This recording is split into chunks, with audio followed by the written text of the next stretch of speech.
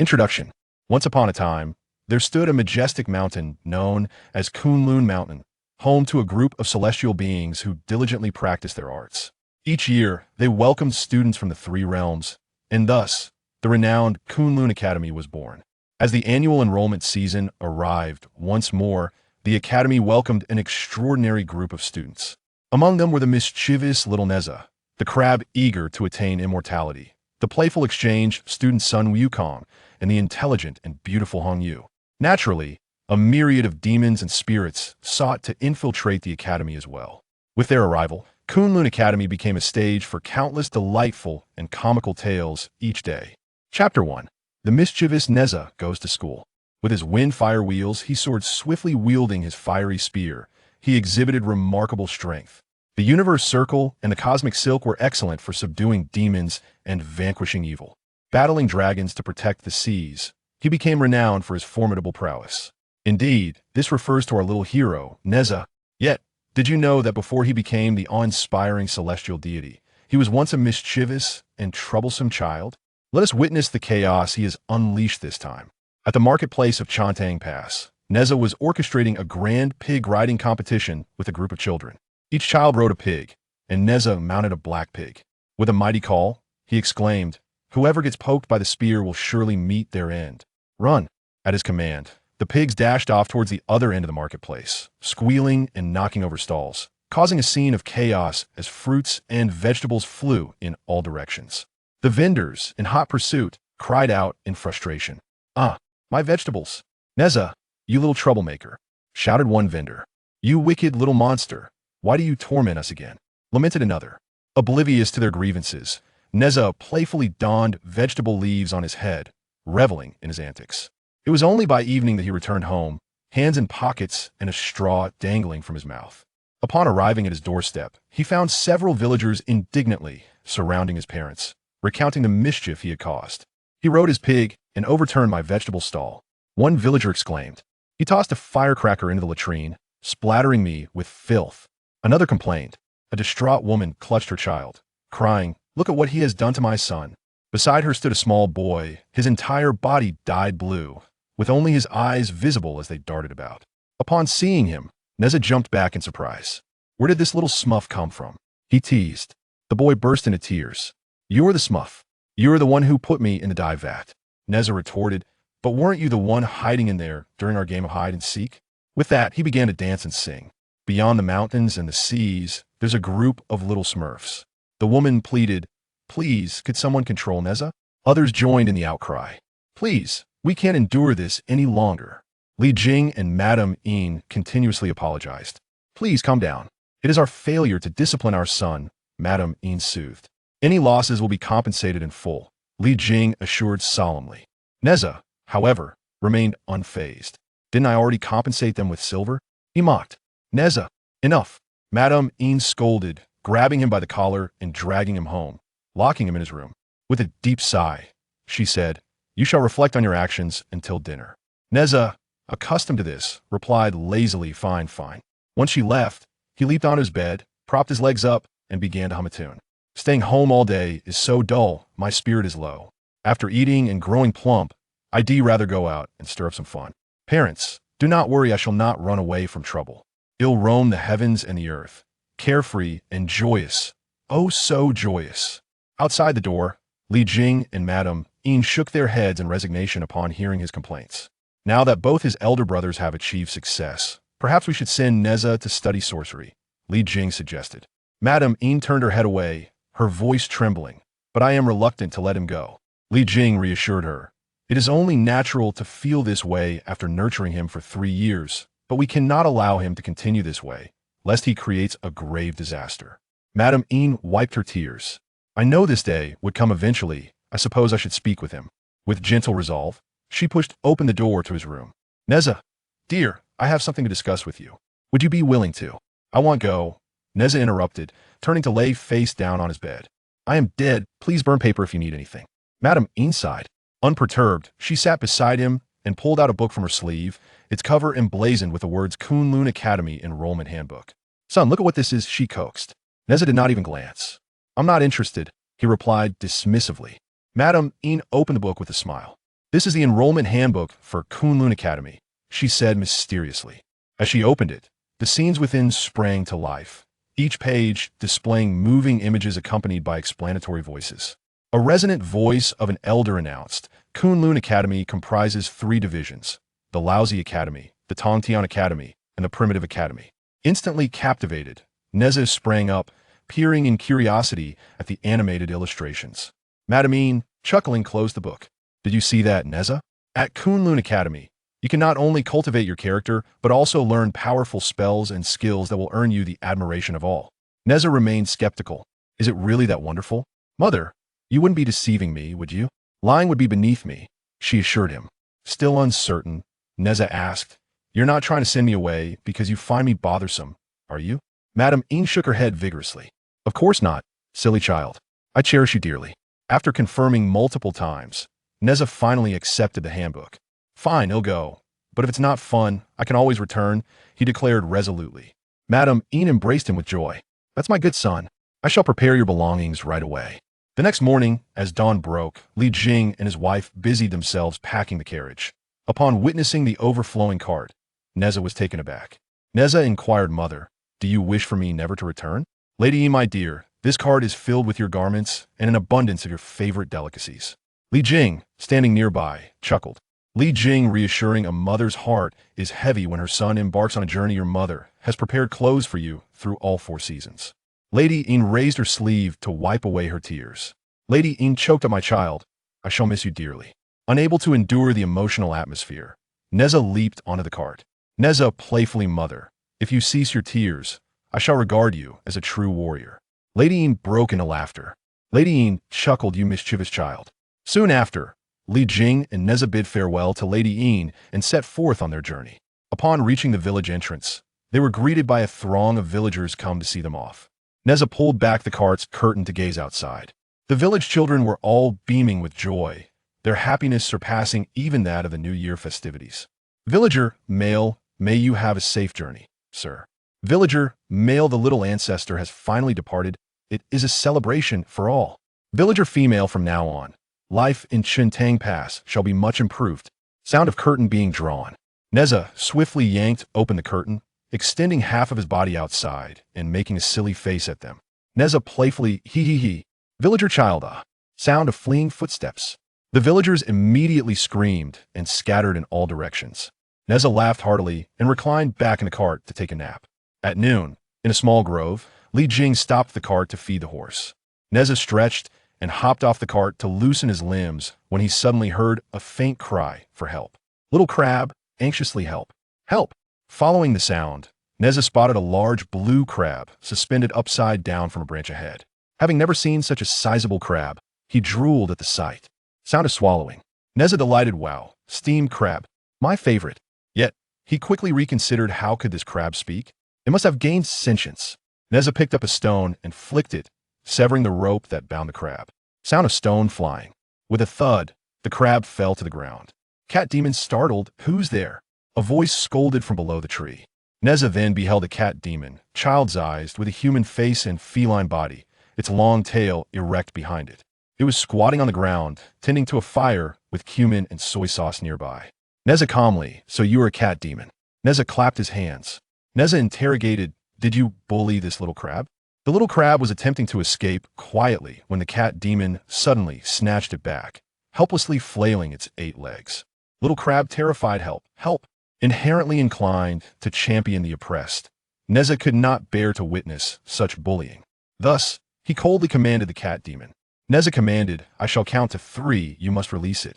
To Nezha's surprise, the cat demon looked at him with disdain, dismissing him entirely. Cat demon arrogantly, humph. This stinky crab has gained intelligence, devouring it will enhance my powers. Nezha 1 2.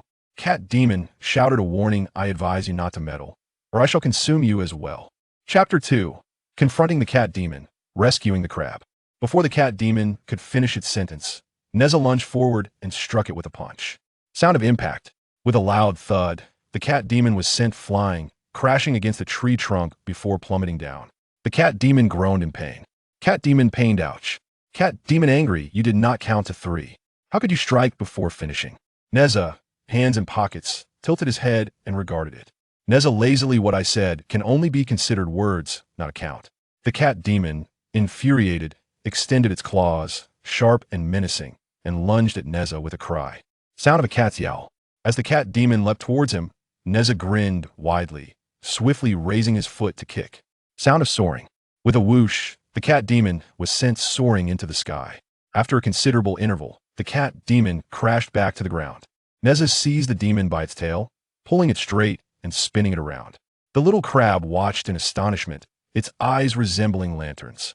Little crab flustered, "Oh no, neither of these two are to be trifled with, I must flee." It clasped its bundle with its pincers and scuttled away into the grass. The cat demon, feeling dizzy and disoriented, had no choice but to plead for mercy. "Cat demon, I shall be good, please let me go." Only then did Nezha release it. The cat demon groaned in agony. Cat demon, whimpering, "Who are you to possess such incredible strength?" Nezha squatted before it, grasping its ear. Nezha arrogantly, "Remember this, I do not change my name or surname, I am Nezha." "Cat demon, I shall remember, I shall remember." Suddenly, the cat demon pointed behind Nezha, shouting in alarm. "Cat demon, urgently, ah, the crab has vanished." Nezha turned to look, only to find the little crab had already disappeared without a trace. Nezha muttered to himself, "It ran off without even thanking me, how impolite." Sound of vanishing. Taking advantage of Nezha's distraction, the cat demon transformed into a wisp of black smoke and fled. Nezha scoffed, "Even you have fled, how dull." Observing that the cat demon was of little skill, Nezha did not pursue. He simply languidly called out in the direction of its departure. Nezha lazily, "Do not let me see you again." Now, where had the little crab gone? The little crab, having gained sentience only a few months prior, was still unable to transform into human form. It struggled to crawl out of the grass and spotted a luxurious carriage parked by the roadside. Alongside the coachman stood a dignified gentleman, seemingly awaiting someone. The little crab, clever as it was, noticed that the direction of the carriage appeared to align with its own path and contemplated hitching a ride. Little crab's clever thought, "I shall secretly hide in the carriage and catch a ride." Thus, it scuttled towards the side of the carriage. However, just as it reached the edge, it heard a familiar voice. "Nezha, father, I have returned." The crab saw the young boy who had saved its life approaching from the grove. As Nezha boarded the carriage, he inadvertently stepped on the little crab. The little crab winced in pain. Little crab, unable to endure, "Ouch, oh my goodness, that hurts terribly." Li Jing, hearing the outcry, looked around in confusion. Li Jing puzzled Nezha, who was speaking. Nezha leaned over the side of the carriage to inspect the ground. Wasn't that the very little crab he had just rescued? He reached down and lifted it onto the carriage. Nezha teasingly, "Crab, where do you intend to escape to?" The little crab recounted its tale honestly. The little crab spoke earnestly, "I hail from the Eastern Sea, and not long ago, I gained sentience. I have heard that the Kunlun Academy under Kunlun Academy welcomes students from various backgrounds, so I wish to embark on my journey of cultivation and acquire skills." Nezha adjusted his sitting posture comfortably and playfully tapped the crab's hard shell. With a smile, Nezha remarked, "I did not expect your ambitions to be quite so lofty. Do you aspire to become a celestial being as well?" The little crab nodded in affirmation. "Who wouldn't wish to become a deity? If I could cultivate to immortality, I would be able to protect marine creatures from harm," the little crab declared. Nezha regarded the crab with approval. "Well said. We are headed in the same direction, so accompany me for some delightful company," Nezha suggested. Li Jing, whose daily tasks involved vanquishing demons, found no surprise in encountering a talking crab. With a grin, he said to Nezha, "My boy, congratulations on making your first friend." Thus, Nezha welcomed the little crab into the carriage. Would Nezha and the little crab successfully enroll in the academy? After 3 days and nights of enduring the elements, Nezha and his companions finally reached the foot of Kunlun Mountain. Li Jing gazed at the towering peaks with admiration. "My son, this majestic mountain before us is the legendary Kunlun Mountain. The carriage can ascend no further, we must walk the rest of the way," he explained. Nezha leapt from the carriage, shouldering his pack. "Looks quite distant, how long must we trek?" he lamented. The little crab, brimming with enthusiasm, replied, "If the foolish old man could move mountains, what is climbing a hill to us?" With that, he began to crawl forward but struggled to ascend sideways and tumbled back down after just a few steps. Nezha chuckled, crossing his arms. "Save your energy, watch, and learn from me," he encouraged. He whistled a few notes, and soon the woods were alive with movement as creatures came charging towards them. Li Jing swiftly drew his sword. "What is that?" he queried, eyes alert. Nezha smiled mysteriously. "Of course, it's our transport to the mountain," he replied. In an instant, two fierce-looking wild boars appeared before Nezha, halting in their tracks. The little crab trembled with fear. "Ah, those are wild boars," he exclaimed. "Don't be afraid, they are merely my steeds," Nezha reassured him. He gently placed the crab on his shoulder, then mounted one of the boars, gripping its bristly mane. "Father, I shall proceed. First we will meet on the mountain," he called out, and with a firm squeeze of his legs, the boar took off with a loud snort. Li Jing sheathed his sword, relaxing. "This is my first time riding a boar," he admitted, struggling a few times before managing to climb onto its back. "Who would have thought riding a boar required such skill?" "You truly are impressive, my son," he said. As the wind rushed past, the little crab clung tightly to Nezha's clothing with its pincers, fearful of being jostled off. "Ah, this is exhilarating," the little crab cried. Soon, a grand entrance loomed before them, emblazoned with the words Kunlun Academy in gilded characters, radiating a golden glow in the sunlight. Beyond the gate lay towering peaks and countless steps, with glimpses of pavilions and cableways nestled among the mountains. Nezha dismounted from the boar. "Thank you, my porcine friend," he said, as the wild boar grunted and bounded down the mountain. The little crab gasped in awe. "Wow, this is magnificent. I have fallen in love with this place at first sight," it exclaimed. Nezha too was entranced, his eyes sparkling with excitement as he thought, "This is even more splendid than I imagined. I must remain here." Suddenly, a voice boomed, "Ha ha, so you too have come seeking knowledge." A figure emerged from within the grand gate. To Nezha and the crab's surprise, it was the cat demon they had encountered before. As fate would have it, the two crossed paths again. The little crab, seeing the cat demon, instinctively scuttled behind Nezha. "You, stay away," it stammered. Nezha noticed that the cat demon appeared even more self-satisfied than before and curiously inquired, "What brings you here?" Strutting with an air of superiority, the cat demon declared, "I am now a student of the Tongtian Academy." Nezha, skeptical, replied, "They accept individuals like you?" The cat demon bristled at the implication. "What's wrong with someone like me? The Tongtian Academy welcomes anyone with sentience," it retorted. The little crab explained to Nezha, "The Tongtian Academy has the lowest admission requirements among the 3 academies and is quite easy to enter. I plan to attend there." "Which academy do you wish to join?" Nezha pondered for a moment. "Which one is the liveliest?" he asked, his interest piqued. "The Tongtian Academy, without a doubt. It admits the most students each year and is the most bustling," the little crab informed him. "Then I shall enroll in the Tongtian Academy," Nezha decisively concluded. Chapter 3. Nezha's popularity. The little crab cast a wary glance at the cat demon, apprehensive that he might bully him once more. "Do not fear. I am here to protect you," Nezha reassured him, sensing the little crab's trepidation. The cat demon huffed, reluctant to retort, for he knew he was not a match for Nezha at this stage. "Nezha," Li Jing called out as he arrived, his expression betraying concern upon hearing that Nezha wished to enroll in the Tongtian Academy. Nezha was already quite mischievous and difficult to manage. If he were to attend the academy, it could disturb the peace of Kunlun Mountain. Therefore, he cautioned, "My son, listen to your father. The Tongtian Academy is suited for novices with no foundation. For you, it would be a mere trifle. With your talents, you should challenge yourself with a more difficult institution, where you may learn more formidable spells." Nezha, filled with pride, replied, "Father speaks wisely. After all, I possess innate divine strength. How could I possibly study alongside the cat demon?" The cat demon, overhearing this, bristled at the slight. "Humph, I'm not saying you're not strong. But entrance to the Origin Academy and the Lousy Academy is not so easily attained," he retorted. Nezha, unfazed, queried, "Oh, how difficult can it be?" The little crab, having done his research prior to their arrival, elaborated, "The Origin Academy has very stringent admission criteria, requiring candidates to pass assessments in spells, culture, and alchemy. Meanwhile, the Lousy Academy has the highest threshold. One must successfully navigate the Qian Kuan transformation array." Intrigued by the little crab's explanation, Nezha's interest piqued. "What is the Qian Kuan transformation array?" he inquired. Li Jing responded, "The Qian Kuan transformation array consists of 10 transformations that test one's fortune, character, perseverance, knowledge, weaponry, elixirs, as well as the 4 levels of lethal formations involving wind, rain, thunder, and lightning. Those with insufficient magical prowess risk perishing within. Thus, over time, few dare to attempt it, leading to a perennial lack of disciples at the Lousy Academy. I believe I can succeed. I am eager to give it a try, Nezha declared, enthusiasm radiating from him. The cat demon scoffed. You are still merely a mortal without any spells. Entering would lead only to your demise. The little crab tugged at Nezha's sleeve, affirming, whatever you choose, I shall support you. Son, for your safety, I hope you will choose the Origin Academy, Li Jing advised. Nezha found himself at an impasse. Very well, I shall first conduct an assessment before making my decision.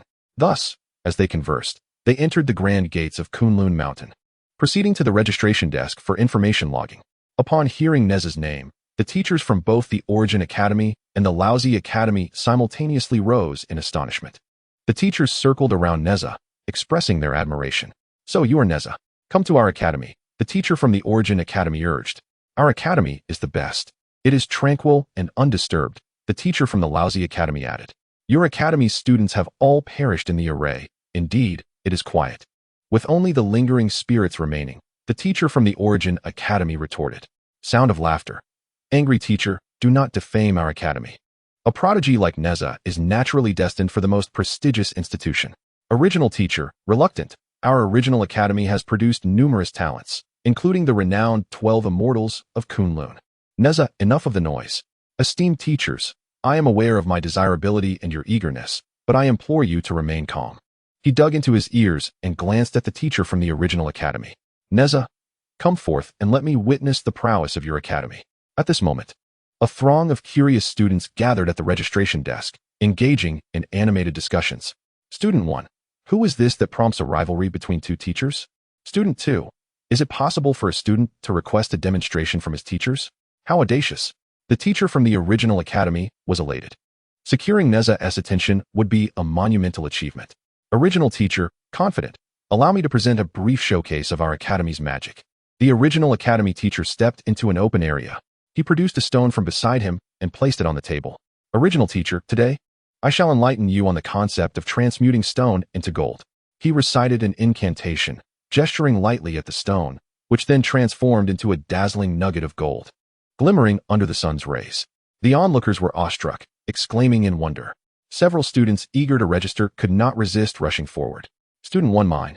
Student 2, do not snatch it. It belongs to me. After a brief scuffle, the gold was ultimately seized by a hefty young nobleman, who pushed others aside and triumphantly raised the gold aloft. Nobleman, I have an elderly mother to care for and numerous servants to support. This gold must be mine. Nezha, who detested such avarice, found it absurd that someone from affluence would covet wealth so greedily. With a scoff, he addressed the nobleman. Nezha, scoffing, my dear fellow.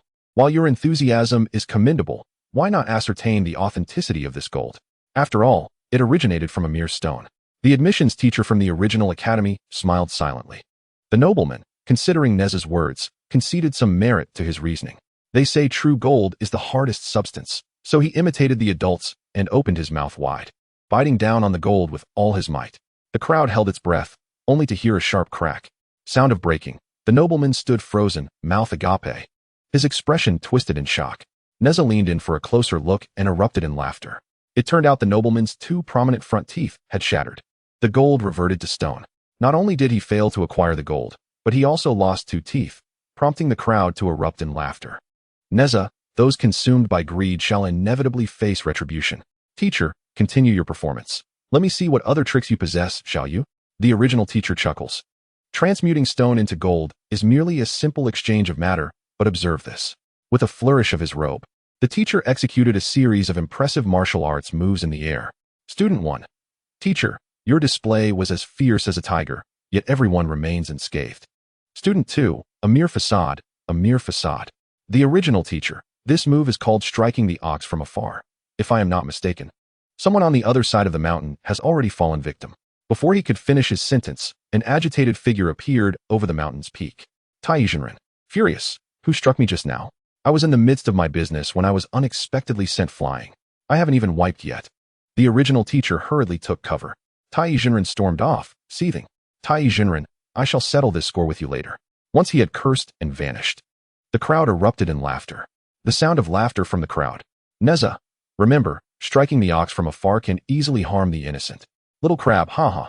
This move might indeed be useful in real combat. The enthusiasm surged among the crowd, urging the original academy's teacher to continue demonstrating various spells. The original teacher, behold. The teacher raised his left hand, palm upward, and with a chant, a cloud began to drift towards them. He stepped onto the cloud, ascending gracefully, swaying with ease. Everyone gazed upward, yearning to ride the clouds themselves. Nezha, truly swift as lightning, yet slow as lightning. Little Crab, puzzled, what does that mean? Nezha, the latter lightning refers to a sloth. Sound of fainting. Chapter 4. The spell assessment fiasco as the teacher descended from the cloud. The crowd erupted into enthusiastic applause. The original teacher, feeling quite proud, conjured an illusion of Li Jing, who spun around twice before coming to a halt. The two Li Jings bore identical birthmarks on their wrists, leaving everyone unable to discern which was the true one. Nezha, which one is my father? Little Crab, laughing. Nezha, now you have two fathers. Li Jing, Nezha, I am your father. The original teacher, Nezha, look closely, I am the true one. The cat demon, reveling in the confusion, swaggered over to Nezha. Cat demon, Nezha, aren't you quite impressive? You can't even tell apart the one who raised you since childhood? Suddenly, Nezha broke into a grin and shouted at the two Li Jings, I've made my decision. I shall join the Kunlun Academy. Upon hearing this, the original academy's teacher could not help but grasp Nezha's shoulders, his face a mask of bewilderment. The original teacher, what? Are you dissatisfied with my spells? Nezha, laughing, ha ha. You've revealed yourself. You are the false Li Jing. As the realization dawned upon everyone, it became clear that Nezha had cleverly discerned who the false Li Jing was. The original master, recognizing this, could not help but give Nezha a thumbs up, further acknowledging him as a rare talent in the realm of cultivation. Nezha, we have firmly decided to accept you as our student. The original academy will tailor a special training program just for you. Join us. We guarantee lifelong support and satisfaction. Li Jing, witnessing the sincerity of the original academy, patted his son's shoulder. Nezha, what are your thoughts? Very well. I have decided to apply to the original academy. Nezha declared. I will follow Nezha's path, exclaimed the little crab. Humph, merely applying does not guarantee success. The subsequent assessments remain to be seen, muttered the cat demon. The teachers at the original academy were jubilant, while the instructors from the lousy academy could only shake their heads in resignation. In the end, I have misplaced my trust. Alas, one lamented, covering his face as he fled in tears. Will Nezha succeed in passing the assessments at the original academy? Let us await the outcome. That day, Li Jing, accompanied by Nezha and the little crab, settled into the original academy. Soon, Nezha and the little crab would join other students in learning simple spells. Out of 100 students, only 20 would be selected based on merit. Their instructor, Wang Kaixian, was a man of great urgency, inundating the students with an abundance of incantations and knowledge daily. The students were left in despair. During the afternoon break, Nezha and the little crab rested beneath a grand tree. Oh my, I am utterly exhausted. Teacher Kaixian talks too much. Should we not consider transferring to the Kunlun Academy instead? The little crab gasped. No way. I never abandon my pursuits halfway. If I fail the assessment, then Kunlun Academy will be our backup plan, Nezha replied calmly. Right. We must strive diligently and not allow the cat demon to look down upon us. The little crab exclaimed, brimming with energy. Li Jing lowered his voice. Son, look what I have brought for you. Li Jing stealthily climbed over the wall and set down a paper-wrapped package, from which enticing aromas wafted enticingly. Nezha eagerly sniffed, unable to contain his excitement as he unwrapped it to reveal an entire roasted chicken. Li Jing tore off a drumstick, handing one to Nezha and another to the little crab, who grasped it with his pincers, as the three were about to indulge in their feast. Who permitted you to steal food? Shouted Wang Kaixian, his authoritative gaze fixed upon them, holding a teaching staff. Our academy strictly prohibits outside food. As stated on the very first day, he admonished. Embarrassed, Li Jing reluctantly wrapped the chicken back up. The little crab swallowed hard, also returning his portion with reluctance. My apologies, teacher. I simply wish to treat Nezha, seeing how hard he has been studying, Li Jing explained. One cannot thrive on mere words. Sustenance is vital. I am endowed with innate strength, requiring more energy than others, Nezha remarked nonchalantly. He had not finished his words before he stuffed the entire chicken leg into his mouth. Swallowing it hastily, his eyes brightened. What a delightful flavor. He tore open the packaging and devoured the remainder with equal enthusiasm. The little crab and Li Jing stood in astonishment, while Wang Kaixian was rendered speechless, his nostrils flaring in indignation. No one has ever dared to defy me. Nezha, little crab, go reflect on your misdeeds. Just as Nezha was about to protest, Li Jing restrained him. In the dead of night, Nezha and the little crab stood on the Tianyan platform. A bowl of water precariously balanced atop each of their heads as punishment. The night was filled with the chirping of crickets when a shadow silently crept onto the platform. It was the cat demon, now walking upright. Nezha glanced at him. "Cat demon, what brings you here?" The cat demon replied with a mocking tone. "Haha, of course, I'm here to witness your folly. Why must you be like this?" "Cat demon, can't we all be friends?" the little crab implored. In unison, Nezha and the cat demon retorted, "I would never want a friend like him. Leave. You are not welcome here," Nezha commanded. The cat demon chuckled. "Tomorrow as cultural assessment. You two Haven Tea studied, have you?" "Ha." The little crab panicked. "We're doomed. What to do? What's there to fear? Life is the same whether we pass or fail," Nezha responded lazily. The following morning, 100 students gathered in the examination hall, supervised by Wang Kaixian and another teacher. Paper and pens were arranged before the students. Nezha and the little crab sat in the front and back rows, both entering the exam room with heavy eyes and yawns. Examination duration is 1 incense stick's length. Maintain discipline. Refrain from noise or cheating, otherwise all will receive a score of 0. Begin. Among the 100 students were both humans and small creatures who had cultivated for centuries. Nezha glanced at the exam paper. The first section was a fill-in-the-blank, the second required sentence construction, and the third was an essay. He picked up the brush, dipped it in ink, and began to answer. "What is at the bottom of the well?" "Ah, the frog at the bottom of the well." "Ugh, how is frog written?" "Oh, it's the character for girl next to child." The little crab thought to himself, "What about Dongshi?" "Oh, it's Dongshi's frequent urination." The hall was filled only with the sound of scratching pens. Soon, the incense sticks time was up. Some students, unwilling to submit their incomplete papers, resisted. Wang Kaixian murmured a spell, causing their papers to fly to the front. "This examination will be graded on the spot, with the results contributing to your overall score." As he spoke, the two teachers began to grade the papers. One by one, students left the examination room with their completed tests. At that moment, Wang Kaixian picked up one paper, glanced at it, and could not help but chuckle. "I would like to invite everyone to join me in grading Nezha's paper." Nezha and the little crab immediately sat up straight, and the gaze of the students turned towards Nezha. "Wang Kaixian, the child at the bottom of the well?" "Nezha, is there a child sitting at the bottom of your well?" Chapter 5. A chaotic battle of spells. The teacher's words sparked a chorus of laughter among the crowd. Student 1. "Ha ha ha, Nezha wrote frog as child. Isn't he just the child at the bottom of the well?" Student 2. "Nezha, it's not that I want to laugh at you. It's just that you are too amusing." Nezha made a face at them, seemingly indifferent. Yet his ears turned crimson. Little Crab hurried to comfort him. Little Crab's reassurance. "Nezha, it's perfectly normal to get one question wrong. Perhaps you'll do better on the subsequent ones." Wang Kaixian's disappointment. To cover one's ears while stealing a bell, the character for steal mistakenly written as reverse. If you turn the bell upside down, it will still ring. Sound effects of laughter. Wang Kaixian. All 4 phrases in the sky were wrong. Let us look at the sentence construction. Using have, also, and still, Nezha's sentence was, "The lion's head made by my mother is delicious. I asked her if there is any more, and she said, yes, yes, and still." The room erupted in laughter, some even shedding tears. Nezha, laugh again, and I'll twist your heads off. Everyone struggled to suppress their laughter, their faces turning bright red. Wang Kaixian pulled out another test paper. Wang Kaixian, and this one from Little Crab. Dongshi imitates Shishir, mistakenly written as Dongshi has frequent urination. I think you're the one with frequent urination. Little Crab, teacher. I. Wang Kaixian. Nezha, Little Crab. Both of you receive 0 points. Go back and write it 100 times. The cat demon was also waiting to see the spectacle. Having heard that Nezha scored 0, he had been lingering outside the examination room. Cat demon's mockery. I heard you scored 0 in your cultural studies. Huh? You might as well change your name to Zerozha. Before the cat demon could finish, with a loud bang, Nezha kicked him away. Whoosh sound effect, with a scream. He transformed into a small black, vanishing into the distant sky. Scream sound effect. Nezha, my life is mine to command. Judge me, and you shall meet your end. Li Jing awaited at the examination exit, noticing Nezha and Little Crab's dejected expressions, and guessed what had transpired. He reached out to pat Nezha's head, smiling to comfort him. Li Jing's smile. Nezha, you are inherently different from others. You are only 3 years old. Which student taking the exam with you isn't older? Cultural knowledge can be learned gradually. Nezha, father, you're really not angry? Li Jing, not at all.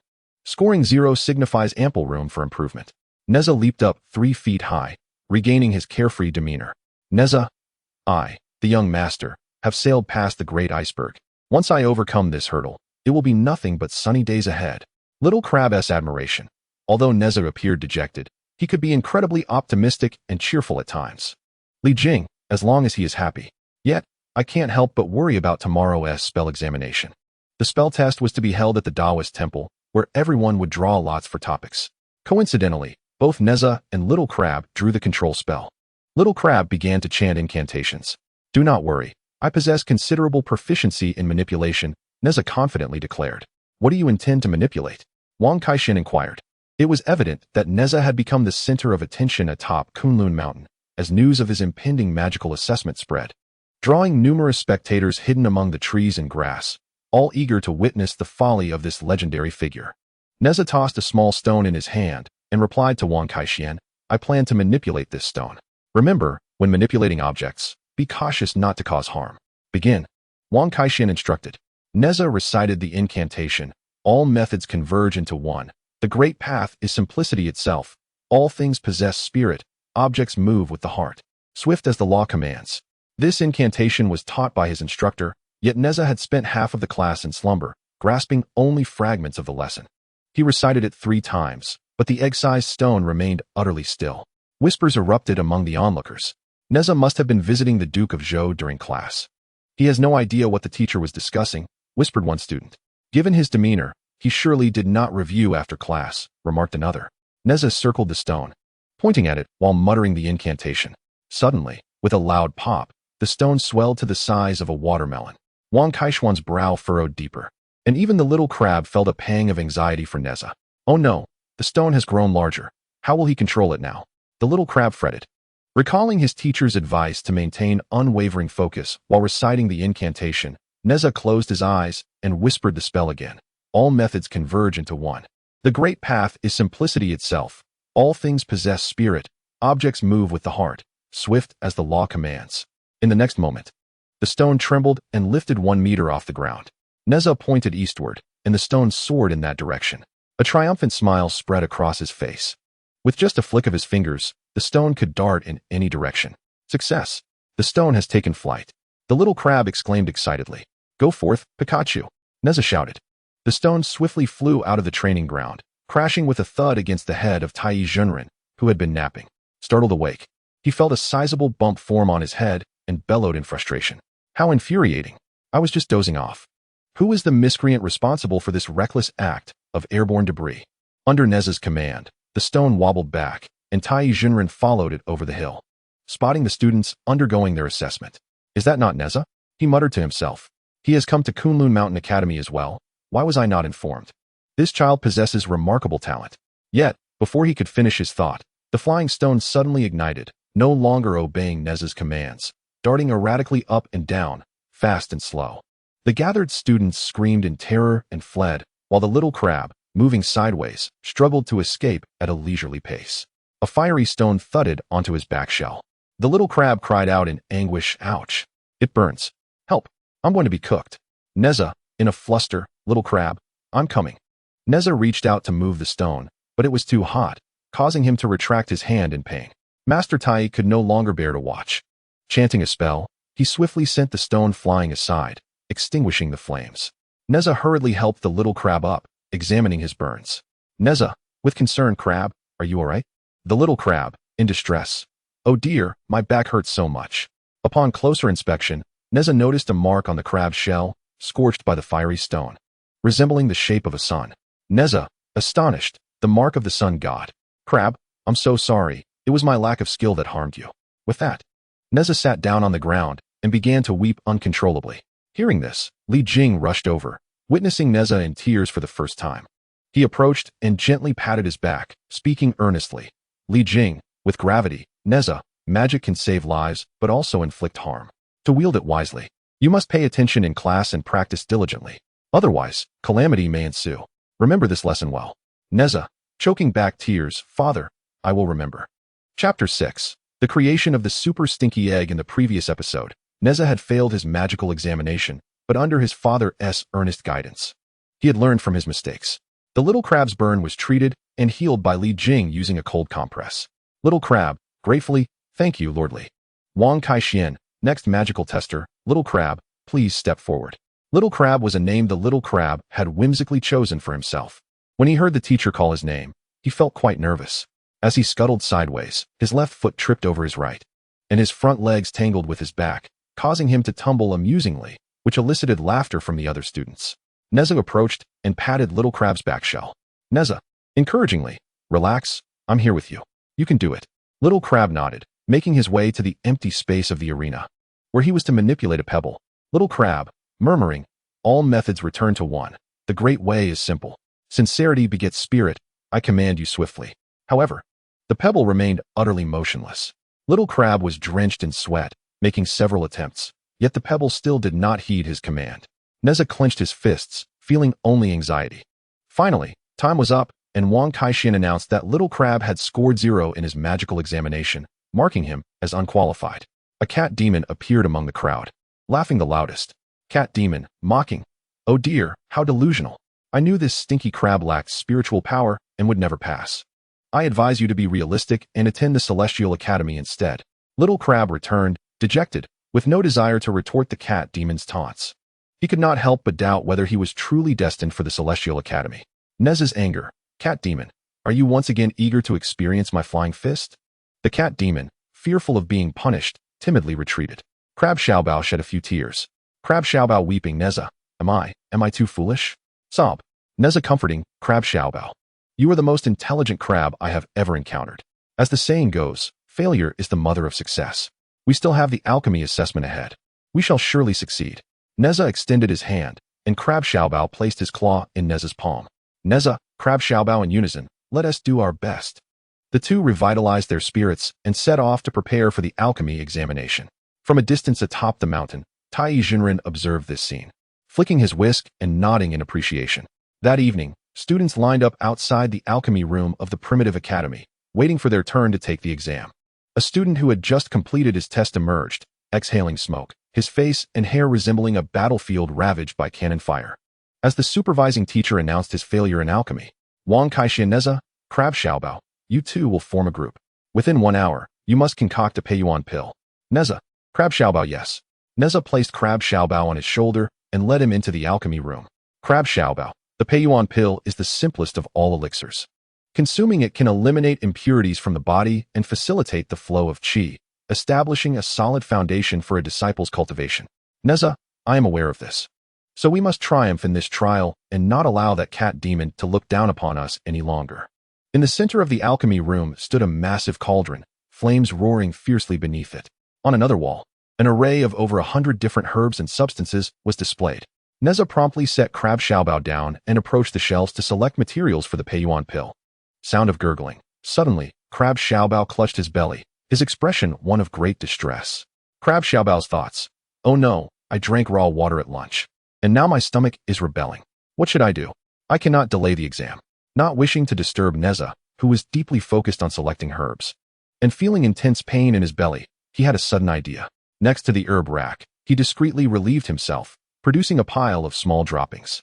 Sound of plopping. Finally feeling some relief, Crab Xiaobao hurried back to Nezha's side. Nezha, puzzled. Crab Xiaobao, where did you just go? Crab Xiaobao, hesitant. I didn't do anything. I went over there to look for herbs. Nezha, I will take a look as well. Nezha walked over to where Crab Xiaobao had just relieved himself and noticed a rare herb on the top shelf. He jumped to reach it but accidentally knocked over the shelf, causing herbs to scatter everywhere. The two hurriedly scrambled to collect them, aware that time was running out. Nezha quickly tossed the rare herb and the other materials into the alchemy cauldron. The sound of the cauldron lid being slammed shut, however, he failed to notice that several sprigs of celestial herbs were tainted with the droppings of Crab Little Treasure, and these droppings entered the alchemical furnace alongside them. Nezha, filled with anticipation. Now, let us add more firewood. With the flames at their peak, we shall soon achieve success. Crab Little Treasure. Wow, Nezha. I am truly looking forward to the first elixir you create. Nezha, with confidence, the essence cultivation pill I concoct will undoubtedly astonish the entire Kunlun Academy. Sound effect of steam escaping from the pot lid. Within the alchemical furnace, the various celestial herbs and medicinal materials emitted a bizarre rumbling, with the elixir swirling chaotically. Crab Little Treasure clung to Nezha, trembling in fear. Crab Little Treasure, frightened. This sound is peculiar. We aren't going to create a bomb, are we? Nezha, not quite. At that moment, the voice of Wang Kaixian could be heard urging from outside the alchemical chamber. Wang Kaixian, Nezha, Crab Little Treasure, the time has come. With a wave of his hand, The door to the alchemical chamber opened automatically. Just as he stepped inside, the alchemical furnace shook violently, emitting a sharp, buzzing sound. Buzzing sound effect. Wang Kaixian stood frozen, and suddenly, with a resounding bang, the alchemical furnace exploded. Explosion sound effect. A massive cloud of black smoke enveloped Wang Kaixian, filling his mouth, nose, and ears with its foulness. Even the onlooking students were caught in the haze, and they instinctively covered their noses. Student 1, struggling cough, cough, cough. What is this? It reeks so horribly. Student 2, it smells 1,000 times worse than any rotten egg I've ever encountered. Wang Kaixian, furious. Nezha, crab little treasure. What mischief are you two up to? You've polluted the very air of Kunlun Mountain. The cat demon outside couldn't help but mock them loudly. Cat demon. Laughing, haha. This is hilarious. Nezha, why do you always end up in such ridiculous situations? Are you concocting this foul-smelling egg to suffocate us all? Nezha. Enraged.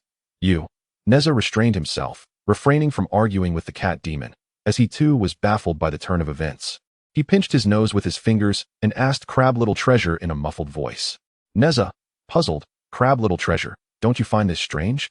Even if we failed to create the essence cultivation pill, how could we possibly end up with a foul-smelling egg? What could be the cause? Crab Little Treasure pondered for a moment and suddenly recalled the heap of droppings he had produced. Indeed, when he rushed over to check, it was gone. Crab Little Treasure. Internally, oh no. It must be that Nezha accidentally tossed my droppings into the alchemical furnace. Realizing he had caused trouble, Crab Little Treasure approached Nezha and recounted the incident in detail. Nezha, seeing Crab Little Treasure's guilty expression, did not blame him. Nezha, confidently, don't worry. Leave it to me. Chapter 7. Admission to the Primitive Academy. Wang Kaixian wiped the soot from his face and raised his hand to announce the results of the examination. Wang Kaixian, visibly upset. Nezha, Crab Xiaobao, your alchemy assessment results are. Before he could finish his words, Nezha swiftly stepped forward and covered his mouth. Nezha, urgently. Teacher, please do not announce the results just yet. We have not truly failed, as what transpired was merely an experiment. Wang Kaixian, puzzled, what experiment? Nezha, are you familiar with weasels and skunks, teacher? Wang Kaixian, bemused of course. Nezha, explaining, weasels and skunks release a foul gas when threatened, incapacitating their foes temporarily, allowing them to escape.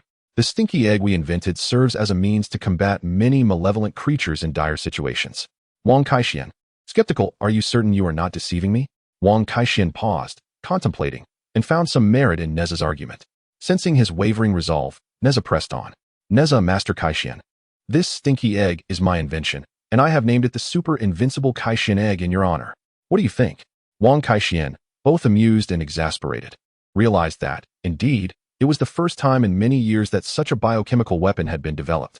Wang Kaixian, resigned, very well, let the assessment continue. I shall grant you one final opportunity. Nezha, thank you, teacher. We shall concoct the Peiyuan pill immediately, so stay tuned. With that, Nezha pushed Wang Kaixian out of the alchemy chamber once more. Once the door closed, Crab Xiaobao inquired. Crab Xiaobao, Nezha, what shall we do now? Nezha, we just created the stinky egg, and the entire Kunlun Mountain now reeks. Let us brew a fragrant one next. Nezha declared as he reignited the alchemy furnace. This time, he and Crab Xiaobao added herbs and all the spices available. After a brief while, the Peiyuan pill was finally completed, filling the air with a delightful aroma. The fragrance wafted out of the alchemy room, causing everyone who caught a whiff to close their eyes and inhale deeply, their expressions blissful. Wang Kaixian entered, took the Peiyuan pill, and scrutinized its effects.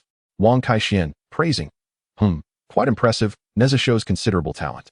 Although you initially failed, your ability to turn the tide is commendable.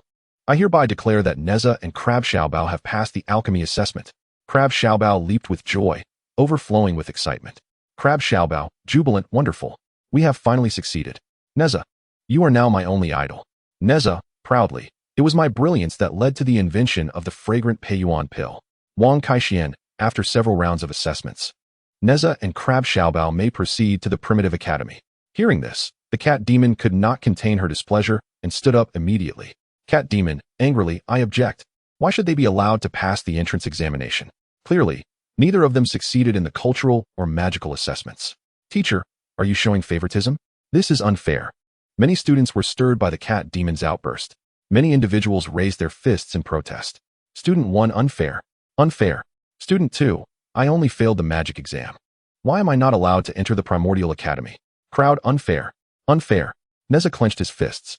With a single punch, he struck the ground, causing a resounding boom that reverberated through the mountains, splitting the earth beneath.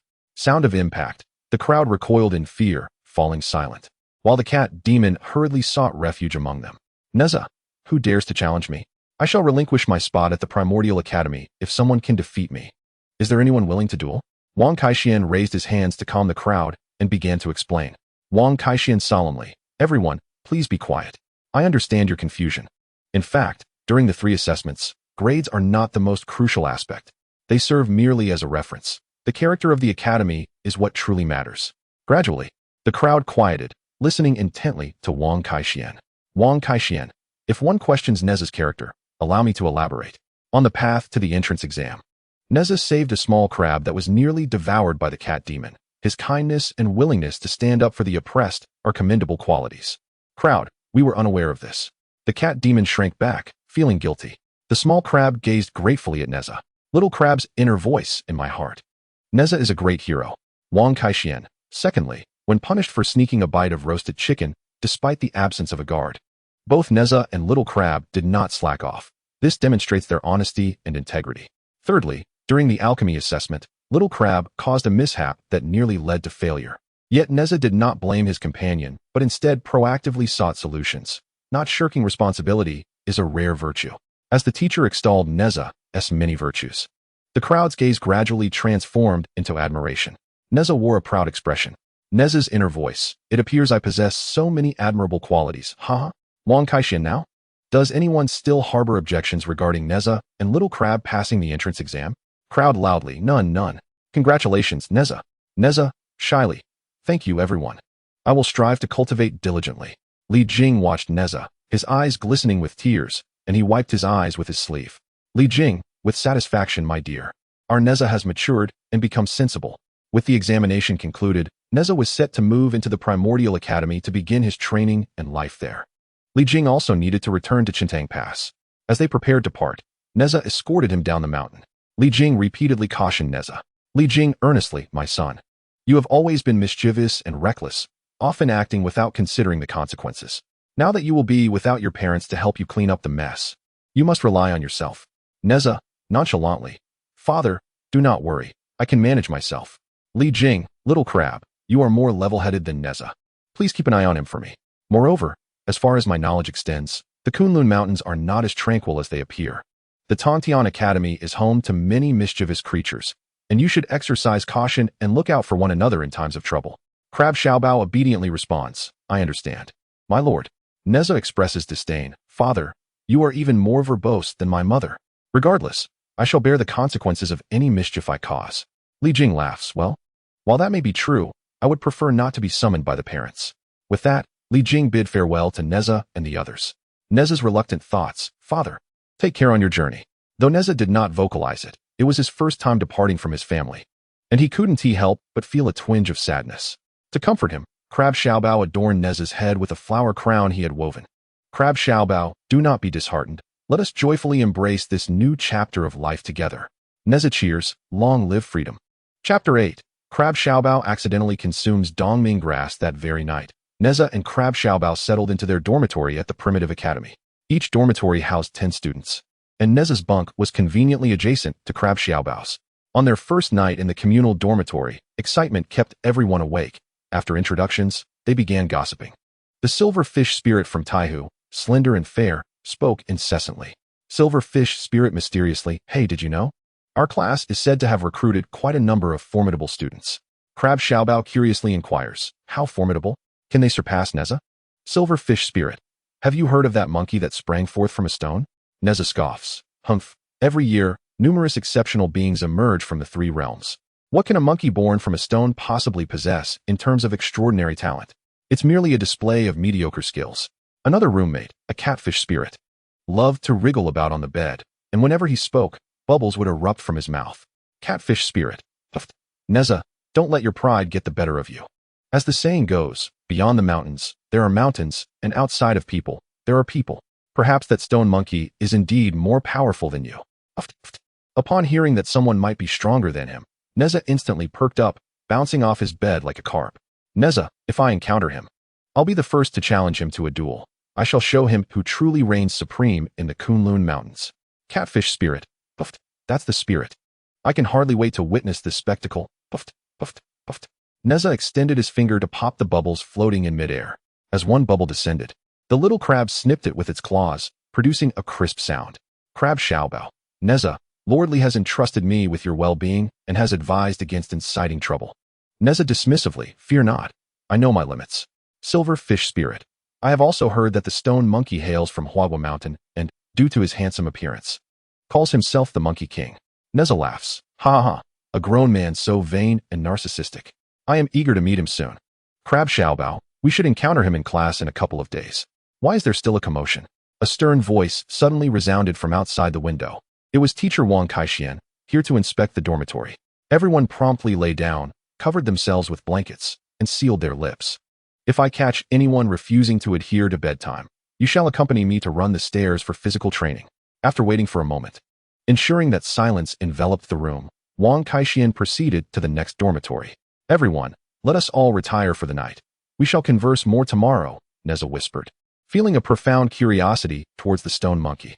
Having always detested the mundane, he silently hoped that the stone monkey would prove to be an intriguing companion. Unbeknownst to them, Nezha and his classmates drifted into the realm of dreams. In his slumber, Nezha found himself back in Qintang Pass, where Lady Yin prepared a feast of delectable dishes for him. His mother held his arm, spinning him around in joyous laughter. However, unexpectedly, she lost her grip, and he was sent flying, landing with a thud. Ouch! Nezha exclaimed as he opened his eyes, bewildered by his surroundings, only to realize he had awakened from falling off his bed. Rubbing his backside, he climbed back up, only to discover that his little crab companion was missing. Where could little crab be at this late hour? He pondered. Just then, a blood-curdling scream pierced the night. Ah! Oh no! Nezha exclaimed, hastily donning his outer garments and shoes before rushing outside. Following the sound, he was suddenly confronted by a glowing green figure. A mischievous little ghost flitting about in the air, rising and falling erratically. At first glance, it could instill fear in the bravest of souls. However, having grown accustomed to his parents' battles against demons, Nezha felt no trepidation. Wherever this spirit has come from, I shall shatter it, he resolved, picking up a stick from the ground and stealthily approaching the ghostly flame. The apparition seemed to notice Nezha lurking in the shadows and floated toward him. Halting abruptly before him, with a grin, Nezha raised his stick to strike. Take that, he shouted as he swung the stick. Yet, the moment the stick made contact, it was violently repelled, leaving the little ghost unharmed. Nezha, startled, fell onto the ground in shock. Ah, a ghost. Ah, you nearly scared me to death. Upon hearing that familiar voice, Nezha focused his gaze and realized that the glowing figure was none other than Little Crab. Little Crab, how did you transform into a giant firefly? It's the dead of night. You could frighten someone to death. Pray tell, what sort of mutated crab are you? Little Crab landed on the ground, glancing at himself with a mixture of confusion and amusement. Oh dear, please do not mock me. Though I have attained a semblance of intelligence, I have yet to transform into a human form. Recently, I was roused from my slumber by an urgent need and ventured to the restroom, where I beheld a luminous herb emanating a soft glow in the darkness. I had long heard tales of the many miraculous herbs flourishing upon Kunlun Mountain, known not only for their longevity-enhancing properties, but also for their ability to augment one's magical prowess. Did you consume it then? Nezha inquired with an amused tone. Crabby, with a sorrowful expression, nodded vigorously. As a result, I failed to transform and instead became a rather large firefly, ultimately mistaken for a ghost. Laughter erupted from Nezha, who found the situation utterly amusing. Enough with the laughter. What am I to do now? The others will regard me as a monster. Crabby lamented. Nezha, resting his chin on his hand, circled around the little crab and suddenly conceived a brilliant idea. Wait here. I shall procure something for you to wear, and no one shall suspect a thing. Upon returning to the dormitory, Nezha rummaged through his belongings and produced a sock, dashing back outside. The sock fit Crabby perfectly, albeit with a rather unpleasant odor. Nezha, how long has it been since you washed this sock? Crabby protested, wrinkling his nose. Perhaps 7 or 8 days, Nezha replied nonchalantly, eliciting a gag from Crabby. I can hardly bear the stench. Just endure it a little longer. Or would you prefer my undergarments? They've only been neglected for half a month, Nezha suggested playfully. Upon hearing this, Crabby could no longer contain himself and retched. Nezha, hands in pockets, squatted beside him, observing with amusement as Crabby continued to vomit. Is it truly that foul? You'll eventually grow accustomed to the scent. After Krabby finished expelling the contents of his stomach and wiped his mouth, he was about to speak when Nezha suddenly pointed at him, bursting into laughter. Look, little crab. The glow on your body has vanished. Krabby peeled off the sock and looked down, discovering that indeed, his body no longer glimmered. Elated, he leaped into the air. It appeared that the noxious sock had induced him to expel the consumed herb, restoring him to his normal state. Nezha's unintentional remedy had worked wonders. Chapter 9. The Whack-A-Mole Encounter with Tu Xing Sun. In the previous episode, Nezha and Krabby had resolved the issue of Krabby's luminescence and were on the verge of returning to their dormitory for a well-deserved rest. Suddenly, a head emerged from the ground at their feet. Both Nezha and Krabby jumped back in alarm. Reacting swiftly, Nezha seized a nearby stick and swung it at the offending head. Where did this mole come from? You're asking for a beating, Nezha exclaimed. With a cry of distress, the head recoiled from the blow, only to reappear moments later from another location. Krabby, the first to spot it, alerted Nezha, who promptly swung his stick again. Nezha, over there. Behind you. To the left. To the right. In front. Krabby shouted in a frenzy. Nezha chuckled heartily. This game of whack-a-mole is truly delightful. Sound of whack-a-mole. The two individuals were thoroughly engrossed in their game. After a series of strikes, a head adorned with a cluster of bumps finally spoke. With a tone of lament. Please, stop. Aren't you aware of your actions? Nezha, intrigued, so? You are not a mole? Nezha paused, exchanging glances with Crab Little Treasure. The head began to rise, and Tu Xing Sun emerged from the earth, shaking off the soil with indignation. Tu Xing Sun admonished, what are you two doing awake at this hour? Which class do you belong to? Nezha, and who might you be to tell us what to do? Crab Little Treasure, indeed, who are you? Aren't you also awake in the middle of the night? With hands on his hips, Tu Xing Sun pointed at Nezha and Crab Little Treasure, asserting loudly, Tu Xing Sun, I am Tu Xing Sun from the Primitive Academy, an outstanding graduate of the previous class. You two clearly appear to be freshmen. Tu Xing Sun, short in stature and sporting a tuft of facial hair, scrutinized Nezha before suddenly recalling something. Tu Xing Sun, enlightened, ah, I remember now. You are the one who took 3 years to be born, the Spirit Pearl. Nezha, languidly, that's right, it's me. Tu Xing Sun, chuckling. Haha, from now on, you may call me Senior Brother. Crab Little Treasure, my apologies. We initially mistook you for a mole spirit. Tu Xing Sun, unconcerned, no matter, I forgive you both for this first encounter.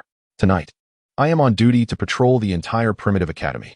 Nezha circled Tu Xing Sun twice, expressing amazement, his curiosity piqued regarding Tu Xing Sun's earth-burrowing technique. Nezha, inquisitive, Tu Xing Sun, your earth-burrowing technique appears remarkable. Who taught you? Tu Xing Sun, filled with pride, straightened his back and beamed confidently. Tu Xing Sun, proudly, my earth-burrowing technique was taught by the illustrious master, Zhu Lu Sunday. I am his direct disciple, hence, he personally imparted it to me. Upon hearing this, both Nezha and Little Crab displayed expressions of envy. Nezha, Senior Brother, could you perform your earth-burrowing technique for us? We would love to witness it. Tu Xing Sun instinctively touched the bump on his head that Nezha had struck, letting out a huff. Tu Xing Sun, resistant. Humph, I won't be fooled. My head is practically a bean paste bun, red, swollen, and painful. What if I emerge and you mistake me for a mole again and start whacking me? Comedic sound effect. Nezha, sincerely, I am truly sorry, Senior Brother. Tu Xing Sun, haughtily, humph, it's all right. Nezha, laughing, Senior Brother, you are so kind. Would you teach us the earth-burrowing technique as well? Little Treasure and I are eager to learn. Tu Xing Sun, why do you wish to learn the earth-burrowing technique? Nezha, mischievously, hee, once I master it, I can escape underground whenever I cause trouble, and no one will be able to catch me. Comedic sound effect. Crab Little Treasure. Huh? If that's the case, I want to learn too. However, Tu Xing Sun poured cold water on their enthusiasm. Do not rejoice too soon, Tu Xing Sun cautioned. Such profound spells are not easily imparted by our master, nor is it something everyone can master. Take this little crab for instance. Its very nature dictates that it cannot learn the art of tunneling. Why not? Cried Xie Xiao Bao in a pitiful tone. Please refrain from any form of species discrimination. Nezha interjected. If someone is eager to learn, it is the duty of a teacher to impart knowledge generously. With a sigh, Tu Xing Sun explained. Since you doubt my words, why not ask teacher Zhu Lu Sun directly? Our academy's instructors are quite friendly and responsible. The majority of spells are open for anyone to learn. However, certain specialized spells are reserved exclusively for direct disciples. And how does one become a direct disciple? Nezha inquired. The future is long, Tu Xing Sun replied. As long as you diligently study and gradually showcase your talents. A teacher will eventually seek you out to become their direct disciple. However, keep in mind that each student may only have one direct mentor. Upon hearing this, Nezha was instantly invigorated, his desire to master the art of tunneling ignited. I shall visit teacher Ju Lu Sun tomorrow, he declared excitedly. I will demonstrate my abilities and see if I might become his direct disciple and learn formidable spells. Haha, Nezha, I do not mean to discourage you, but you seem overly confident. As far as I know, during yesterday's spell assessment, you could scarcely manipulate a single stone. Realizing the truth in Tu Xing words, Nezha felt a pang of guilt, remembering how he had inadvertently harmed Xie Xiao Bao while practicing with the stone. Indeed, without a solid foundation, aspiring to greater heights would only lead to a more severe downfall. Noticing Nezha's moment of despondency, Tu Xing offered some words of comfort. But do not lose heart. You possess extraordinary talent and are a reincarnation of the Spirit Pearl. If you apply yourself diligently, you can choose to learn any spell you desire in the future. Very well, I shall strive to learn earnestly, Nezha replied. I refuse to accept the constraints of fate, Xie Xiao Bao proclaimed. Who says crabs cannot learn the art of tunneling? I will prove to everyone that even a small crab harbors great potential. Both of you are commendable, Tu Xing praised. It is quite late. You should return to your dormitories and remember to adhere to the school rules. Understood. We will remember. Nezha and Xie Xiao Bao replied in unison. Farewell, until next time. Just as Tu Xing was about to leave, he noticed Xie Xiao Bao glowing once more, reminiscent of a firefly. Ah, Xie Xiao Bao, why do you shine again? It's a disaster. I'm glowing again. Xie Xiao Bao lamented. Brother, do you have any way to extinguish this light? I certainly do not wish to wear Nezha's smelly socks again, nor do I want to don undergarments. Sound of laughter. By the look of you, it seems you have consumed Dong Ming grass, Tu Xing remarked. What is Dong Ming grass? Nezha asked curiously. Dear children, have you ever played the delightful game of whack-a-mole? Is it not amusing? Can our dear crab little treasure solve the issue of glowing? Please stay tuned for the next episode. Chapter 10. The Spell Teacher, Master TAIBAIJINXING, Tu Xing. The cave Ming grass glimmers with light. If you break off a branch and ignite it, it can reveal spirits. Consuming it will cause one's body to emit light. Nezha anxiously, so, how can we prevent it from shining? Tu Xing, helpless. I regret to inform you that I am at a loss for a solution. However, I can introduce you to someone. She is the herbalist Baijiao from the Baijiao garden, responsible for managing these herbs. You may inquire with her. But it is quite late today. Perhaps you should visit her tomorrow. Crab little treasure. Thank you very much, Master Tu Xing Nezha. Farewell, Master. Tu Xing, I will come to fetch you tomorrow. With a swift rotation of his body, Tu Xing gradually vanished into the earth. The glow emanating from Crab Little Treasure intensified, and on their way back, Nezha could not help but break into song. Nezha singing, Twinkle, twinkle, little star. There's a green glimmer upon the ground. Nezha tucked Crab Little Treasure into his pocket, climbed into bed in the dark, and gently placed him under the covers. Crab Little Treasure, I shall sleep soundly tonight. The following morning, when the catfish spirit and the silverfish spirit arose, they found themselves unable to rouse Nezha and the little crab. Silverfish spirit, shouting, rise and shine. Nezha, Nezha, snoring, zzz. Sound of snoring. Catfish spirit, huh? Did they sneak out to pilfer chickens last night? Silverfish spirit, we don't have time. Let us go ahead. The two hurried off to the Taoist temple. Moments later, Tu Xing indeed arrived to fetch Nezha. He too was unable to wake the two. So he picked up a bronze gong and struck it several times near their ears. Sound of gong. Nezha and Crab Little Treasure sprang from their beds, kicking off their blankets. Tu Xing, hurry, hurry. Do you wish to be late on your first day of class? Nezha, did we not say we would first find Sister Baijiao? Crab Little Treasure, exactly. I am still glowing. Tu Xing, Baijiao will also attend the spell lessons at the Golden Light Taoist Temple. Once you arrive, you shall meet her, and she will escort the female students to the temple. Nezha, unconvinced, then there is no rush. Tu Xing, hee, today's instructor is Master TAIBAIJINXING. Though he appears amiable and approachable, he has been known to make tardy students run 100 laps around the academy. Crab Little Treasure. Alarmed, if I am punished to run 100 laps, I shall be doomed. The trio hurried towards the Golden Light Taoist Temple. As Nezha and Crab Little Treasure arrived, they instantly captured everyone's attention. Student 1, that crab is hilarious, haha, glowing all over, just like a green electric hero. Student 2, I think it looks more like a firefly. Silverfish spirit. Ah, Nezha and Crab Little Treasure must have gone out last night. As the conversation unfolded, a gentle laughter echoed, revealing the source of the mischief. Just then, Sister Baijiao approached with several female students in tow. Their demeanor was composed and elegant. instantly rendering the surroundings tranquil. Among them, a girl clad in a resplendent red dress captured particular attention. Her smile radiated warmth, and her eyes, dark and luminous, exuded the charm of a refined lady. Her name was Hongyu. Hongyu was drawn to the little crab, her curiosity piqued. With a bright smile, she approached Xiaobao the crab. "Hello, dear crab classmate. You are simply adorable, radiating light like the Dongming grass. It is my first encounter with a luminescent crab. What is your name?" Xiaobao instantly felt a wave of shyness wash over him, lowering his head in anticipation of mockery akin to that of his peers. To his surprise, however, she found him charming. "Thank you, beautiful classmate. I am Xiaobao the crab, hailing from the East Sea. To be truthful, I inadvertently consumed the Dongming grass, which has led to my current predicament." "Ah, I see," Hongyu replied with gentle reassurance. "Do not worry, Sister Baichao has a remedy." Sister Baichao interjected. "A small intake of detoxifying herbs will restore you to your former self. However, our instructor will arrive shortly, so after class, I shall accompany you to the Baichao garden for harvesting." A wave of joy washed over Xiaobao. With Sister Baichao as assistance, his concerns about glowing diminished. "Thank you, Sister Baichao." With a grave yet nurturing tone, Sister Baichao continued, "Our Kunlun Mountain is home to a plethora of celestial herbs, each with unique properties. Some may induce hallucinations. Others cause unconsciousness, while some can lead to insomnia. Thus, one must exercise utmost caution in their consumption." Xiaobao, filled with remorse, replied, "I shall remember this lesson dearly and vow never to repeat such a mistake." Nezha chimed in, "Now, let it be known that my friend is merely eager to transform," which led to his unfortunate consumption of the Dongming grass. "Do any of you possess herbs that could aid in his transformation?" "Ah, Xiaobao. So you have yet to fully transform. The transformation herb can expedite your metamorphosis into human form.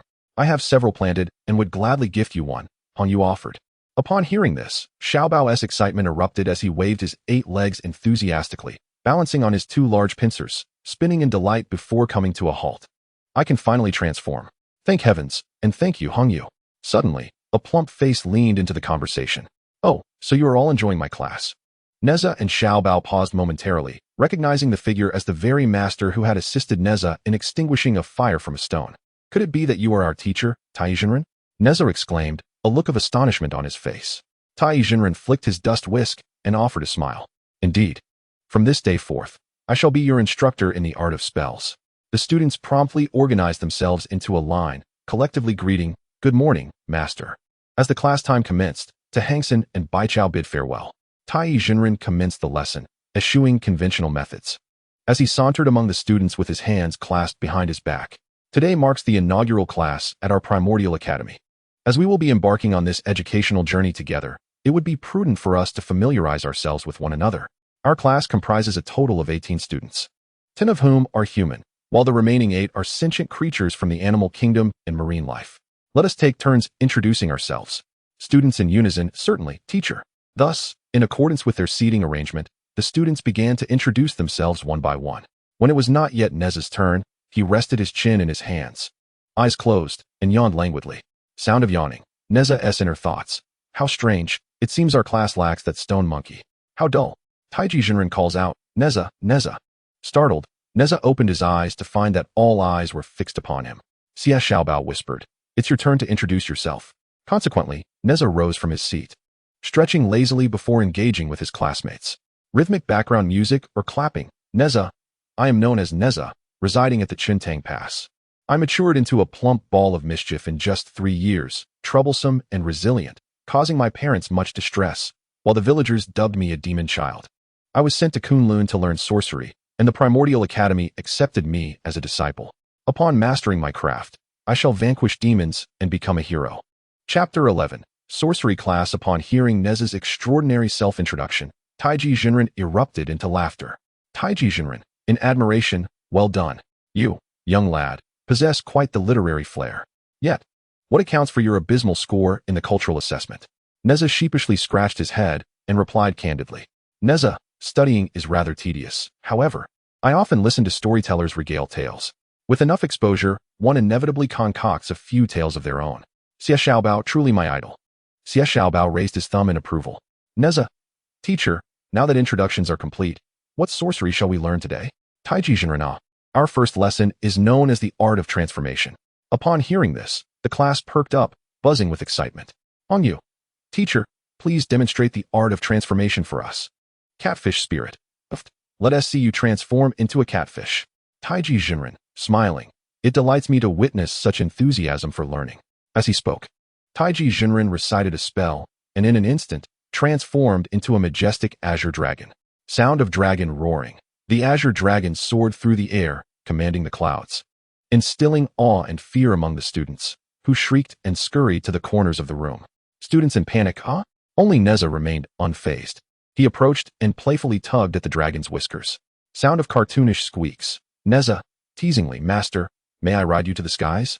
Sound of laughter. TAIBAIJINXING, you certainly have quite the imagination, even daring to ride your master.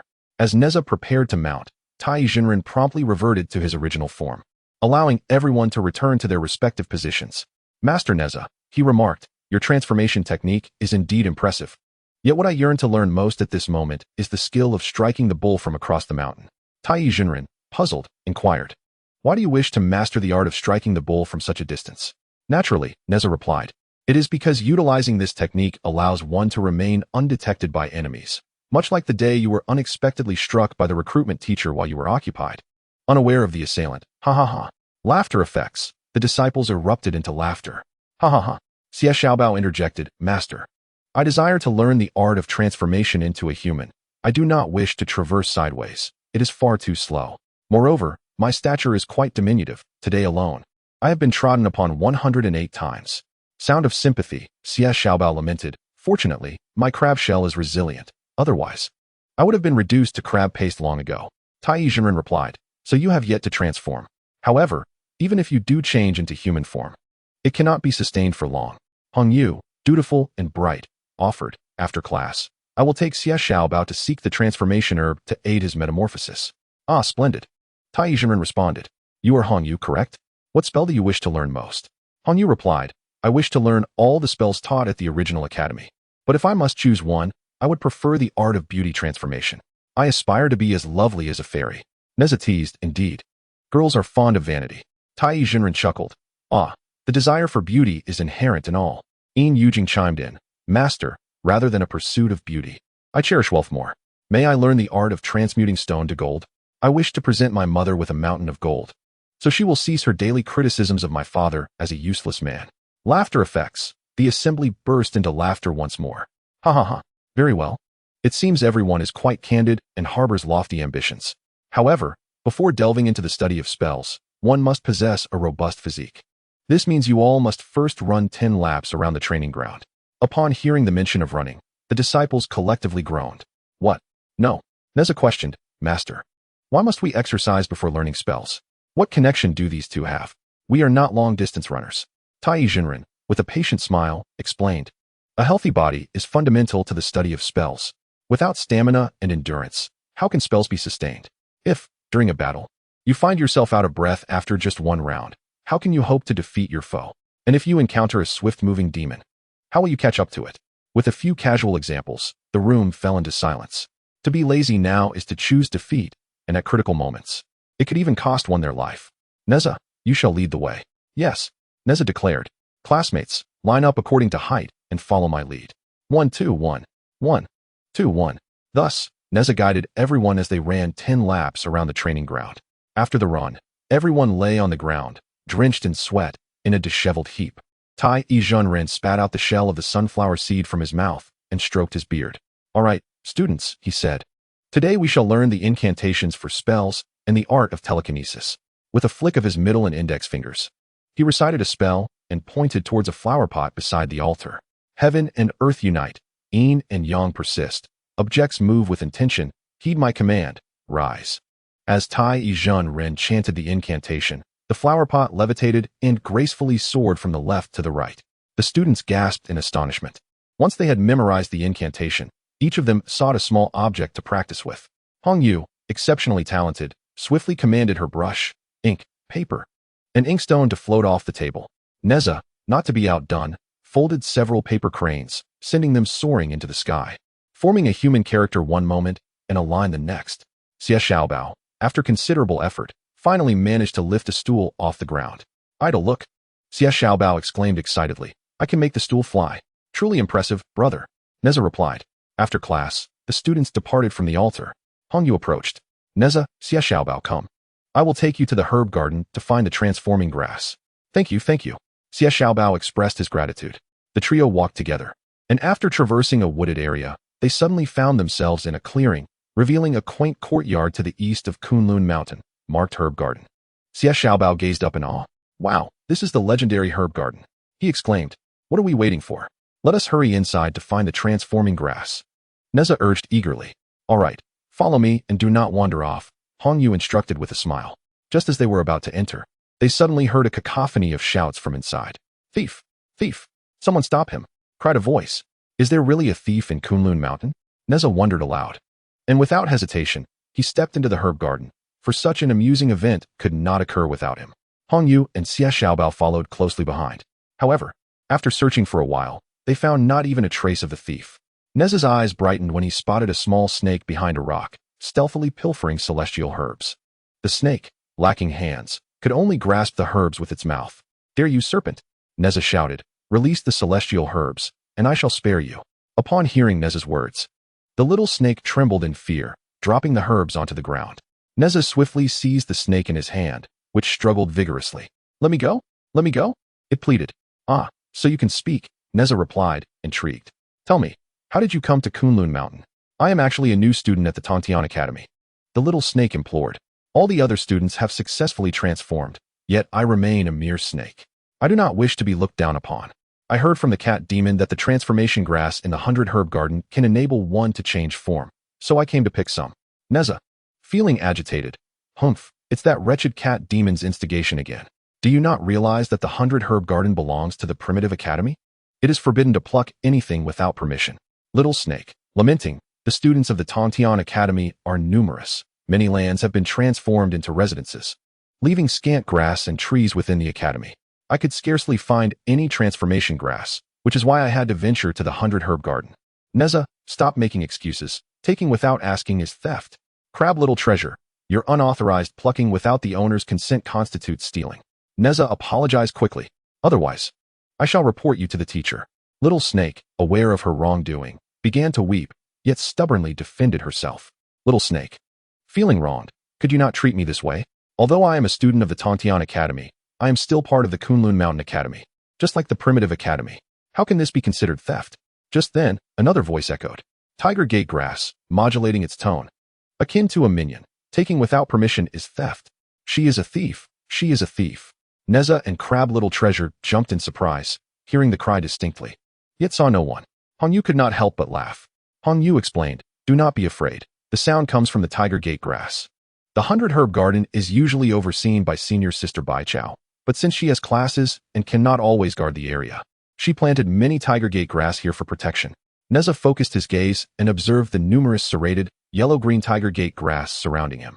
They swayed, opening and closing as if they possessed mouths capable of sound. Nezha, astonished, how marvelous. I have only heard of guard dogs, but this is my first encounter with guard grass. Ha! Tiger gate grass, how rude. You must not speak of us in such a manner. Nezha, chuckling. All right. I won't say it. Hongyu, gently. Nezha, you should release little snake. She did not intend to steal the grass. Nezha, with me here. I doubt she would dare to flee. Nezha then let go of little snake, who moved her limbs on the ground and looked gratefully at Hongyu. Hongyu, the transformation grass is my responsibility.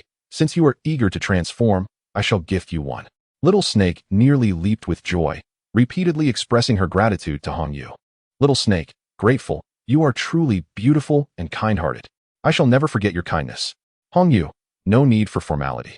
Let us do this. You and Little Treasure shall each have one. Crab Little Treasure, hooray. Hongyu approached the area where the transformation grass was cultivated, meticulously selecting, and finally found two that were flowering and bearing fruit. She plucked them, giving one each to the little crab and the little snake. Hongyu, these mature transformation grasses yield the best results. Crab Little Treasure, but how should we consume it? Little snake, puzzled, do we eat it like cows eat grass? Hongyu, smiling. Either way will suffice. Simply swallow it, and it will take effect. Nezha had a sudden inspiration, an idea forming in his mind. Nezha's wit, struggling to eat? Allow me to demonstrate. Nezha recited a mantra, and two transformation herbs morphed into delightful little candy figures. Nezha quickly consumed them. My magical powers will only sustain them for a brief moment. The little crab and the little snake exchanged glances before eagerly devouring the candy figures. Remarkably, they were delectable. After finishing, the little crab licked its lips, raising its pincers to indicate a desire for more. Little crab, idle, may I have another piece? Nezha, no? It seems candy is indeed addictive. At that moment, the little snake suddenly radiated light, its expression contorted in pain as it rolled on the ground. In the blink of an eye, it transformed into a girl with braids. Little snake, excited. Ah, I have finally transformed. On you, congratulations, little snake. Nezha rested his chin in his hand, observing the little crab, but after a while, the little crab still showed no signs of change. Nezha, what is happening? Little crab, why haven't you transformed yet? Hongyu.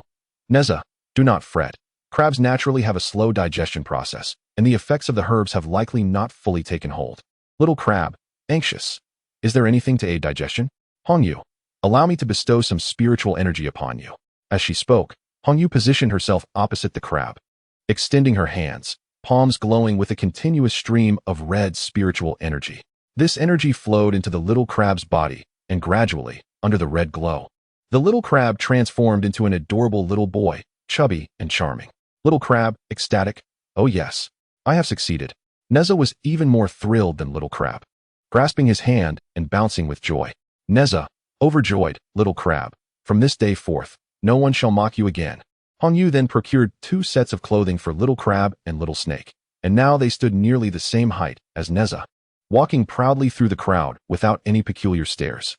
As the 4 of them laughed and chatted, suddenly, a figure leaped down from a tree. It was none other than the cat demon. The cat demon scrutinized little crab and little snake, sniffing the air to ascertain their identities. Cat demon, disdainfully, humph. What is there to boast about in becoming human? You still possess meager spiritual energy. Nezha, yet that is still superior to you. Despite your transformation, you still retain a tail and cat ears. What right do you have to mock them? The cat demon had no retort to Nezha, seething with jealousy over little crab and little snake's complete transformations. Cat demon, inwardly, this is outrageous. It was I who sent that foolish snake to steal the transformation herbs. Yet it encountered Nezha instead. Not a single herb was brought back for me. Nezha, however, discerned the cat demon's ulterior motives and sneered. Nezha, cat demon, did you instruct the little snake to pilfer the transformation herbs for your own consumption? The cat demon, feeling guilty, hastily defended itself. Cat demon, do not speak nonsense. I did not. Nezha's cunning. However, I genuinely have an extra one here. If you do not desire it, I shall keep it to bestow upon another. Nezha held tightly in his grasp a transforming herb, and upon witnessing this, Hongyu could only smile in silence. Indeed, the cat demon's eyes sparkled with excitement at the sight of the transforming herb, and it lunged forward to snatch it. Nezha cleverly concealed it behind his back, causing the cat demon to miss its target. Cat demon, give it to me. Nezha, with a mischievous grin, call me grandfather, and I shall hand it over. The little crab and snake stifled their laughter. The cat demon, both anxious and furious, was too enamored with the transforming herb to hold back, thus it relinquished its pride. Cat demon, reluctantly, grandfather. Nezha, elongating the word. Ah, what a good grandchild you are. Cat demon, eagerly, now hand over the divine herb. However, upon a closer inspection, the cat demon realized that what Nezha held was nothing more than an ordinary weed. Understanding that it had been deceived, it let out a howl and swiped at him with its claws. Howling sound effect, Nezha swiftly lifted his leg and, with a whoosh, sent it soaring into the sky. Nezha, off you go. Cat demon, I shall return. Sound effect of soaring into the clouds. Chapter 13. The Little Snake's Theft During the First Lesson. TAIBAIJINXING taught the incantations and the art of telekinesis. After 2 days of practice, he began to assess the students' work. TAIBAIJINXING arranged peanuts, walnuts, peaches, and watermelons in a row upon the table and seated himself in the center with a plate. TAIBAIJINXING, students, today's assessment is quite simple. Utilize the telekinesis techniques I have taught you to place these items onto my plate. Those who succeed will pass the evaluation. A murmur of excitement rippled through the class. Silverfish spirit, I shall challenge the walnut. Hongyu, confidently, then I shall attempt the peach. Catfish spirit, I believe I can only manage the smallest peanut. Nezha raised his hand and popped the bubble the catfish spirit had blown. Nezha, I shall select the watermelon. Little crab, idle, for safety's sake. Perhaps you should choose the peach. Nezha, with his hands in his pockets and a crooked smile, replied. Nezha, I relish the challenge of greater difficulty. TAIBAIJINXING Hongyu. You are first. Hongyu yes. Facing the gaze of all her classmates, Hongyu stood confidently in the designated spot and recited the incantation. Hongyu. The universe encompasses all. The heavens are boundless. Objects move with the heart's desire, enlightenment in a single thought. Rise. As the peach on the table quivered slightly, and then slowly ascended from the surface, everyone held their breath. When the peach flawlessly landed in TAIBAIJINXING's porcelain plate, a wave of enthusiastic applause erupted.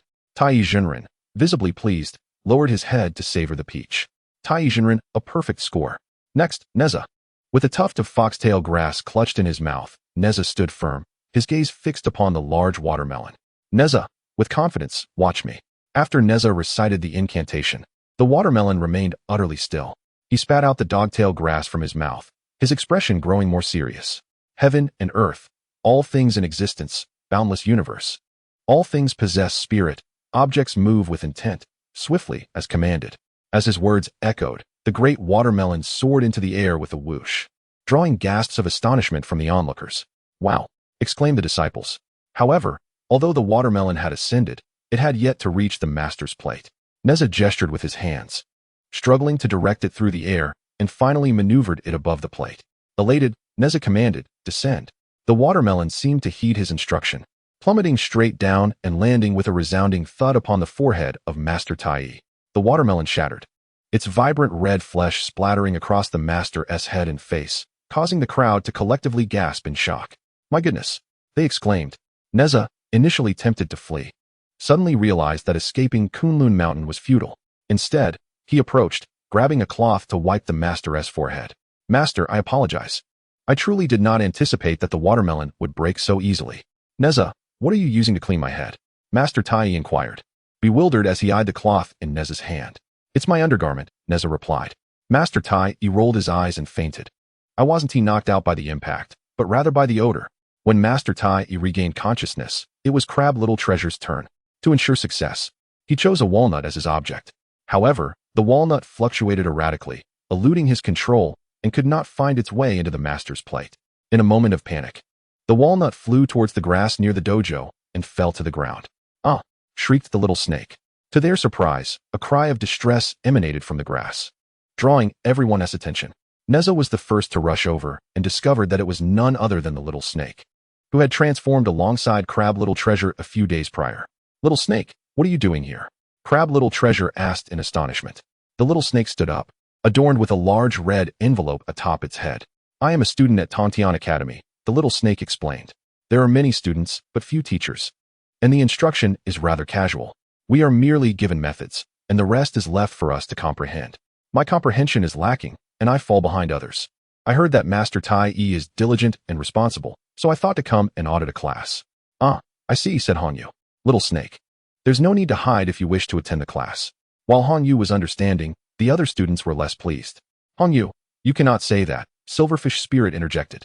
We worked hard to gain admission to the original academy. If anyone could come to eavesdrop on our lessons, what would be the point of assessments? Indeed, that is unfair to us, Catfish Spirit added. You have your own teacher. You should not come to secretly listen to our master's teachings. Hongyu, no? I believe the little snake is quite ambitious. Although secretly studying may not be proper, who knows, perhaps our teacher appreciates such eager students. Just as a heated debate ensued, Nezha stepped forward. Nezha, everyone, please refrain from the noise. I concur with Hongyu. If anyone disagrees, they should approach the teacher. Xia Xiaobao, my idol speaks the truth. Those who are discontented should seek the teacher. TAIBAIJINXING picked up a walnut from the ground and, with a sharp crack, crushed the shell, popping the walnut into his mouth. TAIBAIJINXING, little snake, your talents appear rather ordinary. Relying solely on yourself, you may not graduate in 300 years. However, since you are so eager to learn, you may attend my classes as an auditor. Little snake, joyfully wonderful. Thank you, master. Nezha, casually, in that case, I think you should simply transfer to our original academy. Little snake waved her hands in protest at Nezha's suggestion. Little snake, no. The assessments for this year have already concluded, and I truly enjoy Kunlun Academy. I am grateful that the teacher allows me to audit classes at the original academy. I cannot disrupt the established rules any further. TAIBAIJINXING nodded in appreciation. During class, Little Snake sat beside Hongyu, learning slowly yet attentively. She observed Nezha and Hongyu's remarkable talents, feeling envious. Little Snake's inner thoughts, They are truly gifted individuals. How can I enhance my own abilities? Oh, with the aid of celestial herbs. Thus, as soon as class ended, Little Snake insisted on visiting the Baijiao garden with Hongyu. Unable to make a decision on her own, Hongyu sought permission from Sister Baijiao, and only after receiving her consent did she take Little Snake to explore the garden. The Baijiao garden was filled with various celestial herbs and fragrant flowers, a dazzling display that left Little Snake in awe. Little Snake inquired Sister Hongyu, "I wish to know which celestial herb grants immortality?" Hongyu, achieving immortality requires cultivation. There are no shortcuts, and no such celestial herb possesses such miraculous effects. Little Snake felt a tinge of disappointment and couldn't help but ask again. Little Snake, what about celestial herbs that aid in ascension to immortality? Like the legendary Lingji herb? Hongyu shook her head once more, and Little Snake, disheartened, lowered her head, feeling somewhat glum. Sensing her despondence, Hongyu offered comfort. Hongyu, Little Snake, you must believe in yourself. Perseverance prevails. As long as you are willing to put in the effort, one day you will succeed in ascending. Little Snake nodded vigorously. Little Snake, Sister Hongyu, I will remember your words and strive diligently. Chapter 14. The Rescue of the Little One. This day marked a day of rest with no classes, and Xia Xiaobao awoke early. The previous night, he had made plans with Nezha and Hongyu to visit the market at the foot of Kunlun Mountain for some shopping. Since transforming, Xia Xiaobao had yet to descend the mountain, and thus he was too excited to sleep a wink. After much effort, he managed to rouse Nezha, who, however, was sluggish and reluctant to rise. Crab Little urged repeatedly, "Idle, if you do not put on your clothes soon, Sister Hongyu will burst in." Nezha yawned, rubbed his eyes, and crossed his legs languidly. You do not understand. Shopping is a tedious affair for girls. We will surely return only when night descends. It is better to delay our departure. If Hongyu inquires, just tell her you wet the bed last night and are washing the sheets. With a spark of inspiration, Crab Little dashed outside, shouting, "Come and see." Nezha wet the bed. Nezha wet the bed. Nezha, exasperated, begrudgingly got out of bed, muttering, "Crab Little, you are doomed." At the entrance of the primitive academy, the trio finally united. As the saying goes, ascending a mountain is not tiring, but descending it is. The towering Kunlun Mountain loomed ahead, and after only a few steps, they found themselves exhausted. It's both hot and stuffy. When will we reach the foot of the mountain? Hongyu gasped. Idle, the last time we ascended, we rode wild boars, and I rested on your shoulder. This time, having transformed into a human, I wish to experience the thrill of riding a pig myself, Crab Little exclaimed. What? Riding a pig? Hongyu thought to herself, bemused. It was one thing for a boy to do so, but for a girl, it seemed rather unladylike. Moreover, she had never even touched a pig, let alone ridden one. Behold my prowess, Nezha declared, curling a finger to his lips and whistling a long note. Soon, a thunderous sound of galloping approached, accompanied by rustling leaves. And 3 wild boars materialized before them. Hongyu, frightened, cowered behind the 2 boys. Their teeth are so long, they won't bite, will they? Fear not. If they dare bite you, I shall bite them back, Nezha reassured, humorously. He was the first to mount a boar, and Crab Little followed suit, albeit nervously gripping the bristles tightly. Hongyu hesitated, prompting Nezha to insist she ride the same boar as him. Onward, he called. The 2 boars took off at a sprint. Hongyu squeezed her eyes shut, the rush of wind becoming increasingly vivid in her ears. Suddenly, she faintly heard a cry for help emanating from the woods halfway up the mountain. Help! Help! Startled, she opened her eyes and leaned close to Nezha's ear, exclaiming, Nezha, I heard someone calling for help. Nezha perked up his ears to listen, but heard nothing. He whistled a short note, and the 2 pigs simultaneously slowed to a halt. Nezha turned to Crab Little, inquiring, Did you hear anyone calling for help? I was too busy watching the road. I did not hear anything, Crab Little replied. Hongyu, skeptical, asked, Neither of you heard anything? Is it merely my imagination? In the depths of the ancient mountains, where no soul resides, doubt and suspicion are unwarranted. Nezha, said Hongyu, let us cease our ride upon the boars. Should any trouble arise, our senses would be dulled. With a reluctant sigh, Nezha patted the wild boars, and the 2 creatures vanished into the dense woods. The trio slowly descended the mountain path. Crab Xiaobao, in high spirits, could not resist singing a mountain tune. The winding mountain road has 18 bends. The waterway forms a 9-loop chain, and the mountain song resonates here. Suddenly, a shrill cry for help pierced the air. Help! Help! Crab Xiaobao fell silent, exchanging worried glances with Nezha and Hongyu. This time, all 3 discerned the distressing call. It seems to be coming from the southwest. Nezha observed. Let us hasten to investigate, urged Hongyu. Thus, They sprinted towards the source of the cries. To their astonishment, they discovered a menacing old man with a white beard, clutching a small child by the foot, hoisting him upside down. The child, no larger than a rabbit and clad in a red belly band, struggled with all his might, yet could not escape the old man's grasp. "Release him," Nezha demanded, fury igniting within him. Upon seeing the trio of children, the old man regarded them with disdain. "Humph, who are you three brats? Mind your own business. This child is my grandson. He let the mountain chicken I caught escape, and I am merely teaching him a lesson." Tears streaming down his face. The child cried out to Nezha, "Brother, save me. I am not his grandson." "Nonsense. If you are not my grandson, then who are you? Come, return home with me." The old man tossed the child over his shoulder and turned to leave, but Hongyu swiftly stepped forward to block his path. "Wait, I demand to know where you live. How many people reside in your household? What is your name?" The old man, taken aback by her barrage of questions, faltered. Who are you to ask? What business is it of yours?" He pushed Hongyu aside, causing her to stumble down the mountain, but Nezha, quick of reflex, caught her. Having sensed that the old man was no good, Nezha executed a somersault, intercepting the old man's escape. "You have two choices, surrender the child or forfeit your life," Nezha declared. "Neither," retorted the old man, launching himself at Nezha. The latter, agile and swift, deftly evaded each of the old man's strikes. Crab Xiaobao, lacking martial skills, could only cheer from the sidelines. "Idol, you are magnificent. Idol, you are the strongest. Strike well and strike true. Make that old man wail." After several exchanges, Nezha landed numerous blows on the old man, leaving the latter with a swollen lip. Not wishing to prolong the confrontation, the old man, seizing an opportunity, unleashed a cloud of yellow smoke at Nezha. Sound of breath. The acrid yellow smoke was overwhelming, causing Nezha and his companions to squint in discomfort. Once the haze dissipated, the old man with the white beard had vanished without a trace. Hongyu, frustrated, "We let him escape. Surely, the child is in grave danger now." Crab Xiaobao, anxious, "Idol, think of a way quickly. That little child is so small and pitiful. We cannot ignore this." Nezha, composed, "Do not panic. The creature that appeared on the mountainside must be a monster. Let us search separately." As Nezha spoke, he plucked 2 leaves from a tree and handed them to Crab Xiaobao and Hongyu.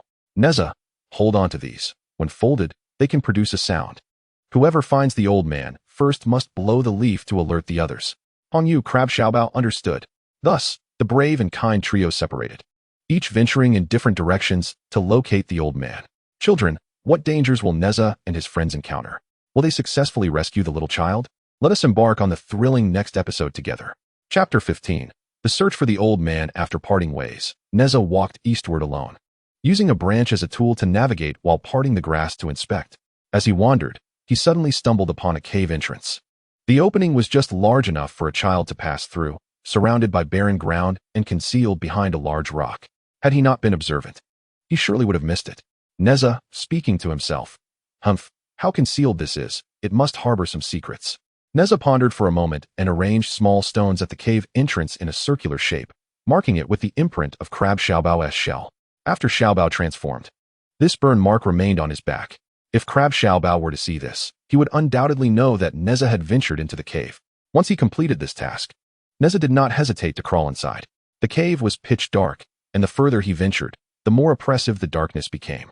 Strangely, a foul odor pervaded the air, reminiscent of a fruit he had once eaten at home. "Oh, yes, durian." Nezha, in thought, perhaps that wicked old man is hiding in here.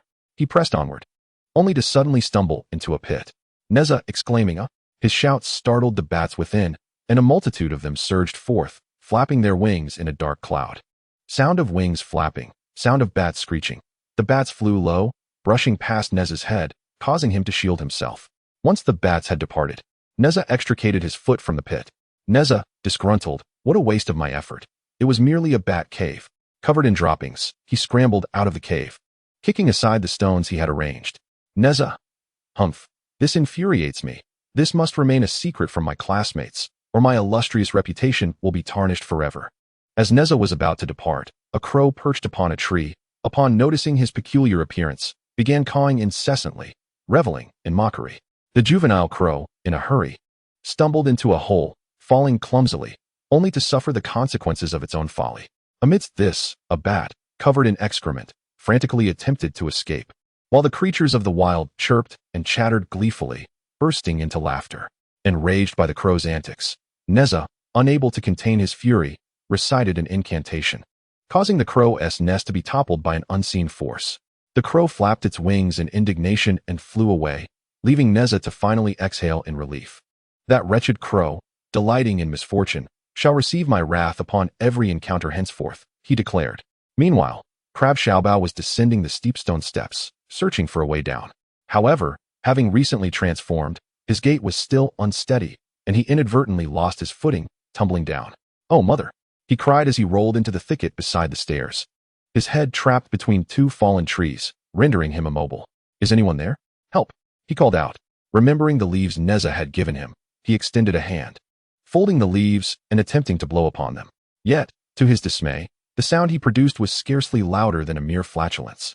Filled with despondency, Xiaobao realized that if he remained ensnared, his head would swell like a pig's. He pushed against the trunk with all his might, but it refused to budge. "Crab Xiaobao, Nezha is waiting for you. You must learn to save yourself," he muttered to himself. Suddenly, he recalled the technique of remote manipulation taught by TAIBAIJINXING. Thus, he silently recited the incantation in his mind.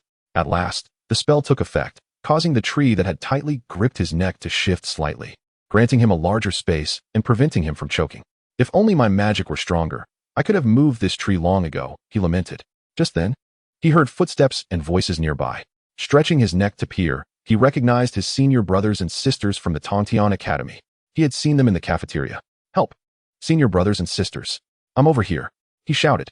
The two students, named Xia Hong and Ma Yi, exchanged glances before hastening to extricate him from his predicament. "Thank you, seniors," Xiaobao expressed gratefully. "What are you doing all alone here?" Ma Yi inquired. Xiaobao recounted the entire sequence of events. However, he failed to notice the peculiar expressions exchanged between Xia Hong and Ma Yi. Meanwhile, Hong Yu was traversing in the opposite direction of Nezha, heading westward.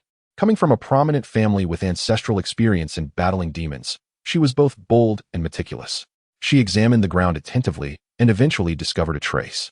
"This mark appears to be left by some sort of reptile," Hong Yu mused to herself, noting how the grass had been flattened.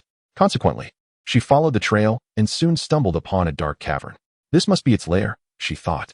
Just as she was about to descend, she reconsidered. The underground was the territory of that creature, and to venture down alone would be akin to delivering herself to danger. The wisest course of action would be to summon Nezha to accompany her. She retrieved the leaf Nezha had given her and easily blew into it. The clear, crisp sound of the whistle echoed through the woods, and indeed, Nezha heard it. He hastily took out his own leaf and began to whistle in return. The melodic notes resonated throughout the forest, catching even the attention of Crab Xiaobao. "Senior brothers and sisters, Nezha and Hong Yu are nearby. Let us hurry to find them," exclaimed Crab Xiaobao excitedly. "All right, let us go," replied Xia Hong. Nezha followed the sound of the whistle and soon encountered Hong Yu. Upon seeing Nezha in disarray, she could not help but express her concern. "Nezha, have you been in a fight?" she asked. "Do not mention it. I thought I had discovered the cave of that white-bearded old man, but upon entering, I realized it was merely the lair of bats. I emerged covered in foul excrement." Nezha retorted angrily. "You were merely eager to save someone," Hong Yu remarked. "By the way, have you seen Crab Xiaobao?" Nezha inquired. "I haven't seen him since we parted ways," Hong Yu replied. "Let us go find him. He is just transformed and is practically defenseless. It would be troublesome if he encountered danger," Nezha expressed with concern. The two descended the steps in search of him and soon spotted Crab Xiaobao along with two others. Upon noticing the scratches on Crab Xiaobao's neck, Nezha inquired about the situation and expressed his gratitude to his senior brothers and sisters once again. "Since we still have time, let us explore the cave for the little one," suggested Hong Yu. "Sounds good. You lead the way," Nezha agreed. Thus, the five of them set forth towards the cavern with great enthusiasm. Dear children, to learn what happens next, we welcome you to tune in for the next episode. Chapter 16. The Nest of the Lizard Spirit. As Nezha and his companions made their way towards the cave, Xia Hong and Ma Yi lagged behind, stopping intermittently. Nezha glanced back, assuming they were fatigued. "Senior brother and sister, you two are moving rather slowly," he remarked. "Oh, we were just a bit tired from walking," Xia Hong replied, somewhat sheepishly. "Oh dear, my stomach hurts terribly," Ma Yi groaned. "What's wrong, senior brother? Are you all right?" Hong Yu inquired with concern. "I can't go on. I ate something bad last night, and now I have diarrhea. You all go ahead. There's no need to wait for me," he replied, clutching his abdomen as he hurried into the bushes. Nezha and Crab Xiaobao, with fingers in their noses, quickly dashed away, disappearing from sight. Hong Yu shook her head in resignation. I believe we should wait for senior brother. Otherwise, he won't be able to find us, she suggested. After the passage of half a stick of incense, he had yet to return, and Nezha began to lose his patience. Is he still not back? Could he have succumbed to exhaustion? Nezha expressed his concern. The last time I suffered from diarrhea, my legs went numb from squatting. If it weren't for my 8 legs, I surely would have fallen, Crab Xiaobao remarked with worry. We should hasten to search for our senior brother, Hong Yu suggested. Be careful where you step. We wouldn't want to tread in anything unpleasant, Nezha cautioned amidst a humorous backdrop.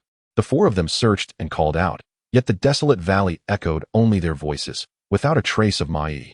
At that moment, Crab Xiaobao suddenly realized that Xia Hong, who had been following closely behind them, had also vanished. How strange. Our senior sister is missing too, he exclaimed in alarm. Don't panic. Let me climb a tree to take a look, Nezha replied, adeptly scaling the trunk in a matter of moments. However, he surveyed the surroundings and found no sign of either senior brother or sister. In the end, he had no choice but to descend. This is odd. How could both of them have disappeared? Nezha pondered. Xiaobao, where did you last see them? It was right by the stairs. I got my head stuck in a tree. And they helped me out, Crab Xiaobao recounted. Oh, I understand now. It must be that old man with the white beard who followed us and captured them. Hong Yu speculated. Nezha found her reasoning compelling and was immediately filled with righteous indignation. Humph, daring to play tricks beneath my very nose. Just wait. I shall dismantle his lair. Moreover, that little child is also in his clutches. How detestable, Crab Xiaobao added. Let us venture into the cave and rescue them. Just as Nezha and Crab Xiaobao were about to depart, Hong Yu called them to a halt. Being the most level-headed of the trio, she cautioned. That old man with the white beard is formidable. If we charge in recklessly, might we not fall into his trap? I suggest we return to the Yuan Academy and inform our teacher. Nezha, dismissive of her concerns, replied, Hong Yu, you are far too cautious. That old man fled precisely because he could not defeat us. There is no need to trouble our master.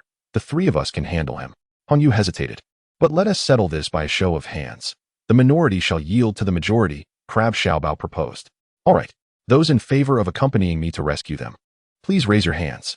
Nezha declared. Where my idol points, I will follow. I raise my hand.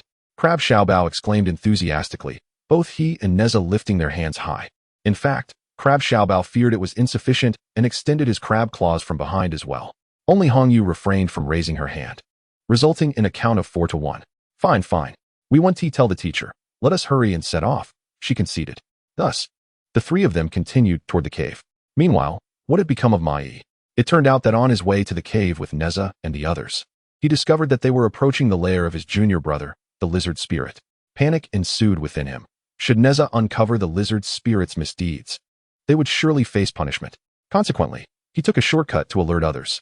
Moreover, he harbored no belief that the lizard spirit would engage in any heinous acts. Upon entering the cavern, Ma-yi shouted, Junior brother, this is terrible. This is terrible.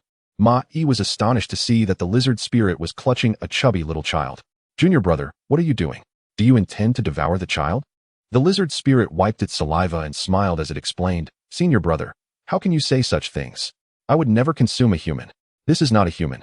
It is a manifestation of a millennium-old spirit herb.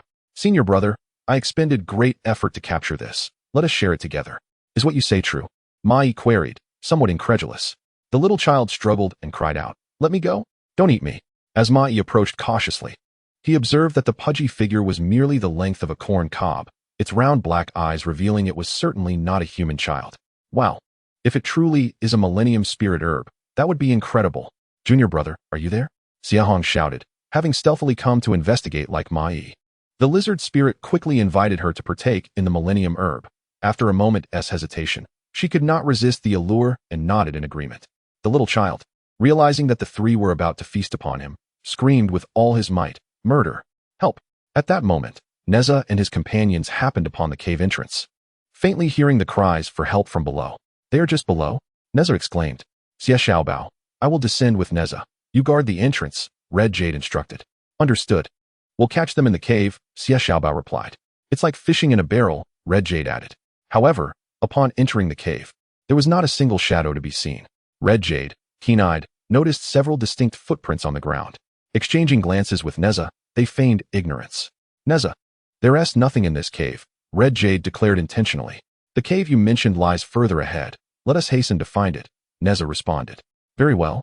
Thus, Nezha and Red Jade exited the cave.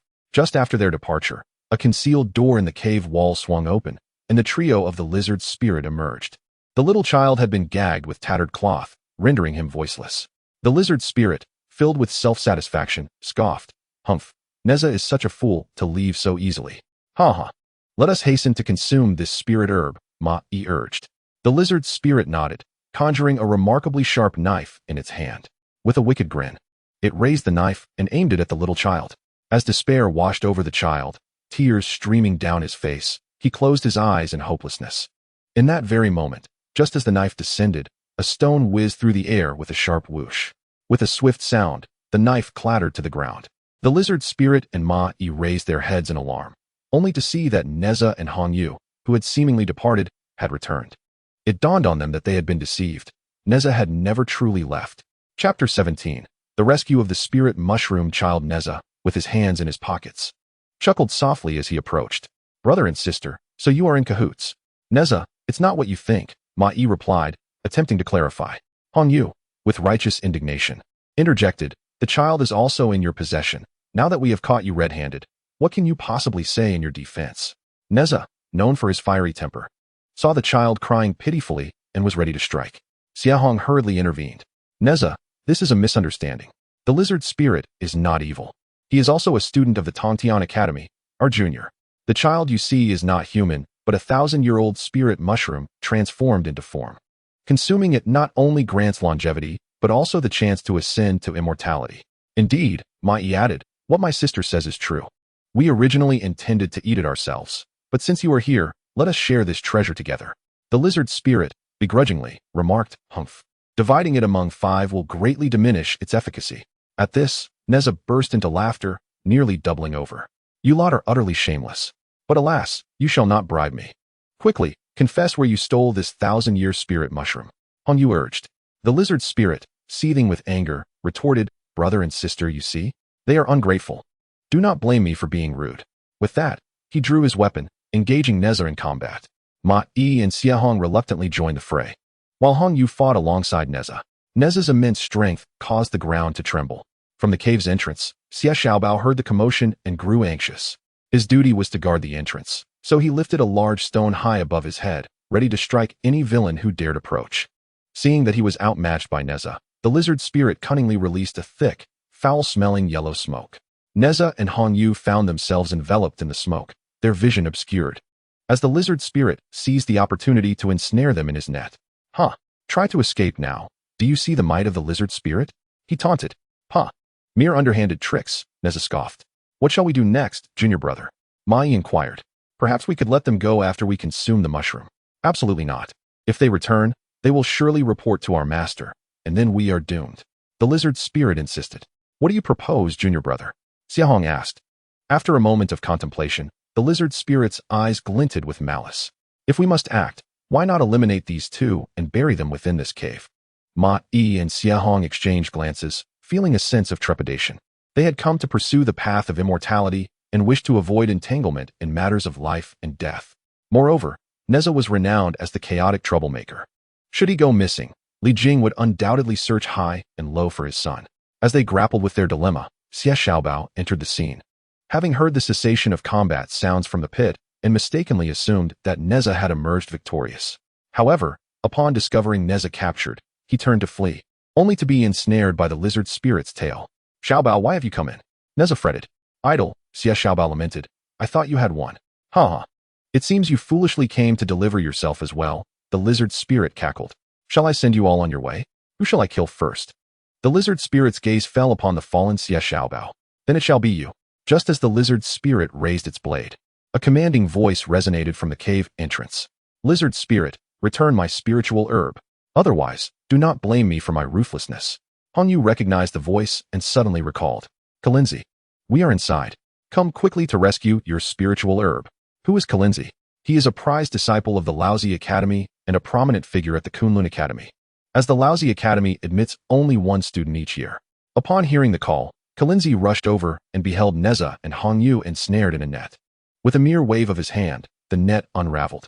Lizard spirit, you possess immense audacity to steal my millennium spiritual herb, Kalinzi confronted. Realizing he was no match for Kalinzi, The lizard spirit hastily released the spiritual herb and began to stammer in defense. Brother Qilin, it's a misunderstanding.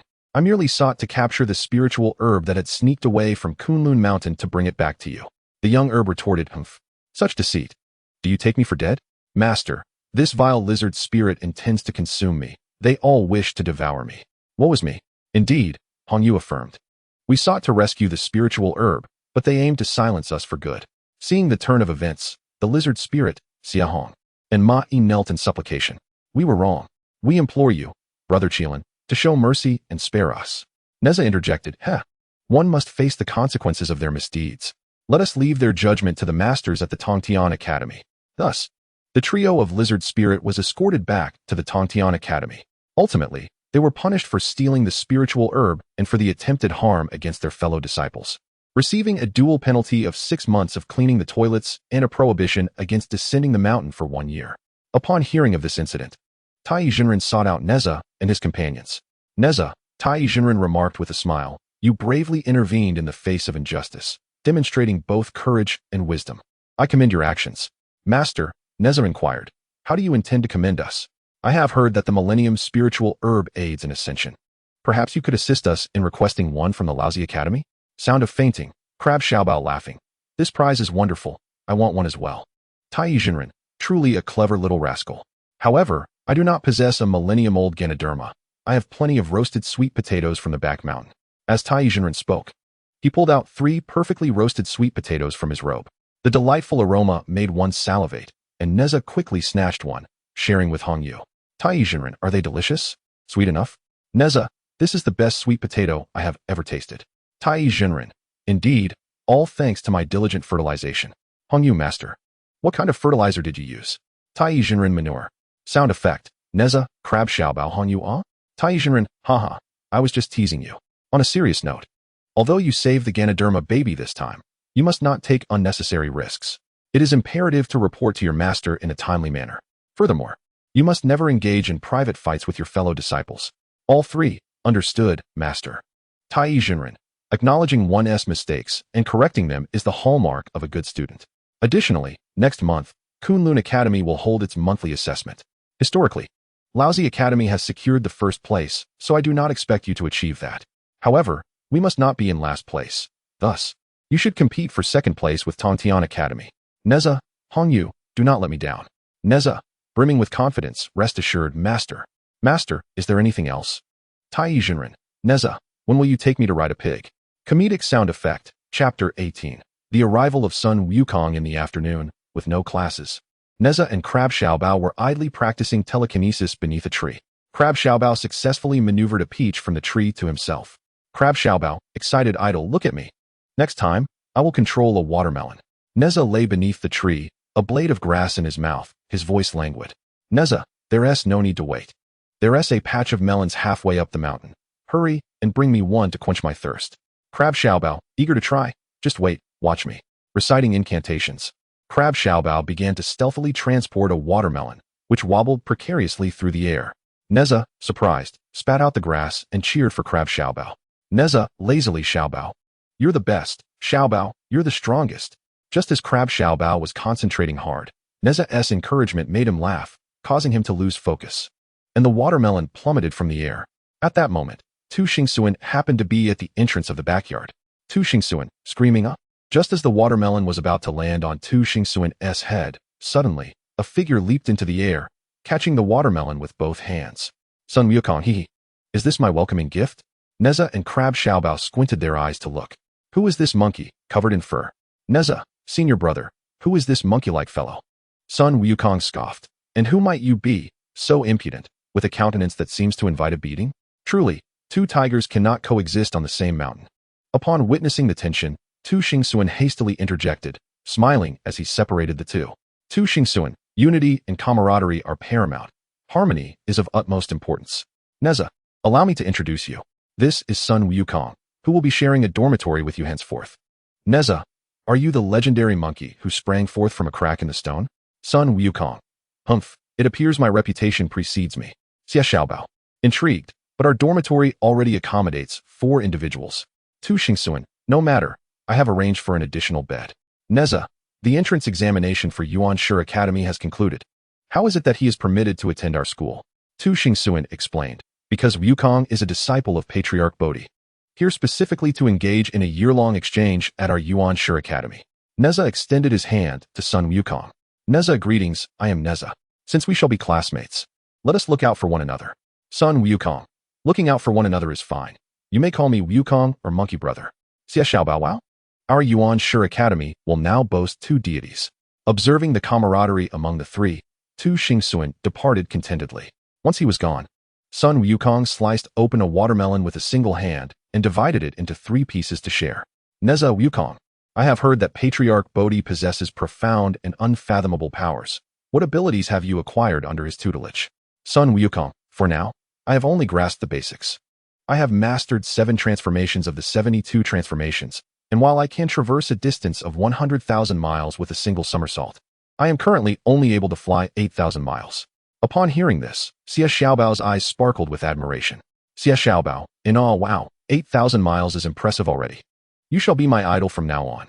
Nezha, upon hearing Xia Xiaobao's words, cleared his throat and retorted sarcastically. Nezha, in a teasing tone, Xia Xiaobao. Your words sound rather familiar, don't they? Xia Xiaobao, embarrassed. Heh. I just said it casually. You are my one and only idol. Nezha, that's more like it. I aim to be the best. If you choose another as your idol, do not call me idol from that point on. Xia Xiaobao. Appeasing, idol, I was wrong. You shall forever be number 1 in my heart. Sun Wukong scoffed dismissively, finishing the watermelon in a few bites and carelessly tossing the rind aside. Just then, Catfish Demon and Silverfish Demon returned from the cafeteria, laughing and chatting. Catfish Demon accidentally stepped on the discarded watermelon rind and slipped, landing with his limbs splayed in the air. Catfish Demon, oof, my backside. Ouch, it hurts so much. Who is the scoundrel that carelessly discarded this watermelon rind? Ouch. Catfish Demon, lying on the ground, he moaned, a series of bubbles escaping from his mouth. Sun Wukong, witnessing the scene, erupted in laughter and walked over to help Catfish Demon up. Sun Wukong, my apologies, Bubble Demon. It was not my intention. The catfish spirit, grumbling, stood up only to stumble and fall again. Mother, I won't get up. With a huff, the catfish spirit flopped back to the dormitory. The silverfish spirit glanced at Sun Wukong, and suddenly his eyes lit up. Ah, are you the legendary stone monkey? Indeed I am, replied Sun Wukong. This is also our new classmate, added Nezha. That's wonderful. But why did you suddenly transfer to our academy? Inquired the silverfish spirit. Would you prefer the truth or a fib? The fib is that I am an exchange student. The truth is that my mischievous antics have caused my teacher much distress, leading to hair loss, insomnia, restless dreams, and loss of appetite. In his exasperation, he sent me to Kunlun Academy to learn some discipline, Sun Wukong explained. Ha, that makes sense, exclaimed Nezha.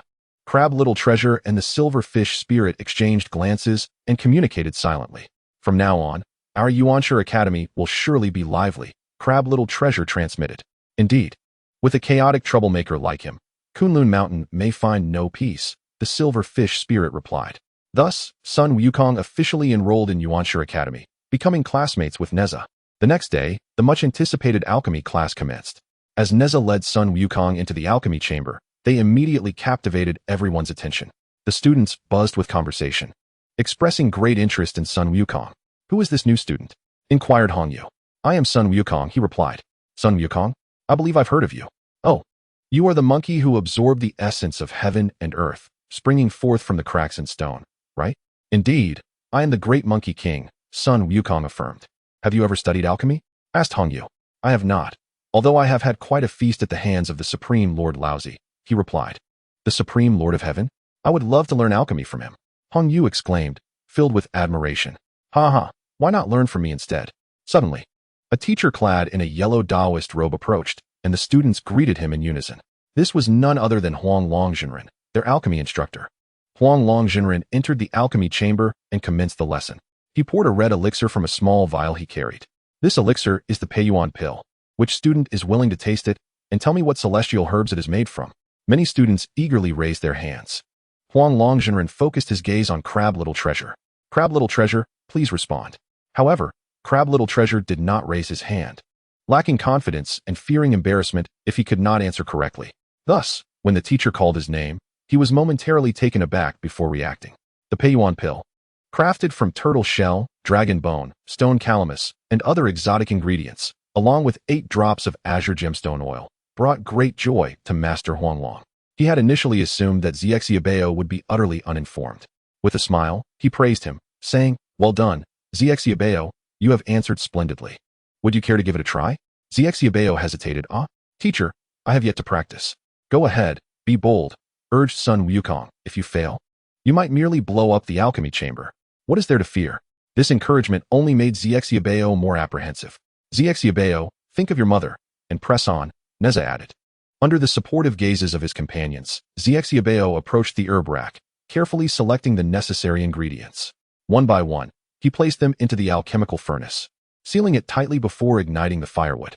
After a while, the furnace's lid began to emit white smoke.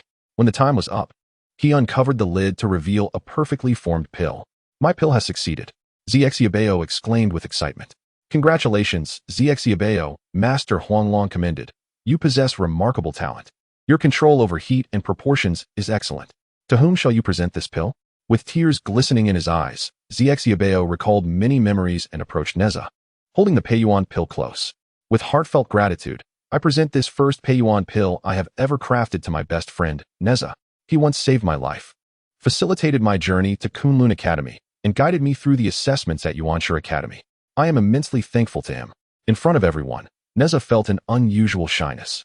"Oh dear, this is rather sentimental," he remarked. "My saving you was merely a matter of convenience, but gaining a friend like you is the greatest reward for me." "You will always be my idol," Xiaobai declared. Nezha accepted the pill and consumed it. The taste was pleasant, and soon he felt an inexhaustible surge of vital energy within him, as if imbued with boundless strength and vitality. The Peiyuan pill was indeed a resounding success. Master Huanglong nodded in approval. Sun Wukong, with a twinkle in his eye, scratched his head and eagerly said, "Teacher, may I have a go?" "Of course," replied Master Huanglong kindly. "What pill do you wish to concoct?" Sun Wukong bounded over to Master Huanglong, grinning mischievously. "Teacher, you misunderstand my intentions. I am not interested in the art of alchemy, but rather in the pills themselves. What treasures do you have in that little bottle of yours? Please, share them with us." Upon hearing this, the crowd erupted into whispers. What audacity! Truly, he is Sun Wukong. Who would have thought he could directly ask the teacher for pills? Is he bold or simply reckless? Master Huanglong raised his hand to quiet them, signaling for silence. "Sun Wukong, why do you wish to consume ready-made pills rather than concocting your own?" Sun Wukong, dear teacher. Consider this. Only by first experiencing the flavor and efficacy can one truly ignite an interest in alchemy. Otherwise, how would I know if I am concocting elixirs or mere excrement? Laughter sound effect, background actors laughing. A lump of dung? Who could possibly brew a potion and end up with a pile of feces? Sun Wukong leaped to the forefront, waving his hand. Sun Wukong, enough with the laughter. Anyone can certainly produce a lump of dung. The food you consume daily is akin to medicinal herbs, and your stomach serves as the cauldron. After a period of digestion, does it not all ultimately transform into excrement? Laughter sound effect. With this explanation, another round of hearty laughter ensued. Laughter sound effect. Even the esteemed Huang Longjinren could not suppress his amusement. Huang Longjinren, you mischievous monkey, you are utterly ridiculous. Sun Wukong, teacher, do not be so stingy. Grant me just a few elixirs to taste. Huang Longjinren, resigned. Very well, very well. I shall provide you with a few. However, let me make it clear. Some of these elixirs can enhance one's magical abilities.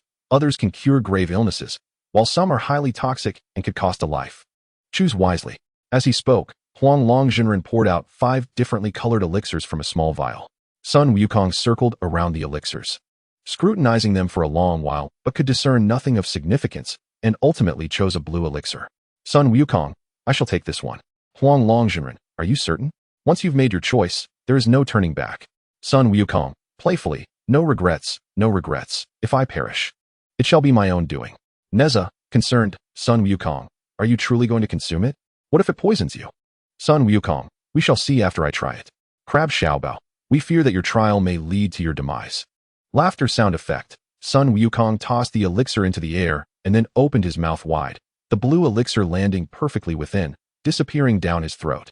The classmates and teacher held their breath, eyes fixed on Sun Wukong without blinking.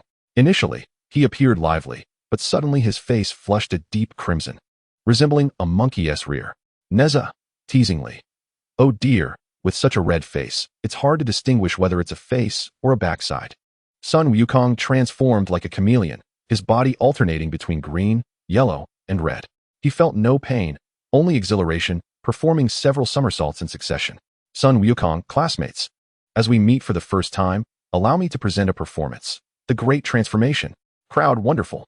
Nezha, please, commence your performance. Sun Wukong had merely learned the rudimentary skills from Bodhi Patriarch, yet it was sufficient to dazzle his novice classmates. Sun Wukong, transform. Transformation sound effect. Sun Wukong morphed into an alchemical furnace, complete with a monkey tail sprouting from the back and two blinking eyes on the furnace. The stove covers were piled one atop the other, presenting a rather comical sight that elicited peals of laughter from everyone. Transformation, exclaimed Sun Wukong, who promptly morphed into a magnificent tiger, complete with a pair of wings. The roar of the tiger reverberated through the air, sending the onlookers scrambling backward in fright. The classroom erupted into chaos, a scene so tumultuous that even the students from the nearby Celestial Academy could hardly focus on their lessons. Drawn as they were to the commotion, TAIBAIJINXING perched on the wall, thoroughly entertained. What a delightful spectacle, he remarked. Finally, Kunlun spoke up. All right, Wukong, transform back. Understood, master. Transformation. Sun Wukong reverted to his original form.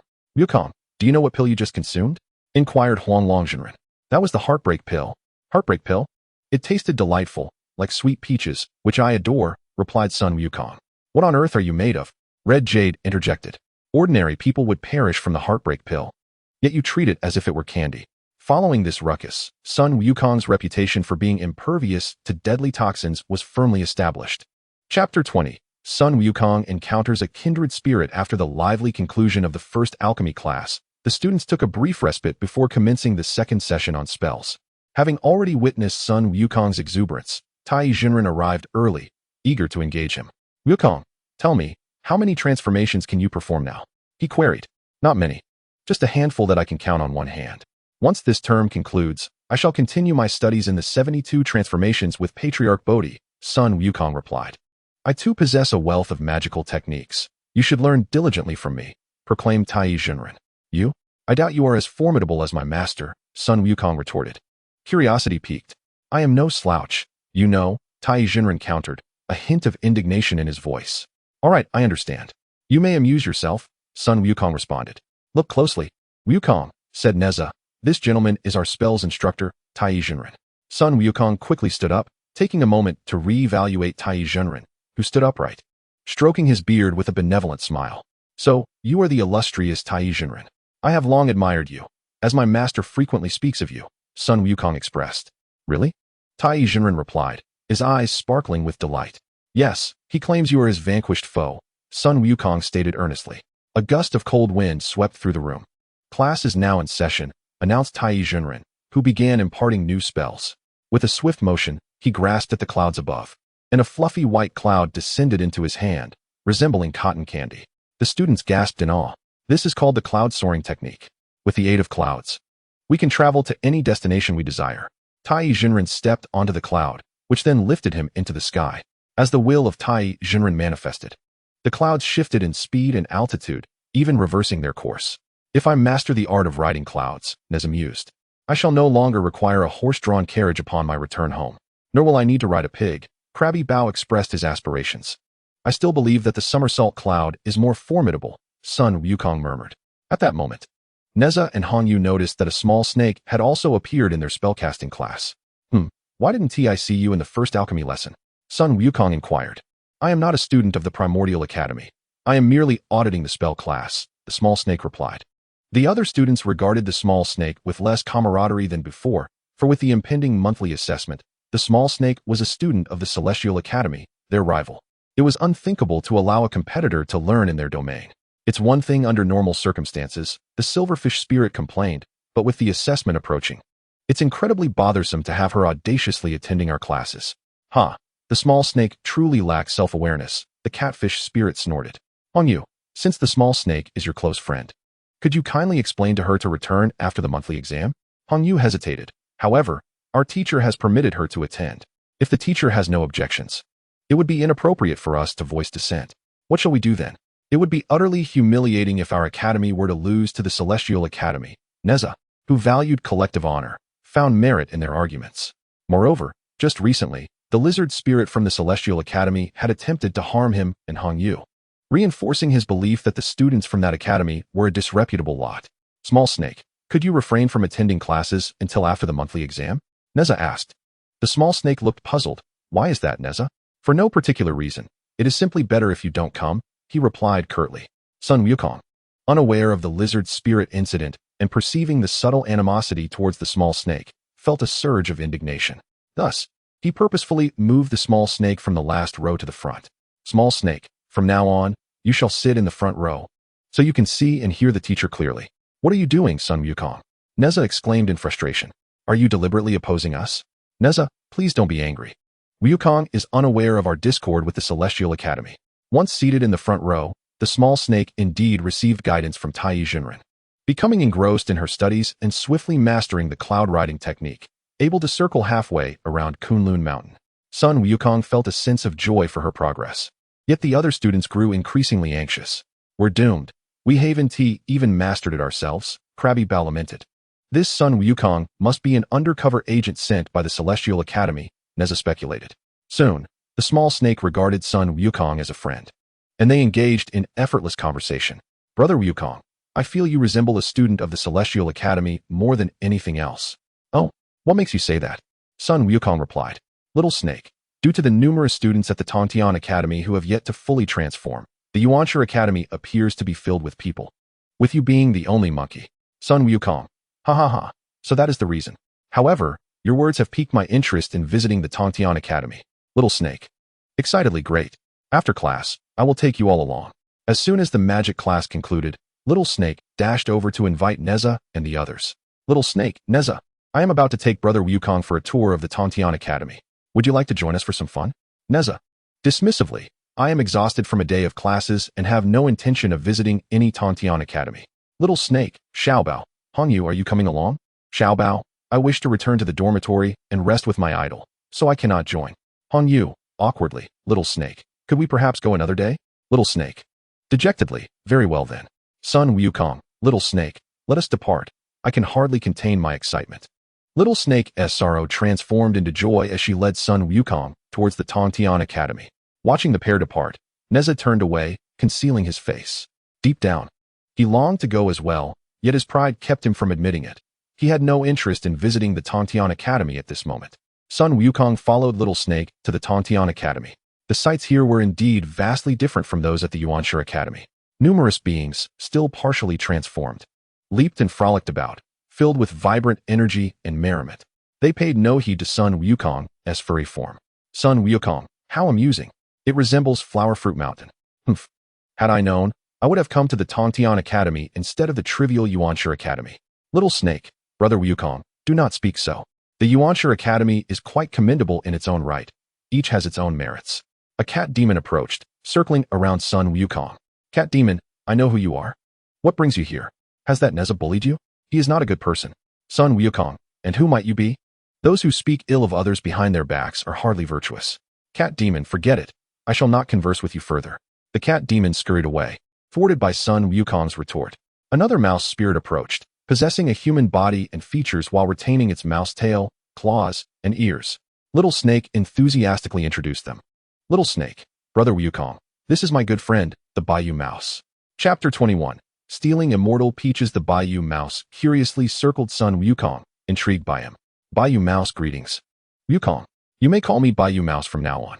Sun Wukong, greetings. What delightful activities does this Tontian Academy offer? Bayou Mouse, laughing heartily, haha. You have asked the right person. After a stick of incense, I shall take you to a marvelous place. Sun Wukong, puzzled, why not go now? Little Snake, because there are too many people at the moment. We shall wait until they attend their classes before we proceed. Sun Wukong, excitedly, all right. I am looking forward to it. After the bell rang 3 times, the white jade mouse led Sun Wukong and the little snake to his secret base. Though referred to as a secret base, it was merely an inconspicuous cave on Kunlun Mountain. Upon lifting the curtain and entering, they found the interior surprisingly spacious, accommodating more than a dozen individuals. Sun Wukong remarked, not bad, not bad. It's just a tad smaller than my water curtain cave. The little snake, filled with longing, exclaimed, Brother Wukong, You must take us to your water curtain cave on Flower and Fruit Mountain one day.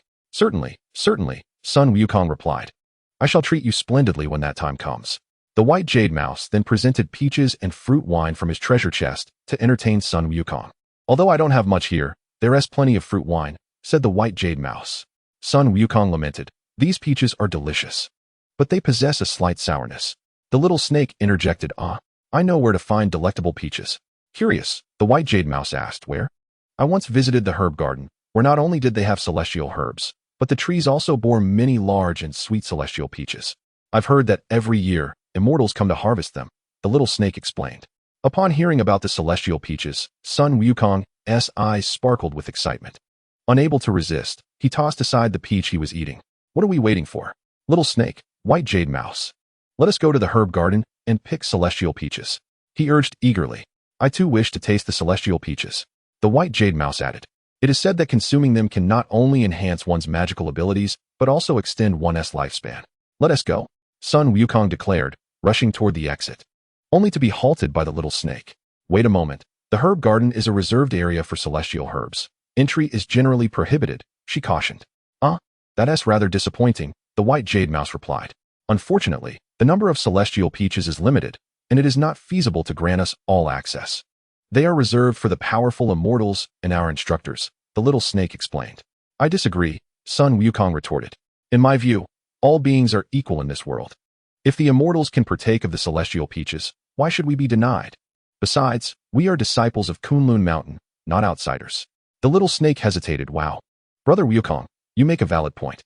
However, the herb garden is overseen by Sister Herb, and we cannot enter. What a pity. What shall we do? The white jade mouse lamented. Sun Wukong, always full of clever ideas, pondered for a moment before devising a plan. Little snake, I have an idea. Just lead the way. He said. All right, let us set off. The little snake replied. Thus, while other students were attending classes, the trio stealthily made their way to the herb garden of the Kunlun Academy. Sun Wukong gazed at the towering walls, stating, although my academic skills are lacking, I can manage a simple transformation, which should suffice. Transform. With a sound effect of transformation, Sun Wukong proclaimed, and with a poof, he transformed into a large bird, leaving the little snake and the white jade mouse utterly astonished. Little snake, wow, Brother Wukong, you are truly remarkable. Baiyu Mouse exclaims, so cool, so amazing. Sun Wukong, proud. This is nothing. Once I have fully mastered the 72 transformations, I shall transform into whatever I desire. Why are you still standing there? Hurry, climb onto my back. I shall carry you both into the sky. Little snake and Baiyu Mouse ascended onto the back of the great bird, and Sun Wukong spread his wings and took flight. Initially, he swayed precariously, nearly causing Little Snake and Baiyu Mouse to tumble off. Little Snake and Baiyu Mouse, alarmed, Finally, they steadied themselves, and Sun Wukong circled in the air twice before swiftly locating the peach tree within the 100 herb garden. The tree was lush and verdant. Its crimson peaches nestled beneath the emerald leaves, appearing and disappearing tantalizingly. The glistening celestial peaches nearly made Sun Wukong drool. As Sun Wukong landed beneath the peach tree, Little Snake and Baiyu Mouse immediately hopped down. Transformation sound effect, just as Sun Wukong returned to his original form. He eagerly climbed the peach tree and plucked a magnificent celestial peach. Sun Wukong, delighted, today I shall feast to my heart's content. He then tossed the peach to Little Snake below, who reached out to catch it and savored it with great delight. There were so many peaches that Sun Wukong found it hard to choose, so he simply leaned forward and took a bite. Sun Wukong sweet. So sweet. But even peaches can be consumed in excess. Baiyu Mouse suggested, Wukong, let us explore over there. Perhaps there are other celestial fruits. Little Snake, I know. There's a cherry tree and a plum tree behind us. Sun Wukong leaped down from the peach tree, and the three of them hurried towards the cherry tree. Thus, the trio indulged until their bellies were full. Meanwhile, at the Golden Light Taoist temple, Nezha was anxiously waiting for Little Snake and Sun Wukong to return for class. TAIBAIJINXING noticed Nezha's restless demeanor as he kept glancing around, appearing deeply troubled, so he approached him. TAIBAIJINXING Nezha. Nezha, startled, Teacher, I am here. TAIBAIJINXING, kindly Nezha, please demonstrate the water control technique I just taught. Nezha had not paid attention during the lesson and could not recall the incantation. Standing there in confusion, Crab Xiaobao and Hong Yu could only watch anxiously. Consequently, Nezha randomly recited an incantation, but the water from the bucket did not rise. Instead, the wooden bucket toppled over, spilling its contents everywhere. TAIBAIJINXING. Oh no, my foot bath water is gone. I was saving it for tonight. Comedic sound effect, crab xiaobao. Dumbfounded, what? It was foot bath water? I just poured some into my cup and took a sip. Ugh. The disciples burst into laughter. Huh. Crab xiaobao drank the teacher's foot bath water. TAIBAIJINXING then called Nezha aside to a more private area. Nezha, inattentive during class, seemed lost in thought. Could someone enlighten the teacher about the matter at hand? With a resigned sigh, Nezha conveyed the truth to his instructor. Teacher, due to the incident involving the lizard spirit, I no longer wish to befriend the little snake, and I have declined his invitation. Now he has gone to the Celestial Academy with Sun Wukong and has yet to return. I wonder if he is angry with me. Upon hearing Nezha's words, Master Tai burst into hearty laughter, which only served to irritate Nezha. Do not mock me. What is there to find amusing? Nezha retorted. Allow me to illustrate. Master Tai replied. If your father were to punish you, would you take your anger out on your mother? Of course not. It was my father who struck me. Why would I blame my mother? Nezha countered. Precisely, Master Tai affirmed. The lizard spirit is one entity, while the little snake is another. The wrongdoing of one does not implicate the other. It is unjust to direct your ire towards the innocent little snake. As Master Tai concluded his explanation, a light dawned upon Nezha. He realized that displacing his anger was misguided and suddenly felt an overwhelming urge to apologize to the little snake. Very well, teacher. I understand my mistake. I shall seek out the little snake and express my apologies. Indeed, you are my student. Recognizing your faults is commendable, Master Tai replied with satisfaction. Just as Nezha was about to head to the Celestial Academy to find the little snake and Sun Wukong, Sister Baiguo approached, carrying a basket. A delightful aroma wafted through the air, and Nezha could not help but peek over. Sister, where did you procure these peaches? He inquired excitedly. These celestial peaches were freshly picked from the 100 Fruits Garden, meant for the teachers of Kunlun Mountain to savor, Sister Baiguo replied, offering one to Master Tai. Nezha gazed longingly, nearly salivating at the sight. Teacher, may I have one to taste? Nezha pleaded. Certainly, but you must obtain it yourself, Master Tai responded. With a flick of his fingers, he chanted a spell, causing the peaches to soar from the basket in a flurry. Nezha leaped, reaching for them. But they danced just out of his grasp, as if they had a mind of their own. Master Tai chuckled, teasing Nezha. Nezha, cease your jumping. Your drool is flinging about like rain. Annoyed, Nezha halted. Why must his teacher tease him? Suddenly, a thought struck him. Perhaps this was a test. Calming himself, he quietly employed his skill in object manipulation. One peach, under his command, zipped through the air and landed safely in his outstretched hand. Excellent. Well done, Master Tai exclaimed. Sister Baiguo, Nezha said joyfully, the peach I earned through effort is mine to keep. Indeed, Nezha, enjoy it without reservation, Sister Baiguo replied. The peach was utterly divine, and in mere moments, Nezha had devoured it. He gazed longingly at the few remaining peaches. Sister Baijiao, might I have the last 3 peaches? I have 2 friends who would also like to partake. I'm afraid that one tea be possible, replied Sister Baijiao, her brow furrowed. These 2 peaches are meant for Teacher Wang Kaixian. Nezha, interjected TAIBAIJINXING. There should still be plenty of peaches on the trees in Baijiao Garden. Why not accompany Sister Baijiao to gather some? Thank you, Master. Nezha exclaimed joyfully. Sister Baijiao, she continued, please ensure these 2 peaches are delivered to Teacher Wang Kaixian. I shall take Nezha to pick peaches. With that, Nezha followed Sister Baijiao to the Baijiao Garden. However, upon arriving at the peach trees, they were met with a shocking sight.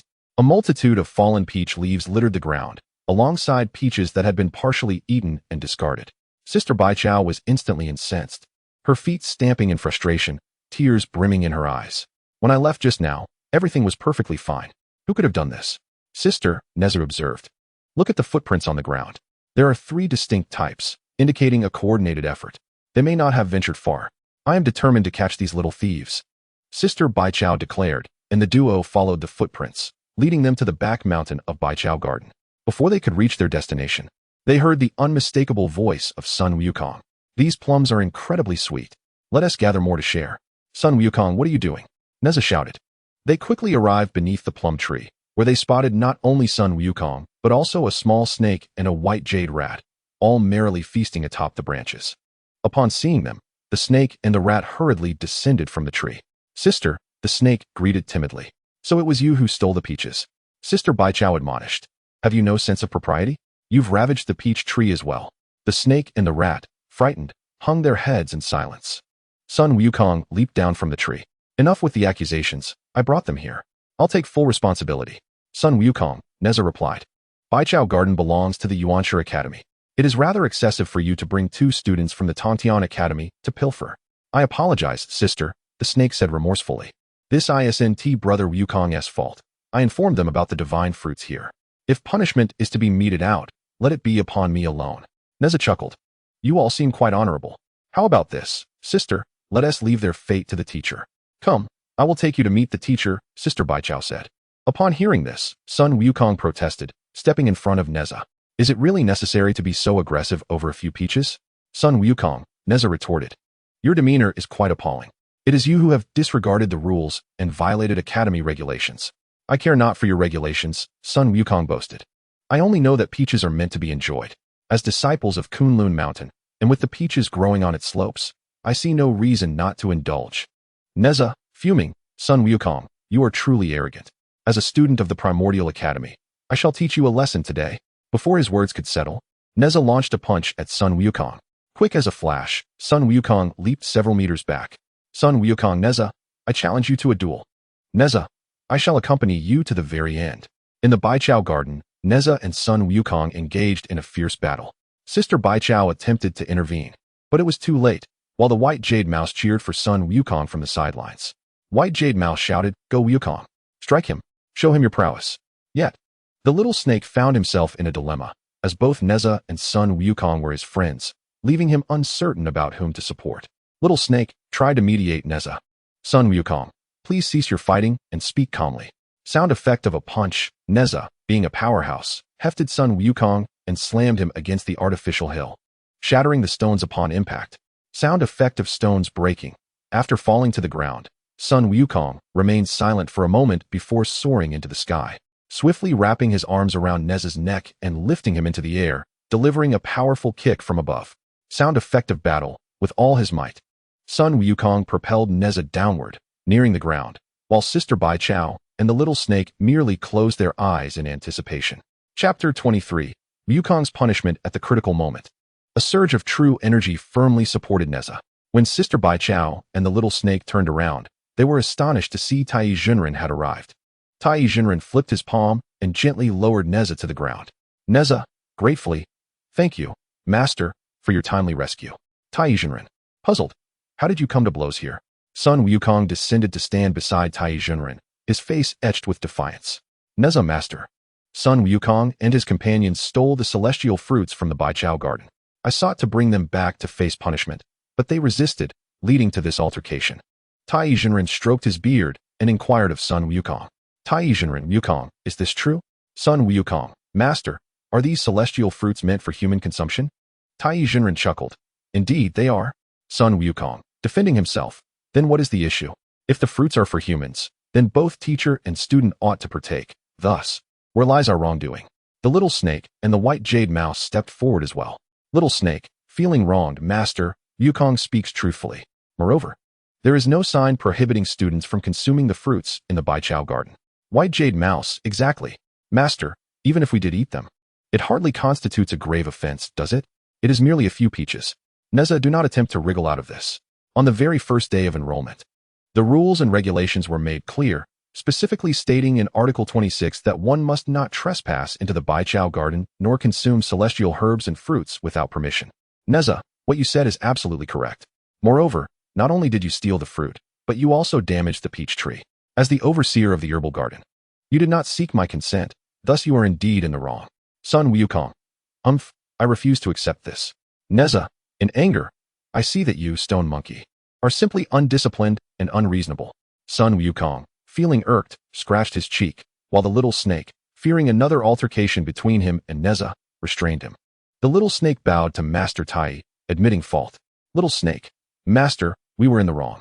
However, with the monthly assessment approaching, we consumed the celestial fruit to enhance our powers and strive for good results, with no ill intentions. Having listened to the students' justifications, Master Tai surmised that Sun Wukong and his companions had merely acted on impulse in their fruit theft, which was not a grave error, yet they had violated school rules. Thus, he could not show favoritism. Master Tai, very well, here is the decision. Since Sun Wukong has just arrived at the Primordial Academy, and considering it is their first offense, I shall impose a lighter punishment. Nezha, I previously advised you not to engage in fights with your peers. You remain too impulsive. Nezha, understood, Master. Sun Wukong, Master, what punishment shall we face? White Jade Mouse, Master, I beseech you to be lenient. Master Tai chuckled. You three have damaged the peach tree and several celestial herbs. By sunset today, you must tidy up and restore order.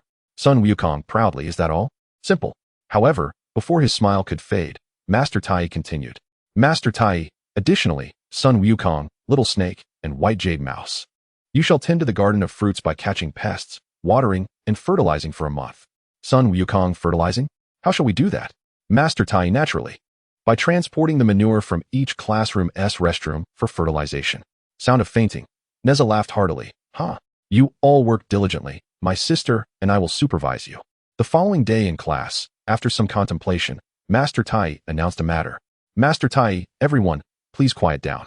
This year, our Primordial Academy has welcomed 18 students. The largest cohort to date. To facilitate management, we have decided to implement a class committee system. Upon hearing this, the students immediately began to chatter. Catfish spirit. How peculiar. With a class committee, we want to have as much freedom. Silverfish spirit. Hey, who says otherwise? Without teachers, the class committee will be overseeing us. It's going to be quite a challenge. Master Tai, everyone, please be quiet and listen. With the class committee in place, you can directly approach them for assistance with any difficulties or uncertainties, making things much more convenient than before. Red Jade. Master, how shall we elect the class committee? Master Tai, we will elect one class leader, one discipline officer, one academic officer, and one life officer. Nezha, Master, could you elucidate the primary responsibilities of these committee members for everyone? The esteemed leader, TAIBAIJINXING, is responsible for overseeing all affairs, organizing activities for everyone, conveying the teacher's requirements, and assisting in managing the students. Naturally, he must also set an exemplary example for all. Is there anyone willing to recommend themselves? After listening, the group engaged in further discussion, yet no one stepped forward. Xie Xiaobao, your idol, I believe you are capable, remarked one. Isn't the class leader the most significant figure aside from the teacher? Inquired Nezha. One could say that, but it is also the most arduous role, replied Hongyu. Nezha chuckled, relishing the opportunity to challenge himself, having promised his father to perform admirably. Thus, he raised his hand high. Teacher, I would like to recommend myself. I wish to become the class leader. All eyes turned to Nezha, some in agreement, while others shook their heads. Unexpectedly, Sun Wukong also stood up. Teacher, I too wish to be the class leader. As both Sun Wukong and Nezha aspired to the position, the students quickly divided into two factions. I support Nezha. As his magical prowess is unparalleled, and his potential is extraordinary, he will undoubtedly elevate the Yuan Shi Academy to new heights, declared Xie Xiaobao. I support Sun Wukong, countered Yujing. Sun Wukong is an immortal stone monkey, capable of riding clouds, destined to master 72 transformations, having traversed both the heavenly realm and the underworld. We all prefer to follow the strongest. But Sun Wukong does not abide by the rules, protested Xie Xiaobao. Yet Nezha can also be quite mischievous, retorted Yujing.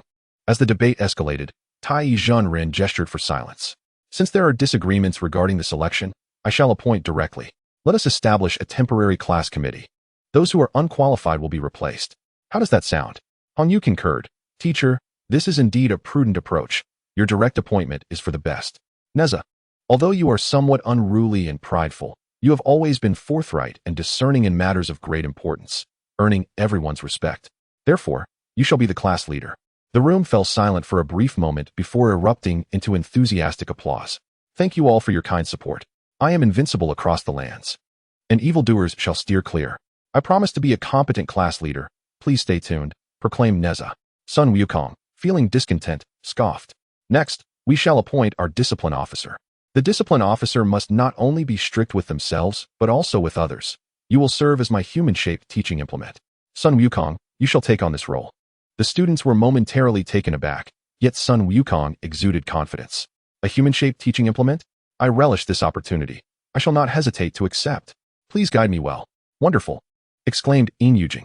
She possesses vast knowledge of both celestial and terrestrial matters, famously known as the walking encyclopedia. Our learning officer is none other than Hongyu. Cheers erupted from the crowd. This is splendid. Well deserved. Xie Xiaobao eagerly added. Teacher, may I serve as the life committee officer? TAIBAIJINXING, observing the enthusiasm of Xie Xiaobao, nodded in agreement. Xie Xiaobao, managing the life committee is quite a demanding task, as it involves attending to the daily needs of our fellow students. along with the maintenance of desks and chairs, among other responsibilities. I assure you, esteemed teacher, Xie Xiaobao replied confidently, do not be misled by my form as a crab. I possess a myriad of skills, including the ability to repair items. Thus, the new class committee of Yuanshi Academy was formed. Let us anticipate their performance. Chapter 24. Establishment of the Morality and Etiquette course. As dawn broke over Kunlun Mountain, the sound of 3 long and 1 short bell reverberated, startling flocks of birds into flight. Within the dormitory, Nezha was roused from his slumber by the commotion. Rubbing his eyes, he glanced outside, realizing that dawn had yet to arrive. What is happening? Nezha inquired. Why the bells? Did you not hear yesterday? Xie Xiaobao responded. Our esteemed leader, Patriarch Junhong, has summoned a meeting. Taishang Laojun, Yuanshi Tianzuan, and Tongtian Jiao Master have all been called to attend. Upon hearing this, Nezha's drowsiness vanished. The gathering of such eminent figures surely signified a momentous event. It seems rather urgent, Nezha remarked curiously. I wish to partake in the excitement. As he began to rise, Xie Xiaobao swiftly restrained him. Idle, this is not an affair for us to join. They are the heads of their respective academies. Far beyond the reach of mere disciples like us, Xie Xiaobao urged anxiously. How disappointing, Nezha sighed. I have yet to see them and merely wish to observe. Huh. That's easily remedied, Sun Wukong chimed in, having awakened unnoticed. He leaned in suddenly, startling both Nezha and Xie Xiaobao. Shoo, do not let the other students hear. Xie Xiaobao whispered. Sun Wukong, do not forget you are the discipline committee member. How can you knowingly break the rules? Sun Wukong scoffed. Oh please. Nezha is the class monitor. I merely wish to contemplate, not to truly go, Nezha replied softly. If you choose not to attend, I shall go, Sun Wukong declared. Hearing this, Nezha could no longer contain his curiosity and hurriedly donned his attire. Xie Xiaobao watched in astonishment. Idle, you truly intend to go? Xie Xiaobao asked. Indeed. Since I cannot return to sleep, you stay behind. I will scout the situation, Nezha resolved. Thus, Sun Wukong and Nezha stealthily exited the dormitory. As they walked, Nezha abruptly halted. I believe we ought to disguise ourselves, he suggested. Disguise? You've come to the right person. I excel in that, Sun Wukong replied. In the grand hall atop Kunlun Mountain, Patriarch Junhong sat at the forefront. Below the steps, Taishang Laojun, Yuanshi Tianzuan, and the Tongtian Jiao Master sat solemnly, awaiting the Patriarch's address. During my absence, I have heard of several unusual occurrences at Kunlun Academy. Who among you will provide a detailed account? Patriarch Junhong inquired. Allow me to speak first, esteemed Patriarch, the Tongtian Jiao Master offered. In our academy, the lizard spirit pilfered the sacred Lingji herb from the lousy academy, with intentions of consuming it. Midway through this nefarious act, he was discovered by Nezha of the Yuanshi Academy. Yet the lizard spirit sought to eliminate him to silence his knowledge. The venerable Junhong, having once wreaked havoc in a region, was subdued by the primordial celestial master and subsequently sought refuge at Tongtian Academy, only to find that his malevolent tendencies remained unbridled. The Tongtian master remarked that the lizard spirit's attempt to harm his fellow disciples was thwarted, and he had already faced severe punishment. Junhong instructed that the lizard spirit be closely monitored, as it is our duty to educate the students. Tongtian pledged to remember this directive. Unbeknownst to them, 2 geckos stealthily entered through the main entrance, one plump and white, the other covered in fur, who were none other than Nezha and Sun Wukong. They climbed along the wall into the hall, eavesdropping on Junhong's meeting while occasionally communicating telepathically. Nezha, with pride, thought, did you hear that? It was I who rescued the Lingji child from peril. Sun Wukong replied mentally, I just heard that the lizard spirit attempted to harm a fellow disciple. Was that you? Nezha affirmed, indeed, he wished to kill me to keep his actions secret. Sun Wukong teased, how is it that you cannot even best a single lizard spirit? Nezha retorted, silence, your chatter is excessive. Observing Nezha's discomfort, Sun Wukong ceased his jibes, recognizing that Nezha's potential would undoubtedly lead him to greatness, becoming an invincible warrior both in the heavens and on earth. Junhong inquired about matters beyond the lizard spirit, questioning whether the disciple of Patriarch Bodhi, Sun Wukong, had also joined their academy. The primordial celestial master confirmed this, stating, indeed, Sun Wukong sprang forth from a crevice in a stone, creating quite a commotion that startled even the Jade Emperor. This stone monkey, having absorbed the essence of heaven and earth, is a rare spirit. Though he possesses a mischievous nature and acts impulsively, lacking discipline. The Tongtian master suggested, if you find fault with Sun Wukong, why not send him to our Tongtian Academy? The primordial celestial master chuckled. Ah, do not trouble yourself, esteemed Tongtian master. While Sun Wukong may be unruly, his heart is not wicked. Recently, he merely succumbed to temptation, joining the serpent and rat spirits of Tongtian Academy to pilfer celestial fruits from the herb garden. This is not a grave matter, merely a lack of understanding of the rules.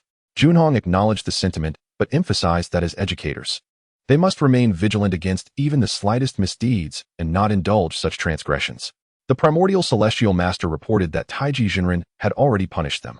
Junhong nodded thoughtfully for a moment before proposing, given the multitude of students recruited from Kunlun Mountain this year, it is inevitable that many will disregard the rules. Therefore, we shall establish a course on ethics and etiquette. At that moment, the silent Taishang Laojun spoke up. Esteemed ancestor, your assertion is flawed. Despite the influx of students this year, our lousy academy remains at a standstill. Sound of laughter. Nezha's inner thoughts. I originally intended to apply to the Taoist Academy, but the entrance requirements are exceedingly high, and I inadvertently failed. Sun Wukong's inner thoughts. Dismissively. Haha. If it were me, I would undoubtedly gain admission. Nezha's inner thoughts. You are merely boasting. Jianhong Laozu. Master, the enrollment at the Taoist Academy has dwindled. It would be prudent for you to revise the evaluation criteria, lest your institution merge with the primitive academy. Taishang Laojun. Understood. I will take heed. Jianhong Laozu. Since we have resolved to establish a course on ethics and etiquette, who would be suitable to teach this class? Do you have any candidates in mind? Tongtian Jiaozhu. How about I take on the role? Both Taishang Laojun and Yuanshi Tianzuan shook their heads in unison. Both inappropriate, indeed. Jianhong Laozu. You cannot even manage your own academy, which is in disarray. Do not concern yourself with this matter, as you lack credibility. Taishang Laojun. However, our academy has only 3 instructors, all of whom specialize in advanced spells and hold themselves in high regard. It is likely that none would be willing to assume the role of an etiquette teacher. Jianhong Laozu. Yuanshi Tianzuan. Do you have anyone to recommend? After a moment of contemplation, Yuanshi Tianzuan's face broke into a smile. Yuanshi Tianzuan, as it happens, I do have a candidate. Among my disciples, there is one whose magical prowess is rather lacking, yet he possesses a gentle temperament, compassion, patience, and empathy. I believe he would be the most fitting choice. Jianhong Laozu. You are not referring to Jiang Zia, are you? Yuanshi Tianzuan. Indeed, I speak of Jiang Zia. Chapter 25. The new teacher Jiang Zia. Who is this Jiang Zia? He is a disciple of Yuanshi Tianzuan, yet among the numerous apprentices, he is the most mediocre in talent and skill. Nonetheless, Jianhong Laozu wishes to meet him. Jianhong Laozu. Send him a message to come to the main hall. Thus, Yuanshi Tianzuan recited an incantation for Jiang Zia. Soon, Jiang Zia hurriedly arrived, breathless and drenched in sweat. Jiang Zia, I pay my respects to the ancestor and all esteemed masters. Jianhong Laozu. Jiang Zia. We intend to offer a course on ethics and etiquette for our students and would like to invite you to be the instructor. What are your thoughts on this? Upon hearing this, Jiang Zia shook his head vigorously, his face reflecting refusal. Jiang Zia's rejection. No, ancestor.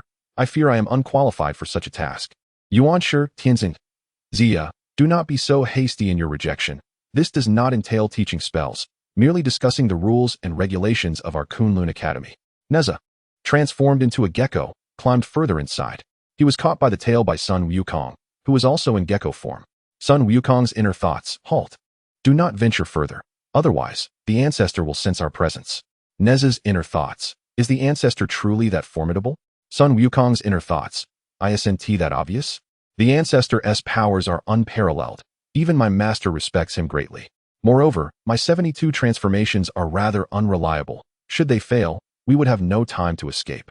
Nezha's inner voice. Ultimately, it is your meager skills that are to blame. In a fit of anger, Sun Wukong fiercely gripped Nezha's tail and severed it. Sound of tearing. A gecko can shed its tail to evade danger, and Nezha felt no pain. He simply turned around, raised his claws, and engaged in a fierce battle with Sun Wukong against the wall. Unbeknownst to them, they had chased each other into the grand hall. Meanwhile, Jiang Zia was still reluctant. Jiang Zia in distress. Master, my skills are lacking. I worry that the students will not respect my authority. Many of these students are peculiar creatures, and should anything go awry, they might even turn on me. Sound of laughter. Yuanshi Tianzun shook his head in exasperation, extending his hand to pluck a willow branch from outside. He chanted incantations, and the willow branch emitted a radiant white light, transforming into a teaching rod. Yuanshi Tianzun. This branch of willow in my hand, also known as the branch of heavenly and earthly enlightenment, possesses inherent magical power. It grows stronger in the face of adversity and can change form at will. Should any student dare to defy you, use this branch to discipline them. As Yuan Shi Tianzun spoke, he handed the branch of heavenly and earthly enlightenment to Jiang Zia, who received it. Jiang Zia, wielding a rod daily would be rather intimidating. I prefer to persuade with reason. Perhaps it could transform into a bracelet instead. No sooner had he spoken than the branch of heavenly and earthly enlightenment, indeed sentient, transformed in the blink of an eye into a verdant bracelet that coiled around Jiang Zia's wrist. Observing the rod's remarkable sentience, Jiang Zia suddenly felt a surge of confidence. Jiang Zia in delight, Master, thank you for this rod. Yuan Shi Tianzun. Then, why not test its power? Jiang Zia in worry. How shall I do that? Just then, two loud thuds echoed as two figures fell from the wall of the grand hall to the ground. Sound of objects falling. Several masters turned to see two students sprawled on the floor. They were none other than Nezha and Sun Wukong. Nezha and Sun Wukong quickly scrambled to their feet and obediently stood aside. Nezha and Sun Wukong in unison greetings, ancestor and master. Jiang Zia approached with a smile. Although he had never met these two students, he had long heard of their illustrious names. Jiang Zia, this robust child must be Nezha, correct? Nezha indeed. It is I, Jiang Zia, and this must be the esteemed disciple of Patriarch Bodhi, Sun Wukong? Sun Wukong, you are correct. Jiang Zia, heavenly and earthly enlightenment. Jiang Zia summoned the recently acquired branch of heavenly and earthly enlightenment, which detached from his wrist and transformed into a rod that instilled fear in countless students. Nezha and Sun Wukong embraced tightly, trembling at the sight of the rod. Jiang Zia, what brings you here while the masters are in session? Nezha's voice, although it was that mischievous Sun Wukong who brought me here, as the class monitor, I cannot shirk my responsibility. Nezha loudly, I apologize. It was I who asked Sun Wukong to accompany me to eavesdrop on the meeting.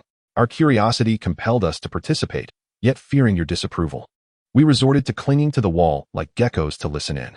Sun Wukong involuntarily cast a glance at Nezha, expecting him to cast all the blame upon himself, but was taken aback when Nezha took it upon himself instead. For the first time, he felt genuinely moved. Upon hearing Nezha's words, Jiang Zia not only remained unperturbed but burst into hearty laughter. Jiang Zia, indeed, a child who bravely admits his mistakes is still a good child. Nezha, in trepidation, teacher, will you be our moral education instructor from now on? Will you wield that whip upon us?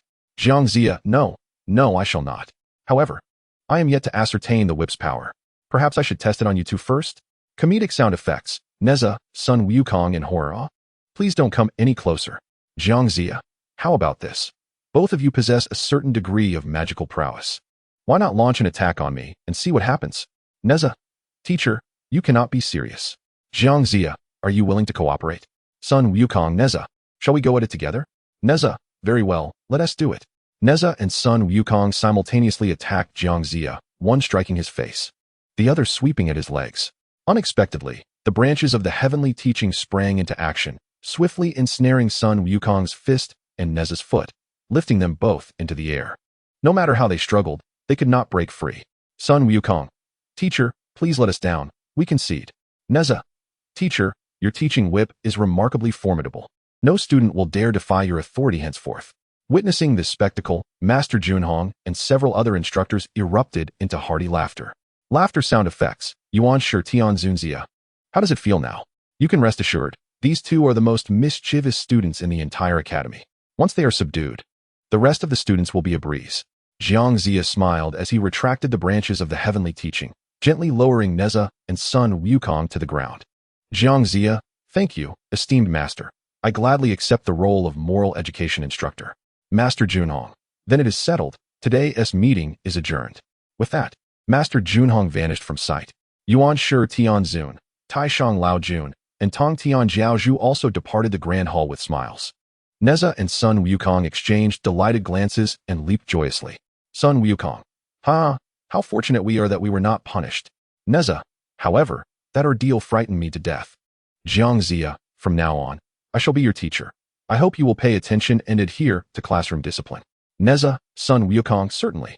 Alas, who could resist the might of his teaching whip? Chapter 26. The rainbow garment within the confines of the forging chamber, vibrant hues danced in the air, enveloping a long-sleeved outer garment. With a flourish of her hands, Hong Yu channeled her energy, and the outer garment gradually transformed into an exquisitely beautiful dress. As she spread her arms wide, the dress gracefully draped over her, and she twirled joyfully. "Fantastic! My rainbow garment has finally been forged," she exclaimed. "However, this is merely the initial stage. Once my magical prowess strengthens, I shall continue to elevate it." At that moment, the door to the forging chamber swung open, revealing none other than Nezha, Sun Wukong, and Crab Little Treasure. They were immediately captivated by the sight of Hong Yu's colorful dress. "Wow, it seems the dress has been upgraded. How does it feel?" Nezha inquired. Crab Little Treasure, curious, asked, "Hong Yu, does this dress possess any functions beyond its aesthetic appeal?" With pride, Hong Yu replied, "This garment, known as the Rainbow Garment, took me 49 days of meticulous forging to complete.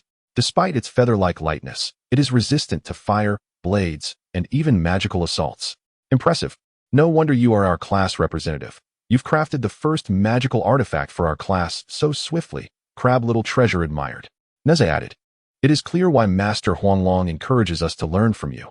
You possess remarkable talent in the art of forging. Come on, Nezha, you should start forging as well," Hong Yu encouraged. Sun Wukong scoffed. "Humph, I have no need for forging. I am invulnerable as I am. Once I master my skills, I shall select a suitable weapon, and none shall stand against me." "I wish to learn," Crab Little Treasure murmured. Sun Wukong retorted, "I believe you are unnecessary. Remember, you have your hard shell to protect you. Personally, I prefer the class on spells. Nevertheless, I believe forging is essential. Many refined artifacts can also serve as weapons," Hong Yu asserted. As the debate continued with no resolution in sight, Nezha stepped between them and raised his hand to call for silence. "How about this? Let Hong Yu demonstrate the prowess of her rainbow garment. Sun Wukong, you shall spar with her, but remember to hold back and avoid causing real harm." "Yes. Everyone claims to be formidable. Let us see you both compete," Crab Little Treasure echoed enthusiastically. Sun Wukong, brimming with confidence, remarked, "Hong Yu, you may wish to concede now." "Humph. No more idle chatter. Let us begin," Hong Yu replied defiantly. With that, Nezha and Crab Little Treasure retreated to the sidelines to observe. Although Sun Wukong's magical abilities were limited, each of his attempts was thwarted by the protective properties of the rainbow garment. He even attempted to scorch the garment with the flames from the forging furnace, but it remained unscathed. In the end, Hong Yu emerged without a scratch. "Bravo! The rainbow garment is indeed impressive," Nezha exclaimed. "I too wish to learn the art of forging," Crab Little Treasure declared. "I, Sun Wukong, am willing to concede. I shall also pursue the study of offensive artifacts in the future," he admitted. At that moment, the esteemed Huang Longjinren and Jiang Zia approached. The two, upon noticing Nezha and his companions, greeted them with warm smiles. Huang Longjinren remarked, "Fortunately, all of you class representatives are present. I have an important announcement to make. Kunlun Academy will introduce a new course on ethics and etiquette, and the esteemed teacher for this course is none other than the illustrious Jiang Zia beside me." The four of them, with utmost respect, replied. Students pay their respects to the teacher. Jiang Zia responded with a cheerful smile. "It is a pleasure to meet all of you." Xie Xiaobao interjected. "This course seems to hold little practical value. I feel it is merely an opportunity for a long nap." Sound of laughter, Huang Longjinren countered. "That is not the case. While this course may not involve combat, it will guide your cultivation, ensuring you do not stray into the wrong path. It is beneficial for your practice, with no drawbacks whatsoever. Moreover, there will be examinations just like in other subjects." Jiang Zia added, "Indeed, I will be conducting assessments." Having witnessed Jiang Zia's prowess, both Nezha and Sun Wukong nodded in agreement. Huang Longjinren continued, "By the way, teacher Jiang Zia possesses a treasured artifact, the Yao Lu teaching branch refined by the Grand Supreme Elderly Lord. Those who misbehave," Xie Xiaobao exclaimed in fear. "Ah, please don't strike me. I promise I won't sleep in class." Sound of laughter. The room erupted with laughter at Xie Xiaobao's adorable antics. Once Jiang Zia departed, Nezha and Xie Xiaobao began experimenting with artifact forging, while Sun Wukong reclined on a bench, casually munching on a banana. After finishing, he carelessly tossed the peel aside. Sound of an object being discarded, he then let out a long yawn. "Ah, you all take your time. Once you finish, wake me up. I shall take a nap first." Sound of laughter, Nezha replied, "Go ahead and sleep. By the time you awaken, we may have succeeded." Sun Wukong responded, "Then I wish you all good fortune." With that, he promptly fell asleep. Nezha felt around his person, finding nothing extra until his fingers brushed against the collar around his neck. It was a gift from Lady Yin at the time of his birth. Removing the collar, he suddenly felt a wave of longing for his mother. "Mother, how are you and father?" Without my mischief, are you both finding life much easier? Nezha spoke softly. Noticing Nezha's emotional state, Xie Xiaobao guessed he was missing his parents and gently patted his shoulder. Don't be sad, idol. You still have us by your side. When the spring festival arrives, we will return home to visit.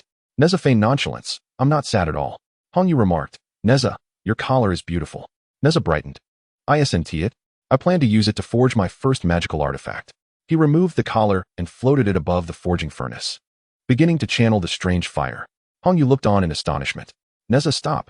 You intend to forge an artifact with the collar? But collars and necklaces cannot be forged. Nezha, undeterred, replied. Humph. I refuse to believe in such superstitions. Hongyu, however, the collar might be forged into an offensive magical artifact. Nezha, excited indeed.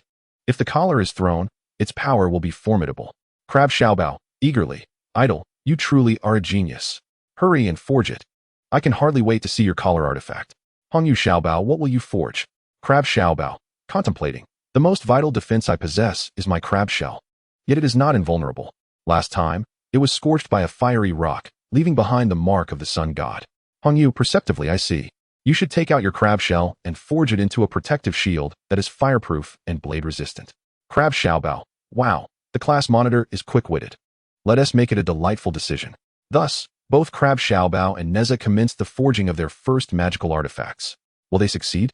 Let us await the outcome. Chapter 27. The Invincible Whirlwind Collar. An hour later, Nezha's collar suddenly erupted with resplendent light. Upon completion, the collar flew into Nezha's hand autonomously. Almost simultaneously, Crab Xiaobao's crab shell also underwent its preliminary upgrade. Nezha, exhilarated, it worked. I didn't expect it to be so simple. Crab Xiaobao, mine is ready too. Hongyu, eagerly, let us go outside and test it to see how effective it is. Sun Wukong was awakened by their commotion, stretched lazily, and joined them.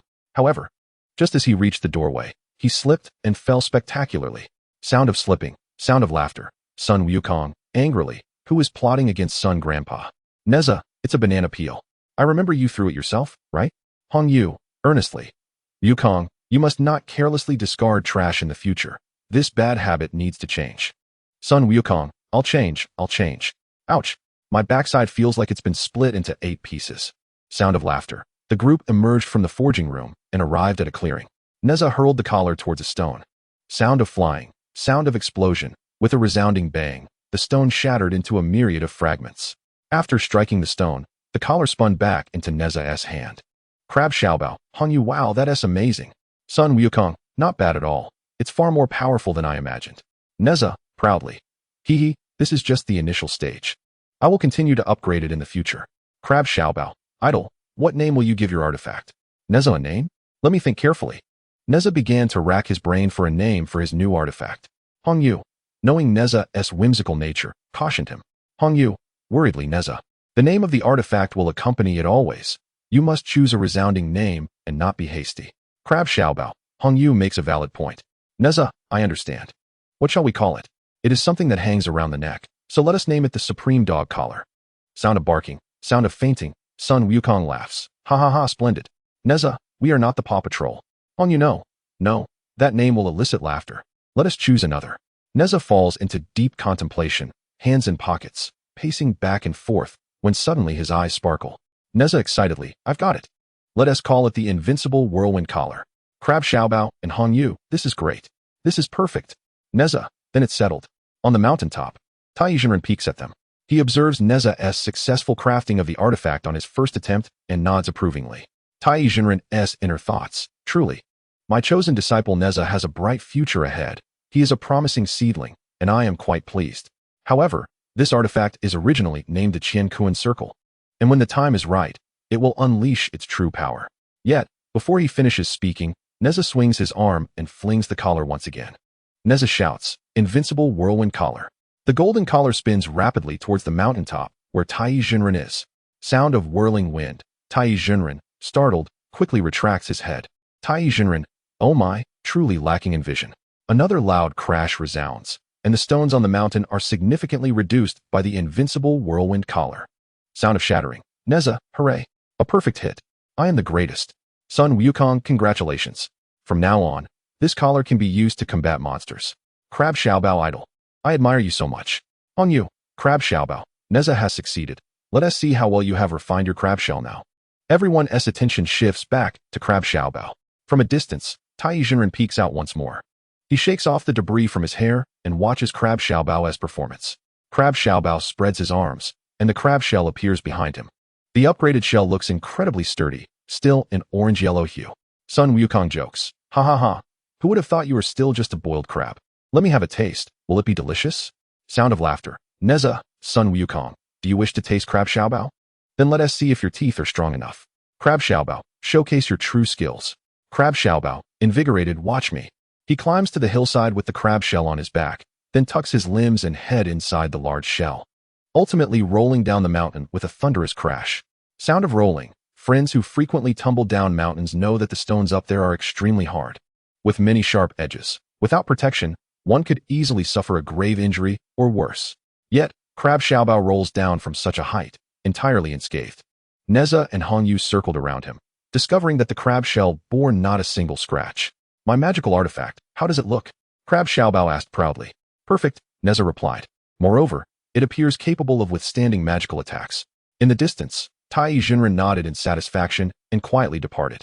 Sun Wukong approached, tapping his finger against Crab Xiaobao's large shell, leaning in for a closer inspection, and indeed, the marks of burns remained. However, enlarged, they resembled the insignia of the sun god, strikingly vivid. Little crab, your shell was scorched last time. While it may not break, what if it faces fire again? Sun Wukong challenged. At this, Crab Xiaobao turned pale with fear. More than falling, he dreaded fire the most. Nezha could no longer tolerate it, and pushed Sun Wukong aside. Step back, monkey, don't frighten him. Otherwise, I shall let you taste the might of my invincible whirlwind circle. Then let us have a duel. Who fears you? Who is the grandson here? Sun Wukong retorted. Hongyu interjected. Oh, must you two always resort to fighting? She gently separated the sword-drawn Sun Wukong and Nezha, advising them with a kind demeanor. Nezha, hold on. Sun Wukong does have a point. Consider this. Crab Xiaobao fears fire the most. If this shell cannot withstand heat, it is indeed inadequate and must undergo further trials. Yes, that is true, Crab Xiaobao agreed. Sun Wukong, I know your intentions are good, concerned for your classmate, yet your words are filled with provocation, easily leading to misunderstandings. Both Sun Wukong and Nezha fell silent, reflecting on their actions and words. Idle, why not test my crab shell with fire? Crab Xiaobao suggested. All right, Nezha replied. He chanted a spell and ignited a torch, while Crab Xiaobao cautiously approached. Everyone gathered around, anxiously watching. The flames scorched the crab shell, yet it remained unscathed and cool to the touch. Crab Xiaobao erupted with excitement, exclaiming, Thank heavens, I have finally succeeded. I shall no longer fear the flames. Congratulations, Xiaobao? Nezha cheered, and the two good friends embraced joyfully. Chapter 28. Nezha suffers an injury in the alchemy class. Huanglong Jinren instructed everyone on potion crafting and assigned a task at the end of the lesson. Your homework for today is to each concoct a potion. When we reconvene, I will check your work alongside Hongyu. As soon as he finished speaking, a chorus of lamentations erupted from the students. I'm doomed. Who knows what I'll end up creating? Exclaimed the catfish spirit. Oh no, now I can't play, Nezha muttered. Let us finish our assignments quickly. Then we can have fun, Crab Xiaobao urged. Those who fail to complete their homework will face punishment, Huanglong Jinren warned. Teacher Sun Wukong, what punishment awaits us? Please enlighten us. That remains a secret, the mysterious Huanglong Jinren replied. After his departure, the group began to engage in animated discussions regarding the elixirs they intended to concoct and the herbs they needed to procure. Hongyu, what kind of elixir do you plan to create? Inquired Nezha. I haven't made up my mind yet. There's no rush. We still have 3 days until the next alchemy class, he responded lazily. In that case, I am in no hurry either. I can just complete the assignment the night before class, Sun Wukong remarked nonchalantly amidst laughter. Hongyu, please don't be too lenient during your checks. Procrastination can be detrimental, urged Xie Xiaobao. As the class monitor, I will diligently review your assignments, Hongyu asserted firmly. But since we are friends, I hope you will show some mercy during the assessment, Xie Xiaobao replied with a hint of concern. No, it is precisely because we are friends that I must uphold strict standards and avoid favoritism, Hongyu replied resolutely. As the students departed, Nezha and Xie Xiaobao spread a mat beneath a tree, resting their heads against one another and closing their eyes, relishing the gentle breeze. Xiaobao, have you decided what you will refine? Nezha inquired. After my last experience with forging, my shell has become hardened. However, have you considered that this is merely a basic defense? I fear it may not withstand a powerful magical artifact, Xie Xiaobao expressed with concern. Indeed, rolling down a mountain or being burned by ordinary fire isn't significantly harmful. Yet, if we were to confront a formidable demon, such a level of defense would be alarmingly fragile, Nezha acknowledged. Sighing, Xie Xiaobao lamented, thus, I wish to refine an internal elixir. By consuming it, I could enhance my strength, and my shell would become even more resilient. Excellent, Xiaobao. I never anticipated your ambition. Today, I see you in a new light. However, whether it is alchemy or forging, one must proceed step by step. No one can achieve great success all at once, Nezha advised. Then I shall first concoct a summer elixir, which will protect me from fiery harm and prevent my body temperature from rising excessively. This way, even if I were to be boiled in water, I would remain unharmed, Xie Xiaobao exclaimed joyfully. Then let it be the summer elixir. Nezha agreed. Without delay, they hurried to the alchemy chamber to commence their preparations. The initial step in alchemy is undoubtedly the gathering of necessary materials. The two rummaged through the herbal rack, searching diligently. Xiaobao, do you remember what ingredients are required for the summer elixir? Nezha asked. Rhino horn, sapphire, and what else? Xie Xiaobao pondered. Oh, niter. Nezha recalled. Yes, Xie Xiaobao affirmed. However, after scouring through all the herbs, they only managed to find rhino horn and leaves, while the sapphire and niter remained elusive. Exhausted, they collapsed onto the ground for a moment, then resolved to explore the back mountain for further possibilities. The back mountain, cloaked in perpetual shade, lacked the lushness of the southern side, prompting Nezha and Xie Xiaobao to sift through the stone heaps in search of their desired ingredients. Suddenly, the white rabbit, startled, bounded away from the grass in front of them. Nezha immediately became intrigued. What an adorable little rabbit. Just the pet I need. I shall catch it and take it home. Are we not already overwhelmed with animals at our academy? That monkey is always jumping around, replied Crab Xiaobao, shaking his head in exasperation as he followed Nezha in pursuit of the rabbit. As the little white rabbit began to flee further, Nezha resorted to a spell to freeze it in place. Freeze.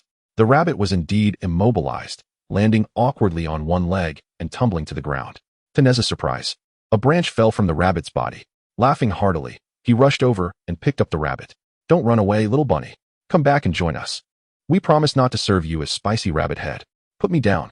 Suddenly, the rabbit spoke, causing Nezha to leap back in astonishment. He hastily released the rabbit and quickly dispelled the spell. Before him stood a girl of similar age to Hongyu. The girl swiftly picked up the fallen branch and concealed it within her sleeve. Ah, so you are a rabbit spirit, Nezha exclaimed in surprise. Mind your own business. How annoying. The girl retorted fiercely. I was presumptuous earlier, mistaking you for an ordinary rabbit, but I truly meant no harm. I apologize, Nezha replied earnestly. Humph. Don't you dare obstruct me. Keep your eyes open next time, the girl snapped back. What manner of speech is that? Nezha has already apologized, Crab Xiaobao interjected. And who are you?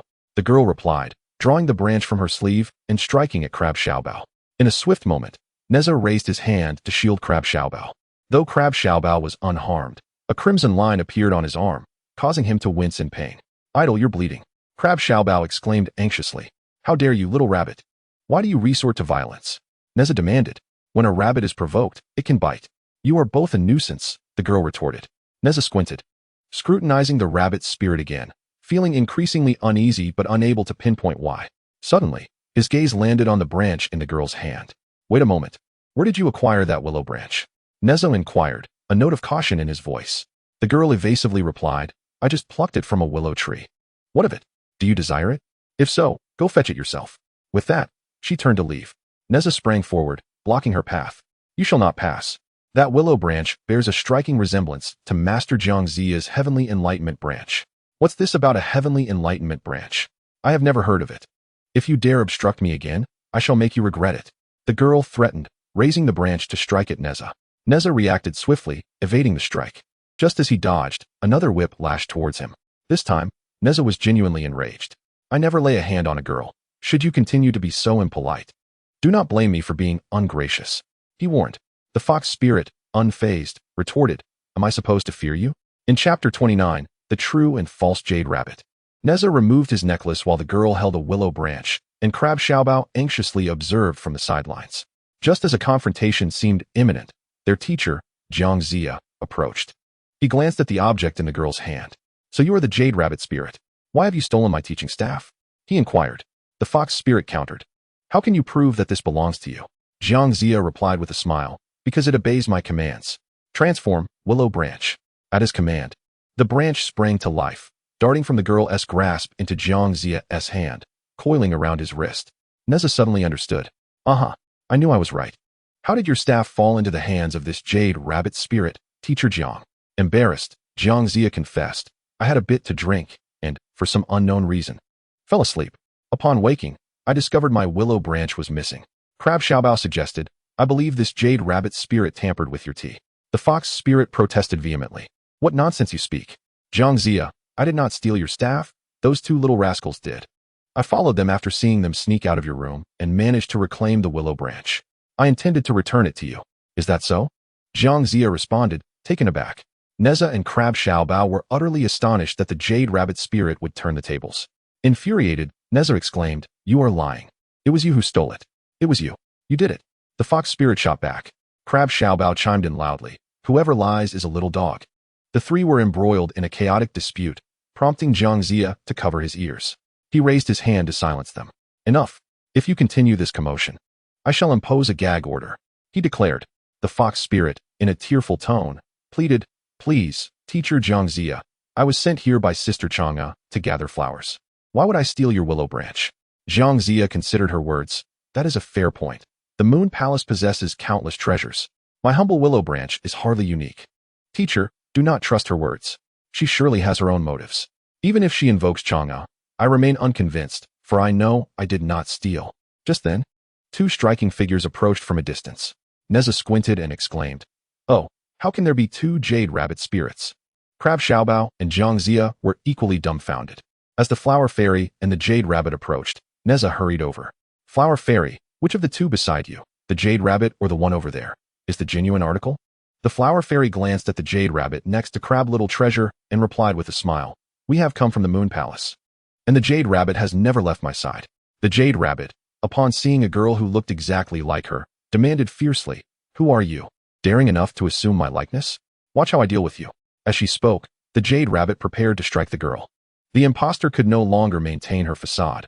With a swift glance, she turned and fled. Where do you think you're going? Nezha shouted, tossing his collar, which soared through the air and struck the false jade rabbit down. Ouch, that hurts. The fox spirit cried out. Such a morally corrupt creature. I shall strip you of your powers, the jade rabbit declared, extending her hand toward the girl. However, Jiang Zia quickly intervened. Hold on, let me inquire. Young lady, who are you? Are you a student of Kunlun Mountain Academy? The fox spirit, trembling, replied, Teacher, I am not a villain. I am a student of the Primordial Academy. Fearing your disciplinary measures, I intended to steal it and hide it. Please forgive me, I meant no harm. Nezha, skeptical, retorted, Huh? You just claimed to be from the Primordial Academy? Such blatant lies. Crab Little Treasure and I are the true students of that institution. Since we are classmates, transform back so we can see your true identity. Yet the girl remained silent, unwilling to reveal her true form. Do not be afraid, the teacher will not punish you. What is your name? Jiang Zia gently coaxed. I am Zhang Fei, stammered the fox spirit. Huh, there is no one by that name in our academy. You are lying. Crab Little Treasure exclaimed. Oh, I must have mistaken it. My name is Chen Hongwan. The fox spirit corrected herself, accompanied by comedic sound effects. That is nonsense. Who would forget their own name? If you do not confess truthfully, I shall force you to revert to your true form. Nezha threatened.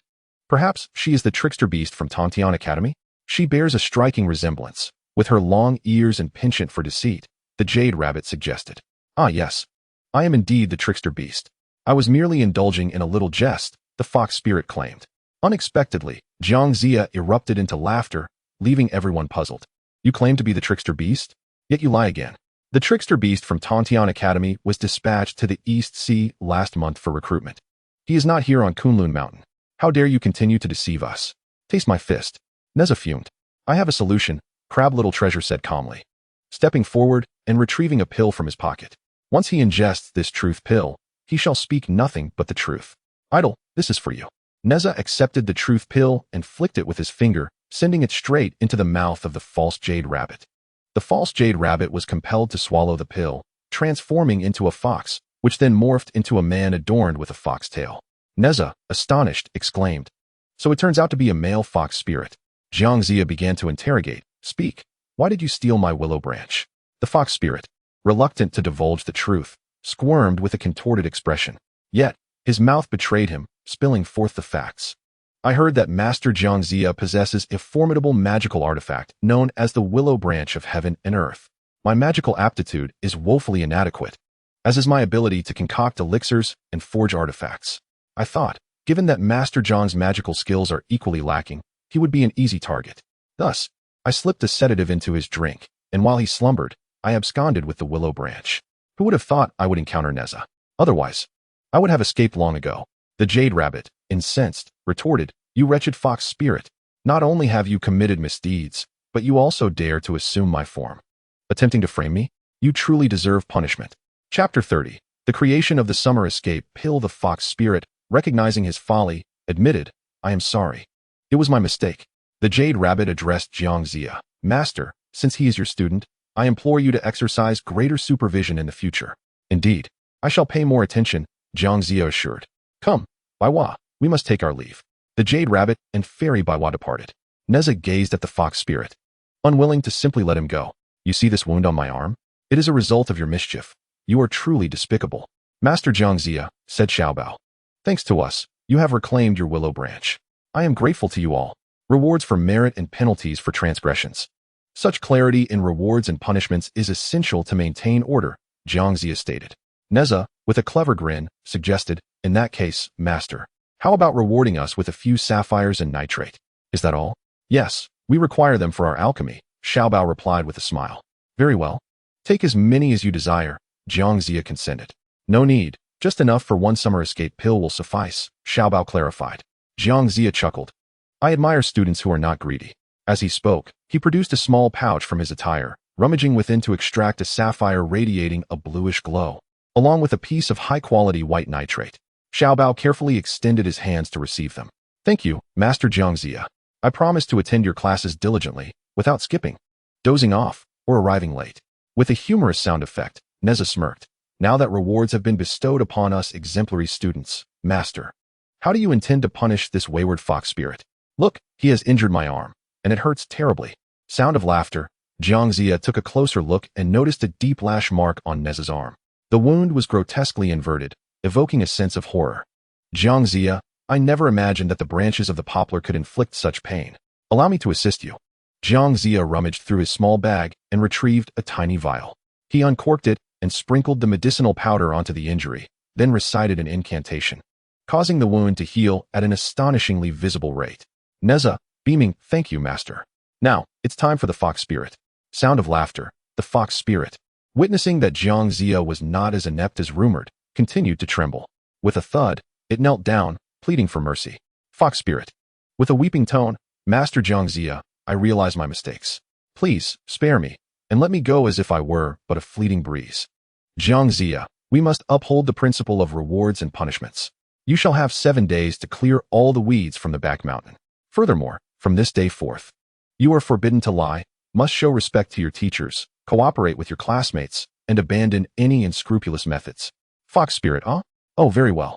Sound of crying. Jiangxia, "Additionally, I will not only teach at the Yuanshi Academy, but also at the Tongtian Academy. You all lack discipline, particularly you. Who shall be my primary focus?" The fox spirit, hearing this, felt utterly dejected and departed from Jiangxia and the others with a sulky expression. Jiangxia once again commended Nezha and the little crab, praising their astuteness. "Jiangxia, finally, I wish you success in concocting the summer elixir. I shall take my leave now." Nezha, little crab, respectfully, "Goodbye, Master." Once Jiangxia was out of sight, Nezha and the little crab clasped hands, exuberantly bouncing with joy. "Nezha, what a serendipitous discovery. It seems fortune has favored us effortlessly." Little crab, indeed. "Otherwise, we may not have known when we would find the sapphire and niter." The two immediately dashed towards the alchemical chamber. Upon arrival, they found a long queue of students already assembled. Sun Wukong and Hong Yu were also among them. Sun Wukong, "Nezha, little crab, come over here." "Nezha, let us stay in line at the back. Cutting in line will only earn us scolding." Sun Wukong glanced at the students behind him and shouted boisterously. Sun Wukong, arrogantly, "Is anyone opposed to letting Nezha go ahead of you? If so, please step forward." Everyone knew Sun Wukong's domineering reputation, and no one dared to speak up. However, Hong Yu could no longer endure the situation. "Hong Yu Wukong, do not forget your role as the discipline officer. You are responsible for maintaining order. How can you be the one to disrupt it? Nezha, haha, Hongyu is right. And as the class monitor, I must set an example. I shall not cut in line. Sun Wukong, resigned. All right, you are both correct. Then I shall stand at the back. With that, Sun Wukong positioned himself between Little Crab and Nezha. Crab Xiaobao was utterly perplexed. Sun Wukong, why have you positioned yourself at the back? He inquired. I am here to gather intelligence on the enemy. Speak quickly. What elixir are you preparing to concoct? Sun Wukong replied. I knew you had no good intentions. We are crafting a summer heat elixir, Nezha retorted. A summer heat elixir? It must be designed to prevent burns and scalds. Quite suitable for crabs, Sun Wukong remarked. Nezha countered, and what about you? What are you planning to brew? Do enlighten us. I am preparing an elixir of immortality, along with one that causes instant demise, Sun Wukong declared proudly. Laughter erupted as Nezha and Crab Xiaobao thought they had misheard, their astonishment palpable. Wukong, you truly are a talent. An elixir of immortality is no simple feat to concoct. And as for your instant demise elixir, isn't that merely poison? Nezha teased. Sun Wukong shrugged dismissively, yet neither of these potions can be tested by the teacher. Crab Xiaobao, puzzled, asked, why can't they be tested? Consider the elixir of immortality. Once consumed, one must wait to see if death ensues. The teacher's class lasts but an hour. Thus the effect cannot be discerned. As for the instant demise elixir, who would dare to consume it? What if they were to perish? The teacher would never return, nor would he dare to find someone to try it. Ha ha ha. I am truly brilliant, Sun Wukong boasted, laughing heartily. Nezha and Crab Xiaobao exchanged bemused glances and shook their heads in disbelief. Suddenly, a catfish spirit posed a provocative question. What if you were to consume both the elixir of immortality and the instant demise elixir simultaneously? Would you live or die? Sun Wukong stumbled at this inquiry, yet nonchalantly got back on his feet. You wield my own words against me. This timeless conundrum is beyond even my wisdom, he confessed, eliciting laughter from Nezha and Crab Xiaobao. Before long, it was Crab Xiaobao and Nezha's turn to concoct potions. They cast the gathered herbs into the cauldron, channeling their energies. They produced the summer heat elixir after the time it takes to burn a stick of incense. With ample ingredients, they crafted 2 potions, one for the teacher to assess and another for testing. A throng of students gathered to witness the spectacle as Crab Xiaobao, in front of the crowd, consumed one of the summer heat elixirs. Instantly, he felt a chilling sensation envelop his body. Nezha, with a pot of boiling water bubbling away, announced, I shall demonstrate boiling crabs for everyone. Those with wealth, please contribute to the cause. Those with influence, lend your support. With that, he placed a battered bowl before him to collect donations. Laughter erupted, and the scene was set for an entertaining performance. Chapter 31, Assignment Review, A Kaleidoscope of Wonders. The students formed a spontaneous circle. The silverfish spirit and the catfish spirit enthusiastically tossed a few coins into the battered bowl on the ground. Crab Xiaobao, please commence your performance, urged the silverfish spirit. Watch closely, everyone, Crab Xiaobao exclaimed. Xie Xiaobao devoured the summer relief pill in one swift motion, and as he began to feel its effects, he approached the large cauldron. The sound of boiling water echoed around them, and steam enveloped the air, hinting at the intense heat that lay within. The crowd held their breath in anticipation, with several young ladies covering their eyes. Nezha shouted, prepare to jump in. With a splash, Xie Xiaobao leaped into the cauldron, sending water splattering everywhere, causing everyone to instinctively retreat. However, after his plunge, an eerie silence followed. Concern filled the air. Xiaobao, are you all right? Hongyu inquired anxiously. Xie Xiaobao, you are truly remarkable for cooking yourself for our enjoyment, Sun Wukong teased, eliciting laughter from the crowd. Suddenly, Xie Xiaobao emerged from the cauldron, his hair drenched, yet wearing a triumphant grin. I'm fine.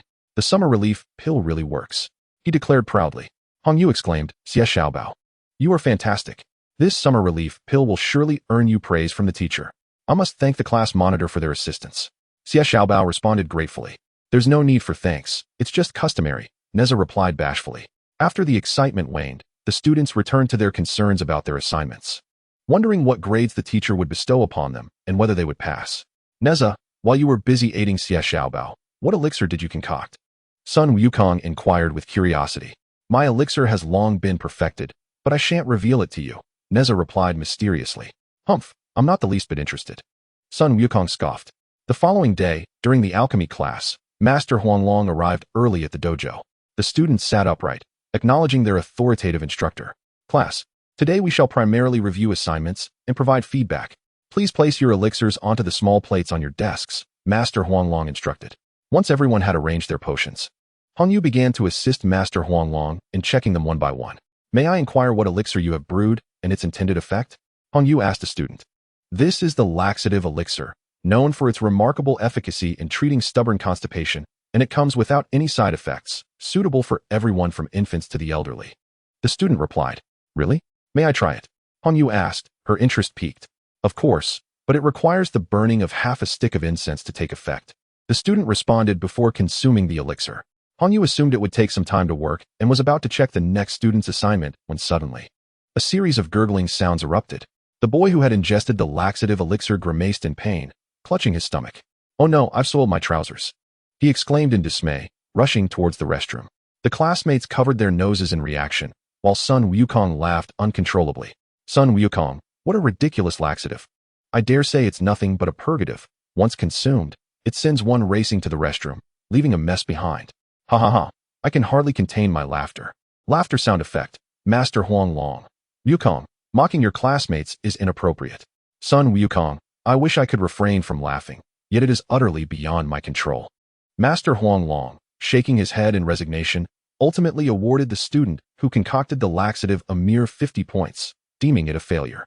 Hongyu proceeded to review the assignments, this time focusing on the water-repelling pill crafted by the silverfish spirit. Silverfish spirit, proudly, I am the silverfish of Taihu Lake, thriving in its waters. Each summer, countless individuals flock to the lake for a swim, leading to many unfortunate drownings. Some bodies are recovered, while others remain forgotten, sinking to the lakebed to nourish the fish.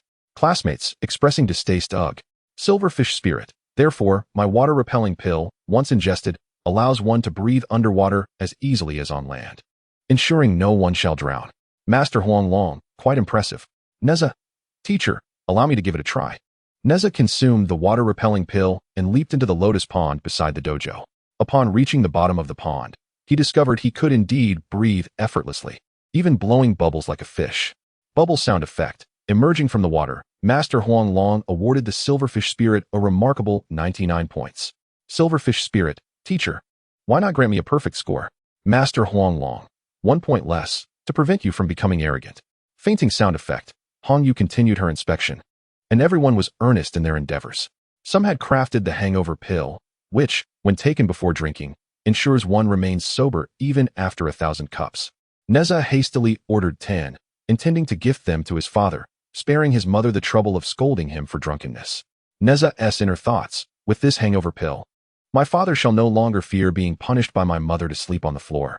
Laughter sound effect. Soon, it was Sun Wukong's turn. His immediate expiration pill, composed of deadly toxins, was deemed a failure by the teacher. As for the elixir of immortality, Master Huanglong took a whiff of its ingredients and consumed it himself. Master Huanglong, I shall conduct my own experiment. I will award you 60 points for now. Sun Wukong, indignant, teacher, what if I were to perish one day while you still live? Would I not be left waiting for my score? Laughter sound effect, Master Huanglong, in that case, let it be limited to 1,000 years. Nezha was the last to present. He unveiled his painstakingly crafted Joyful Freedom Pill. Hongyu Joyful Freedom Pill? What sort of dubious concoction is this? Nezha explained. Once consumed, my Joyful Freedom Pill renders one impervious to pain from beatings, promotes swift healing from injuries, and even transforms harsh words from parents into compliments. With just one can feel blissful and carefree, as if a celestial being, untouched by thunderous wrath.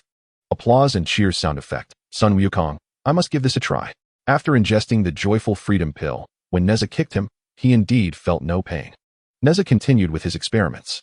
Nezha, you are nothing but a gluttonous scoundrel, stirring up trouble. Yet, when these words reached Sun Wukong's ears, they transformed into Sun Wukong relishing. Ah, I am indeed a diligent and upright hero. Sound of laughter. Xie Xiaobao, that's incredible, my idol. I wish to have your Joyful Freedom Pill. Students chattering, give me one. I want one. I want 100. Master Huanglong's authoritative voice, silence. Upon hearing their teacher's command, everyone quieted down, awaiting Master Huanglong's evaluation. Master Huanglong Nezha, the Joyful Freedom Pill is unqualified, scoring a mere 10 points. However, as the score was announced, the audience erupted in astonishment, utterly perplexed. Nezha puzzled, teacher, my elixir clearly has effects. Why did I only receive 10 points? I recall that my classmates had a minimum score of 50. Xia Xiaobao, teacher, this is too discouraging. What are the criteria for evaluation? Chapter 32, Soaring in the Sky, a Fall to the Ground. Children, do you know why Nezha's score is so low? Master Huanglong walked over, surveying the seated students, and earnestly explained. Master Huanglong patiently, I do not deny that Nezha is a genius. Yet if a genius is not properly guided, they may veer into dangerous paths, causing greater harm. The joyful freedom pill, while seemingly shielding one from unfavorable attacks, actually leads to self-dissolution. It numbs your senses, corrodes your thoughts, and obscures reality, confining you to your own world. Master Huanglong sternly warned, dubbed the freedom pill, it is, in fact, a sugar-coated poison, a forbidden substance. Henceforth, you are prohibited from concocting such elixirs, and even more so from consuming them in secret. Otherwise, you shall be expelled. After listening to their teacher, the severity of the situation dawned upon them. Nezha, however, appeared somewhat dejected. Sun Wukong approached and patted him on the shoulder. Sun Wukong comforting, alas, I must concede that you surpass me. You have concocted such a rare elixir. My brother, you are a true genius. Xia Xiaobao idle, next time. Create one with different functions. Nezha felt the comfort from his peers and soon became indifferent as he recognized the wisdom in the teacher's words. Nezha nonchalantly, all right. I am not that fragile. I have traversed countless mountains. There are always greater heights to reach. I feel extraordinarily strong now. Xia Xiaobao's painstakingly crafted summer relief pill received high praise from Master Huanglong. Master Huanglong content, Xia Xiaobao, for the summer relief pill, I grant you a perfect score. Unafraid of your pride. Sound of laughter. After the alchemy class concluded, everyone went to the cafeteria for a meal, and following their afternoon break, they gathered at the Golden Light Temple for a magic class. However, despite the bell ringing for class, TAIBAIJINXING had yet to appear. The students began to amuse themselves. Observing the chaotic classroom, Sun Wukong recalled his role as the discipline officer and shouted, Silence, everyone. If anyone dares to make a sound, I shall take your head. With that formidable declaration, an eerie quiet enveloped the room. Wukong, Nezha remarked, when will you ever amend your violent rhetoric? Humph, perhaps you could enlighten me on how you would handle such a situation? Wukong retorted. Were it me, Nezha replied, I would pose a challenging riddle to occupy their minds, thus rendering them too preoccupied to chatter. Just as he spoke, a tempest arose, sending tables and chairs swirling through the air, and everyone struggled to hold on. As the wind intensified, many lighter students found themselves almost airborne. Where did this foul wind originate? Wukong exclaimed. Everyone, join hands and form a circle, Nezha commanded. With great effort, they clasped hands to create a circle, and just as they regained their composure, the wind surged again, lifting them into the air. Ah! The students cried in terror. In the midst of their panic, TAIBAIJINXING appeared, strolling calmly. With a swift motion, he called out, Calm, and the wind subsided, safely returning the students to the ground. Teacher, it turns out it was you behind this mischief, Nezha said, incredulous. Some teachers are even more mischievous than I, Wukong chuckled. I apologize for the jest, TAIBAIJINXING said with a smile. Today, we shall learn the art of wind manipulation. What use is wind manipulation? Xia Xiaobao queried. Why not take a guess at its purposes? TAIBAIJINXING invited. It can fill the sails of a ship. The catfish spirit chimed in eagerly. It can fan the flames for barbecuing. The silverfish spirit added. It can shoo away flies while squatting. Wukong teased. Indeed, all your answers are correct, TAIBAIJINXING laughed. Now, pay close attention to the incantation, focus your thoughts, and be prepared to practice immediately. Mastering this lesson is imperative. Let me demonstrate, he continued. Spirits of the wind, heed my heart's command. Gather and disperse at will. Arise, winds. As soon as he uttered the words, the hem of his robe and the surrounding flora danced in the gusts. He struck the air with his palm, causing a passing crow to lose its feather, which fluttered down. Caw! Who dares to pluck my feathers? The crow squawked. The students erupted in laughter, realizing that this crow was a spirit from Kunlun Academy. Fortuitously passing by, TAIBAIJINXING waved again at the treetops, and with a sharp crack, a branch was severed cleanly, as if sliced by a blade. The wind can transform into a razor-sharp edge, capable of serving as a weapon. Impressive, isn't it? Nezha marveled. You see, the wind is not merely a force to lift objects. It can also become a lethal weapon, tearing apart all malevolence. Applause. The students have witnessed the remarkable prowess of wind control techniques, prompting them to study with renewed vigor. TAIBAIJINXING, cradling a severed branch, began to pluck and savor the wild fruits. TAIBAIJINXING, content, how sweet and delightful. Sound of laughter, after a lesson filled with practice. TAIBAIJINXING lit a row of 10 candles, preparing for the assessment. The first group of 10 students stepped forward, standing 5 meters away from their corresponding candles. They were to extinguish the flames using the wind control techniques they had just learned. TAIBAIJINXING, begin. Upon hearing the command, the students activated their wind control, and with a puff, 8 candles flickered out. The remaining students were deemed unqualified. When it was Nezha's group, Sun Wukong mischievously cut 1 candle in half. Nezha and Hongyu applied just the right amount of force. Crab Little Treasure's breath caused the flame to sway but not extinguish. Nezha took Crab Little Treasure aside for personal instruction. Nezha, after reciting the incantation in his mind, focus is essential. He demonstrated again, lifting Crab Little Treasure into the air. Floating joyfully, Crab Little Treasure exclaimed. Crab Little Treasure, excited idol, I wish to soar even higher. Nezha, increasing the wind's strength, ascended to the sky, flying alongside an eagle. Crab Little Treasure spread his arms wide, reveling in the joy of flight. Looking down, he saw that his classmates and teachers had shrunk to the size of rabbits. Crab Little Treasure shouted idle, higher still. I want to reach the clouds. Nezha, your wish is my command. With a mighty gust, the wind surged, propelling Crab Little Treasure above the clouds, where all those on the ground appeared as ants. However, due to the vast distance and Nezha's inexperience, the wind suddenly ceased. Just as Crab Little Treasure was enjoying his flight, he plummeted swiftly. Crab Little Treasure screamed, ah! He fell from the sky, crashing into the ground and creating a small crater, half his body buried. Sound of heavy impact. Sound of weeping. Chapter 33. The search for gold and stone. Yearning for grilled fish. As Crab Little Treasure tumbled down, everyone rushed over. Nezha, concerned, Little Treasure, are you alright? Sun Wukong. Teacher, a student has fallen to their demise. Sound of fainting. TAIBAIJINXING hurried over, only to find Crab Little Treasure suddenly standing up from the pit, unharmed and grinning as if nothing had happened. Crab Little Treasure. Ha ha ha, I'm fine, completely unscathed, thanks to my crab shell. Nezha, relieved, just a few days ago, I successfully forged it, and now it has proven its worth in protecting your life. How wonderful. TAIBAIJINXING students, did you see? The skills you have learned will prove invaluable in critical moments. Students, we have learned well. TAIBAIJINXING, all right, this class is dismissed. With the monthly assessment approaching, I urge everyone to prepare diligently. Whether Yuan Sure Academy can claim victory this year depends on you all. Nezha, filled with confidence. Teacher, rest assured, we will definitely secure a position in the top 3. Sun Wukong. Ha ha ha, with only 3 places available, victory is assured. TAIBAIJINXING, resigned. I hope you all don't let me down. I eagerly await to witness your true skills. After TAIBAIJINXING departed, the atmosphere turned gloomy as everyone felt disheartened. They lacked confidence in their triumph. Not to mention the formidable contenders from Kunlun Academy. Even the formidable Kalinzi from Laosi Academy posed a significant challenge. Could Yuan Sure Academy genuinely prevail against them? Hongyu, alright everyone. Let us not be dispirited. The competition hasn't even begun yet. Why dampen our spirits prematurely? Sun Wukong, once I have some free time, I'll scout the enemy's preparations. Nezha, cautioning.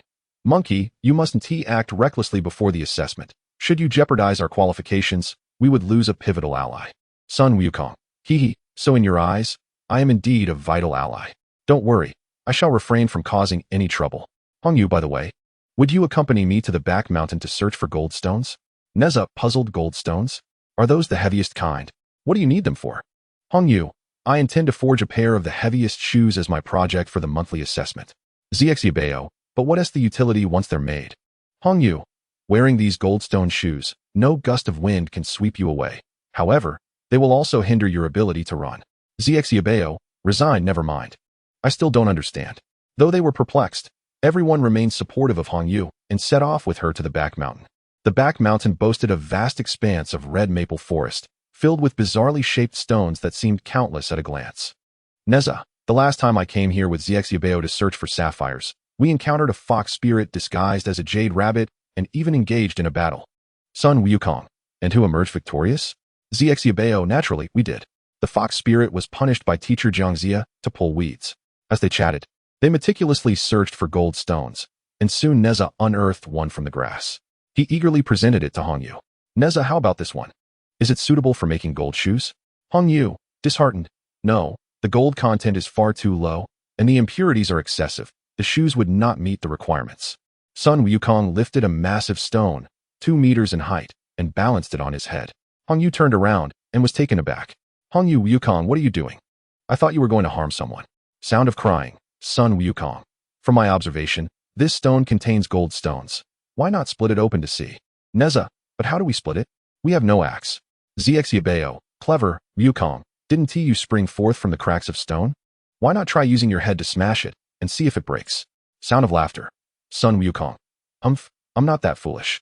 What if I end up injuring myself? Can you cover my medical expenses? Suddenly, Nezha had a flash of inspiration and promptly removed the golden collar from around his neck.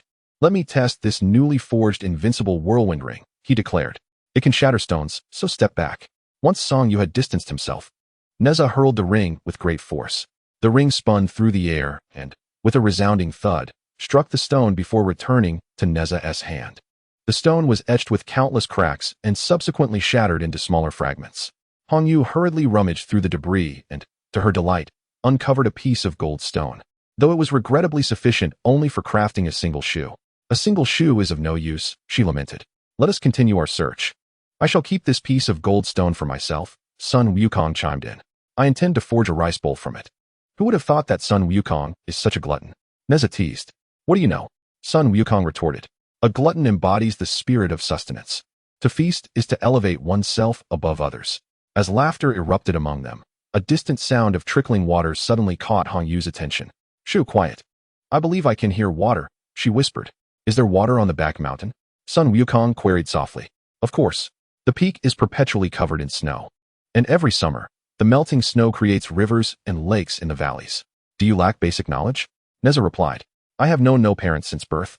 And no one has taught me these things, Sun Wukong replied, his tone melancholic. I apologize. I spoke thoughtlessly, Nezha said, filled with remorse. I see it. If we proceed downward, there is indeed a river. Let us go take a look, Hong Yu exclaimed. The group swiftly descended the mountain and soon discovered a clear stream.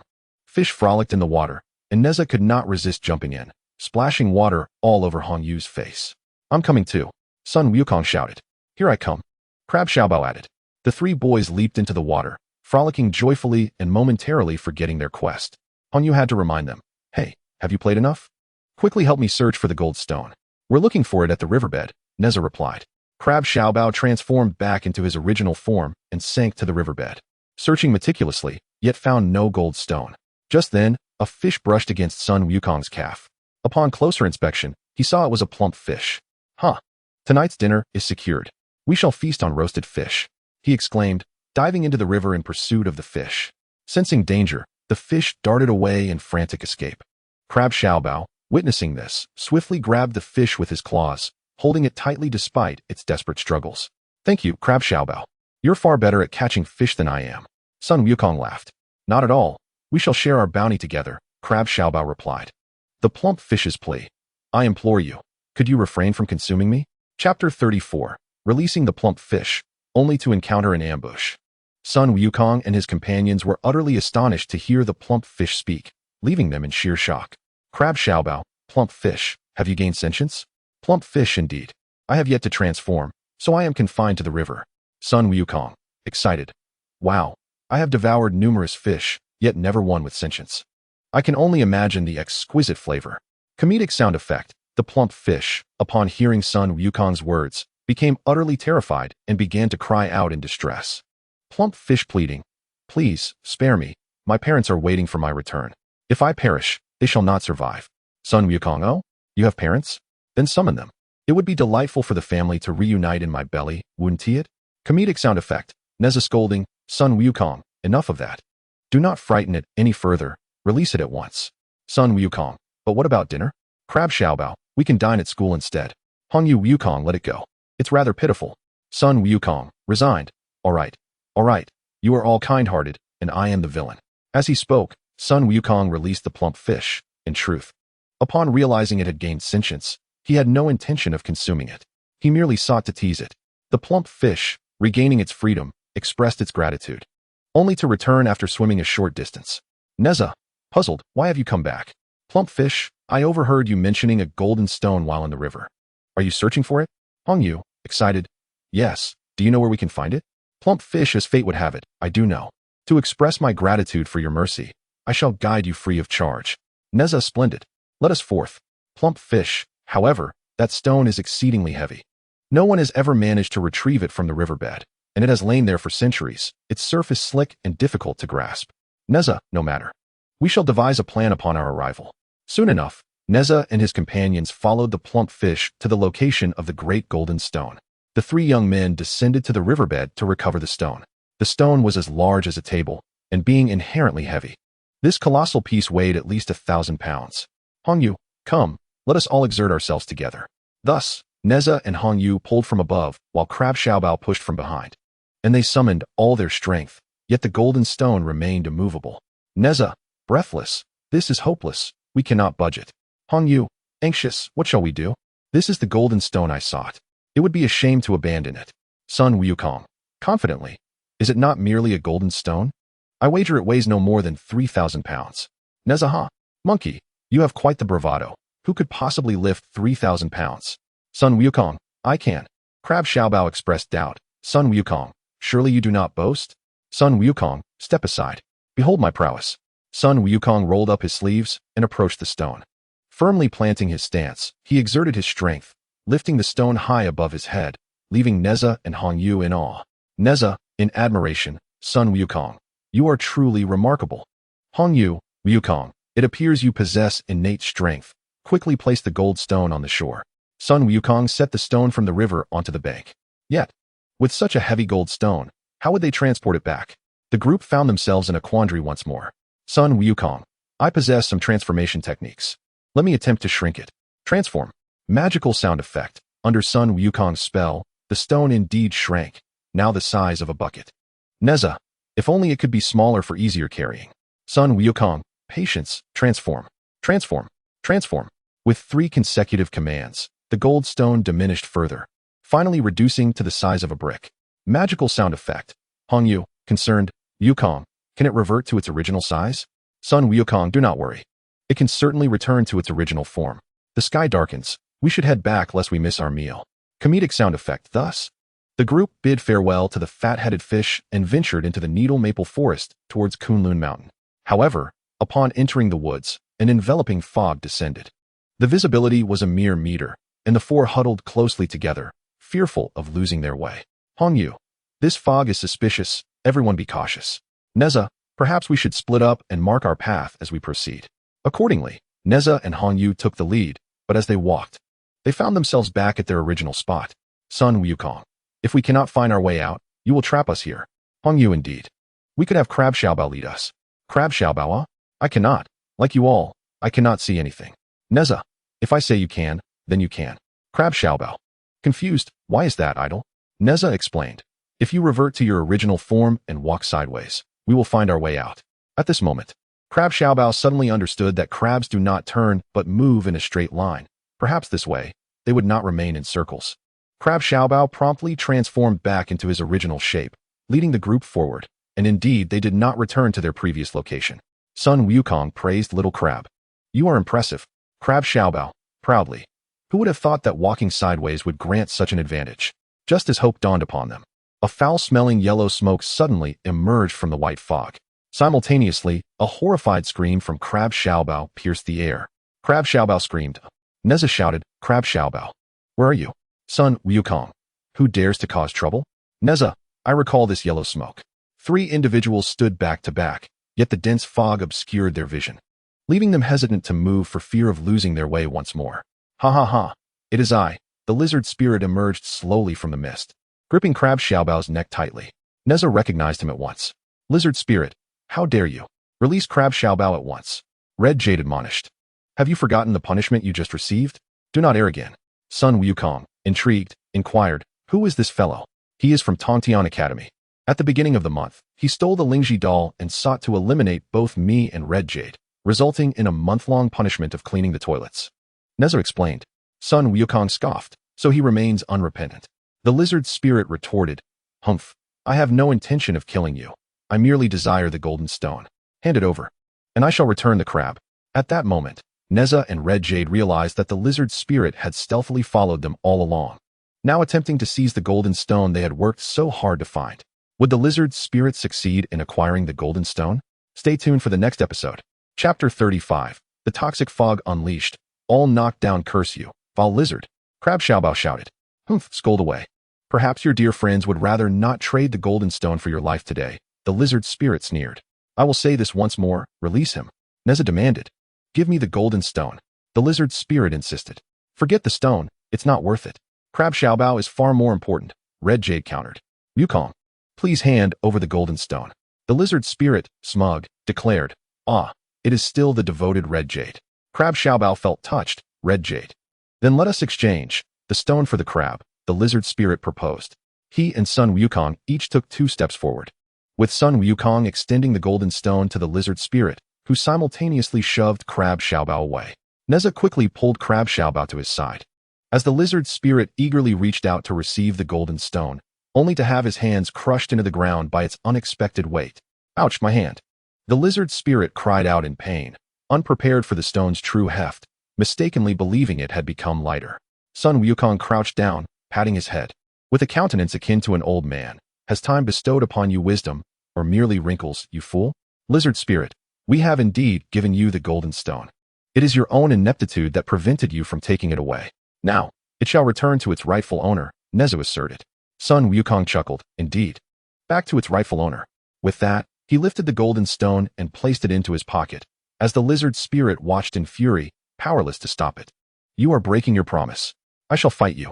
The lizard spirit fumed. Sun Wukong, dismissively, replied, what can your frail limbs do against me? Before he could finish, he raised his leg and stomped down on the lizard spirit. Pray tell, is this thick fog you're doing as well? Do you have accomplices? Sun Wukong inquired. The lizard demon merely chuckled, offering no response. At that moment, an unseen assailant delivered a kick to Sun Wukong's back, causing him to stumble and fall. The lizard demon was whisked away by a mysterious figure. Nezha, upon observing the scene, exclaimed, oh, is that not the cat demon? What? Are you feeling frisky again? Beside the cat demon stood an ally, the malevolent creature known as Chime, a demon notorious for causing mischief in the woods. The cat demon warned, Nezha, you would do well to surrender the golden stone, or you shall not leave this forest unscathed. This is the domain of Chime. Sun Wukong retorted, What do I care for Chime, or any other demon? To me, they are all but monsters to be vanquished. He was the first to charge into battle. Nezha unleashed his formidable whirlwind technique, while Hong Yu conjured some spells to join the fray, leaving only Crab Little Treasure to defend himself with his shell, unable to counterattack. Crab Little Treasure lamented, alas, when shall I cease to be a burden? After several rounds of combat, the cat demon and the lizard demon found themselves at a disadvantage. Chime, with a sinister gleam in his eyes, proclaimed, behold, the earthly poison array, where no blade of grass survives, unleashing the toxic vapors, ascending into the air. Chime spun rapidly, resembling a top, as the fog thickened, shifting from white to a menacing black. Nezha gasped, this is perilous, it is toxic. Sun Wukong coughed violently. Hong Yu complained, my head is spinning. Crab Little Treasure added, I too am at my limit. One by one, the four succumbed to unconsciousness. The lizard demon, the cat demon, and Chime reappeared, kicking Sun Wukong to check for a response, and upon finding none, they felt relieved. The lizard demon laughed. I have heard tales of a Sun Wukong from the Yuan Academy, and I find him to be nothing more than a brute. The cat demon scoffed, humph. The wretched Nezha, who once tormented me, now finds himself in my grasp. The lizard demon continued, and as for Hong Yu and Crab Little Treasure, their meddling not only deprived me of the spirit mushroom doll, but also led to my public reprimand from the teacher, forcing me to clean the latrines for a month. Ugh, I still bear the stench. People pass by pinching their noses, questioning if I fell into a latrine. Laughter and comedic sound effects. The cat demon chuckled, ah, but your plight is most tragic. Chime interjected, you settle old scores as you will. Now, hasten and retrieve the golden stone. The lizard demon replied, but this golden stone is exceedingly heavy. I could not even grasp it moments ago. What shall we do then? I am even less capable of lifting it. The cat demon lamented. Chime, exasperated, remarked, you two are utterly useless. It appears I must take action. Go ahead, by all means, the lizard demon urged. Chime, an ancient demon from Kunlun Mountain, renowned for his formidable powers, reached into Sun Wukong's pocket and soon found the golden stone. Just as he was about to extract it, a hand suddenly seized his arm. Sun Wukong, who had previously appeared unconscious, instantly opened his eyes. Chime stammered, how are you not unconscious? As the cat demon and the lizard spirit were left in utter astonishment, Nezha, Hong Yu, and Crab Little Treasure rose to their feet. Chime, incredulous, impossible. How could you awaken so swiftly? My poisonous fog formation has been maximized. Nezha, it's a long story. Thanks to Crab Little Treasure during our alchemy class. After he concocted a heat-resisting elixir, he, feeling unsatisfied, used his extraordinary talent to brew an antidote as well. Crab Little Treasure, smug, the antidote counters 5 poisons, including your noxious fog. Therefore, when Hong Yu called us to descend the mountain, I was concerned about encountering venomous scorpions or snakes, so I preemptively administered the antidote to everyone. Hong Yu, Crab Little Treasure, and I recognized you immediately. Everyone knows you release toxic gas, so we played along, feigning poisoning. Chimei, so it was. I was indeed careless. Sun Wukong, I suggest you act wisely and disperse this fog, allowing us to return to the academy. Otherwise, do not blame me for my lack of courtesy. Unexpectedly, Chimei not only showed no remorse, but grew furious. He broke free from Sun Wukong's restraint, standing defiantly within the poisonous fog. Chimei, since you are so clever, why not find your own way out? Lizard Spirit, arrogantly, Nezha, you are all the teacher's obedient students. Naturally, you cannot harm your peers. But what about you? Cat Demon, it has been a long time since I felt this exhilarated. Let us see how long you can endure. Sun Wukong, having a fiery temper, kicked the cat demon, sending it soaring into the clouds, only to come crashing down and creating a large crater upon impact. Sound of crashing, the cat demon's nose became crooked as it pointed accusingly at Sun Wukong. Cat Demon, is that all you can do? I disdain you. Having spoken, it fainted, and Nezha mistakenly believed it was due to Sun Wukong's strike. However, one after another, the Lizard Spirit and Chimei also succumbed to unconsciousness. Crab Little Treasure, what is happening? Hong Yu, suddenly enlightened. Oh, I understand now. They have been poisoned into unconsciousness by this fog. Sound of laughter. Nezha, it is understandable that the Lizard Spirit and the Cat Demon would succumb to the poison, but Chimei too? Hong Yu, explaining. Chimei typically retreats after releasing poison, rarely encountering a situation like today. Furthermore, having unleashed the toxic gas and being trapped by us for so long, it is inevitable that they would succumb to the poison. Sun Wukong, worried. Then what shall we do to escape? Nezha, cleverly. Do you remember the wind control technique we just learned in magic class?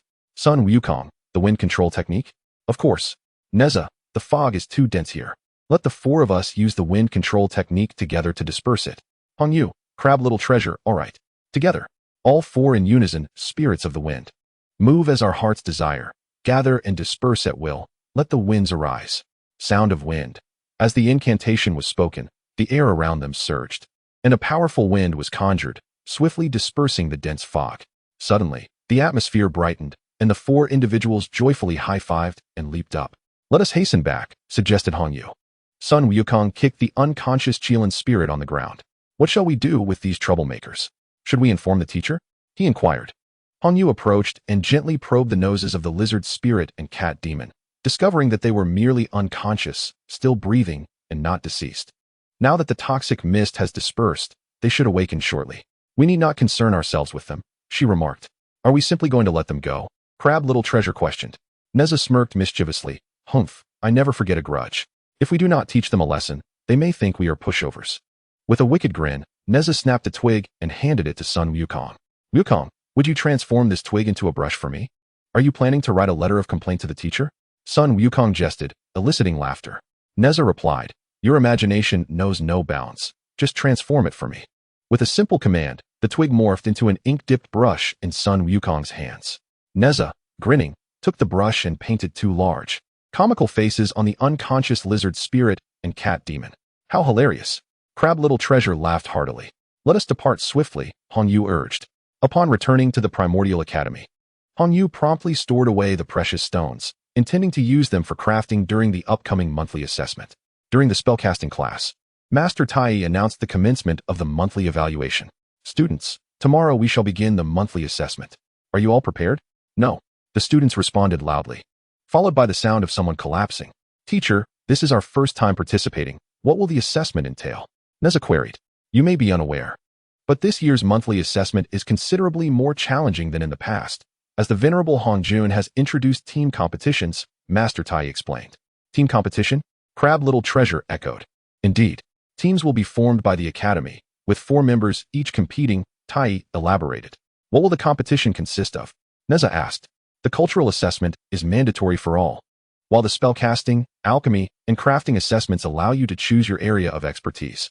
The highest cumulative score during the public examination will earn rewards, Tai clarified. I understand. Teacher, the assessments primarily compare individuals, while the team competition pits academies against one another, Hongyu summarized. Ah, our diligent class representative, you grasp it so quickly, Master Tai praised. Teacher, are there any prizes for the winners? Sun Wukong mischievously inquired. Yes, indeed. There will be a surprise grand prize, which you will discover on the day of the award ceremony, Tai responded. Upon hearing this, Sun Wukong joyfully leaped up, even onto the table, and excitedly shouted, Classmates, let's get hyped. Give it our all to win a grand prize for Primordial Academy. Everyone, let us rally together. Charge! Nezha exclaimed with enthusiasm. With a comedic sound effect, TAIBAIJINXING observed the crowd's excitement and promptly raised his hand to quell their enthusiasm. Goodness! Why do you all turn into frenzied roosters at the mere mention of a competition? This contest is not a brawl. We do have rules to follow. Teacher, Nezha implored. Could you please be succinct? Certainly. Just refrain from interrupting me, TAIBAIJINXING replied. Our guiding principle is friendship first, competition second. Therefore, during the contest, one must not strike lethally or injure fellow students. What if it's an accidental death? Sun Wukong inquired. Then you shall be expelled from the sect. Never to set foot on Kunlun Mountain again, TAIBAIJINXING warned ominously. With somber music playing, he continued. The objective of this monthly assessment is to evaluate your academic progress and to ignite a spirit of competition among students, fostering a culture of diligence. Hongyu, please document the subjects in which everyone wishes to compete. Of course, teacher, Hongyu responded. The students flocked to her side, eager to register for their chosen subjects. Besides the cultural subjects, I, the illustrious Nezha, shall enroll in the magical assessment. I, Sun Wukong, shall also sign up for the magical assessment. Idle, Sun Wukong. Are you both taking the magical exam? I can only register for the alchemy assessment, Crab Xiaobao lamented. Magic is simple, telekinesis, fire control, and wind manipulation are well within my grasp, Nezha boasted confidently. Don't get too cocky. Be careful not to lose control, Sun Wukong teased. Humph. We shall see each other on the battlefield, Nezha retorted. Who fears whom? For the magical assessment, I shall claim the top spot. TAIBAIJINXING observed the burgeoning competitive spirit among the students with satisfaction, eagerly anticipating the emergence of the strongest contender from Yuanshu Academy. After a day filled with intensive review, the monthly assessment commenced the following day. Early in the morning, Brother Tuxing's son struck a gong, rousing everyone from their slumber. The time has come. Rise quickly, he bellowed. Ah, are we going to be late? Crab Xiaobao panicked. Why the rush? There's still plenty of time, Nezha replied lazily. Brother, how inconsiderate. I was just dreaming of feasting on chicken legs when you startled me awake. This morning, the first subject is a cultural assessment, which includes literacy, writing, and some basic arithmetic, Tuxing's son announced. What? Arithmetic too? Sun Wukong exclaimed. Indeed. Did not the teacher inform you? Oh no. I've never attended an arithmetic class. Nezha chuckled. Huh? You're doomed. Tuxing's son led the students to the examination hall, where over 100 desks were already arranged, complete with paper, ink, brushes, and inkstones. All students from this cohort entered the examination hall, which also included students from Tongtian Academy. As they queued to enter, a cat demon saw Nezha and became infuriated. Cat demon anger, wretched Nezha, I have yet to settle the score for the grimace you painted on my face. Nezha scornfully, is that not simply your own fault? Cat demon anger, ah, you infuriate me. Just you wait. Nezha scornfully, I shall wait with bated breath, eager to see what tricks you have up your sleeve.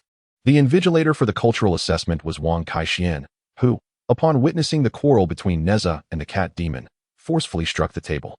Wang Kaixian sternly, please adhere to the examination regulations and refrain from making noise. Chapter 37, Cultural Assessment Stumps Many. Under Wang Kaixian's direction, everyone settled into silence. And after a few chimes, the examination commenced. Hongyu glanced through the questions and found them manageable, promptly taking up her pen to write. Both Xie Xiaobao and Nezha, having previously made a spectacle of themselves in past assessments and scoring a dismal 0, had diligently reviewed their materials before the test began. Xie Xiaobao's inner voice, proud, huh? Another attempt at imitation? I shan't repeat the blunder of writing Dongshi's frequent urination. Comedic sound effect, Nezha, too, answered swiftly, encountering many idioms he had memorized. Nezha's inner voice, the explanation for Nan Yuan Beizha? It signifies the scenario where one is meant to head south, yet the vehicle travels northward, metaphorically illustrating actions that contradict one's intentions. Hongyu, Xie Xiaobao, and Nezha all progressed smoothly, completing the essay portion, with only a final arithmetic problem remaining. This mathematical conundrum posed a challenge for many. The question was as follows. In a cage, there are chickens and rabbits, totaling 35 heads and 94 feet. How many of each are there? Upon seeing this query, everyone began to scratch their heads in confusion. Meanwhile, Sun Wukong was in a state of panic, perspiring profusely. He had been dozing off during the cultural lessons, and now, faced with the math question, he was utterly bewildered. However, his mind was quite agile. Sun Wukong. Cleverly, with chickens and rabbits confined together, there are a total of 35 heads and 94 feet. Chickens possess 2 feet, while rabbits have 4. If we assume they all lift 1 foot, there would be 94 minus 35 remaining on the ground, equating to 59 feet.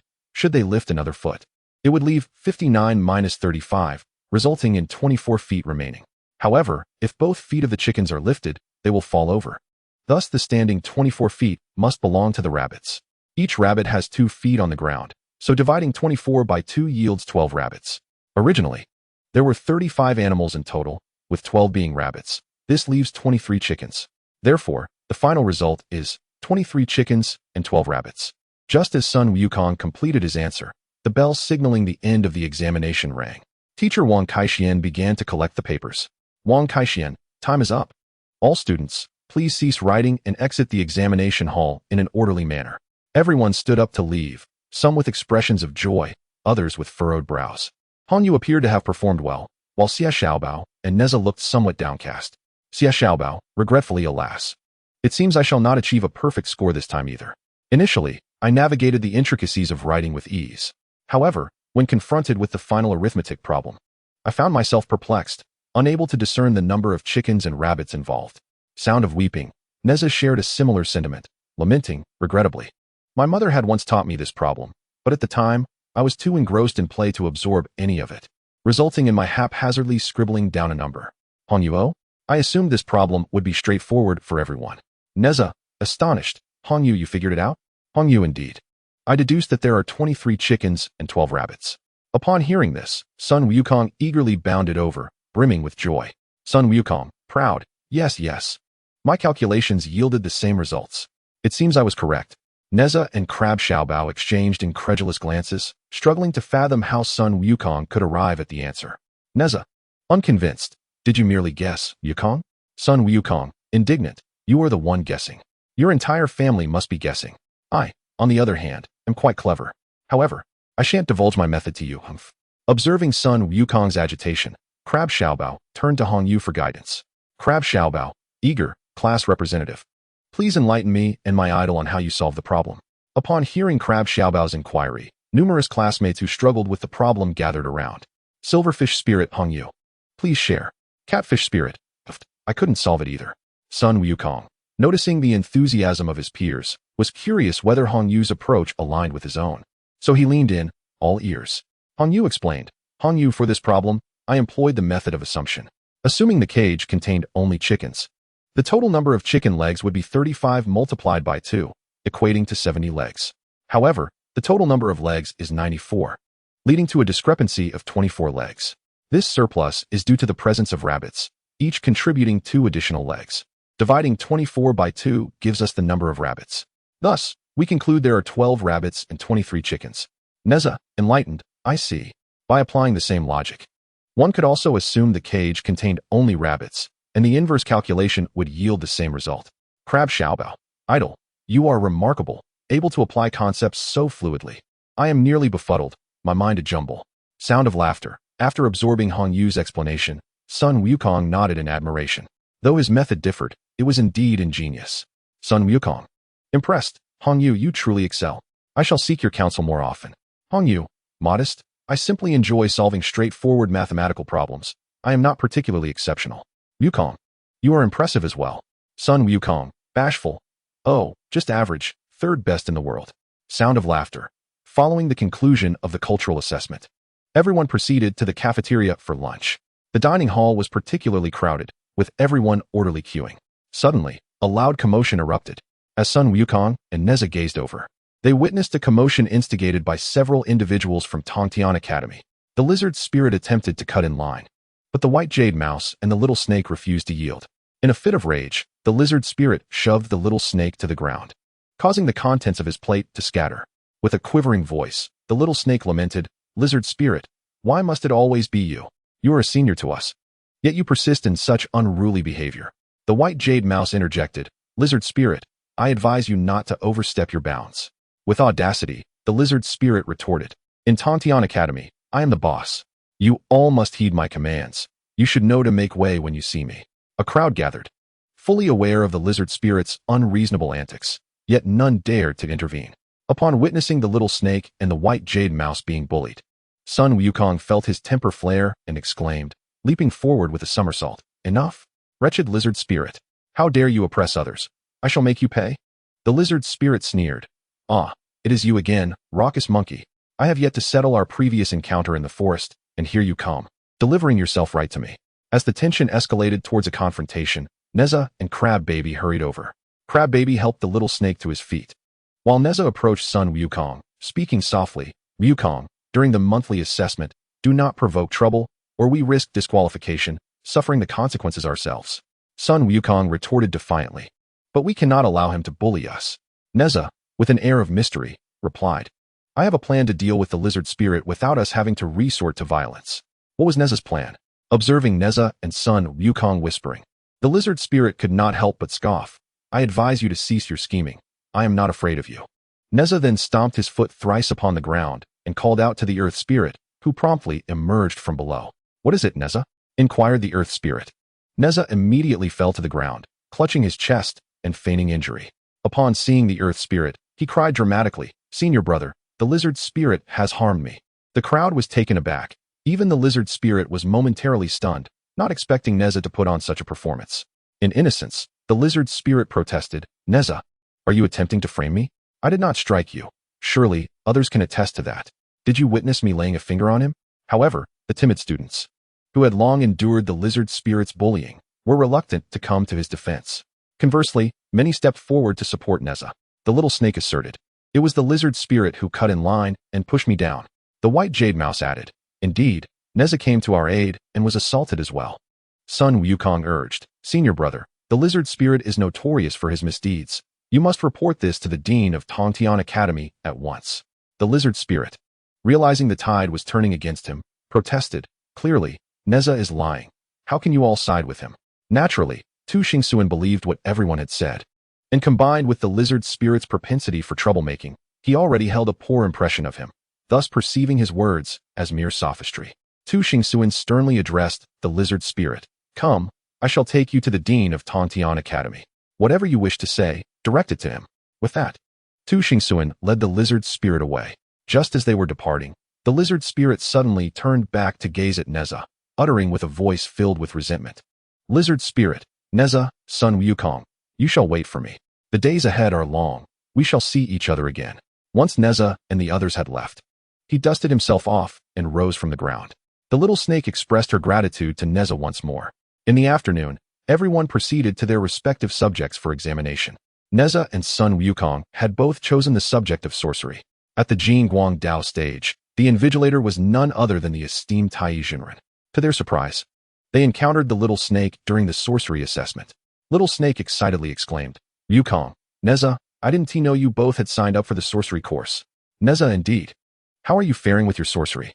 Little Snake whispered, "I've been learning from Master Tai. It's rather mediocre, to say the least. It sometimes falters." Sun Wukong encouraged, "Relax. The more tense you are, the more mistakes you'll make." Once all the participants had arrived, TAIBAIJINXING began to announce the commencement of the assessment. TAIBAIJINXING, in a serious tone, "Silence. This assessment consists of 3 parts: telekinesis, fire control, and wind manipulation, with each segment lasting the duration of a fragrant stick of incense.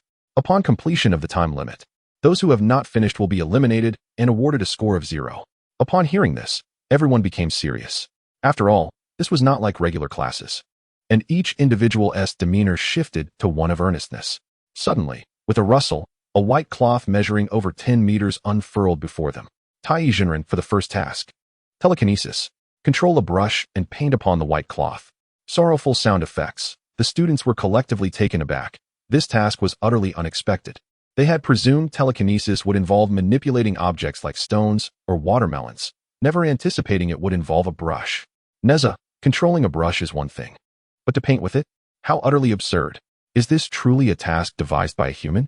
Fainting sound effects, Sun Wukong. But what are we to paint? If it's an egg, I could manage. TAIBAIJINXING cleared his throat twice, signaling for silence.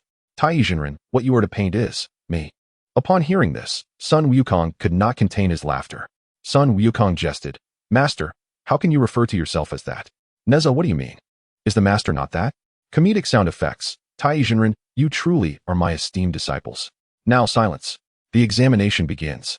The candidates instantly adopted serious expressions, murmuring incantations as they focused on controlling the brush to create their artwork. Several candidates struggled to control their brushes. Some remained motionless on the table, while others, after much effort, managed to move the brush but dropped it before it could reach the canvas. TAIBAIJINXING, eliminate. Eliminate. Those who have been eliminated, please exit the examination room immediately. Gradually, candidates began to leave in failure. Sun Wukong and Nezha displayed the quickest prowess, skillfully maneuvering their brushes from a distance, swiftly sketching the outline of TAIBAIJINXING upon the white canvas. The little snake initially found it challenging to control the brush, but managed to keep it from falling, concentrating intently as he first depicted the two eyes of TAIBAIJINXING on the canvas. In his heart, TAIBAIJINXING mused, a strict teacher produces outstanding students. Look at my 3 disciples. None have disappointed me. The incense sticks soon burned down, marking the end of this round of remote brush control, with 10 candidates passing. TAIBAIJINXING began to critique their works. Sun Wukong, you depicted me as a baldy. However, your facial features look rather handsome. 9 points. Thank you, teacher, replied Sun Wukong. Nezha, also 9 points. Nezha, feeling unjust, protested, Teacher, I believe my painting is far more attractive than Sun Wukong's. How can it also be 9 points? Because you only painted 1 ear while giving me 3 nostrils, TAIBAIJINXING retorted, eliciting laughter from the crowd.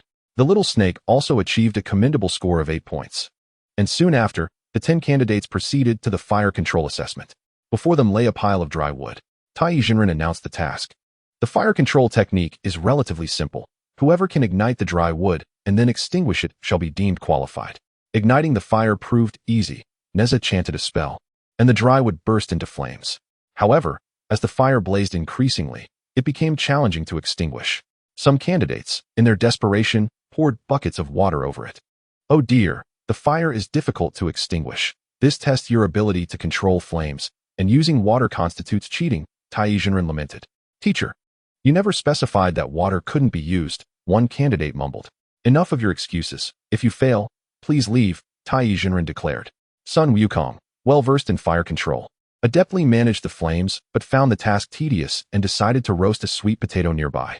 The aroma of the sweet potato soon filled the air. Who wants to buy sweet potatoes? Delicious and sweet for just 2 coins. Sun Wukong's shout drew the attention of the candidates. Sun Wukong, I truly admire you. This is examination time, Nezha responded. Unfazed, Sun Wukong replied, I neither cheated nor lost control. Roasting a sweet potato is merely a trivial task.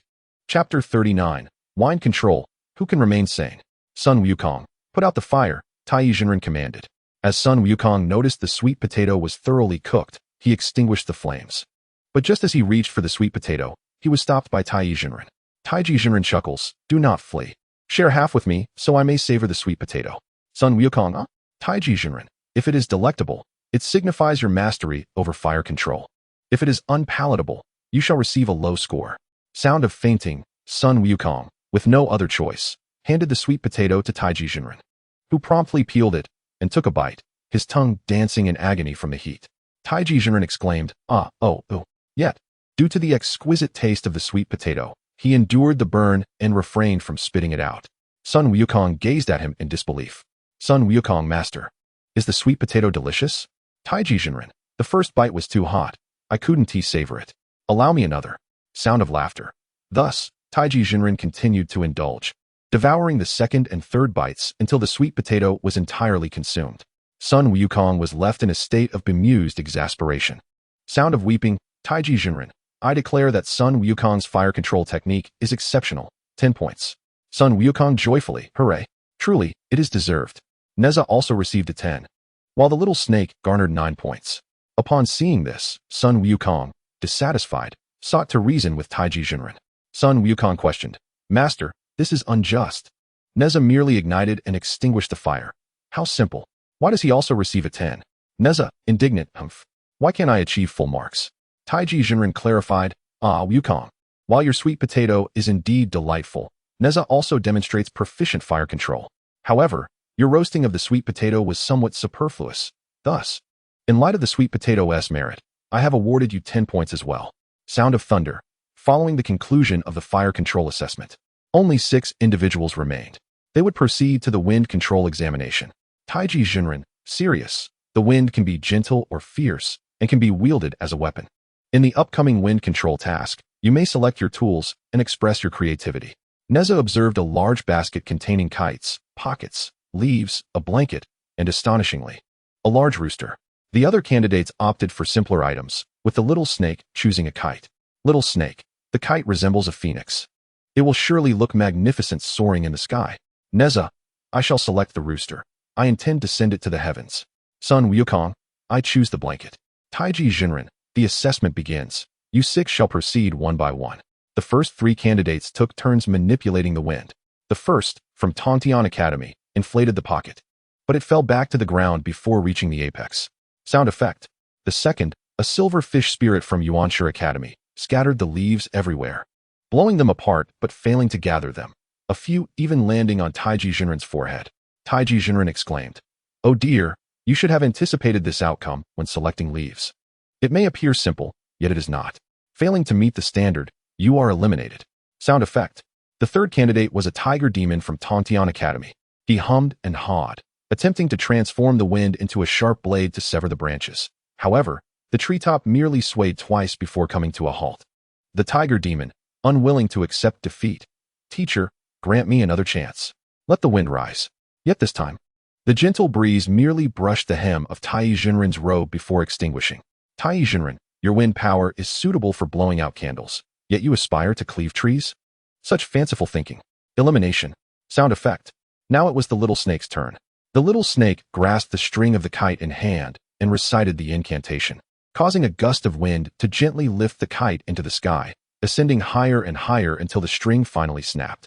Unperturbed, the little snake summoned another breeze, deftly guiding the distant kite back, ultimately landing it in his hands. Applause sound effect. TAIBAIJINXING, pleased. Well done, little snake. You have made significant progress. Little snake, thank you for your praise, teacher. The one I owe the most gratitude to is you, for allowing me to audit the spellcasting class at Yuanshi Academy. TAIBAIJINXING, it is simply my kindness. Humorous sound effect. In the end, the little snake received a score of 9. Sun Wukong chose a blanket as his prop. He laid the blanket on the ground and sat squarely in its center. The onlookers gazed at him in disbelief. Nezha, Sun Wukong, what do you intend to do? With you sitting on it, can the blanket even fly? Sun Wukong, I'm not sure. Let us give it a try. Outside the examination hall, many eliminated candidates stood at the periphery, watching in astonishment, doubting whether Sun Wukong could truly make the blanket soar. Amidst the scrutiny, Sun Wukong began to chant the spell. Sun Wukong, windrise. However, upon uttering the incantation, only a corner of the blanket stirred symbolically before falling silent. Tiger demon, this is even more embarrassing than my attempt. Silverfish spirit, anxious, Sun Wukong, can you do this? Why complicate things for yourself? Just as everyone speculated that Sun Wukong was destined for elimination, the blanket suddenly lifted gracefully off the ground. It soared erratically, brushing past the heads of the candidates, causing them to crouch in fear. Sun Wukong, playfully, fear not, behold my prowess. Twisting the blanket's edges, he made it spin, ultimately soaring skyward amidst the crowd's astonished gasps. Applause sound effect. Little snake, excited. Sun Wukong is incredible. Look, he lounging on the blanket with his legs crossed. What bliss. Nezha, it seems Sun Wukong's wind manipulation has reached such heights. I must strive harder. I cannot fall behind him. After circling in the air several times, Sun Wukong returned, the blanket gently landing on the ground. He stepped down and bowed to the audience, eliciting laughter and thunderous applause. TAIBAIJINXING was thoroughly satisfied, having rarely encountered a student of such remarkable talent. TAIBAIJINXING, Wukong, you continually surprise me in the most unexpected ways. Continue to refine and elevate your wind manipulation technique. This time, I award you a perfect score of 10. Sun Wukong happily. Thank you, teacher. All others have completed their assessments, and now it is finally Nezha's turn. Nezha cradles a large rooster in his arms. Everyone knows that a chicken cannot soar high, at most reaching the branches of a tree. Yet Nezha is determined to help this rooster ascend to the heavens. Nezha, brother rooster, when the time comes, spread your wings and soar like an eagle in the sky. Nezha lifts the rooster and tosses it into the air. The rooster, taken by surprise, squawks in fright and flaps its wings. Rooster crowing effect at that moment. Nezha recites the incantation for wind manipulation. The rooster, which seemed destined to plummet, is instead lifted higher by the winds. Initially terrified, it soon becomes exhilarated as it beholds the sprawling scenery below. Nezha stands on the ground, gesturing like a conductor, and the rooster surpasses even the eagles in the sky. Chapter 40. Nezha and Wukong's duel for supremacy. The rooster ascends higher and higher, experiencing this invaluable thrill for the first time, and imagines boasting to the other roosters upon its return. Unable to contain itself, it begins to crow. Crow effect, eagle screech effect, unexpectedly. A hawk swoops down from the heights, its sharp talons seizing the rooster and whisking it away. The onlookers below are left in shock, frozen in disbelief. Nezha shouts, "Oh no, my rooster is going to be eaten by the hawk." Sun Wukong, Nezha, if your rooster doesn't return, you 1 pass the exam. Think of something quickly. Nezha, stop urging me. Nezha closes his eyes, concentrating intensely, and once again manipulates the winds, chasing after the hawk. The hawk, reveling in its anticipated feast, is suddenly met with a fierce gust of wind from behind. It flies swiftly, but the malevolent wind pursues just as quickly, ultimately catching up and forcing it downward. The hawk, unwilling to yield, flaps its wings desperately to escape. Nezha, look at this stubborn hawk. Let me see if I can pluck your feathers. With a flick of his wrist, Nezha begins to pull the feathers from the hawk. One by one, the feathers cascade to the ground, and the hawk begins to descend. In no time, Nezha has stripped the hawk of all its feathers, rendering it unable to fly, and it crashes to the earth. The rooster seizes this opportunity to return to Nezha's side. Nezha, teacher, my rooster is back. TAIBAIJINXING. In awe, that aerial chase was absolutely thrilling. I nearly forgot we were in an exam. Sun Wukong, impressed. Brilliant. Simply brilliant. Little snake. Nezha, you truly are remarkable. TAIBAIJINXING commended Nezha for his agile mastery of wind manipulation and his ability to think on his feet, applying his knowledge effectively. A truly commendable trait. Thus, Nezha's wind control technique earned a perfect score of 10. Thank you, teacher, Nezha replied. Then, I shall take this rooster for my earth oven chicken. The examination of magical prowess had concluded, yet a new dilemma arose. Upon tallying the scores, TAIBAIJINXING discovered that both Nezha and Sun Wukong had scored an identical 29 points. However, only one could claim the title of champion, and the prize was singular. Consequently, TAIBAIJINXING promptly decided to initiate a tiebreaker. Nezha, Wukong, he declared, your scores are equal. And now we must determine who shall be the true king and who the lesser king. Bring it on, I fear nothing. Nezha boldly proclaimed. Humph, old Sun will not hold back. Sun Wukong boasted with pride. Let us settle this once and for all. Teacher, pose your challenge. Nezha urged. As the crowd swelled, spectators gathered in layers, eager to witness who among Nezha and Sun Wukong would emerge as the true sovereign of the Yuan Shi Academy. TAIBAIJINXING flicked his dust whisk and adopted a serious demeanor. In this tiebreaker, we shall assess your comprehensive application of spells, allowing you the freedom to employ any magic of your choosing, he instructed. Very well, both Nezha and Sun Wukong replied in unison. With a flick of his whisk, TAIBAIJINXING conjured a luminous night pearl in the palm of his hand, prompting gasps of amazement from the onlookers at the sight of such a stunning gem. Nezha, Wukong, he continued, I shall hide this night pearl upon Kunlun Mountain. You will have 1 hour, until sunset, to locate it. The first to find it shall be victorious. I shall return shortly. With that, TAIBAIJINXING transformed into a gust of wind and vanished. Nezha and Sun Wukong exchanged perplexed glances. How are we to search for it on such a vast Kunlun mountain? Nezha questioned. Indeed, it is akin to searching for a needle in a haystack, Sun Wukong lamented. As they pondered their predicament, Xie Xiaobao and Hong Yu arrived, squeezing to the front of the gathering. Idol, why are you still not finished with the exam? Xie Xiaobao inquired. We have completed the exam. This is the tiebreaker now. By the way, how did you fare? Nezha asked. I obtained first place in alchemy. Xie Xiaobao exclaimed excitedly. Really? That's wonderful. Congratulations. Nezha cheered. Meanwhile, the cat demon glared at Xie Xiaobao with resentment, having only secured second place in the alchemy assessment. Feeling unjustly treated, he plotted to teach Xie Xiaobao a lesson in Nezha's absence. Hong Yu, brimming with joy, chimed in to share her success.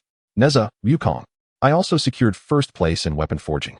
Our Yuan Shi Academy is indeed exceptional, Nezha proclaimed.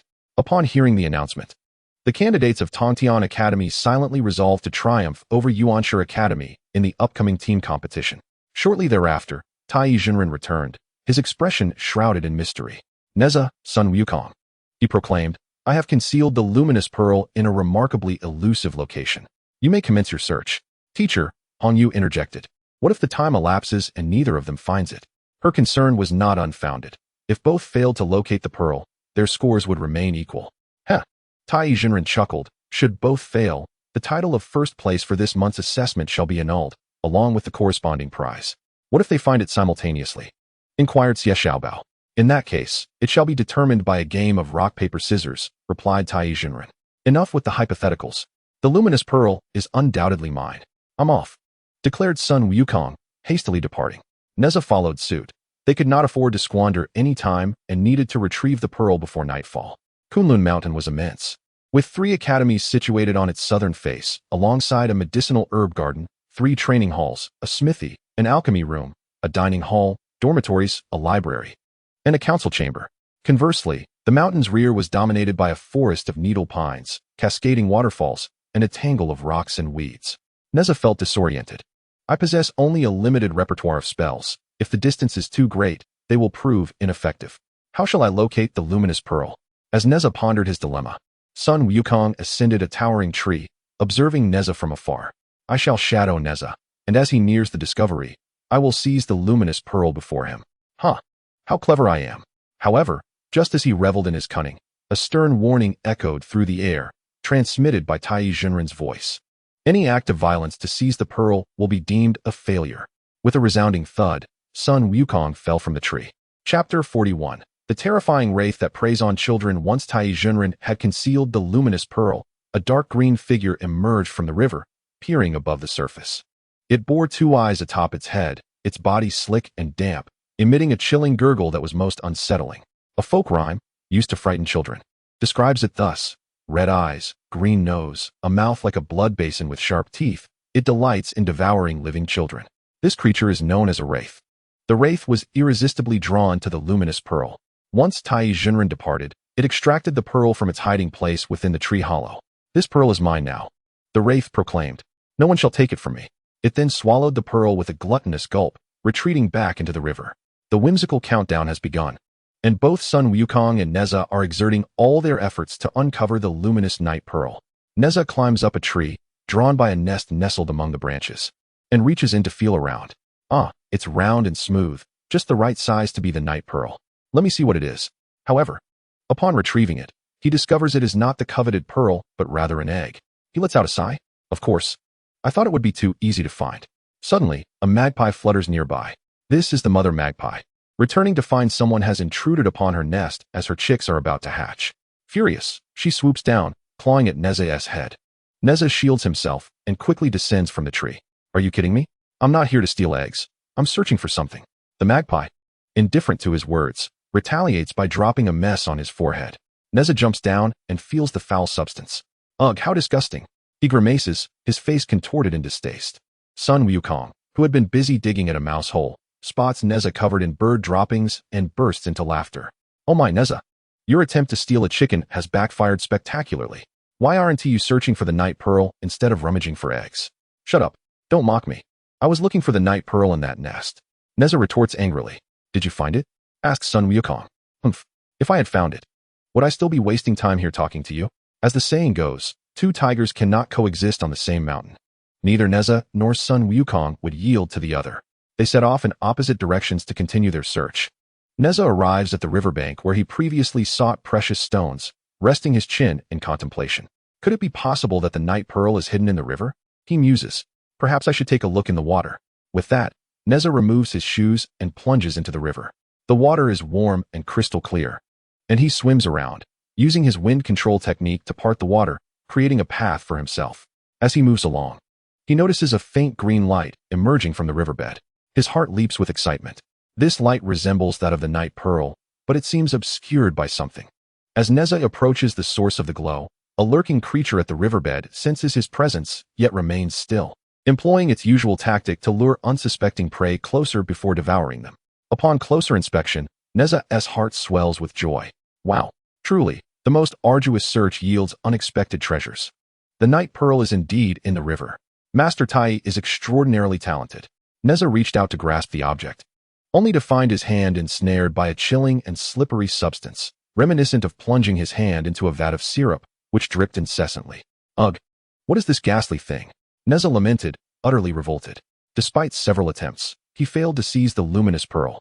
Suddenly, he felt his feet ensnared, and upon tugging vigorously, he discovered he could not extricate himself. Looking down, he was horrified to see a mass of black muck creeping up his legs, seemingly intent on devouring him. Alarmed, Nezha surmised he had encountered a river demon. Where did this river monster come from? As the dark substance threatened to engulf him, Nezha, unable to wield his fire manipulation technique at the riverbed, resorted to controlling the wind. The gusts morphed into sharp blades, attempting to pierce the muck below. However, once severed, it would merely reconnect. The river water continued to rise ominously, threatening to inundate him. Invincible whirlwind circle, Nezha exclaimed, as the collar around his neck sprang to life, yanking him upwards as he grasped it. From a distance, Sun Wukong observed Nezha's predicament and somersaulted over. Nezha, how did you end up in the river? He inquired. I spotted the luminous pearl at the bottom. Nezha replied. The luminous pearl?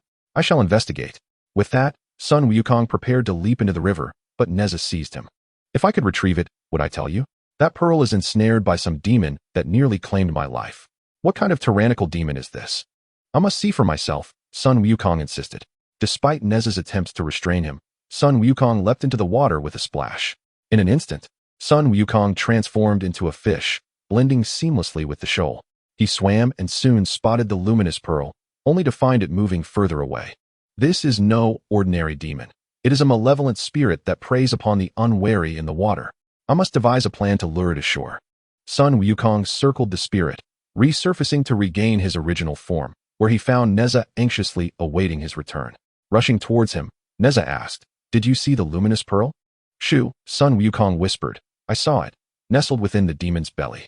We must lure this creature to the shore and attack with fire, as a water demon. It fears flames most. Agreed, Nezha replied, concealing himself behind a large tree by the riverbank. This time, Sun Wukong transformed into a 3-year-old child clad in a diaper, feigning play by the water's edge, attempting to catch fish. Soon, the demon caught the scent of food and slowly emerged from the depths, its eyes gleaming like those of a crocodile. Whose little child is this? He looks quite delectable, the demon mused, as it glided closer to the shore. Sun Wukong retreated a couple of steps, enticing the demon further. Thus, he skillfully led it inch by inch toward the riverbank. In the shadows, Nezha seized the opportunity and invoked the fire control technique. Chapter 42, The Great Defeat of the Wraiths, The Return of Wukong. The Wraith, starved for human flesh for far too long, drooled in anticipation, unable to resist any longer, and lunged at the transformed child that was Sun Wukong. With a crunch, it felt as if its teeth were about to shatter. Unbeknownst to it, the child it had bitten had morphed into an unyielding stone. Sound of laughter. Just as it opened its mouth, a thunderous roar erupted, and flames engulfed the surroundings, growing ever fiercer. The wraith found itself trapped in the inferno, unable to escape. Wraith's anguished cries, "Ah, it burns, it burns." Sun Wukong reverted to his original form, and Nezha emerged from behind a great tree. Wraith, so it is you too. Curious Sun Wukong, you know us? Wraith, I have heard of you from the spirits. One is Nezha, and the other is Sun Wukong. Both are cunning villains. Nezha laughed heartily. Ha ha, so in your eyes, we are the villains. Sun Wukong, spare me your chatter, quickly hand over the luminous pearl, or we shall reduce you to ashes and take it ourselves. Upon hearing this, the wraith erupted into laughter, suddenly leaping into the air, attempting to escape the sea of flames. Just as it seemed poised to plunge into the river, Nezha summoned the winds, blowing it back once more.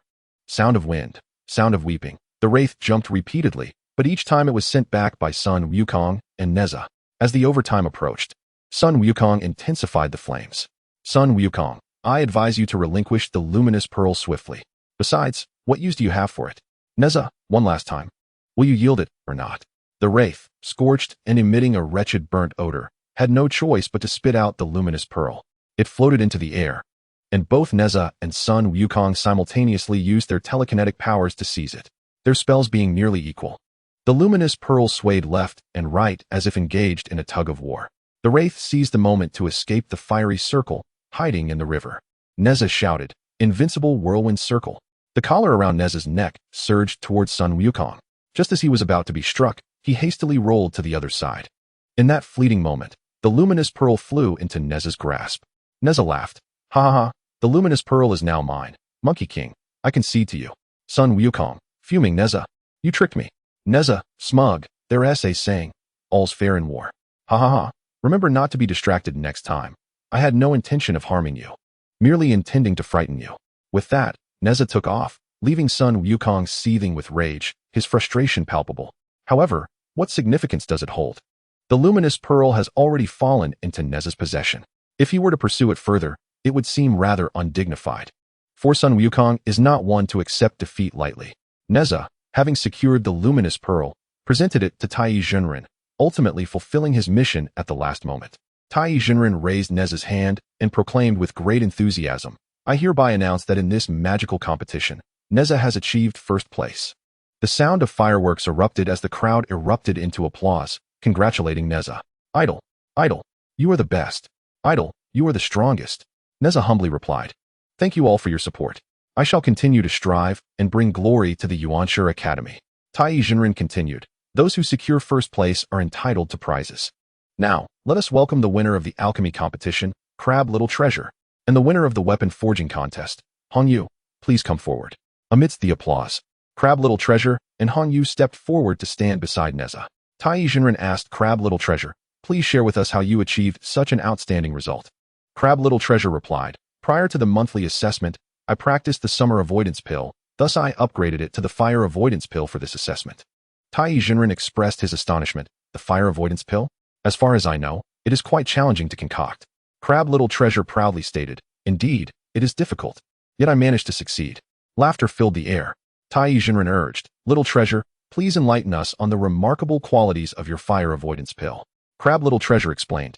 Upon consumption of my fire avoidance pill, one's body becomes as impervious as true gold against flames, such that even the three flames cannot bring harm. Applause erupted.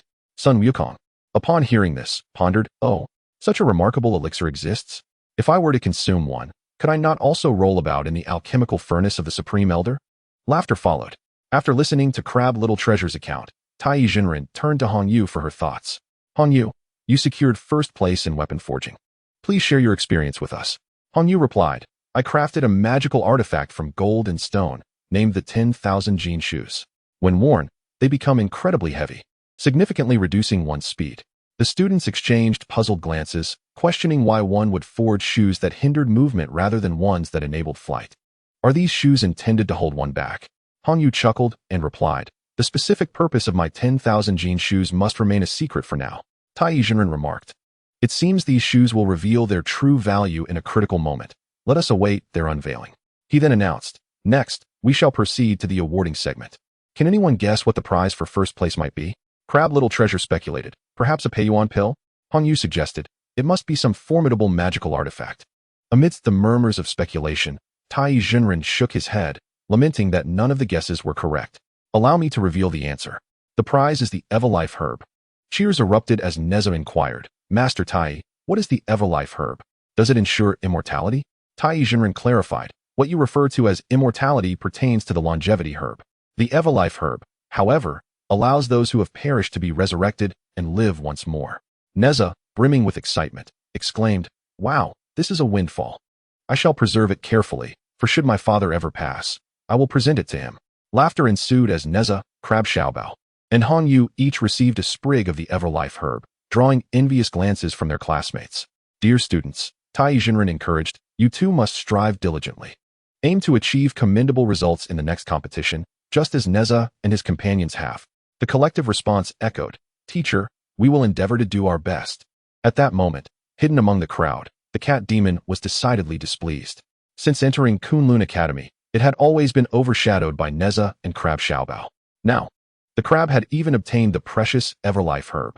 The cat demon pondered indignantly, the Everlife herb rightfully belongs to me. I shall reclaim it from Crab Xiaobao. Chapter 43. Wukong receives comfort following the team competition. Sun Wukong had not placed in the rankings, and consequently, he had not received any prize. He appeared dejected, his spirit dampened. Observing Wukong's forlorn demeanor, Crab Xiaobao approached him with the intention of offering solace. Wukong, do not be disheartened. Tomorrow marks the commencement of the Academy team competition, and our Yuan Shi Academy will rely on your prowess to defeat Tongtian Academy. Wukong scoffed, spare me your consolation. It is utterly humiliating to have been defeated by Nezha. After a moment's contemplation, Crab Xiaobao produced the fire-repelling pill he had concocted during the competition. He waved it before Wukong, grinning as he asked, Wukong, do you recognize this? Fire-repelling pill. Wukong's eyes gleamed with excitement as he snatched the pill and examined it closely, repeatedly expressing his astonishment. Xiaobao, you're incredible. You successfully crafted such a challenging elixir. How do you like it? Asked Crab Xiaobao. I adore it. I am absolutely thrilled. Since you cherish it, consider it a gift. Wukong could hardly believe his ears upon hearing Xiaobao's generous offer of the fire-repelling pill. Is that truly the case? Indeed it is. Take it. Wukong, overwhelmed with emotion, felt tears welling in his eyes, realizing that the kind-hearted Crab Xiaobao had selflessly given him the fruit of his labor to console him. He enveloped Xiaobao in a heartfelt embrace, bursting into tears. Xiaobao, you are truly a wonderful person. Aside from my master, no one has ever shown me such kindness. Crab Xiaobao, all right, do not weep. Sun Wukong, with a trembling voice, since you are so generous, could you perhaps grant me a few more fire-repellent elixirs? Sound of fainting. The following morning, Earth Spirit Sun struck a gong, rousing everyone from their slumber. Sound of the gong. Earth Spirit Sun shouted, rise and shine. The sun is already high in the sky. With bleary eyes, everyone climbed out of bed and hurried to the Golden Light Temple. Master Tai and teacher Zhangzia awaited their arrival. Nezha yawning. I feel both sleepy and weary. I refuse to participate in this wretched assessment. Sound of laughter. Master Tai, Nezha, what are you mumbling about? Speak up so everyone can hear. Sun Wukong mischievously. Teacher, Nezha declared his intention to withdraw from the competition. Nezha, flustered. Teacher, please disregard Sun Wukong's nonsense. I was merely jesting. Master Tai, such frivolous talk is not permitted. Fellow students, we are about to engage in a team competition with Tongtian Academy, with each group comprising 4 members. Who would like to sign up? Students glanced at one another. Their faces etched with reluctance, and a myriad of discussions erupted. Silverfish Spirit, concerned, while I wish to participate, the students from Tongtian Academy are a mixed lot. Lacking in integrity, I fear they may resort to underhanded tactics. Catfish Spirit concurred. Indeed, they possess no moral compass. We are no match for them. Nezha, it seems no one wishes to face Tongtian Academy. Upon hearing the concerns and discussions, teacher Zhangzia smiled and raised his hand to silence the crowd. Once everyone quieted down, he spoke. Zhangzia, rest assured, my dear students, we have made ample preparations for your concerns. I shall oversee the competition on site, and any infractions, such as endangering the safety of fellow students, will result in disqualification. As he spoke, the willow branch of the heavenly teaching materialized in his hand, transforming into a formidable disciplinary rod. Nezha, reassured. With teacher Zhangzia's willow branch present, those rascals from Tongtian Academy will think twice before acting out. Sun Wukong, nonetheless. It is wise to remain cautious. Master Tai now, students who wish to enlist for the team competition, please raise your hands. One by one, Nezha, Sun Wukong, Crab Xiaobao, Hongyu, and Silverfish Spirit raised their hands. Master Tai nodded in approval. However, with only 4 spots available for the team, what would be done about the 5 who had signed up? Master Tai, Nezha, Crab Xiaobao, and Hongyu have all secured first place in their previous competitions. If they team up, our chances of victory are substantial. As for Sun Wukong and Silverfish Spirit, both possess commendable strength, yet we must select one of you. Silverfish Spirit, teacher, are you suggesting that I and Sun Wukong vie for a single spot? Master Tai, indeed, this is the most equitable solution. Sun Wukong, come on, I relish a good contest. My goodness, I cannot possibly compete with Sun Wukong. I shall forego my participation in the team competition, Sun Wukong. It's your turn now. How can you retreat without a fight? In the future, when faced with formidable demons and spirits, will you simply kneel and beg for mercy without even attempting to battle? Sun Wukong's words, though blunt, held wisdom. The classmates rallied to encourage Silverfish Spirit to challenge Sun Wukong. Do not fear, little Silverfish, Hongyu urged. It is merely a friendly contest. Sun Wukong will not intentionally harm you, and everyone will be cheering for you. After pondering for a moment, Silverfish Spirit clenched his fists and resolved to face Sun Wukong. Wukong, let us begin. Do not underestimate me due to my size. Compete with your full strength, for that is the true respect one pays to a rival. Rest assured, I shall give it my all. Sun Wukong replied earnestly. TAIBAIJINXING and Zhang exchanged glances, clearly pleased with the display from both competitors. Then let the competition commence. TAIBAIJINXING announced. Let it begin. Sun Wukong and Silverfish Spirit exclaimed in unison. Our contest will consist of riddles. There will be 3 questions, and each will be a quick response. The first to win 2 out of 3 rounds shall be the victor. The audience had anticipated a display of magical prowess, only to be surprised by a battle of wits instead. Listen closely, Zhang instructed. 2 individuals fell into a trap while walking. One who perished is called a dead person, but what do we call the one who remains alive? Sun Wukong and Silverfish Spirit quickly engaged their minds, while their classmates pondered as well. In a moment, Silverfish Spirit raised his hand first. A dead person is called a dead person, and a living one is called a living person. A collective groan erupted from the audience. Zhang chuckled. Ha ha, that is incorrect. At that moment, Sun Wukong calmly raised his hand and, with a smile, articulated his answer. The living person is simply called for help. Laughter filled the air. Indeed, that makes sense. Correct, Zhang affirmed, awarding Sun Wukong a point. Chapter 44. The Battle of Teams to the bitter end with Sun Wukong leading by a point. Silverfish Spirit grew serious and focused intently on the teacher's question. Now it was TAIBAIJINXING's turn to pose a riddle. Which causes more pain when struck on the head, a coconut or a watermelon? Teacher, I know, Silverfish Spirit exclaimed. If struck on the head with a coconut or a watermelon, it is undoubtedly the head that would feel the greater pain. Laughter erupted in response.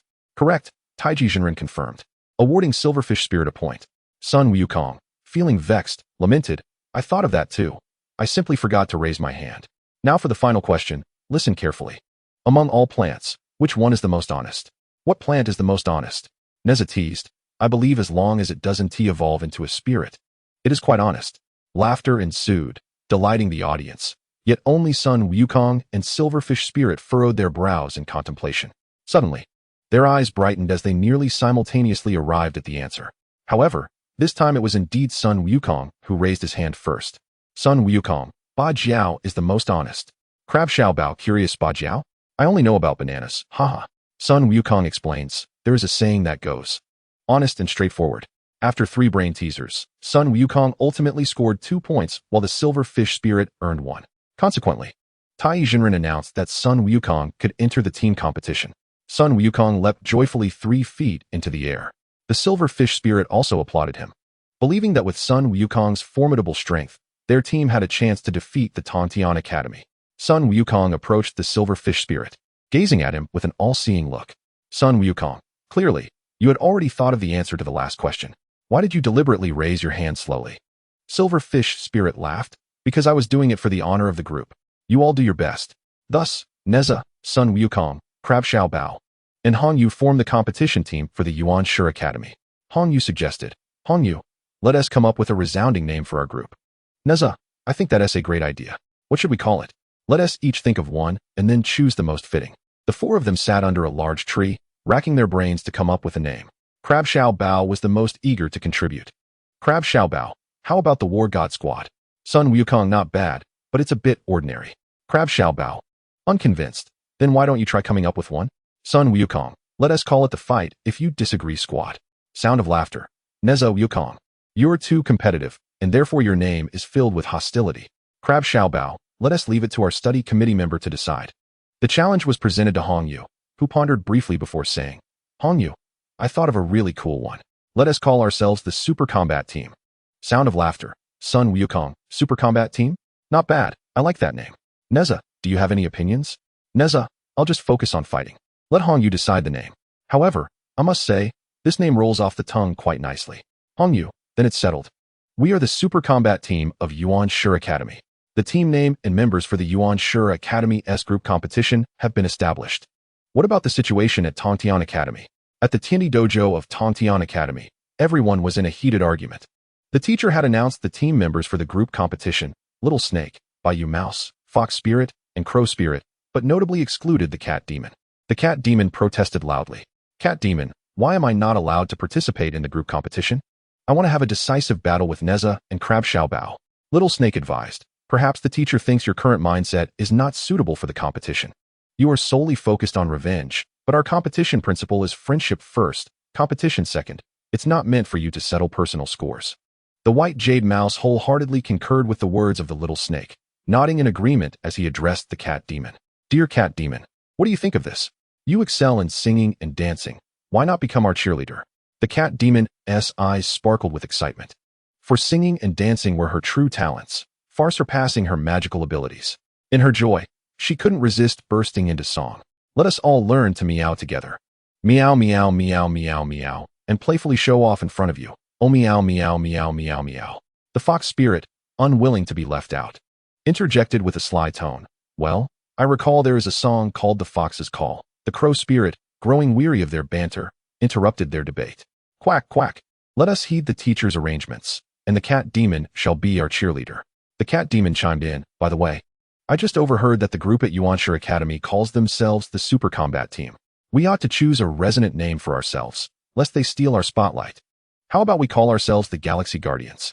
Suggested the little snake, and her name was met with unanimous approval from the group. Thus, the 5 of them cheerfully settled on their name. In the afternoon, the competition between Yuanshi Academy and Tiantong Academy finally commenced. The referees were 2 esteemed teachers, Jiang Zia and TAIBAIJINXING. Notable figures such as Yuanshi Tianzuan, Junhong Laozu, and the dean of Tongtian also appeared to witness the event, as students from all grades at Kunlun Mountain surrounded the arena in a tight throng. As the war drums echoed, the true contest began. I hereby declare the team competition to commence. The Super Combat Team against the Galaxy Guardians, announced TAIBAIJINXING. The ultimate goal of learning magic was to vanquish demons and uphold justice. Hence, both teams regarded each other as foes to be defeated. Sun Wukong, a master of offense, was the first to charge forward. Take this, he shouted. The fox spirit from Tiantong Academy, known for his offensive prowess, rushed to engage, wielding his enormous foxtail to strike at Sun Wukong. The agile Sun Wukong dodged deftly, countering with a powerful kick to the back of the fox spirit, sending him tumbling down.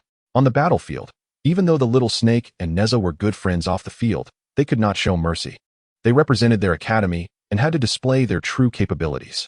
The cat demon waved a red cloth from the sidelines, cheering fervently. Galaxy Guardians, invincible in battle, only advancing, never retreating. The silver fish spirit, seeing this, tore a piece of clothing from himself and waved it vigorously. Super Combat Team, unmatched in the world, never second, only first. The little snake faced Nezha, producing her crafted magical weapon, a crescent blade forged from her own baby teeth. The curved blade gleamed with a chilling light, seemingly capable of delivering a fatal blow with a single strike. Chapter 45. A resounding victory for Yuanshi Academy. The little snake brandished its weapon, and Nezha, no longer holding back, shouted, Invincible Whirlwind Circle. The golden collar around his neck soared into the air. The invincible whirlwind circle, with tremendous destructive power, spun towards the little snake, generating a powerful gust that swept the leaves off the ground. Upon perceiving the imminent danger, the little snake swiftly performed a backflip, narrowly evading this deadly assault. It then lunged forward, brandishing the curved blade towards Nezha. After completing a full rotation, the collar swiftly returned just in time to block the incoming strike. The clash of weapons resonated as the blade met the collar, sending sparks flying. Meanwhile, Hongyu faced off against the white jade mouse, renowned for its ability to teleport. In the blink of an eye, it could appear behind its adversaries for a surprise attack, leaving those who encountered it in exasperation. Initially, Hongyu had indeed suffered several setbacks. This time, she donned her dazzling rainbow attire. And when the white jade mouse attempted another ambush, it found it could no longer inflict harm. Your attire is quite formidable, Hongyu, the white jade mouse remarked smugly. But do not forget, our old mouse possesses another skill in addition to speed. What is this skill? Hongyu inquired, intrigued. Show me. Digging, the white jade mouse declared. And without delay, it teleported behind Hongyu, tugging at her rainbow attire with its sharpened fangs. In an instant, it gnawed several holes into her garment. Yet at this critical juncture, Hongyu remained composed. With a sudden smile, she produced her secret weapon, the 1,000 Jin shoes. 1,000 Jin shoes, weighing 1,000 Jin, once donned. They clinged tightly, rendering one immobile, she chanted. As the white jade mouse continued to gnaw at the attire, it suddenly felt something amiss. Looking down, it discovered an additional pair of shoes affixed to its feet. Crafted from gold and stone, the shoes rendered it incapable of lifting its feet. Despite its frantic attempts to remove them, they seemed as if they were fused to its feet, resisting all efforts. What is this cursed object? Why has it ensnared me? The white jade mouse cried in desperation. Meanwhile, Hongyu had already distanced herself, grinning as she proclaimed. These 1,000 Jin shoes weigh 3,000 Jin, and are specifically designed to counter creatures of great speed. How does it feel to be unable to move? The onlooking students, upon hearing Hong Yu's explanation, experienced a moment of realization. No wonder she had been reticent about revealing the purpose of the 1,000 shoes during the award ceremony. It served such a remarkable function. Now, I shall make my move. Binding demon rope, Hong Yu exclaimed, drawing forth a belt that animatedly ensnared the white jade mouse, leaving only its eyes visible. Is there anyone to rescue me? Lamented the white jade mouse, dejected. The crimson jade triumphed over the white jade mouse, ushering in a wave of jubilant cheers. The adversary of Crab Little Treasure was the crow spirit, with a beak both sharp and unyielding. The crow spirit sought to pierce through Crab Little Treasure's shell. No matter where Crab Little Treasure attempted to flee, it found itself ensnared. The crow spirit pinned the little crab down with its claws. Oh, if it weren't for the fact that we are all disciples of Kunlun Mountain, you would already be residing in my belly, boasted the crow spirit. Do not be so arrogant, crow spirit, retorted Crab Little Treasure. Your venomous beak is merely that of a crow.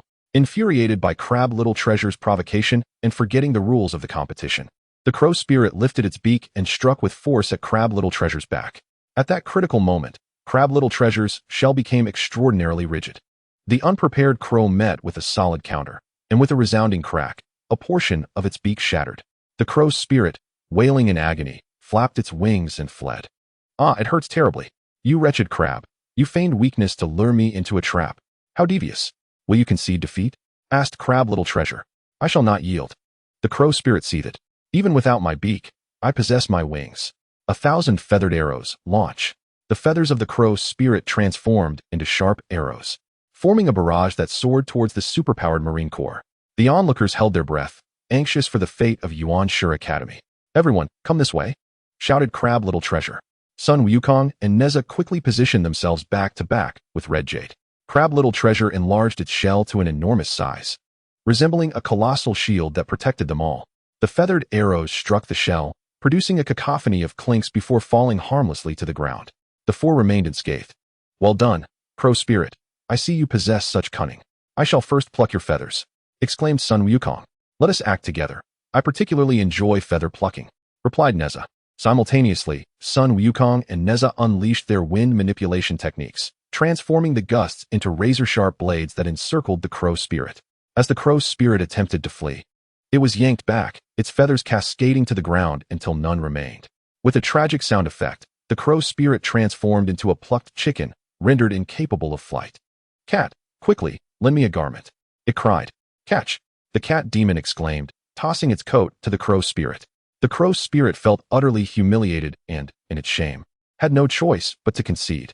Fear not, crow spirit. I shall gather your feathers and craft them into a feathered garment, the cat demon reassured. Very well. I suppose that must suffice, the crow spirit lamented. Now, on the battlefield, the superpowered Marine Corps consisted of 4 members, while the Galactic Guardians were left with only the fox demon and the little snake. In a 4-against-2 scenario, Nezha and his companions executed their strategy flawlessly, swiftly achieving victory after several rounds. The 4 exchanged high fives, celebrating their triumph. The Raven, filled with indignation, joined forces with the cat demon to seek out Jiangxia to lodge a complaint. Master Raven Spirit, they declared, Nezha and the others have violated the rules of the competition. We demand the annulment of their results. TAIBAIJINXING, munching on sunflower seeds nearby, raised an eyebrow. Pray tell, how exactly did they contravene the rules? The Raven, now aflame with righteous anger, retorted, their assaults have profoundly harmed my mental well-being. I seek compensation for my emotional distress. TAIBAIJINXING and Jiangxia exchanged knowing glances, bursting into laughter. Jiangxia, maintaining his composure, replied, My dear student, our competition rules stipulate that no lethal force may be employed against fellow participants. I witnessed you unleashing a barrage of arrows, aiming to eliminate Nezha and his comrades during the contest. It was only due to the formidable shell of Crab Little Treasure that they escaped unscathed. Had it not been for that, they would have been injured. Realizing their intentions had been unveiled, the Raven faltered, struggling for words. The cat demon quickly defended the Raven. The battlefield is inherently perilous. Raven Spirit was merely fighting with all their might. TAIBAIJINXING straightened up, chuckling softly. Thus, Nezha and Sun Wukong merely plucked your feathers, fearing the resurgence of your arrows. This, at best, constitutes self-defense. Therefore, in this team competition, Yuanshu Academy emerges victorious. Chapter 46. Deceitful tactics lead to the humiliation of Kunlun after Yuanshi Academy triumphed in the team competition. TAIBAIJINXING granted them a 2-day respite. During these days of assessment, you have all exhibited remarkable diligence, showcasing rare qualities within you. I would like to especially commend Nezha, Sun Wukong, Crab Little Treasure, and Hongyu. The audience erupted into applause. Well then, you all deserve a break. I hereby declare a 2-day holiday for Yuanshi Academy. Upon hearing the news of a holiday, Nezha and his companions leapt with joy, collapsing onto the ground and rolling around in delight. Yay! Finally, a chance to truly relax, exclaimed Nezha. Where shall we go for fun, idol? Crab Little Treasure inquired.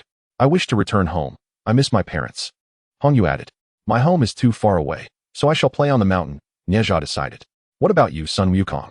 Noticing that Sun Wukong was absent from the grass, they discovered he had already climbed a tree. What are you all doing?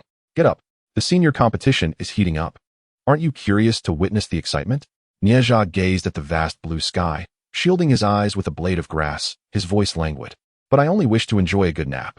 You go ahead and tell us all about it when you return. You're quite dull, Sun Wukong remarked. The great sage, shall be off. With that, he leapt down from the tree and dashed towards the venue of the senior competition. Crab Little Treasure, watching Sun Wukong depart, felt compelled to follow, and thus urged Nezha to join him. Crab Little Treasure, idol. I have heard that the Kunlun from the Laozi Academy has triumphed over Yang Jian, the Deer Spirit, and Bai Chao in the individual competition, thereby securing first place in the magical assessment, alchemy examination, and weapon forging evaluation. Upon hearing this, Nezha sprang up from the ground. The Kunlun from Laozi Academy had once saved their lives when they were nearly killed by the lizard spirit. Nezha had always held him in high regard, expressing a desire to learn magic from him. Hongyu also stood up, eager to witness the event. Hongyu, I have heard about it as well. They are about to compete in the team match. However, since Laozi Academy has only him, while Tontian Academy has 3, it is exceedingly perilous. Nezha, excited, what are we waiting for? Let us go and cheer for him. Crab Little Treasure, happily, let us go? Thus, Nezha, Crab Little Treasure, and Hongyu hurriedly made their way to the competition venue. Before they even arrived, they could already hear the fervent cheers from afar. The Holy Light Arena was crowded with spectators watching the match. Nezha, regretfully, alas, there are no good spots left. We should have come earlier. Hongyu, cleverly follow me. I have a brilliant idea. Hongyu led them to a nearby redwood tree, and the 3 perched side by side on a sturdy branch, granting them a splendid view of the entire arena. At that moment, 2 deans occupied the judges' table, the dean of Yuanshi Academy, Yuanshi Tianzun, and the dean of Tontian Academy, Tontian Jiaozhu. This round of the team competition featured Laozi Academy against Tontian Academy. However, as Laozi Academy had only the Kunlun as its sole student, he was to face 3 opponents from Tontian Academy. The 3 adversaries were the Plum Blossom Deer Demon, the Lizard Spirit, and Xiahong. Upon noticing that the Kunlun was alone, they huddled together, pondering their strategy. Deer Demon, though the Kunlun is but one, his magical prowess is profound. We must not underestimate him. The Lizard Spirit had previously clashed with him over a stolen Lingji doll. Thus, he was somewhat familiar with the Kunlun. Lizard Spirit, I have a splendid plan. We shall engage in a rotating strategy, taking turns to battle until he exhausts his strength and can no longer unleash his magic, allowing us to defeat him in one fell swoop. Xiahong, a resurrected individual who had once lost his leg to a beast, had been aided by a passing Taoist who fashioned a willow branch into a prosthetic limb, which now had the ability to grow tentacles. He bravely volunteered. Xiahong, I shall be the first to fight. The Deer Demon positioned himself second, and the Lizard Spirit third. The Kunlun, observing their delay, urged them on. Kunlun, have you finalized your strategy? Let us begin. Lizard Spirit, Kunlun, today we shall defeat you, the champion of Kunlun Mountain. Xiahong, prepare yourself. With that, Xiahong surged forward. His right leg delivered a powerful kick, creating a crater in the ground. But the Kunlun reacted swiftly, leaping into the air. In the midst of the air and on the ground, 2 figures engaged in a fierce confrontation. Xiahong's prosthetic limb extended countless tendrils, ensnaring Qilin, rendering him momentarily immobile. Seizing the opportunity, the Deer Demon thrust its antlers towards Qilin. The latter was knocked away, and the Lizard Spirit swiftly extended its long tongue to ensnare him. The spectators gasped in astonishment, their hearts heavy with concern for Qilin. Nezha and Xie Xiaobao watched in anxious desperation, wishing fervently to assist Qilin themselves. Nezha, filled with indignation, exclaimed, the Lizard Spirit is utterly despicable. Xie Xiaobao lamented, alas, This is but a competition. We are powerless to intervene. Thus, Hong Yu rallied everyone to cheer for Qilinzi. Qilinzi, go for it. Victory is assured. Nezha and Xie Xiaobao chanted. The lizard spirit falters. The lizard spirit shall surely fail.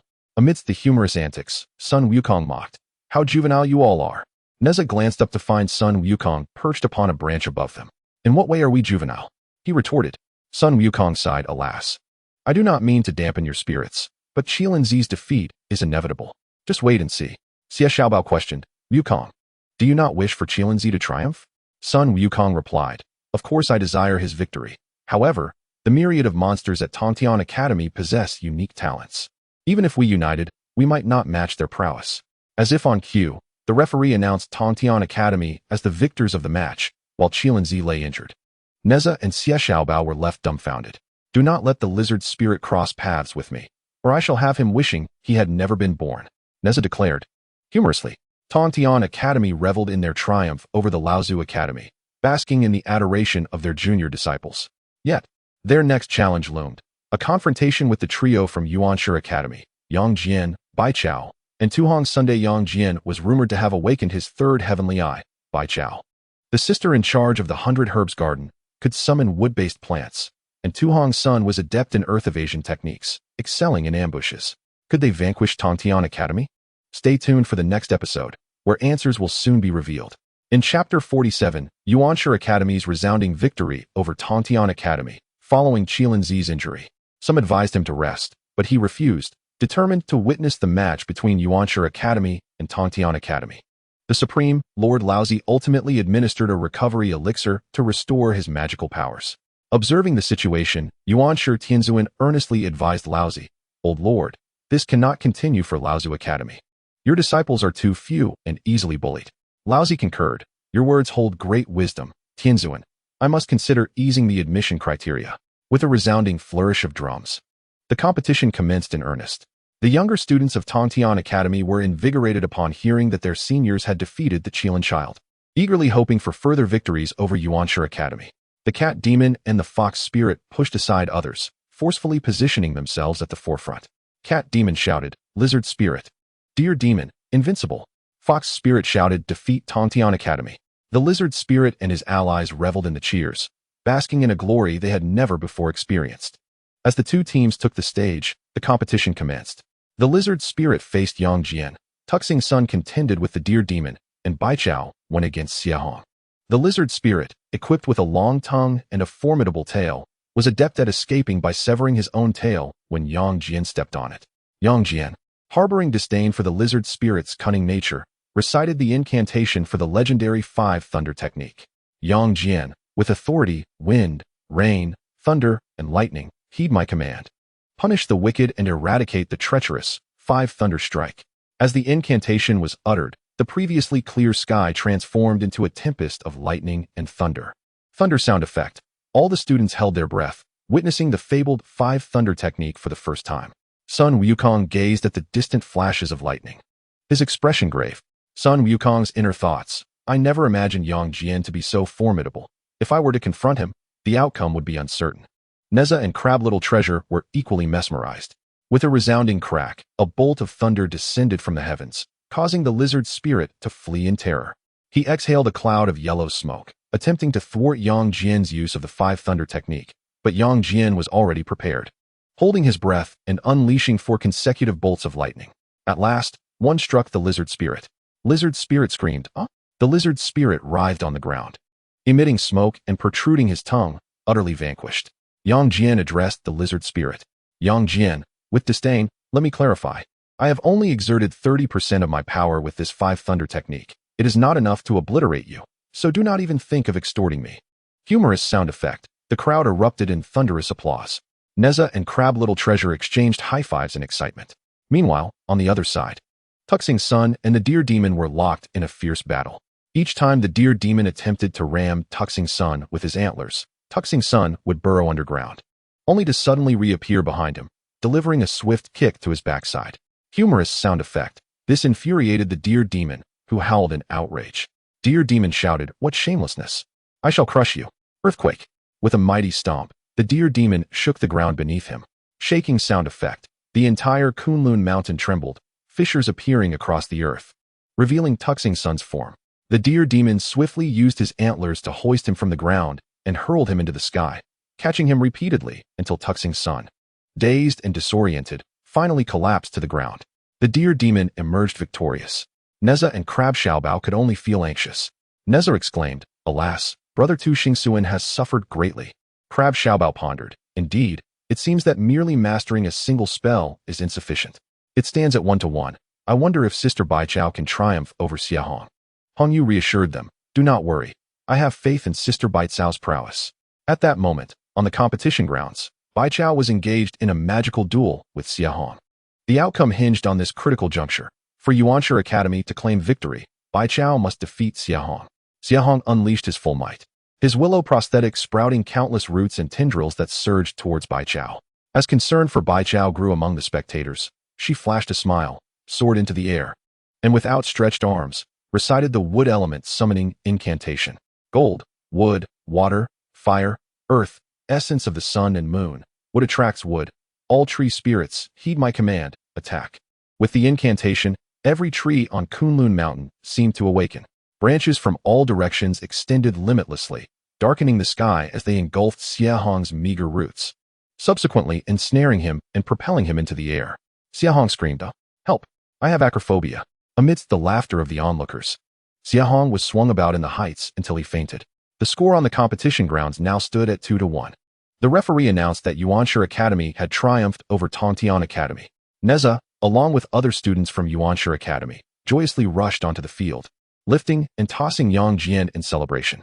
The students of Tongtian Academy watched them leave with mixed feelings, and the cat demon felt a deep sense of dissatisfaction. From this day forth, I shall diligently practice my spells. One day, I will aid Tongtian Academy in defeating Yuanshi Academy.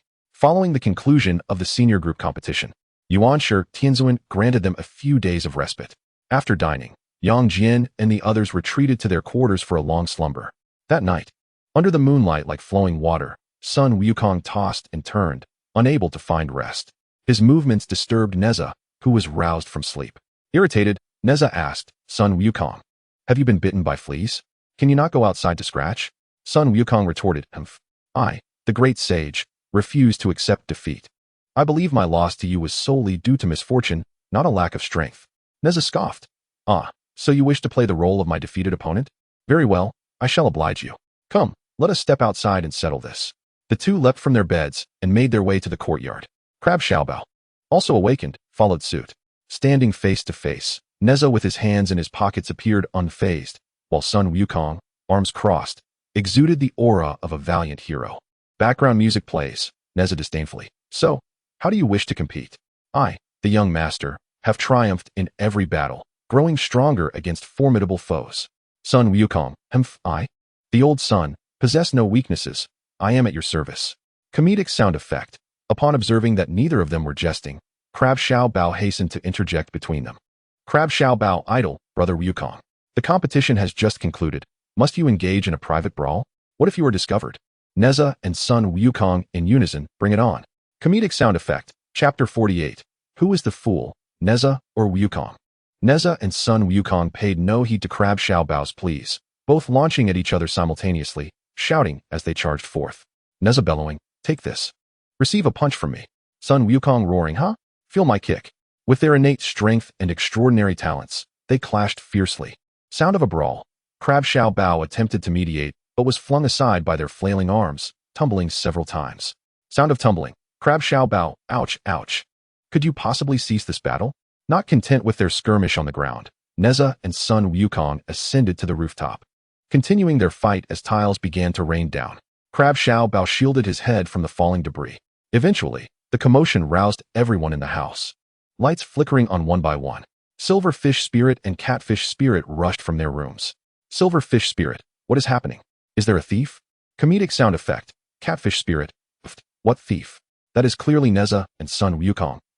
Silverfish Spirit, puzzled, The class monitor and the discipline officer are brawling on the roof at this hour? If this gets out, the entire academy will undoubtedly reprimand them. Hearing this, Crab Xiaobao panicked, nearly forgetting the impending visit from the older students of the Yuanshi Academy. Last time, he and Nezha were caught outside at night, by Tu Xing Sunday. Thus, he shouted at them. Crab Xiaobao idle, Wukong, come down quickly. Be careful not to get caught. However, the two combatants, engrossed in their fierce tussle, paid no mind to his warnings.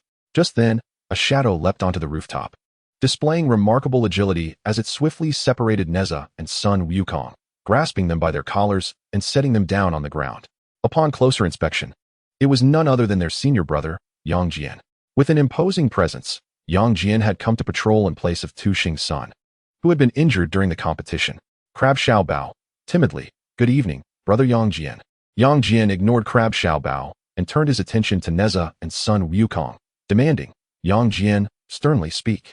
Why are you not sleeping at this late hour and engaging in a fight? Nezha snorted, pointing at Sun Wukong as he spoke. Nezha complains, brother Yang Jian. It was Sun Wukong who couldn't sleep at night and came to challenge me. Sun Wukong discontented. Humph, the more I lie in bed, the angrier I become. Nezha winning the match was merely due to luck. In terms of strength, I am in no way inferior. Nezha, haha, what's wrong with having good luck? Luck is indeed a part of strength. A wager must be honored. Yang Jian released the two, realizing that they were both dissatisfied with the outcome of the match. Yang Jian Nezha, Sun Wukong, are you two simply looking for an outlet? Since you're awake at this hour, each of you shall stand in punishment for 1 hour. Nezha, upon hearing this, protested. Nezha defending himself, brother Yang Jian, I wish to appeal. Why must I also be punished? I was already asleep when Sun Wukong woke me up to duel. This is unjust. Ask Crab Little Treasure if you don't believe me. Yang Jian, Crab Little Treasure. You must speak the truth. Crab Little Treasure, brother, I can attest that it was indeed Sun Wukong who dragged Nezha into the competition. Sun Wukong unhappy nevertheless. Did Nezha not engage with me in battle? The facts show that he too violated the school rules. Sun Wukong argued his case. Yang Jian had long been aware of Sun Wukong's mischievous nature. He was said to be an exchange student, but was actually sent to learn discipline. Yang Jian Sun Wukong. Tell me, did you not steal peaches from the 100 Herbs garden not long ago? Sun Wukong recalled the recent incident where he and the little snake from Kunlun Academy, along with the white jade rat, were punished for stealing peaches. He was surprised that Yang Jian knew of this matter. Sun Wukong, yes. I, Sun Wukong, dare to take responsibility for my actions. Yang Jian Nezha, Crab Little Treasure, you may return. Nezha playfully, good night, brother, good night, Sun Wukong, we are off to sleep. Bye-bye.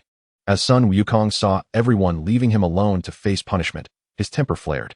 Sun Wukong angrily, Yang Jian, it is unfair to punish only me. Are you seeking personal revenge? Yang Jian, and what of it? Sun Wukong scratched his chin, hopping in anger. He did not anticipate that the incident at the 100 Herbs garden would leave such a poor impression on this brother. Sun Wukong, the theft of peaches was indeed our fault, yet I have already accepted punishment. If you continue to dwell on it, you are merely looking for trouble. Watch this. With his fiery temper, Sun Wukong seized a wooden stick from nearby and leaped into the air. Yang Jian, however, remained unfazed, effortlessly blocking Sun Wukong's strike. Sun Wukong, Yang Jian, if you possess the ability, why not use your 5 thunder technique and see if you can strike me? Yang Jian proudly, against a little rascal like you, there is no need for spells. With my bare hands, I can beat you to a state where even your parents would not recognize you. As Yang Jian spoke, he grasped Sun Wukong's arm and flung him away. Sound of objects dropping. Nezha and Crab Little Treasure had not gone to sleep. They leaned by the window, watching as Sun Wukong was utterly defenseless against the onslaught. Nezha softly, Yang Jian is truly formidable. Even Sun Wukong pales in comparison. I wonder how I would fare against him. Xie Xiaobao, upon hearing this, became anxious. Yang Jian is undoubtedly the most talented student at Yuanshu Academy. Challenging him would be tantamount to courting death. Xie Xiaobao advises, idle, considering our current strength, we would surely be obliterated. It would be wiser to wait until we graduate from Kunlun Academy before seeking a contest. Nezha agrees, you make a valid point. Now is not the time for a head-on confrontation. In the courtyard, Sun Wukong had yet to return from his flight, while Yang Jian shook his head and scoffed. Yang Jian, Sun Wukong is not as formidable as legend suggests. I sent him flying with a single punch. Just as Yang Jian prepared to depart, a resounding crash echoed as Sun Wukong plummeted from the night sky. The return of the great sage background music. This time, Sun Wukong had transformed into a monkey demon, towering over 10 feet, with his tail raised behind him, fur bristling, eyes glowing red, and sharp teeth protruding menacingly. He appeared utterly terrifying. Nezha and Xie Xiaobao, who were secretly watching from within, were left astounded. Nezha gasps, Sun Wukong's true form is astonishing. How incredible. Xia Xiao Bao Wow? It seems we are in for quite the spectacle. Yang Jian, with an air of arrogance, sized up Sun Wukong and mockingly remarked. Yang Jian disdainfully, junior brother. Do you not realize that merely growing larger does not enhance your prowess? Tonight, I shall demonstrate what true strength entails. Who will emerge victorious in the clash between Sun Wukong and Yang Jian? Chapter 49. The Monkey Demon Battles, Erling Shun. Sun Wukong, transformed into the Monkey Demon, hurled a fist the size of a sandbag toward Yang Jian, who had no choice but to leap to evade. Sun Wukong, Yang Jian. Are you not as powerful as you claim? Dare you withstand a punch from me, the great sage? Yang Jian, naturally, I dare. No sooner had he spoken than Sun Wukong's fist came crashing down once more. This time, Yang Jian did not flee, but instead braced himself and absorbed the blow with both hands.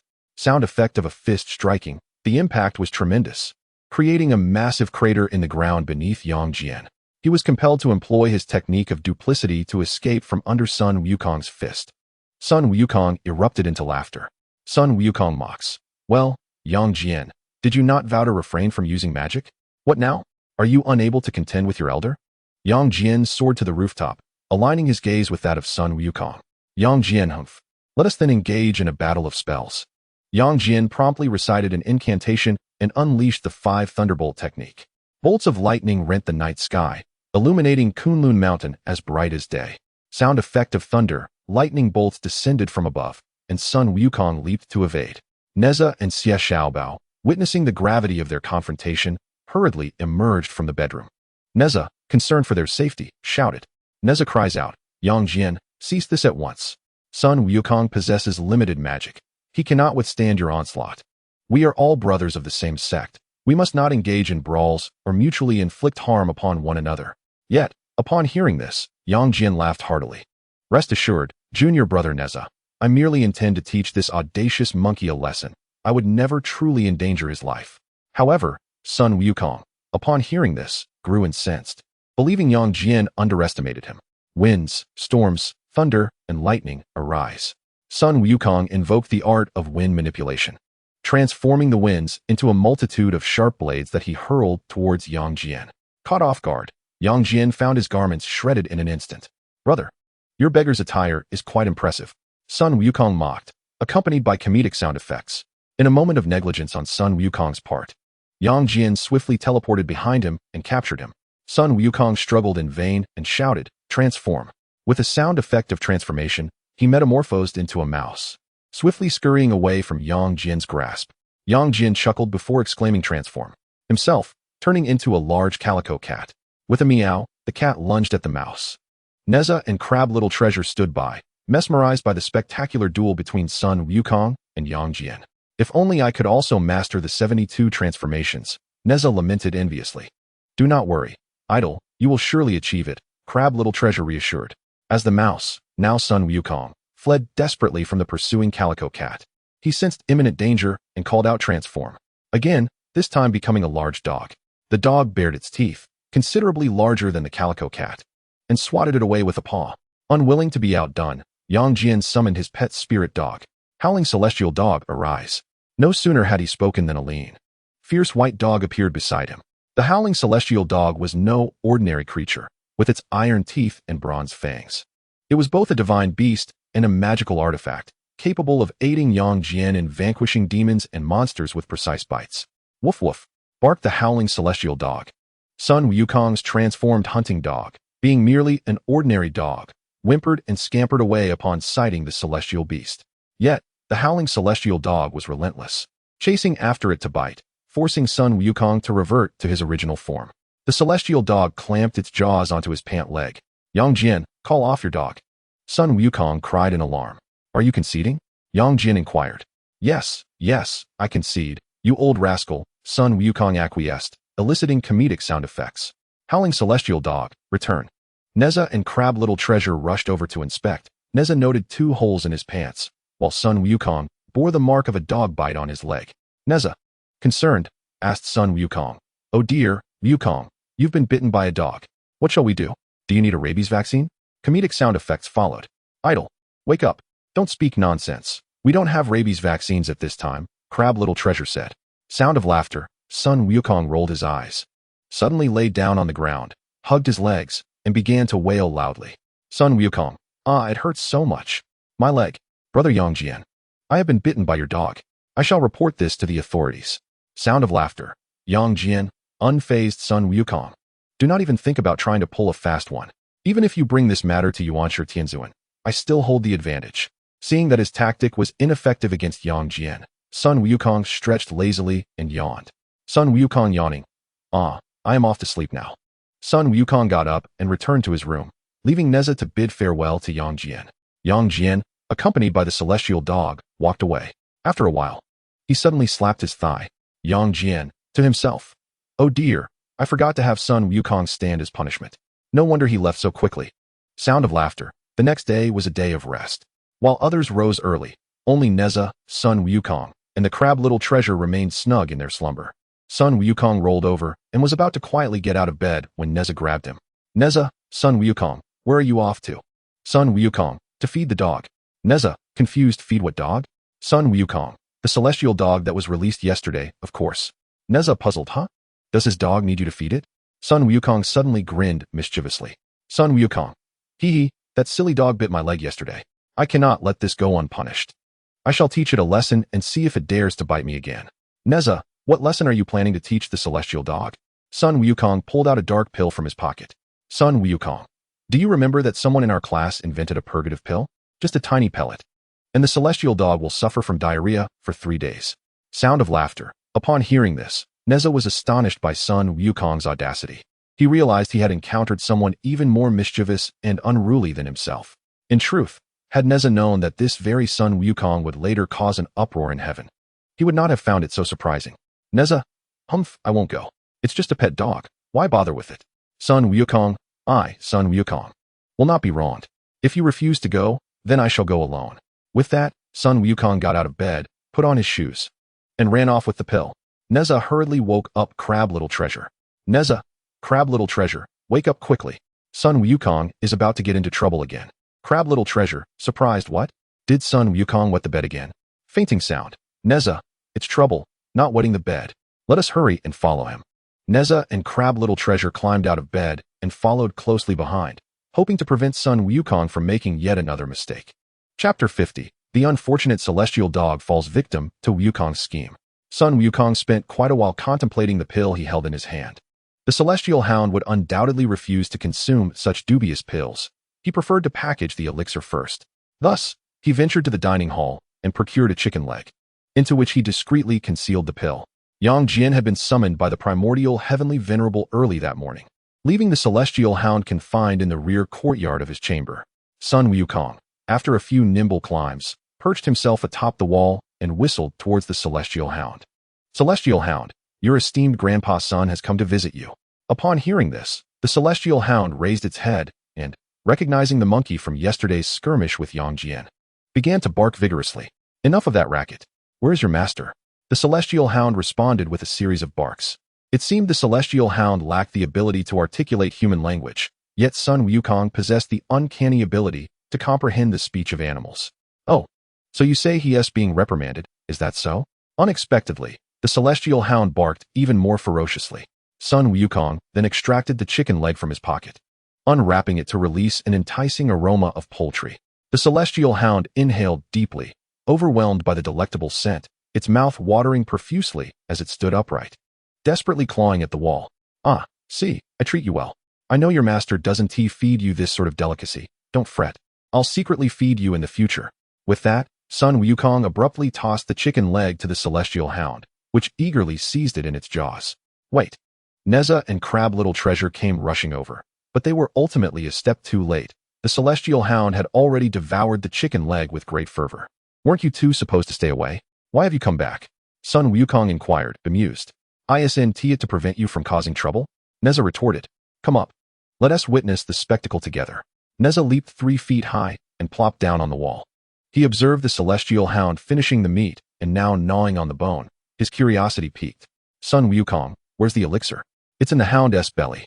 No sooner had he spoken than the celestial hound suddenly began rolling on the ground, howling loudly, and after several spins in the courtyard, it found the latrine. A cacophony of explosive sounds soon followed from within. Sun Wukong and Nezha could not contain their laughter. This elixir works wonders, an immediate effect. 5 stars. Who did you get it from? I wish to purchase some as well. Just then, a small boy emerged from the latrine, sporting 2 canine ears atop his head. Crab Little Treasure instantly recognized him as the transformed Celestial Hound. Celestial Hound, so you can transform into a human. The crab exclaimed in astonishment. The Celestial Hound, pale-faced, glanced at the trio before indignantly demanding, "Why did you administer that to me? You bit me first. One must reciprocate in kind. Moreover, I, Sun Wukong, always repay a grudge." The Celestial Hound, in a fit of rage, charged at Sun Wukong once more, only to be interrupted by the rumbling of his stomach. He had no choice but to clutch his rear and dash toward the restroom. Sun Wukong and Nezha reveled in the spectacle, but Crab Little Bao, with a furrowed brow, cautioned them, "Idols, Wukong, have you considered the consequences? When Yang Jian returns, the Celestial Hound will surely report us." Sun Wukong shrugged nonchalantly. It's nothing. If worst comes to worst, I shall simply engage in another battle with Yang Jian. Nezha, in a serious tone, remarked, "Alas, you cannot possibly defeat Yang Jian." Crab Little Bao interjected, "Fear not, my friends. I have a solution that will erase the Hound's recent memories, so he will remain oblivious to our mischief." Sun Wukong, filled with enthusiasm, inquired, "What a splendid idea. But how shall we induce amnesia?" Crab Little Bao produced a crimson pill from his pocket, grinning as he explained, "This is a forgetfulness pill I concocted just days ago. Ingesting it will erase memories of events that transpired within the last hour." Sun Wukong seized the pill from Crab Little Bao's hand, intent on tricking the Celestial Hound into consuming it. Just then, the Hound emerged from the restroom, looking utterly exhausted and glaring at Sun Wukong with palpable indignation. Sun Wukong remarked, "The agony of a stomachache must be unbearable. I possess a remedy. Would you care for a dose?" The Hound, skeptical, replied, "You wouldn't deceive me, would you?" "Of course not," Sun Wukong assured him. "Just keep this between us and do not inform Yang Jian." The Hound relented. "All right, I won't tell him." Sun Wukong tossed the forgetfulness pill into the air, and the Hound deftly caught it and swallowed it whole. To their astonishment, the Hound suddenly turned hostile, declaring, "Sun Wukong, Nezha, you are doomed. I shall inform my master and ensure you face the consequences." Nezha retorted, "How can you renege on your word?" The Hound arrogantly responded, "Umph. And what can you do about it?" Crab Little Bao, with a smirk, noted, "Unfortunately for you, having consumed my forgetfulness pill, you shall soon forget what just transpired." Infuriating. "You have deceived me once again," the Hound exclaimed, and with that, he collapsed with a thud. When he next opened his eyes, no one was in sight. Shaking his head, he wondered why he had fallen to the ground. "I must have been exceedingly tired to have dozed off here," he murmured to himself. Just then, another wave of pain surged through his stomach, prompting him to rush back to the restroom. As class commenced, the first lesson was on moral etiquette, with teacher Zhang Zia instructing the students. "A person without trustworthiness is unworthy of respect." This saying emphasizes that one must not be deceitful or dishonest in one's endeavors. At that moment, Yang Jian stormed in, accompanied by the Celestial Hound. "Teacher Zhang Zia, pardon the interruption, but I have a matter I wish to discuss with the class," Yang Jian declared, visibly agitated. "Yang Jian, my dear classmate, please do not rush. Take your time to explain what has transpired. Your peers will be more than willing to cooperate." The students exchanged perplexed glances, utterly bewildered by the unfolding events. Their attention then turned to the once vibrant Xie Tianquan, who appeared disheveled, with patches of white fur missing. "Oh dear, what has happened to Xie Tianquan's coat?" Red Jade lamented, her voice tinged with concern. The sound of weeping echoed, further aggravating Yang Jian's ire. "I was absent yesterday due to pressing matters. Who, pray tell, has fed my beloved spiritual hound a chicken leg?" This resulted in a night of distressing gastrointestinal turmoil, and consequently, it has begun to shed its fur in clumps this very morning. The students exchanged anxious glances. Even if they had 100 lives, they would not dare harm Yang Jian's cherished companion. Only Nezha, Sun Wukong, and Crab Baby kept their heads bowed low, avoiding the teacher's gaze. Yang Jian continued, "Moreover, I discovered in Xie Tianquan's excrement not only the remnants of a laxative, but also the forget-me-not herb, known to induce amnesia." "Oh, I comprehend now," Zhang Zia interjected. The cunning perpetrator not only administered a laxative to Xie Tianquan, but also rendered it incapable of recalling its own identity. Is that correct? Chapter 51. Sun Wukong and Yang Jian. A meeting of foes. Zhang Zia had accurately deduced the thought process of Sun Wukong and his companions. Standing at the forefront, he could easily discern who bore a guilty conscience. yet he refrained from directly exposing the culprit. Instead, he benevolently stated, I understand that the student who fed Xietian the laxative must have had their reasons for inflicting such torment. Would you not agree? Surely, some incident must have transpired to incite such vengeful thoughts. However, harboring feelings of vengeance is unwise. It leads one astray, resulting in irrational decisions. The students found Jiang Ziya's words to possess a certain wisdom.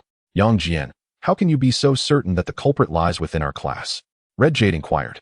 While I cannot assert it with absolute certainty, the suspicion falls most heavily upon your class, for you possess the greatest motive, Yang Jian replied. Curiosity piqued. Red Jade pressed on, and what might this motive be? Yang Jian scanned the room, noting that Nezha and Sun Wukong averted their eyes. He smiled knowingly and said, Last night, someone engaged me in a duel and, upon losing, was bitten by Xietian Quan. Therefore, you must consider whether this individual harbors the most compelling motive for such an act. Indeed, there is a semblance of logic in your assertion, Red Jade conceded. The teacher hopes that the student who has erred will step forward voluntarily, Jiang Ziya added. Do not forget, Yang Jian cautioned, I possess the truth elixir. Once consumed, even the unwilling shall divulge the truth, but the nature of this revelation would be quite different. Nezha, Sun Wukong, and Crab Baby exchanged hesitant glances, deliberating whether to confess. Ultimately, Nezha and Sun Wukong stood up almost in unison, with Crab Baby following closely behind. The classmates gasped in astonishment, never expecting them to be the culprits. Nezha, Wukong, pray tell, what transpired? Red Jade inquired, bewildered. I am the class leader, and I shall speak first. It was due to the fact that Sun Wukong had been bitten, which incensed us, prompting us to impart a lesson upon him by administering a laxative pill. Crab Little Treasure took over from Nezha and added, I feared that the Heavenly Hound would report us, so I gave him a memory-erasing pill. Sun Wukong interjected, each must bear the consequences of their own actions. This matter has nothing to do with Nezha or Crab Little Treasure. It was I, the old monkey, who sought vengeance against the Heavenly Hound, as I feel that Yang Jian harbors a bias against me. The others were taken aback. After all, Yang Jian had little interaction with Sun Wukong. So how could he possibly harbor such a bias? Jiang Ziya, perplexed, directly inquired of Yang Jian. Yang Jian, do you hold any grievances against Sun Wukong? Yang Jian replied, Sun Wukong once destroyed the 100 Herbs Garden. Thus, in my eyes, he has always been the archetype of a troublesome student. Jiang Ziya stroked his beard thoughtfully. I see. I now comprehend the situation. Sun Wukong, what will you do next? Sun Wukong rose from his seat and approached the Heavenly Hound, saying, I apologize, in my impulsiveness. I lost my reason and caused you harm. I should not take out my frustrations on you simply because I could not best your master. The Heavenly Hound transformed into human form, appearing weak and weary, utterly devoid of vigor. His voice was faint as he responded, I accept your apology. Furthermore, I must also apologize to you. Last night, I should not have bitten you without provocation. Sun Wukong was taken aback by the Heavenly Hound's amicable demeanor and felt an even deeper sense of guilt. It is all my fault for being headstrong. Look at your once lush and radiant fur. Now, hardly a strand remains. If only I could offer you my own fur in compensation. Laughter erupted among the group. That would be quite unfeasible. Have you ever seen a dog adorned with monkey fur? They would be the laughingstock of the canine world. The group erupted in laughter at the Heavenly Hound's jest. At that moment, Hong Yu gazed at the Heavenly Hound, a spark of inspiration igniting within her, and she proposed. Why don't we seek out Sister Baijiao? Surely, there are herbs in the 100 Herbs Garden that can heal the Heavenly Hound. Yes, indeed. Let us hasten to find Sister Baijiao. Upon hearing the mention of seeking Sister Baijiao, Sun Wukong felt a wave of trepidation wash over him. Nezha, discerning his unease, placed a reassuring hand on his shoulder and said, Wukong, are you worried that Sister Baijiao may share Yang Jian's prejudices against you? Fear not. She is not one to be so small-minded. Yang Jian, feeling the implications of their words, was struck as if by lightning. Oh no, my image of fairness and integrity is utterly shattered. Without further ado, Nezha and his companions made their way to the 100 Herbs Garden, where they fortuitously found Sister Baijiao gathering herbs. Hong Yu stepped forward to elucidate the circumstances, while Sister Baijiao selected 2 herbs for the howling celestial dog to consume. Yang Jian, Sister Baijiao admonished, remember to feed the howling celestial dog twice a day. In 3 days, his fur will regrow. Thank you, Baijiao, Yang Jian expressed gratefully. It is my pleasure. We are all classmates, and it is only natural to assist one another. As a result of this incident, Sun Wukong and Yang Jian became acquainted without any prior animosity. Seizing a moment when no one was paying attention, Yang Jian discreetly pulled Sun Wukong aside and muttered softly. I apologize. Sun Wukong, unable to catch his words, inquired loudly, what did you say? I said I am sorry. Yang Jian replied emphatically. I should not have held on to your past mistakes, nor should I have formed such a negative impression of you in advance. Ha ha, Sun Wukong chuckled. The past is behind us. Let us discuss the future instead. What do you mean by the future? Yang Jian asked curiously, with a mischievous glint in his eye. Sun Wukong proposed, Senior brother, might you impart the five thunder technique to me? Humorous sound effect. Yang Jian was nearly struck dumb by this request. He earnestly replied, Junior brother, it is not that I am unwilling to teach you the five thunder technique, but I learned it from the Grand Master Tai as well. Your foundational skills are not solid, and even if you were to learn it, you might not apply it effectively. Therefore, I advise you to progress gradually, step by step. Sun Wukong sighed. He had always been impatient, eager to master any formidable spell he encountered. However, the instructors at the Yuanshi Academy had to consider all students, and thus the pace felt as slow as a snail's crawl to him.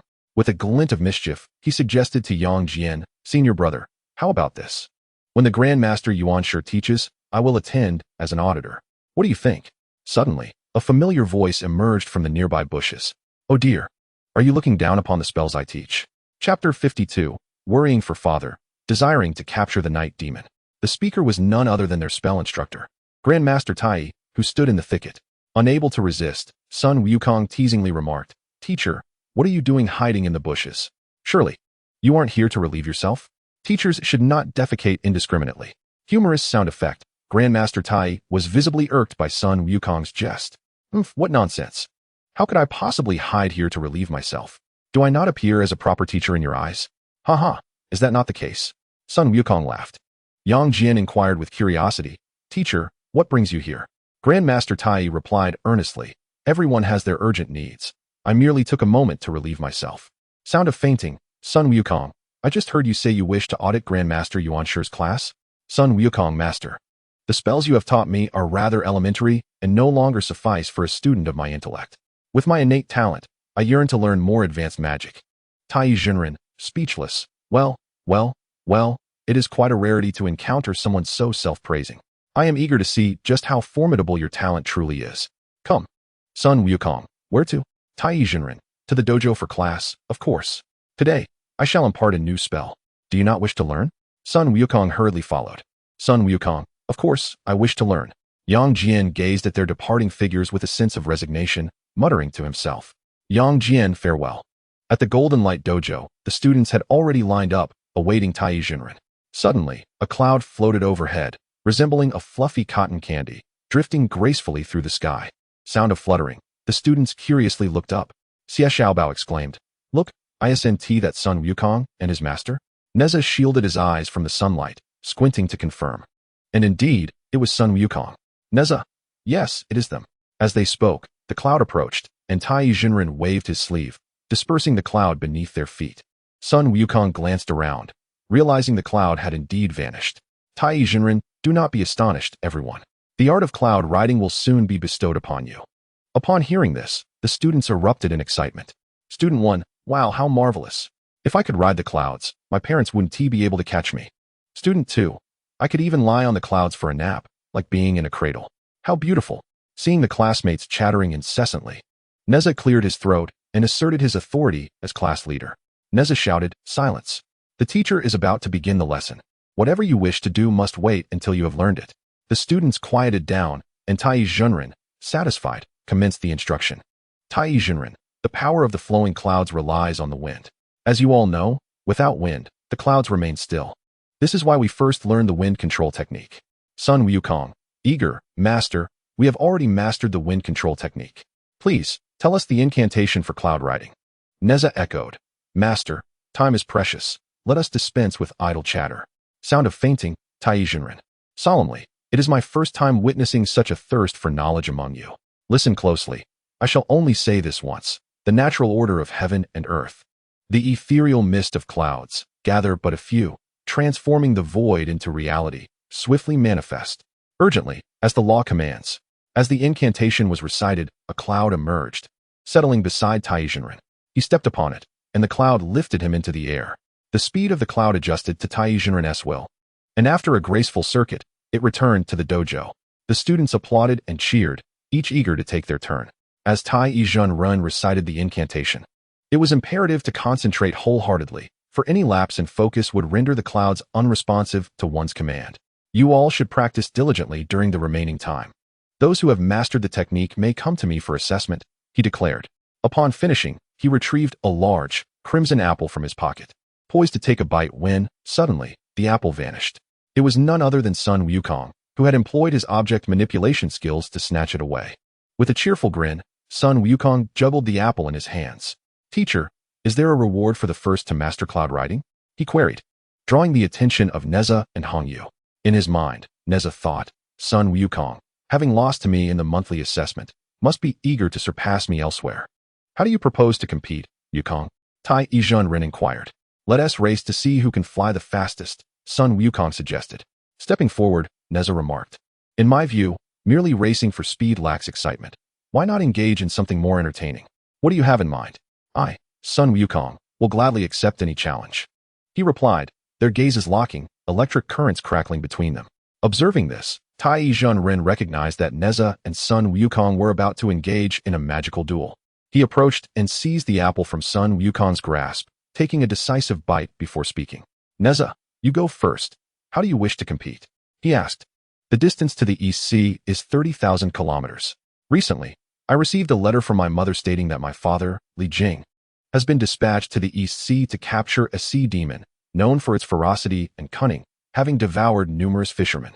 My father has returned empty-handed multiple times and is quite distressed," Nezha explained. Sun Wukong, invigorated by this revelation, urged, Hurry. Are you suggesting we race to see who can capture that demon first?" "Precisely. Whoever can reach the East Sea and bring back the demon shall be declared the victor," Nezha affirmed. Hongyu and Xie Xiaobao were left in shock, their mouths agape in disbelief. "A deity demon?" they stammered. TAIBAIJINXING quickly intervened. "Oh dear. You youngsters are far too bold. The sea demon is not something you little students can hope to defeat," he admonished. "If learning magic cannot be employed for subduing demons, then what is the point of learning at all? I refuse to continue my studies," Nezha retorted defiantly. "Nezha, I understand your filial concern for your father and your desire to assist him in capturing the demon," TAIBAIJINXING replied patiently.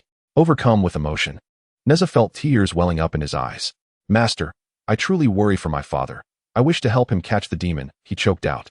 "Nezha, you are a good child, but have you considered that with your current abilities, your presence may only complicate matters?" TAIBAIJINXING cautioned. Chapter 53.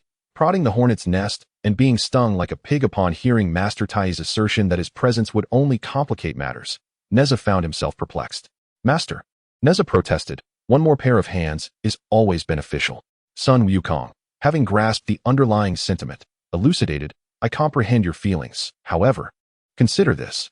If you were to fall into the clutches of the sea demon Yasha and your life were to be wielded as leverage against your father, what then would he do? To release Yasha would betray the common folk, yet to retain him could endanger his own son." "I concur with Sun Wukong's reasoning," remarked Xie Xiaobao. Hongyu added, "Nezha, we must first hone our skills and graduate successfully, which will enable us to vanquish demons and safeguard the populace." Master Tai nodded in approval, affirming, "Both Hongyu and Xiaobao speak wisely." After reflecting deeply, Nezha recognized his own impulsiveness. Master Tai patted him on the shoulder, saying, "Concerning the Yasha of the Eastern Sea, the Heavenly Court is already aware. Your elder brothers, Jin Jia and Mu Jia, have proceeded to the Eastern Sea to assist.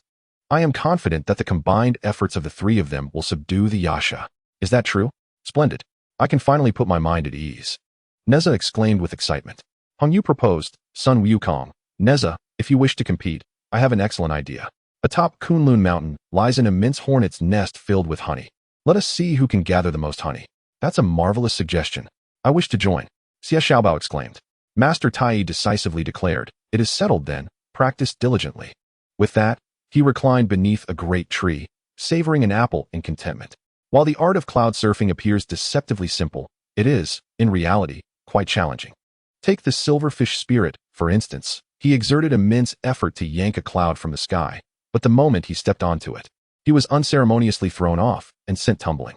And then there was the catfish spirit, who, after a laborious ascent into the sky, succumbed to acrophobia, his legs trembling and eyes tightly shut, ultimately fainting and plummeting from the clouds. Master Tai flicked his fingers, and a cloud swiftly darted over to catch the catfish spirit, preventing a fatal fall. Xie Xiaobao fared relatively well, though he could only reach the treetop. Hong Yu, displaying remarkable aptitude, quickly mastered the skill. Sun Wukong, having previously learned the somersault cloud from Patriarch Bodhi, initially dismissed the art of cloud surfing. After a few tumbles, including an unfortunate mishap where he landed directly in a latrine, he began to take it seriously. This stinks to high heaven. I must wash up, Sun Wukong exclaimed. Nezha and Xie Xiaobao erupted into laughter, clutching their sides in mirth. As the class neared its conclusion, Nezha and Sun Wukong finally grasped the technique of cloud surfing. Master Tai, satisfied after observing their attempts, concluded the lesson early. Hong Yu gathered everyone together. Are you all prepared? She inquired. Nezha, filled with excitement, are you ready? Hong Yu exclaimed, let us set off. Sun Wukong, prepare, fly. At Sun Wukong's command, the four of them simultaneously recited the incantation, and four clouds whisked them swiftly towards the mountain peak. On the edge of a steep cliff stood a gigantic beehive, with countless bees bustling in and out, busily collecting nectar, while sweet honey flowed down like a golden stream. Hong Yu, look, it's right there. Nezha gasped, what a massive beehive. Sun Wukong, the bees are quite sizable too. Indeed, as they drew closer, they realized the bees were nearly the size of sparrows. Crab Little Treasure quickly hid behind Nezha, covering his head with his clothing. Crab Little Treasure, idle, I'm scared. A bee that large could sting us to death. Nezha, but that honey looks absolutely delectable. I can't help but drool. Hong Yu, luckily, I have my neon armor for protection. What about you? Crab Little Treasure, I have a hard crab shell, but our heads are still exposed. Unable to contain his curiosity, Sun Wukong flew forward to investigate. Bee buzzing sound effect. The bees showed no fear of him, nor did they regard him as a threat. They simply continued their labor. Sun Wukong mockingly, huh? Don't be afraid of them. They're just a bunch of simple-minded bees. Watch me. As he spoke, Sun Wukong approached, poked some honey with his finger, and tasted it, his eyes lighting up instantly. Sun Wukong, astonished, how sweet. Nezha, impatient, I want some too. Seeing Sun Wukong unscathed, Nezha rushed over eagerly. Crab Little Treasure and Hong Yu exchanged worried glances, hesitating. Suddenly, a swarm of bees went berserk, launching an attack on Sun Wukong and Nezha. They jabbed their stingers forcefully at their faces, necks, and backs, causing Nezha and Sun Wukong to cry out in agony. Sun Wukong, Nezha screaming, "Ah, get away, Shu." Nezha and Sun Wukong soared into the air to evade them, but the bees were swift and relentlessly pursued them. Crab Little Treasure and Hong Yu exchanged glances, relieved they hadn't approached earlier. After a considerable time, the bees finally retreated, leaving poor Nezha and Sun Wukong with swollen, red faces resembling two large pig heads. Crab Little Treasure couldn't help but burst into laughter. Crab Little Treasure, ha, idle, your image has been utterly ruined. Nezha's lips were swollen from the stings, resembling two sausages, making his speech even more garbled and hilarious. Nezha, stop laughing, no laughter allowed. Hong Yu, ha ha. Fainting sound effect. Thankfully, Sun Wukong's fur provided some protection. Although he too was stung, it wasn't severe, yet his eyelids were swollen like walnuts. Sun Wukong, Crab Little Treasure, stop laughing for now. Quickly fetch us the antidote. Only then did Crab Little Treasure remember his antidote, reaching into his pocket, only to discover there was but a single pill left. He was at a loss. The detoxification elixir was down to its last grain. To whom should it be administered? Let's split it between Nezha and me, declared Sun Wukong. After the two ingested the antidote, the effects of the bee venom had nearly dissipated. However, Nezha and Sun Wukong, still unsatisfied, yearned for a confrontation with the bees, only to be restrained by Hong Yu. One cannot forcibly seize honey, Hong Yu wisely remarked. I have a brilliant idea. Let's use smoke. Smoke? Is that feasible? Questioned Nezha. I find it quite plausible, replied Sun Wukong. Very well, I shall gather some dry branches, Nezha stated. Do not use dry branches, they ignite too readily. Instead, wet branches produce a greater volume of smoke, Sun Wukong advised. Impressive, Wukong. I had no idea you possessed such knowledge, remarked Crab Little Treasure. Of course, exclaimed Sun Wukong. After their discussion, they gathered the branches, recited a mantra, ignited them, and placed the smoldering mass beneath the beehive. Nezha utilized his wind manipulation technique, directing the smoke towards the hive. Inside the hive, the bees, overwhelmed by the smoke, staggered chaotically and, under the command of their queen, fled to the safety of the forest. Observing that the bees had vacated, Nezha promptly extinguished the fire, raised his arm in a rallying call, and the four rushed towards the hive. Goodness, This is the first time I've encountered such an abundance of honey, exclaimed Nezha. What are we waiting for? Let's indulge, urged Sun Wukong. The four began to scoop and savor the honey with their fingers. As they feasted, Sun Wukong voiced his dissatisfaction with the pace. This is too slow. Step aside, he insisted, directly removing the honeycomb with his hands, splitting it into 4 sections. Here, each shall have a share. This is how one truly enjoys it, he proclaimed. Are we not destroying the bees' home? Will they not seek vengeance upon us? Hong Yu fretted. Unlikely. Eat with abandon. Sun Wukong reassured her. Fear not. Should they dare to retaliate, we shall drive them away, Nezha added. Unbeknownst to them, on the opposite side of the cliff, a pair of resentful black eyes watched their every move. Thus, the four devoured every last drop of honey, utterly content. After finishing, they looked at one another, bursting into laughter, realizing they had made a sticky mess. Honey smeared across their hands and faces. Let us find a place to clean up, Nezha suggested. I heard from Sister Baichao that there's a hot spring in the mountain stream. Why not indulge in a soak there? Hong Yu proposed. Excellent idea. Let us go? Sun Wukong agreed. The four continued to soar through the clouds in search of the spring, soon discovering a steaming oasis. Nezha called out, Found it. Prepare to descend. They landed beside the spring, which exhaled mist, surrounded by a breathtaking array of exotic flora. Nezha tested the water with his hand, finding it pleasantly warm. Brothers, what are we waiting for? Watch me, he declared. Nezha retreated a few steps and, with a splash, leaped into the hot spring. The sounds of his plunge echoed through the air, prompting laughter from Sun Wukong and Crab Little Treasure. Just as they were about to leap in themselves, Nezha emerged from the water, clutching his backside and screaming in agony. Ah, it hurts. Sun Wukong inquired. What happened? Nezha, visibly shaken, pointed towards the hot spring. Something in the water just pecked me. What could it be? Perhaps a water ghost or a kappa? Red Jade speculated. Hearing this, Crab Little Treasure instinctively glanced around. The forest enveloped in eerie silence, punctuated only by the calls of unknown birds. The wind rustled the treetops, creating a haunting whisper in the dimly lit surroundings, where sunlight failed to penetrate, lending an air of foreboding. Crab Little Treasure, feeling the chill of fear, edged behind Red Jade. Idle, Red Jade, this place is quite terrifying. The day is waning. We should hasten back, lest we meet our demise here without anyone to claim our bodies. However, Sun Wukong remained unfazed, untroubled by any supernatural entities. He bounded to the edge of the pool and shouted into the depths, Whatever you are, I'll count to 3, and you better show yourself to your Grandmaster Sun, or else you're a coward. At that moment, a sharp crane call pierced the tranquility of the forest, and a white celestial crane emerged from the water, shaking droplets from its feathers and gazing imperiously at Nezha and the others. Who dares trespass in the Huaqing pool? It inquired haughtily. Nezha, incensed, retorted. I think you are the one who should be called a wretched creature. Your entire family consists of wretched creatures. Sun Wukong and Crab Little Treasure joined in, unleashing their own barbs. Red Jade, exasperated, intervened and addressed the crane politely. We apologize. We believe this hot spring was unclaimed and meant no offense. We merely sought to wash the honey from our bodies. If we have caused any offense, we beg your forgiveness. To her dismay, the crane remained dismissive. You cannot touch this spring. Do not sully it. Begone.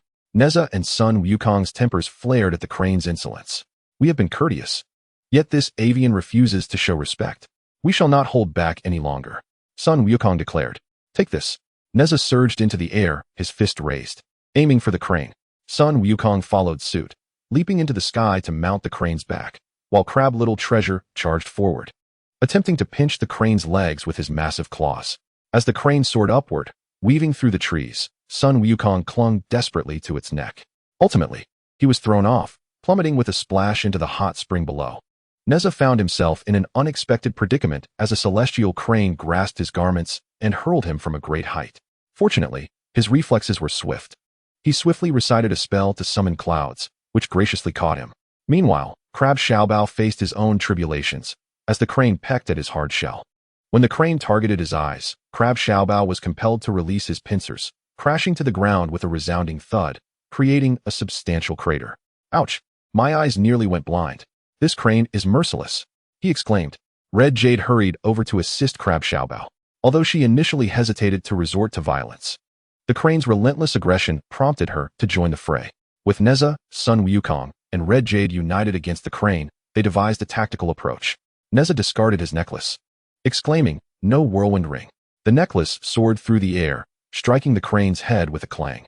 Dazed and disoriented, the crane cried out in agony. Ow, you little brats. Prepare to witness my true prowess. Celestial crane spreads its wings. The crane unleashed its ultimate technique, balancing on one leg while extending its grand wings. Suddenly, a gale erupted, and the crane spun, sweeping the trio into the air as if they were mere debris. Nezha and his companions crashed to the ground. Wind, rain, thunder, and lightning arise. Sun Wukong, regaining his composure, transformed the wind into razor-sharp blades, launching them toward the crane. The crane was struck, feathers raining down like confetti. Unable to ascend, the crane lost its arrogance. Seizing the opportunity, Nezha grasped its neck and pressed it to the ground. Speak, who are the brats? He demanded. I was referring to that passerby, not you. The crane retorted. Sun Wukong chimed in. Nezha, I find this crane's flesh quite plump. Shall we not roast it? Indeed. It has been ages since I savored barbecued fare, Nezha replied, eliciting laughter. At that moment, a commanding voice rang out. Stop. Release the crane. The speaker was none other than Kunlun from the Kunlun Academy, with a plump, fair child perched on his shoulder. This child was the Lingji doll whom Nezha and Crab Xiaobao had rescued.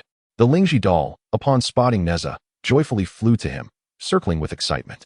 Master, it is wonderful to finally meet my savior, the Lingji doll exclaimed. Sun Wukong, unfamiliar with past events, learned the backstory from Red Jade. Recognizing the familiarity among them, Nezha and Sun Wukong relinquished their hold on the crane. The crane, feeling aggrieved, scuttled to Kunlun, lamenting, Master, you have returned just in time.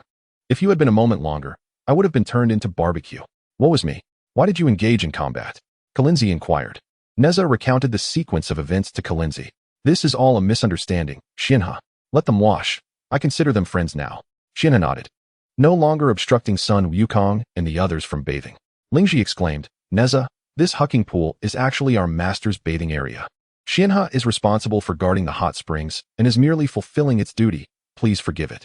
Haha, rest assured, we harbor no grudges, Nezha replied. Typically, grievances are resolved on the spot. Sun Wukong interjected, eliciting laughter. By the way, why are you here? This territory belongs to the Kunlun Academy, Kunlun inquired. Nezha, astonished, responded. So that's the case. No wonder. After learning the art of cloud riding, we flew to the cliff to gather honey, but ended up covered in it. We noticed the hot spring here and intended to wash off. Upon hearing this, Lingji was taken aback. Oh, are you referring to the black beehive on the mountain? Nezha confirmed. Yes, is there a problem? Kunlun explained. The queen bee of that black hive has long attained intelligence. It may have even become a spirit. You have destroyed their nest, and they will not let this go easily. Sun Wukong chuckled, dismissing the concern. Well, it's already done. We'll deal with future matters when they arise. Fair enough. Should you require assistance, do not hesitate to inform me, Kunlun replied. As dusk fell, Crab Xiaobao and the others had already digested the honey after a bout of fighting. Kunlun, does the Kunlun Academy have a cafeteria? May we dine there? Crab Xiaobao asked sheepishly. Kunlun smiled. I apologize for my inadequate hospitality. How about this? Stay for dinner. I shall treat you to a grand feast. Nezha and Sun Wukong were overjoyed, and the four of them set off eagerly.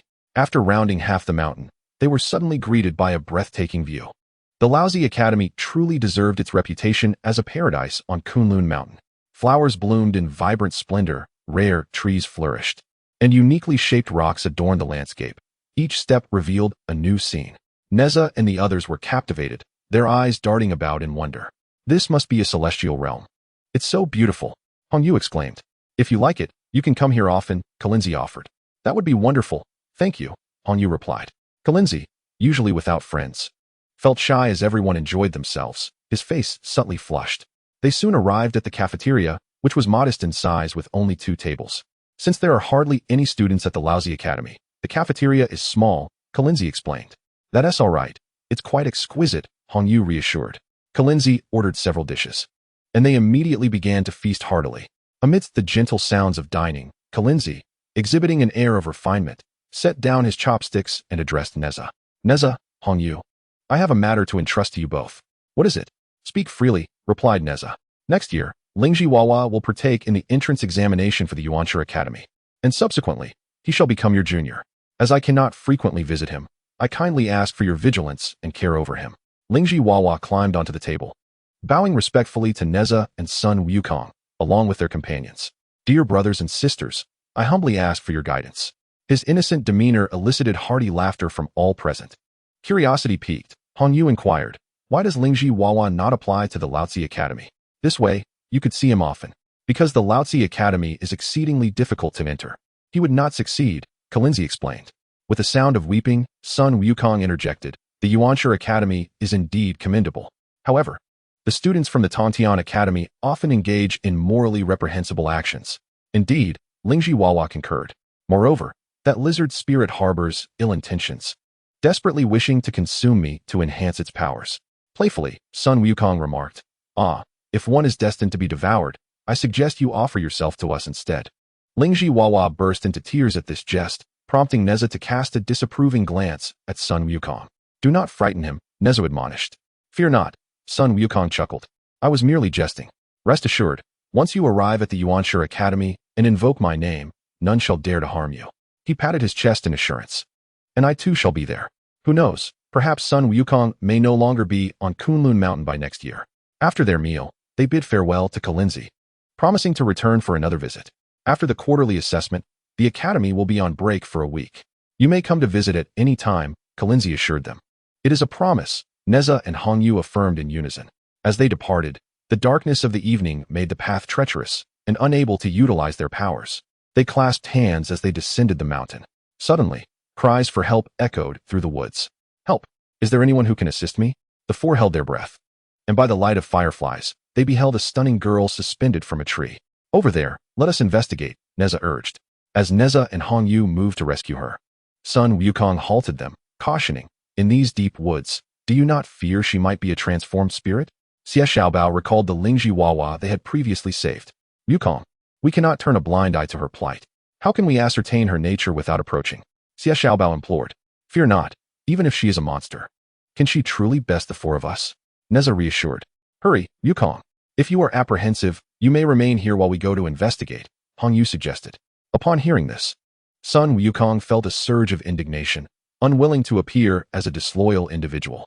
Resolutely, he declared, who fears whom? Let us go. Are the beings encountered by Nezha and the others human or demon? Tune in to the next episode to uncover the truth. In Chapter 56, The Man-Eating Spider, Nezha and his companions approached to investigate, discovering a girl ensnared in a web with a pair of translucent wings sprouting from her back.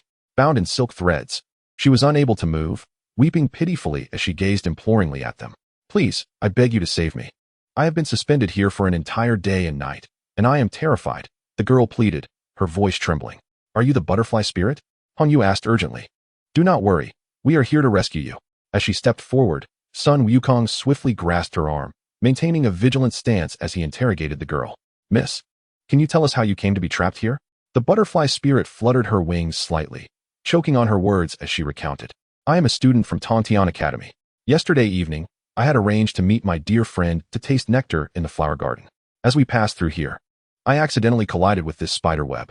In my attempts to escape, I only found myself ensnared tighter. Nezha pondered aloud, given the time that has passed. How is it that we have yet to encounter the spider that spun this web? Indeed, the butterfly spirit sobbed.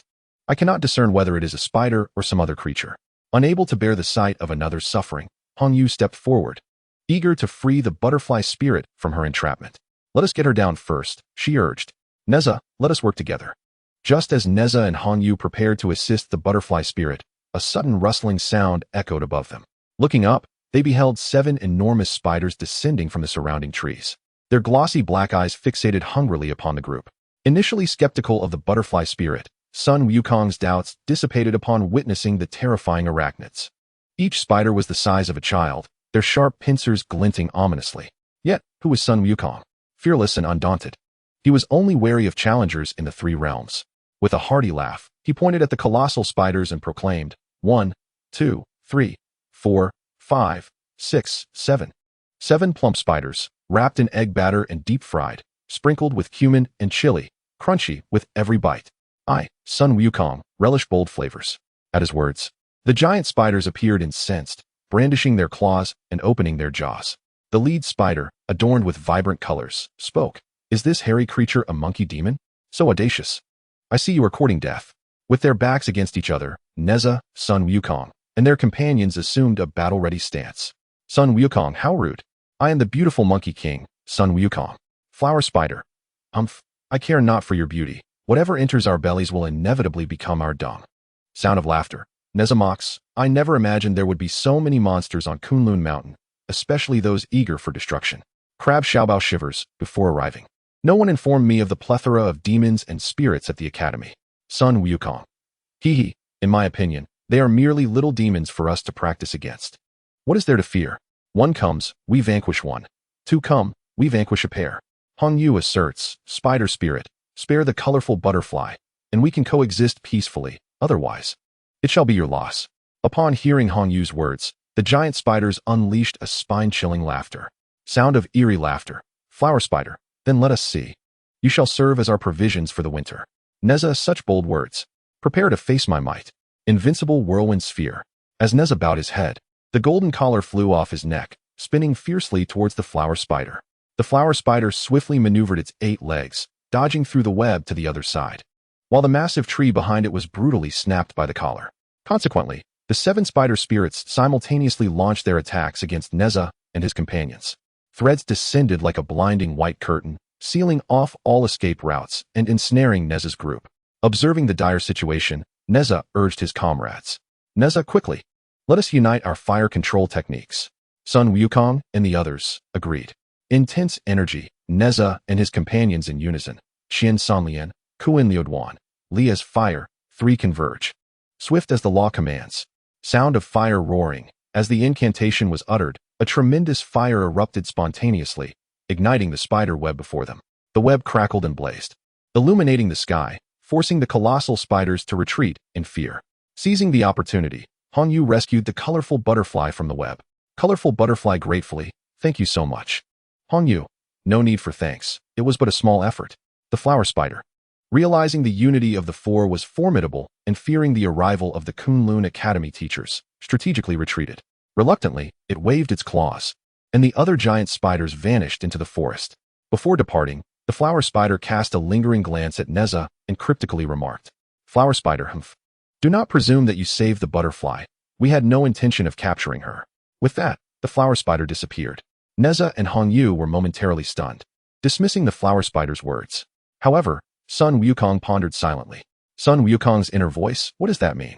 Could it be that the colorful butterfly intentionally flew into the web? At that moment, Crab Xiaobao shed the webbing from his body and cheerfully inquired. Crab Xiaobao warmly, Miss Colorful Butterfly, shall we escort you home? Then we shall be steadfast in our good deeds, escorting the Buddha to the west, Nezha declared. Thank you so much, everyone. You must be from the Primordial Academy, right? I recognize you. Recently, during the monthly assessment, your academy triumphed over our Tongtian Academy. Truly impressive. Upon receiving the compliment, Nezha couldn't help but feel a bit lofty. Oh, I merely exerted 30% of my power. Just wait until the quarterly assessment. That is when I shall truly shine, he replied, eliciting laughter from the crowd. Sun Wukong teased. Nezha, they say you're plump, and look at how you're puffing up. I shall surely defeat you in the quarterly assessment. Hee, we shall see, Nezha responded. The 5 of them chatted merrily, with Kai Dai leading the way. As night deepened, swarms of colorful fireflies danced among the trees, and Hong Yu couldn't help but hum a little tune. Suddenly, Kai Dai halted before an entrance formed by 8 petals, smiling as she said, Dear friends, this is the dwelling of my companion. They are currently brewing flower nectar, and in gratitude for your life-saving assistance, I invite you to savor this exquisite nectar together. Nezha and his companions, parched from their journey, perked up at the mention of the nectar. With respect, I shall gladly accept. Thank you, Miss Kai Dai. We shan't hold back. Please, do come in, Kai Dai urged. Thus, under Kai Dai's warm invitation, Nezha and his companions stepped into the petal-shaped dwelling. To their surprise, as soon as they entered, the petals swiftly closed shut. Chapter 57. The Queen Bee seeks revenge. Suddenly, light vanished, and Nezha along with Sun Wukong and the others found themselves trapped within the flower. Xie Xiaobao anxiously called out, Kai Dai, are you out there? Stop shouting. We've been deceived, Nezha replied, having regained his composure. He ignited a small flame with a flint and began to examine the interior of the petals closely. Hong Yu recognized the object that had ensnared them. Ah, I recognize this artifact. It is the 8 Immortals Flower's magical tool, capable of imprisoning individuals and rendering them powerless. She explained, but I don't understand why Kai Dai would treat us this way. We met her for the first time today. We should have no enmity.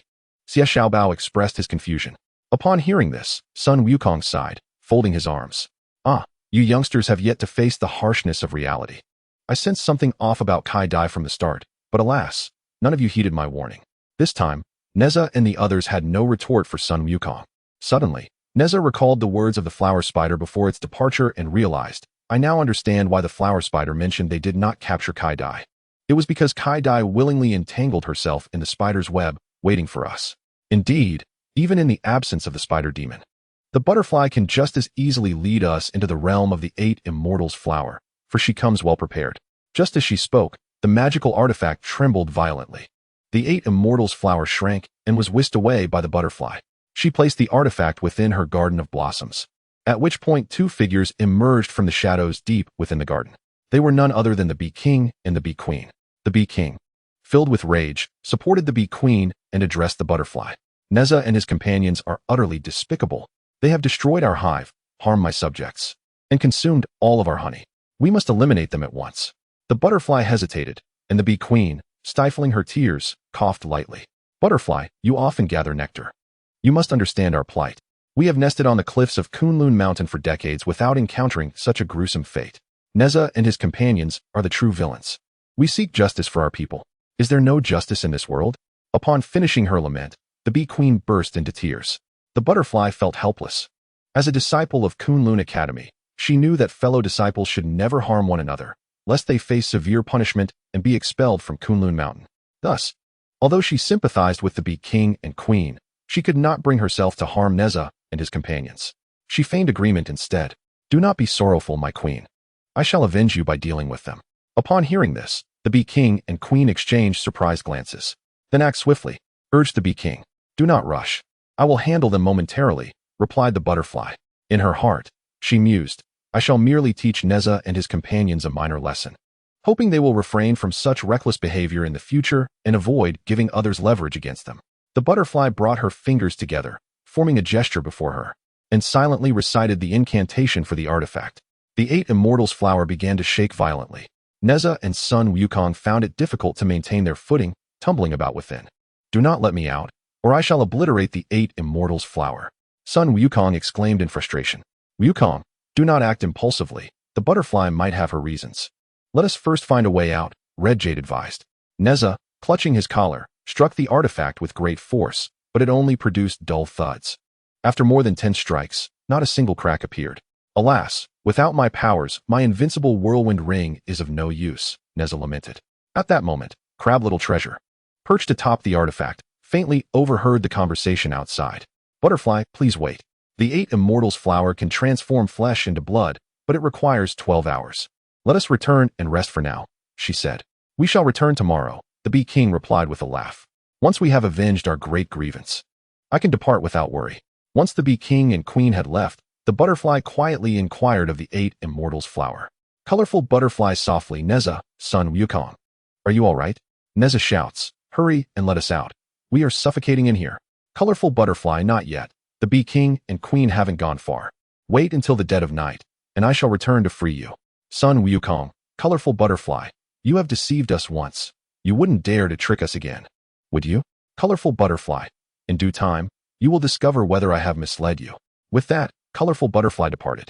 After her exit, Sun Wukong was reluctant to remain idle, awaiting her return.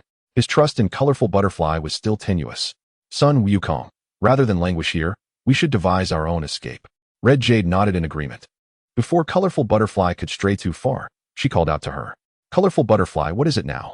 Red Jade, have you ever heard of the dream-realizing herb? Colorful butterfly, what is the dream-realizing herb?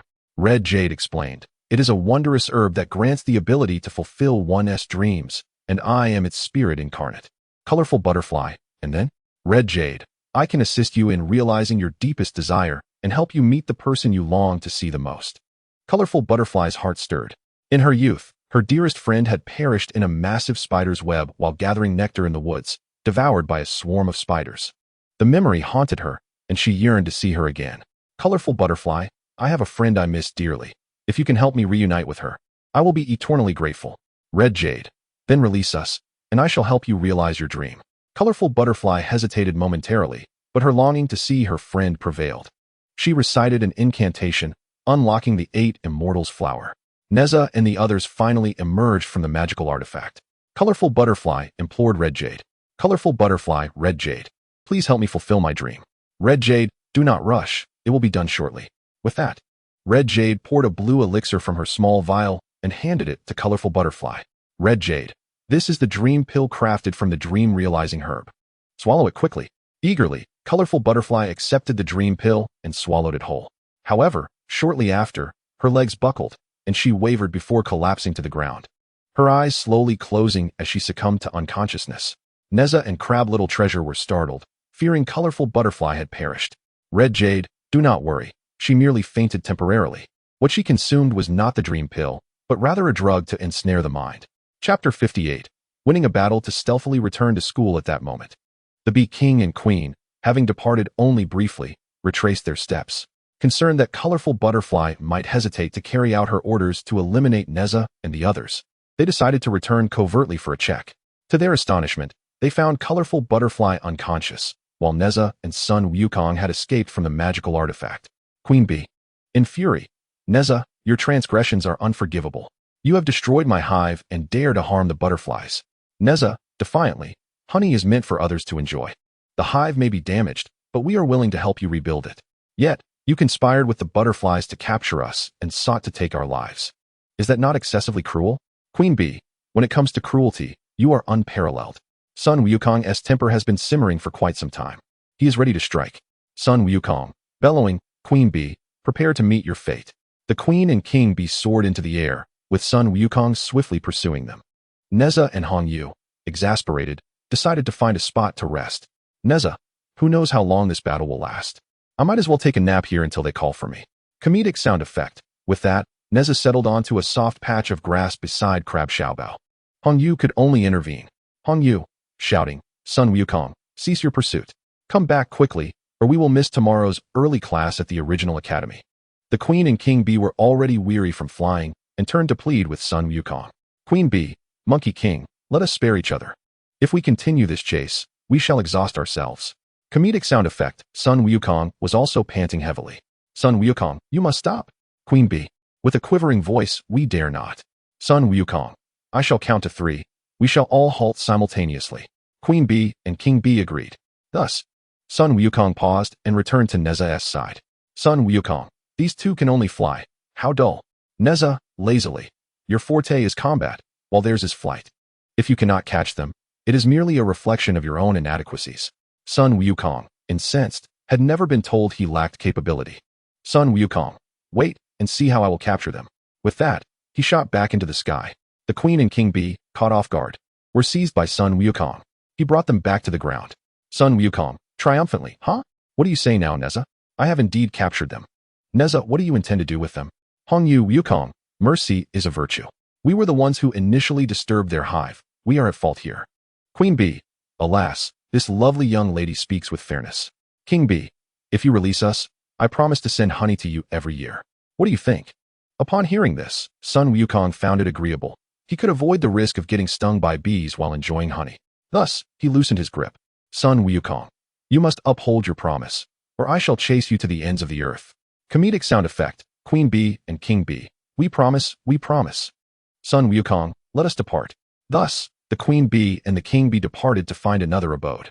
Hong Yu produced a green antidote for the unconscious color butterfly, who soon stirred awake.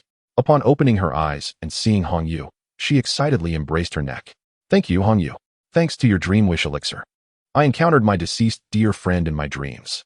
We fluttered together amidst the blossoms, savoring the nectar as if we had returned to the past.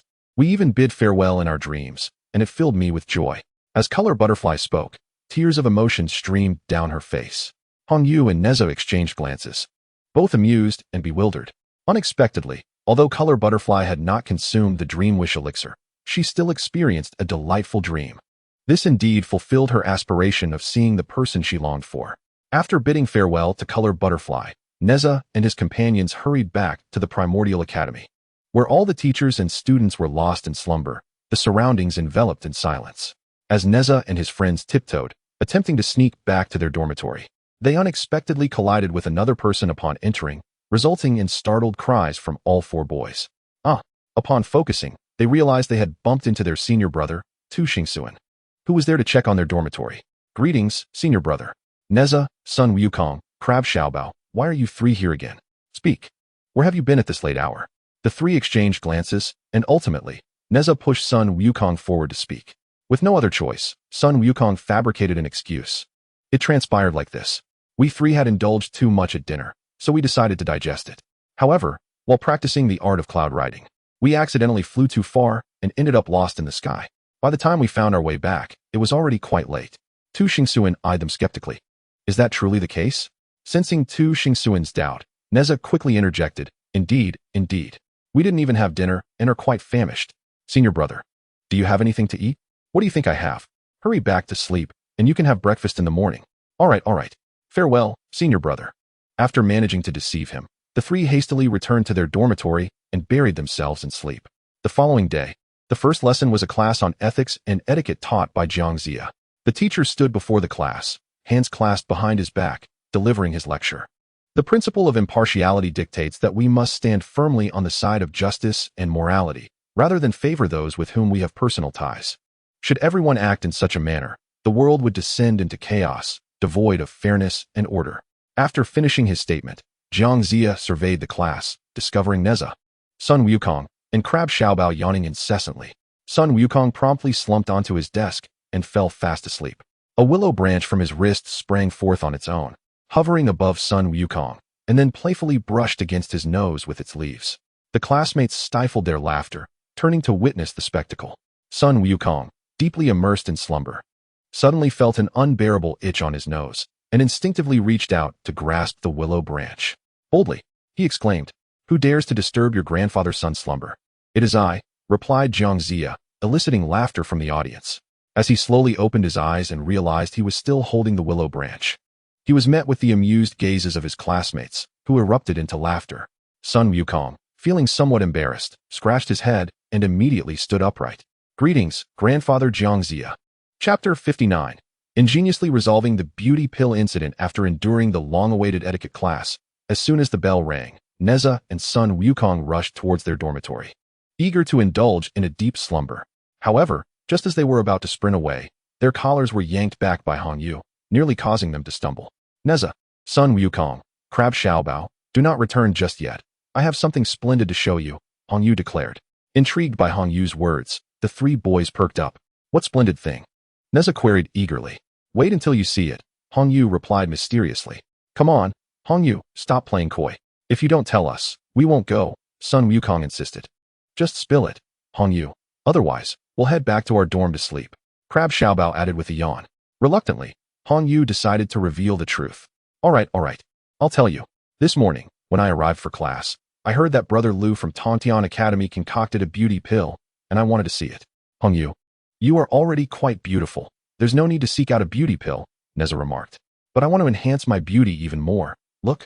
I have fine lines at the corners of my eyes, Hongyu lamented anxiously. Sun Wukong, taken aback, replied. I never imagined you would start worrying about your looks at such a young age. Do not excessively pursue beauty. After all, aesthetics are highly subjective. Those who admire you will find you beautiful regardless. As for those who do not, their opinions should hold no weight in your heart, should they? The crowd applauded in agreement, and Hongyu nodded earnestly, finding wisdom in Sun Wukong's words. Yes, that is true. However, I still want to try the beauty pill. She insisted. Do not misunderstand. This beauty pill not only enhances appearance, but also invigorates the mind and aids sleep, she clarified. Fine, let us accompany her for a visit. Besides, if it proves effective, I could procure a few for my mother, Nezha suggested. Idle, you truly are filial, Crab Xiaobao remarked. Sun Wukong interjected. Nezha usually vexes his mother to the point of aging 10 years. It is indeed time to amend for his misdeeds. Sun Wukong, I see your mischief has returned. Nezha retorted, annoyed. A group of individuals playfully tussled their way to the illustrious Kunlun Academy. As they strolled, an unexpected figure dashed past them, pursued by another who shouted, Thief! Catch her! Upon closer inspection, Nezha and his companions realized that the one being chased was none other than the little snake. Sun Wukong, a steadfast friend of the little snake, somersaulted to intercept the pursuer's path. The little snake, frightened, sought refuge behind Sun Wukong. He gently reassured her, Fear not, little snake. While I stand by your side, none shall dare to harm you. Sun Wukong then confronted the pursuer. Why do you relentlessly chase after the little snake? She is a thief. She has stolen my beauty elixir. The pursuer retorted indignantly. Sun Wukong, skeptical of her claims, scoffed. The little snake is already quite beautiful. Why would she covet your beauty elixir? To me, she is utterly lacking in beauty, especially during her molting season, when she is quite unsightly, the pursuer dismissed with disdain. At that moment, Hong Yu and Nezha arrived on the scene. Nezha observed the little snake, noting her evasive gaze, which betrayed a sense of guilt. Little snake, can you tell me if you took the beauty elixir from the pursuer? He inquired. Do not be afraid. If she wrongfully accuses you, we shall stand by your side. He assured her. The little snake hung her head, stuttering and hesitant to speak, her hands clenched tightly. I. Do not stammer. Will you dare to show everyone your palms? The pursuer demanded angrily. Little snake, reveal your hands for them to see, Sun Wukong urged. The little snake's face flushed crimson, tears welling in her eyes, and she slowly opened her palm. To everyone's astonishment, nestled within was a pink elixir. A collective gasp arose from the crowd. I apologize. I did take the beauty elixir, the little snake confessed, tears streaming down her face. Why would you take her beauty elixir? Sun Wukong asked, bewildered. The little snake explained. My mother suffered severe burns that left deep scars on her face, and she has always felt inferior. I noticed that Sister Qingjing possessed 2 beauty elixirs, so I asked her for one. When she refused, I, in a moment of weakness, took one when she was distracted. Overcome with emotion, the little snake wept uncontrollably. See, she has confessed. I am not unjustly accusing her, the pursuer exclaimed triumphantly. Witnessing the pursuer's merciless demeanor, Sun Wukong felt compelled to defend the little snake. Is a beauty elixir truly so rare? She did not take it for herself, but for her mother. You have too. What harm would it have done to share one? It seems to me that you are merely being stingy. As soon as these words left his lips, the pursuer fumed with indignation. Sun Wukong, do you not possess any sense of reason? The beauty pill is mine, and I can choose to sell it or not. It is entirely my prerogative. Furthermore, the burn on her mother was not inflicted by me, so why should I bear such a loss? You cannot morally bind me to your expectations. I refuse to be swayed by this. In an instant, the onlookers began to murmur, dividing into 2 factions. One faction supported the little snake, praising her commendable filial piety. The other faction sided with Qingjing, arguing that it was, after all, her own possession, and Qingjing owed nothing to the little snake. There was no reason for her to give it away for free. Sun Wukong, in a fit of agitation, scratched his ears and head. This is infuriating, he exclaimed. Nezha pulled Sun Wukong aside to reason with him. Sun Wukong, we have just attended Master Jiangzi's ethics class, where he taught us that one should help reason, not relatives. If everyone were to steal or rob simply because they have their own grievances, the world would descend into chaos. Wouldn't you agree? After pondering Nezha's words, Sun Wukong realized their validity. Being a good friend of the little snake, he had initially taken her side, without considering justice or truth. All right, I understand my mistake. What should we do now? I empathize with the little snake. At that moment, Hong Yu approached with a gentle smile. Allow me to handle this matter, she said. Hong Yu stepped forward and whispered a few words to the little snake, who then ceased her weeping and broke into a joyful smile. The little snake returned the beauty pill to Qingjing and offered her sincere apologies. Qingjing, I am truly sorry. I should not have taken your belongings without your permission. It was my fault. Qingjing accepted the beauty pill, feeling somewhat embarrassed. No worries at all. It's just that I had already promised it to my dear friend, she replied. Once the crowd dispersed, Sun Wukong inquired about what Hong Yu had said to the little snake. I told her that once we obtained the beauty pill from Lu Jing, we would share one with her, Hong Yu replied with a smile. Ah, I see. But Lu Jing has yet to agree to provide it for us, Sun Wukong exclaimed, overwhelmed. Chapter 60. The comedic Lu Jing delivers the formula as Sun Wukong, and the little snake worried that Lu Jing might refuse to give them the beauty pill. Xia Xiaobao suddenly had a brilliant idea. Hey, we don't necessarily need the beauty pill, do we? The herbal garden is abundant with celestial herbs. If we request some from Sister Baichao, they should also have beautifying effects. However, Hong Yu shook her head in disapproval. No, we cannot. The herbs in the herbal garden are precious and serve significant purposes. We cannot waste them on frivolous pills. Moreover, I have heard that the beauty pill crafted by senior brother Lu Jing tastes delightful, resembling candy with flavors like peach, grape, and strawberry. I am particularly eager to try it. Upon hearing this, Xia Xiaobao's eyes gleamed with excitement. He thought to himself how wonderful it would be if he could concoct various flavored beauty pills as well, and resolved to learn diligently from senior brother Lu Jing this time. Nezha and his companions made their way into the alchemy chamber. Indeed, Brother Lu Jing was engrossed in concocting an upgraded version of the beauty elixir around the alchemical furnace. So absorbed in his task that he failed to notice the sparks leaping from beneath the stove. His garments soon began to smolder. As the acrid scent of burning fabric reached his nostrils, Lu Jing sniffed and pondered aloud. Oh dear, it seems something is aflame. He turned in circles searching for the source, oblivious to the fact that the fire was directly behind him, out of sight. After several fruitless spins, he resigned. Well, never mind. As long as it doesn't burn me, I shan't concern myself. He resumed his meticulous work on the potion. By the time Nezha and the others arrived, the flames had risen considerably. Sun Wukong shouted, "Quick, look! Brother Lu Jing's backside is on fire." Nezha echoed, "Hurry! Let us extinguish the flames." With that, they leapt forward, delivering a series of kicks to Lu Jing's ignited posterior. Startled from his concentration by the sudden blows, Lu Jing turned only to receive another kick. Hey!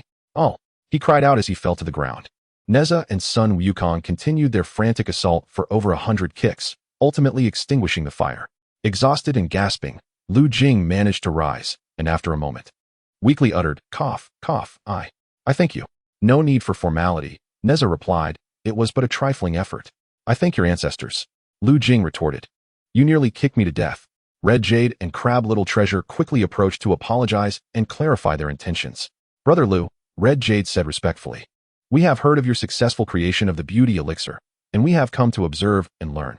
"Oh, is that so? I didn't realize I had gained such renown. I just succeeded in crafting it this morning, and even those from the Primordial Academy have heard of it. Hee.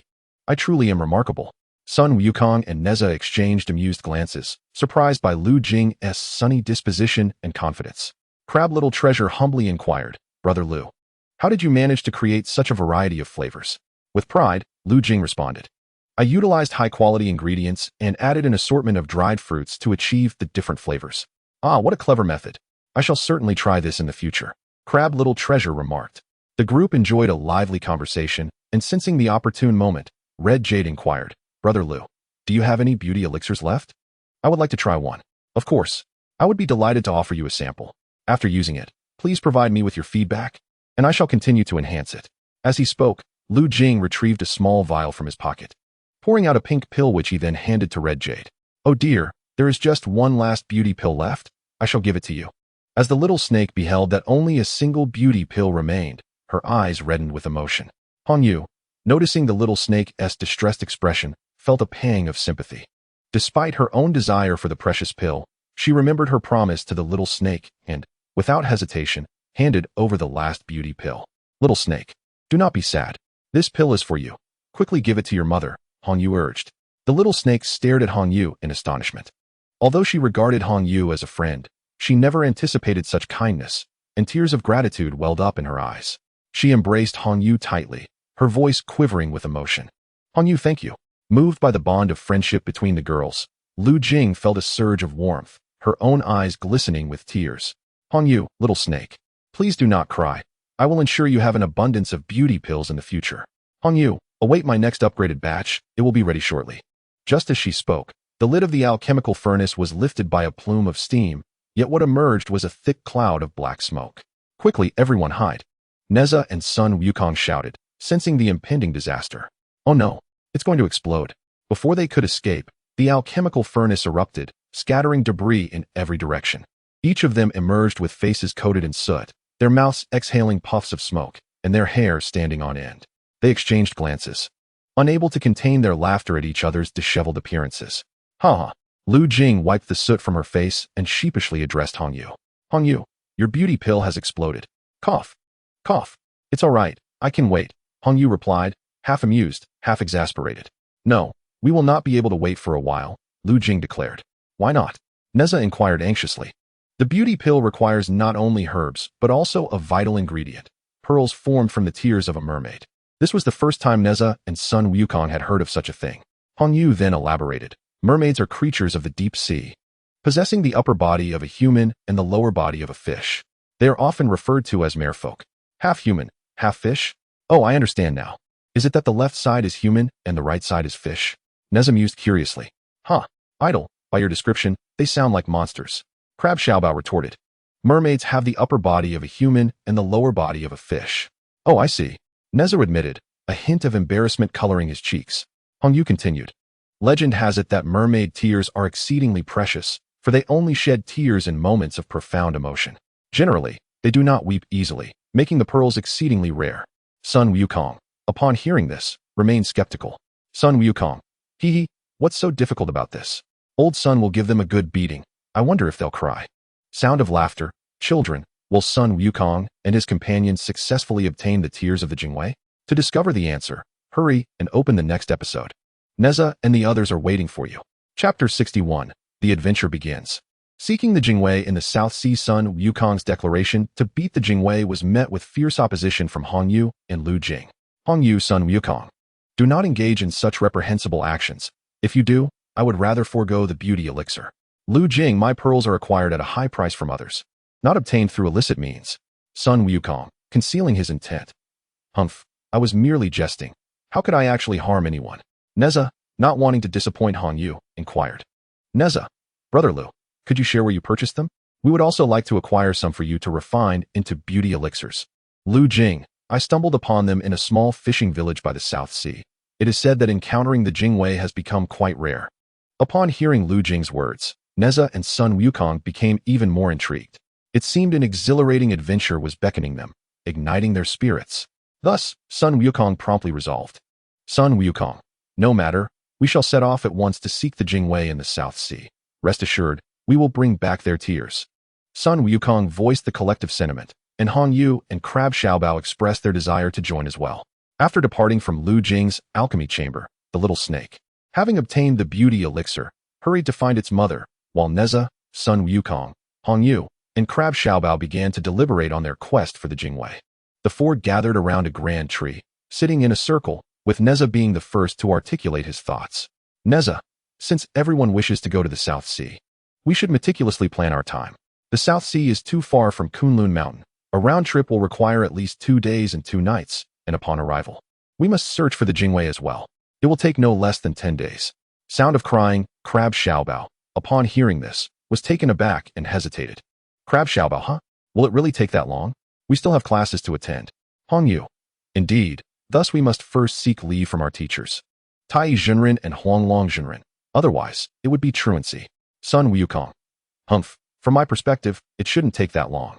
We could soar through the clouds to the South Sea and arrive in half a day. Nezha, Sun Wukong, do not forget, with such a long journey, our magical powers cannot sustain us for that duration. Sun Wukong scratched his cheek, growing impatient. Sun Wukong, exasperated, this is so annoying. If this won't work, let's not go at all. Hongyu Wukong, there will surely be a solution. Do not give up so easily. Nezha, resting his chin on his hand, suddenly had a flash of inspiration and exclaimed excitedly. Nezha, since we are lacking in magical power, we could ask Hunlong for some elixirs. They would significantly enhance our abilities for a short time. Hongyu's concern, I understand you are referring to the true chi pill. However, Master Hunlong is not one to readily bestow such elixirs upon us. He typically secures them within the alchemy chamber. Upon hearing this, Sun Wukong's eyes twinkled as a mysterious smile crept across his face. Sun Wukong, leave the task of obtaining the true chi pill to me. I have my methods. Hongyu, what methods do you possess, Sun Wukong? Surely, you're not contemplating theft? Sun Wukong, indignant. How could you think so poorly of me? I shall consult my own master. The patriarch Bodhi possesses plenty. Hongyu, my apologies for the misunderstanding. Sun Wukong, as for securing leave from our teacher, I trust you all to handle that. I shall seek my master at once. With that, Sun Wukong sprang to his feet and somersaulted into the sky, riding the clouds. Nezha, truly, Sun Wukong is a man of action, devoid of any procrastination. Comedic sound effect, Crab Xiaobao. Idle, you ought to learn this attribute from him. Hongyu, how shall we request leave from our teachers? Nezha, enthusiastically. I shall claim that my grandmother has passed away, and I need to return for the funeral. Fainting sound effect, Crab Xiaobao. Your grandmother has been deceased for 10 years. What if the teacher learns of this? Allow me to suggest instead that I say my mother has given birth to a little sister, and I must return to see her. Hongyu, surprised, However, crabs lay thousands of eggs at once. Are you certain you wish to say that? Comedic sound effect. Nezha. Hongyu, I believe it is best if you take the lead. Hongyu blinked her bright eyes, smirked slyly, and beckoned Nezha and Crab Xiaobao closer, whispering a few words to them. Upon hearing her, Nezha and Crab Xiaobao exclaimed in unison that it was a splendid idea. Thus, the three of them agreed on a plan. That night, Sun Wukong returned from Patriarch Bodhi's side, successfully bringing back 4 pills to enhance magical power. Nezha handed him a blue pill. Nezha, this is from Hongyu. Once consumed, it will secure our leave.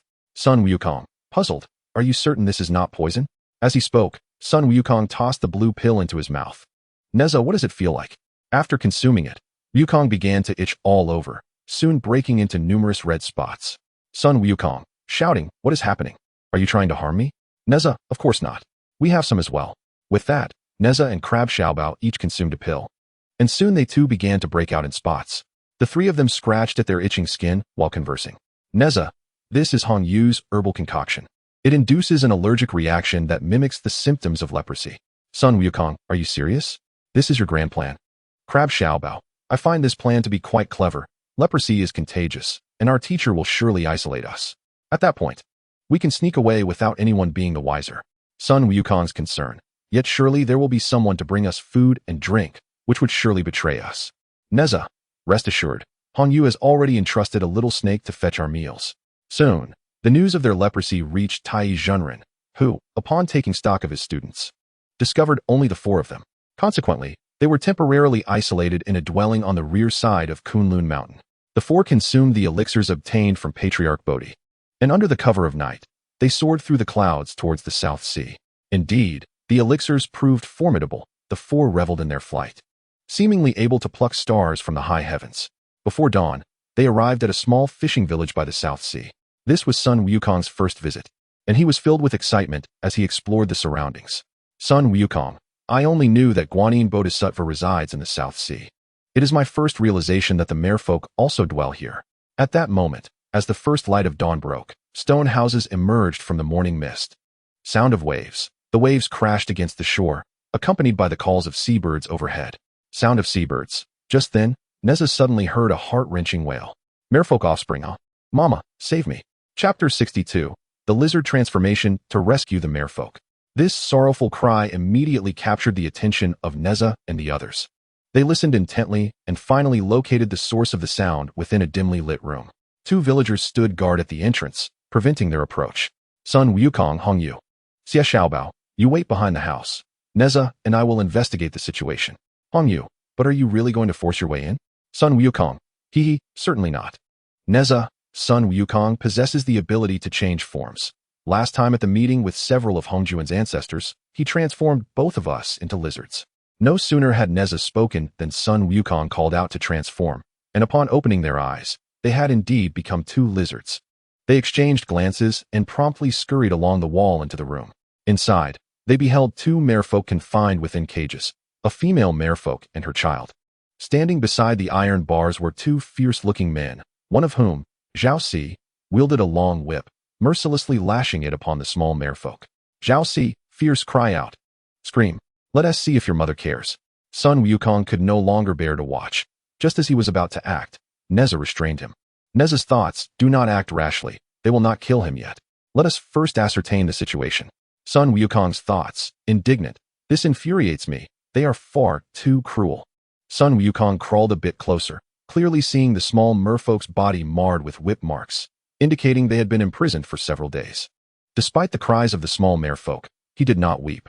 However, the female merfolk could no longer contain her distress. Female merfolk, please, spare us. We hold no grudge against you humans. Why treat us in such a manner? A slender figure with 2 little mustaches sneered coldly, approaching the cage of the female mermaid. Why, you ask? It is, of course, for money. The flesh of mermaids is said to possess healing properties, and their tears, when consumed, are rumored to grant eternal youth, preserving one's vitality. That is why the officials demand tribute from us. But what have we done wrong? Half of our kin have perished at the hands of humans. The female mermaid seemed to recall something, letting out a heart-wrenching wail that echoed in despair, as 2 crystalline tears cascaded down her cheeks. When they hit the ground, they transformed instantaneously into lustrous pearls. The mustached man and Zhao Si hurried to collect them, their eyes gleaming with avarice. These pearls are exquisite, Zhao Si exclaimed. We can finally fulfill our obligation. My brother, the mustached man replied, let's make use of the young mermaid. When we cut the flesh later, perhaps the female mermaid will weep again. Zhao Si smirked. What a splendid idea. However, we can only take these few for now. We shall return tomorrow. Once Zhao Si and the mustached man departed the small room, the female mermaid extended her arms towards the young mermaid, but the distance between them was insurmountable. Mother, mother! The young mermaid cried out in anguish. My child, the female mermaid lamented, your father has perished at their hands. No one can rescue us. We have come to save you, exclaimed Sun Wukong, as he and Nezha leaped to the ground, transforming back into their human forms. The mermaid mother and child were taken aback, and the female mermaid, filled with excitement, addressed Sun Wukong. Who are you? Can you truly rescue us? Are you human or monster? Inquired the young mermaid. Sun Wukong laughed heartily. I am human. I am a spirit. I am also a deity. Yet, none of this matters. What truly counts is the goodness of one's heart. Sun Wukong, stop dawdling. Let us hasten to free them, urged Nezha. Why the rush? I'm coming right away. Sun Wukong replied. He approached the two locked cages, finding a thin wire on the ground. With a few deft movements at the lock, a satisfying click echoed as it sprang open. Nezha couldn't help but admire Sun Wukong's myriad of skills, surprised by his ingenuity. The female mermaid emerged from the cage, and mother and child finally reunited, embracing tightly. Quickly, return to the sea. Do not let yourselves be captured by humans again, Nezha urged. Yet, the female mermaid and the young mermaid hesitated, exchanging glances filled with unspoken words. What troubles you? Sun Wukong inquired. If you do not leave soon, those men may return. Actually, the female mermaid confessed, besides the two of us, there are at least dozens of mermaids confined in different rooms, enduring torment. Nezha, intrigued, asked. They have captured so many mermaids? The mermaid lamented that their lives were once peaceful until the county magistrate wed a new wife, who sought beauty and immortality. Consequently, the magistrate decreed that fishermen capture mermaids as a form of taxation. Left with no alternative, the fishermen ceased their usual fishing and turned to the capture of mermaids instead. After the little mermaids were caught, they were confined in cages and subjected to various torments, all in an effort to elicit their tears. What if we cannot shed tears? Inquired Sun Wukong. In that case, they will resort to flesh as a substitute. Although the effects may not be as beneficial as tear pearls, long-term consumption can still provide substantial nourishment, replied the little mermaid sorrowfully. The female mermaid lamented, my husband, the male mermaid, was devoured by them. All that remains is his skeletal frame. Upon uttering these words, she covered her face in despair. Seeing the guards depart, Hong Yu and Xie Xiaobao entered through the main gate. Nezha recounted the situation to Hong Yu, who trembled with fury. The county office and his wife are despicable. To satiate their desires, they inflict suffering upon other races. They shall face divine retribution for their actions. Nezha, feeling compassion, conferred with Sun Wukong. Wukong, the mermaids are in such distress. We cannot stand idly by. Let us release all the mermaids together, proposed Xie Xiaobao. Have you forgotten why we came to the South Sea? Cautioned Sun Wukong. Of course, I remember, replied Nezha. I can forego the beauty elixir, added Hong Yu. With a smile, Sun Wukong said, since you have made up your mind, let us take action. Nezha proposed a plan. We shall split into two groups. Hong Yu and Xie Xiaobao will escort this mother and child back to the sea, while Sun Wukong and I rescue the other mermaids. All will follow the leader's command, declared Hong Yu and Xie Xiaobao in unison. Thus, as dawn approached, Hong Yu and Xie Xiaobao guided the mermaid mother and child toward the shore. As mermaids lack feet, their movement was painfully slow. Xie Xiaobao devised a clever solution, placing the mother and child on a bamboo raft, while he and Hong Yu utilized their control skills to glide the raft effortlessly into the sea. Meanwhile, Nezha and Sun Wukong prepared to rescue the other trapped mermaids, pondering the multitude of homes in the fishing village. With so many houses, how will we find them all? Furthermore, if we are discovered, the entire village will turn against us. Nezha expressed his concern. You make a valid point, Sun Wukong acknowledged. We must devise a solution that is both effective and enduring. Otherwise, even if we manage to rescue them, they will be recaptured once we leave. What strategy can ensure the mermaids' lasting safety? Nezha suddenly realized, Wukong, do you recall that the female mermaid mentioned it was the county magistrate's wife who desired tear pearls? That was the impetus for the decree to capture mermaids. Indeed. Therefore, we must strike at the root of the problem by apprehending the source of the issue, Sun Wukong affirmed. Nezha, let us proceed to the county office. The two of them quickly reached an agreement, and, utilizing their cloud summoning abilities, found the residence of the county magistrate. Within the high walls and grand courtyard, numerous red lanterns adorned the premises. The brightly lit hall was filled with the county magistrate and his wife indulging in wine. A merman stood apprehensively, a knife pressed against his throat by the constables. The county magistrate's wife, upon hearing of the merman's enchanting voice, inquired, "Could you sing a song for us?" The merman, defiantly holding his neck, refused to sing. The county magistrate, infuriated, slammed his hand on the table. The county magistrate exclaimed, "Impudent! You dare defy my wife's wishes. Remove his scales at once." The cruelty of such an act was unbearable. Outside, Sun Wukong and Nezha listened, their indignation mounting. Sun Wukong, enraged, declared, "This is unconscionable. Watch me." By the decree of heaven, wielding his fire-controlling magic, Sun Wukong ignited the county magistrate's wife's garments. The county magistrate's wife gasped, "Oh no, my clothes!" The county magistrate shouted, "Someone, extinguish the flames for my wife." Chaos erupted in the hall, and Nezha, feeling it insufficient, employed his wind control magic to snuff out all the candles and oil lamps. In the enveloping darkness, Nezha stealthily approached and swiftly rescued the merman, carrying him away to the seaside. Nezha urged, "You must flee now." Merman inquired, "Who are you? Might I know your name?" Nezha replied, "I perform good deeds anonymously. Hurry away, I must return to settle matters." Upon Nezha's return to the county office, he discovered that the county magistrate had ordered the lights be rekindled, and his wife had changed into a new dress. Nezha did not find Sun Wukong, but spotted a merman identical to the one he had rescued. Nezha suddenly comprehended Nezha's inner thoughts. How clever of Wukong to transform into the merman's likeness. Is he planning to play a trick on the county magistrate and his wife? With a sense of anticipation, Nezha ascended to the rooftop, lifting a tile to peer below.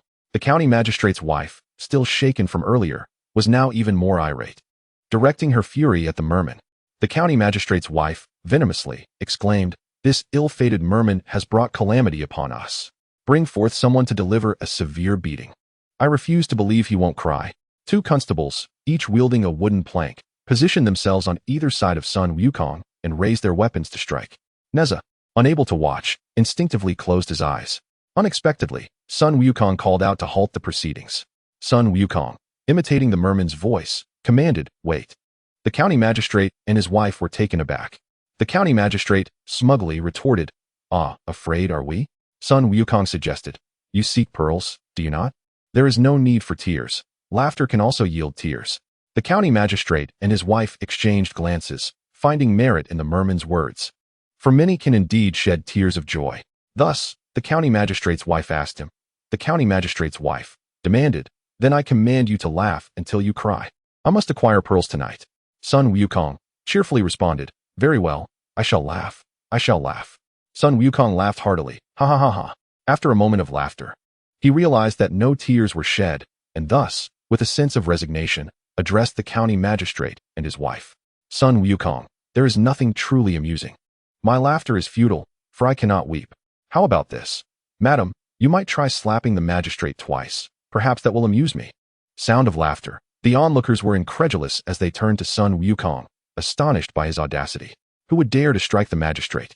Suddenly, to everyone's disbelief, the magistrate's wife raised her hand and delivered a resounding slap to the magistrate's face. His plump visage was contorted to one side, prompting gasps from the crowd.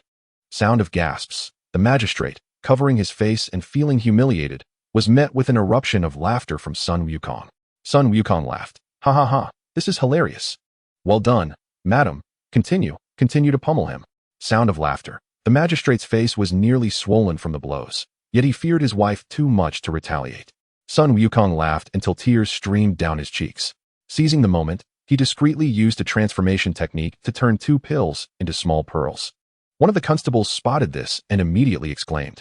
Constable shouted, "My lord, look! The merfolk truly shed tears, and behold, small pearls." Magistrate, eagerly, quickly, present them. The constable carefully cradled the 2 translucent pearls and offered them to the magistrate and his wife. They examined them closely, confirming their authenticity, and were filled with ecstatic joy. Recognizing the opportune moment, Sun Wukong seized the opportunity and said, Sun Wukong tempted, "Madam, if you seek beauty and longevity, you must hastily consume my pearls while they are fresh. Their effects will be most potent." The magistrate and his wife, already intoxicated by their delight, believed every word Sun Wukong uttered, and without hesitation, each swallowed a pearl. Sun Wukong's inner thoughts. Consume. This will lead you to the afterlife. Sound of laughter. Nezha, perched upon the rooftop, beheld the unfolding scene. Realizing how foolish the magistrate and his wife were, completely ensnared by Sun Wukong's tricks. Unable to contain himself, he chuckled aloud. Unexpectedly, his laughter caught the attention of the magistrate's wife, who, following the sound, spotted Nezha. Magistrate's wife, who goes there? Someone sees him. Yet before she could finish her command, a sharp pain gripped her abdomen. Simultaneously, the magistrate felt a sudden pang in his belly, and the two writhed in agony. Tumbling from the stage to the ground below, magistrate and wife screamed. It hurts terribly. The maid and constables were left bewildered by the sudden turn of events. The magistrate's wife, regaining her senses, realized the pearls were poisoned, and pointed at Sun Wukong. Rendered speechless, county magistrate's wife, how dare you? Sun Wukong transformed back into his true form. Sun Wukong, ha ha ha. What you just ingested was the instant demise pill I personally concocted. You both have committed heinous acts and mercilessly slaughtered the innocent, disregarding the lives of the people. You deserve the most severe punishment. Go report to King Yama. Chapter 64, Chaos in the Classroom. The county magistrate and his wife met their untimely end. The constables and maids screamed in horror and scattered in disarray. Nezha leapt down from the rooftop, gazing upon the two lifeless bodies. Nezha Wukong. They can't truly be dead, can they? Sun Wukong. Dismissively, dead is dead. Nezha, astonished, however, I believe we should not act too hastily. It is best to hand them over to the higher authorities for judgment. Sun Wukong merely intended to teach them a lesson. Thus, with a hint of displeasure, he produced his elixir of immortality and administered a dose to the two. After a while, the poison within them was dispelled, and the county magistrate and his wife slowly regained consciousness. They looked at Sun Wukong, terrified, and retreated hastily. Sun Wukong, let me inform you, mere mortals, that I am Sun Wukong, the great sage, sent by the Jade Emperor. Your numerous transgressions have caused great harm to the merfolk. Immediately issue an order for their release and cease all capture of merfolk henceforth. Otherwise, I shall return at any moment to claim your lives and send you to the depths of hell for punishment. The county magistrate and his wife trembled, repeatedly bowing in apology to Sun Wukong and Nezha. They complied with his orders, and when the fishermen realized they could no longer trade the pearls of the merfolk, they too released them. The county magistrate and his wife were stripped of their positions, imprisoned, and exiled to a desolate land. Zhao Si and Little Bearded were each given 20 lashes. As the merfolk were sent off, many remained by the shore, reluctant to leave, filled with gratitude towards Nezha and Sun Wukong. A beautiful mermaid girl lay on the beach, gazing at them. Mermaid girl, earnestly, could you tell us your names? I wish to remember you forever. Nezha and Sun Wukong exchanged a smile. Nezha, with a carefree demeanor, declared, Nezha, cheerfully, we perform good deeds without seeking recognition. Ha ha ha. Mermaid girl, my kin and I have something to give you, in gratitude for saving our lives. As she spoke, she extended her hand, revealing dozens of lustrous pearls nestled in her palm. She entrusted the pearls to Hong Yu, then turned and, with a splash, vanished into the depths of the sea. Hong Yu, with joy in her eyes, gazed at the pearls, tears welling up. She waved her arms vigorously. Hong Yu, shouting farewell. Take care. Unbeknownst to them, 2 days had swiftly passed. Nezha and the others hurriedly made their way back to Kunlun Mountain. Upon arriving at the Yuan Academy, they found TAIBAIJINXING, teacher Jiangxia, and their classmates waiting at the entrance. Nezha, with such a grand assembly, I can't shake this ominous feeling. Sun Wukong, it seems our ruse of illness has been uncovered. Crab little treasure, there's no way around it. We must admit our mistakes. The 4 individuals approached and, in unison, knelt before their teacher, exclaiming, we, the disciples, have violated the school rules. We implore you to punish us. To their surprise, Master Tai chuckled and helped them to their feet. I never anticipated your demeanor would be so commendable this time. It indeed signifies progress, he remarked. Jiangxia interjected. In truth, we were aware of your feigned illness. However, we chose not to expose you, wishing instead to discern your true intentions. Nezha, astonished, exclaimed, Oh, teacher, you are quite the trickster. A humorous sound effect accompanied his words. Master Tai replied, Thus, I have been shadowing you all along. Sun Wukong chimed in, Teacher, you are truly idle. It appears you are still not at ease with us. What is wrong with a teacher secretly safeguarding his students? Master Tai countered, Fortunately, you have not caused any significant trouble and have upheld your principles. Jiangxia quipped, Wukong, when you poisoned the county magistrate and his wife. Master Tai was nearly compelled to reveal himself. Ha ha ha. Laughter erupted among them. Nevertheless, Master Tai continued, since you were the ones who breached the rules, you must face the consequences. Henceforth, The 4 of you shall be tasked with cleaning duties for a month, including the latrine. The 4 groaned in dismay. A few days later, as the time for the magic class approached, everyone arrived early at the Golden Light Taoist Temple. Master Tai had yet to arrive, prompting idle chatter among the students. Han Yu remarked, I have heard that Master Tai will be teaching us the art of transformation today. Crab Xiaobao, filled with anticipation, exclaimed, Oh, I am so eager. The last time I witnessed Sun Wukong transform into a gecko, I found it utterly fascinating and yearned to learn. Hearing this, Sun Wukong swelled with pride. Pa, what is that? If I diligently practice, I could master the 72 transformations. Currently, I only grasp the basics. It's nothing remarkable. So do not idolize me blindly. A comedic sound effect punctuated his statement. Nezha encouraged, Xiaobao, do not fret. Today Master Tai will instruct us. Make sure to study diligently and achieve a transformation of 81 variations. Sun Wukong scoffed. Well, that also depends on talent. It's not as simple as it seems. But where is our teacher? At that moment, a wild mountain chicken flapped its wings and flew in. The students, accustomed to such occurrences on the mountain, considered shooing it away. However, Sun Wukong boldly suggested, Everyone, let us catch it. Tonight, we shall feast on mushroom stew with wild chicken. At the prospect of a savory meal, enthusiasm surged among the group, and a dozen students launched a coordinated pursuit of the wild chicken. Nezha directed the operation. Xiaobao, you go that way. Wukong, take to the skies. Amid the cacophony of clucking and flapping, the wild chicken darted about, surrounded by students, until it leapt into the air, only to be captured by Sun Wukong at the perfect moment. Suddenly, feathers filled the air, leaving the students in disarray. Wild chicken, cackled Sun Wukong. Where do you think you're running? I'll send you to the cafeteria for a stew. The class is ending just in time for a meal. How about half for soup and half for spicy chicken? Suggested Nezha. Sounds delightful. I'm already salivating, exclaimed Xie Xiaobao, laughter erupting. At that moment, the wild chicken unexpectedly spoke. Let me go? Let me go? The students were startled. Sun Wukong held onto the wild chicken's wings tightly. So you're a chicken essence? No wonder you're so flavorful. We won't need to add any essence to the broth. Laughter ensued. Ha ha ha. No need to add essence when eating chicken essence.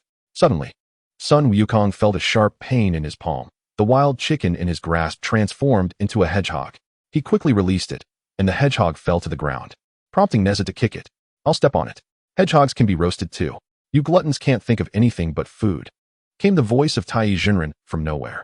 The students looked around, puzzled, until they saw the hedgehog gradually growing larger, transforming before their eyes into TAIBAIJINXING. Chapter 65. The Art of Transformation. Pranking the teacher, the students gasped in astonishment, realizing that the wild chicken had been a transformation by TAIBAIJINXING. Teacher, you owe us our chicken soup. Our appetites have been piqued, only to end in disappointment, Nezha complained. Indeed, return my delectable feast, echoed Sun Wukong. TAIBAIJINXING, amused by the students' antics, replied, You truly only think of food. Have you not been awed by my magical prowess? How about this?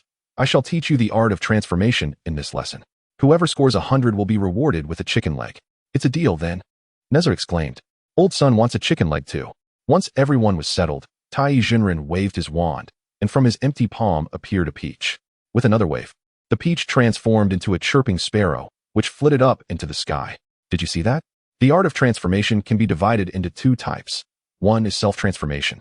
Like my previous change into a wild chicken and hedgehog. The other is the transformation of external objects, altering them at will, TAIBAIJINXING explained. Oh. The students responded in unison. The former mainly involves changing appearance, transforming mortals into immortals, and various spells of concealment and revelation. The latter includes summoning clouds and rain, creating and annihilating objects, and interchanging different species, he continued. Teacher, your explanations are too profound. It's all rather confusing for us, Nezha remarked. Just teach us the incantations. And we can practice on our own, suggested Sun Wukong. Nezha, Sun Wukong, please do not interrupt the lesson, admonished Han Yu. TAIBAIJINXING smiled. You all are quite eager, aren't you? Very well. I shall now impart the incantation for transformation. Nezha suddenly stepped forward, gesturing with both hands as he spoke. Nezha, teacher, I know this incantation. Touch above, touch below, touch to the left, touch to the right. Laughter ensues. The classmates burst into uproarious laughter at Nezha's comical performance. Even TAIBAIJINXING could not suppress his laughter. TAIBAIJINXING, exasperated, you mischievous rascal. All right, go play, but do not interrupt me again. The students gradually quieted down, and TAIBAIJINXING cleared his throat, holding a flower in his hand, ready to teach the art of transformation. TAIBAIJINXING. Earnestly, the art of transformation is divided into the 72 earthly changes and the 36 celestial changes. Today, I shall teach you the 36 celestial changes. The incantation is heaven and earth, myriad phenomena, swirling creation, nurturing transformation, form changes at will, swift as the law commands. As soon as he finished speaking, the flower in his hand transformed into a large white rabbit. TAIBAIJINXING set the rabbit down, and it hopped away joyfully. Cheering sound effect, Xie Xiaobao exclaimed. A mere flower transformed so beautifully into a rabbit. Marvelous, truly marvelous. TAIBAIJINXING, remember the incantation I just taught you. Combine it with your own magical powers and practice diligently. At the end of class, each of you will demonstrate your transformations for me. After saying this, TAIBAIJINXING laid down under a large tree. Sun Wukong scratched his chin, attempting several times without success to transform, growing increasingly frustrated. Nezha found this hard to believe. Nezha, Sun Wukong, transformation should be easy for you. Why can't you manage it? Sun Wukong, I don't know, it might be because my spells are conflicting. My master taught me the 72 earthly changes, while TAIBAIJINXING just taught the 36 celestial changes. Hongyu understood and approached to comfort Sun Wukong. Hongyu, Sun Wukong, do not fret.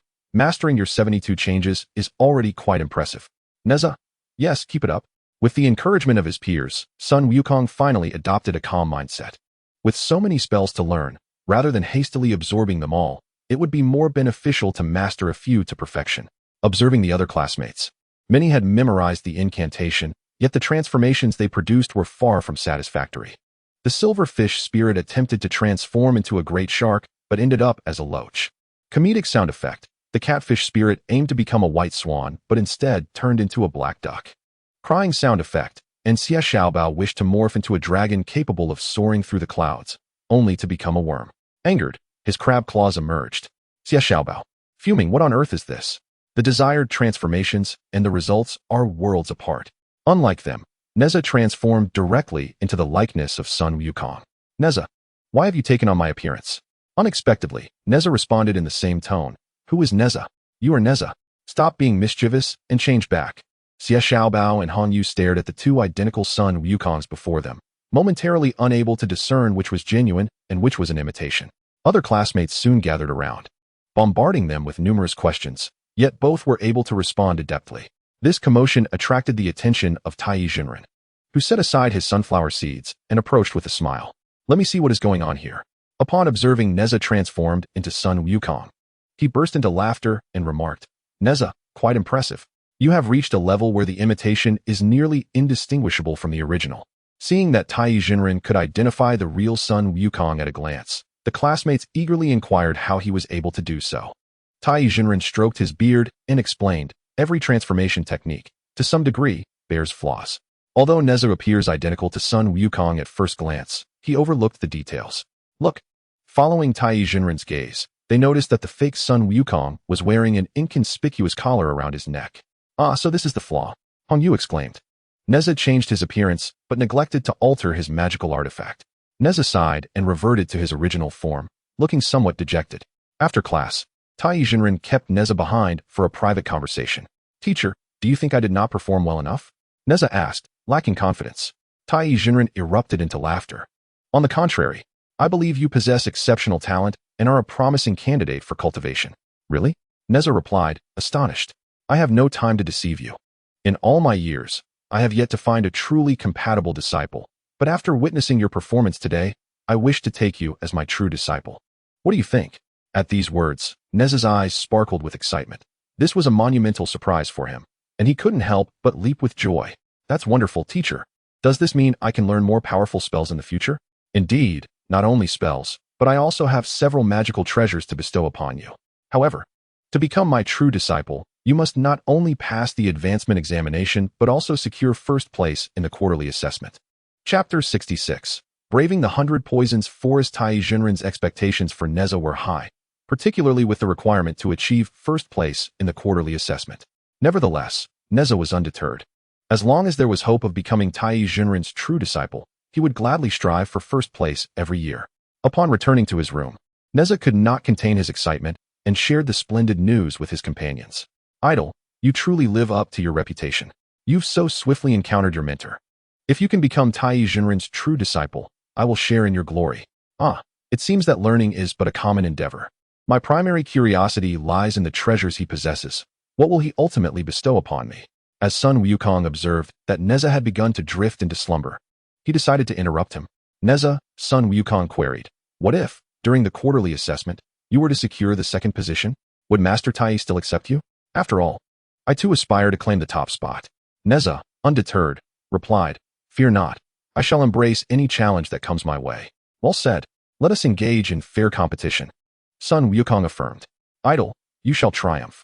Nezha first, Wukong second. Cried Crab Little Treasure. Crab Little Treasure. Sun Wukong retorted in anger. Sun Wukong, Nezha inquired. Do you not feel a tinge of disappointment knowing that Master Tai has no intention of accepting you as a true disciple? Humph, Sun Wukong replied. Initially, I felt a slight pang of disappointment, but upon reflection, I realize I have a master of my own, the illustrious Patriarch Bodhi. That is reassuring, Nezha responded. Moreover, I believe Patriarch Bodhi holds you in high regard. Is that so? Sun Wukong expressed his surprise. If he did not value you, he would not have summoned you from afar to cultivate discipline and refine your intellect. Upon hearing Nezha's words, Sun Wukong began to contemplate his actions. His tendency to act impulsively and disregard the law had always been his greatest flaw. Should he rectify this, he would undoubtedly grow stronger. The following day, Master Tai commenced the lesson on artifact forging, holding a vibrant green dragon's saliva grass in his hand.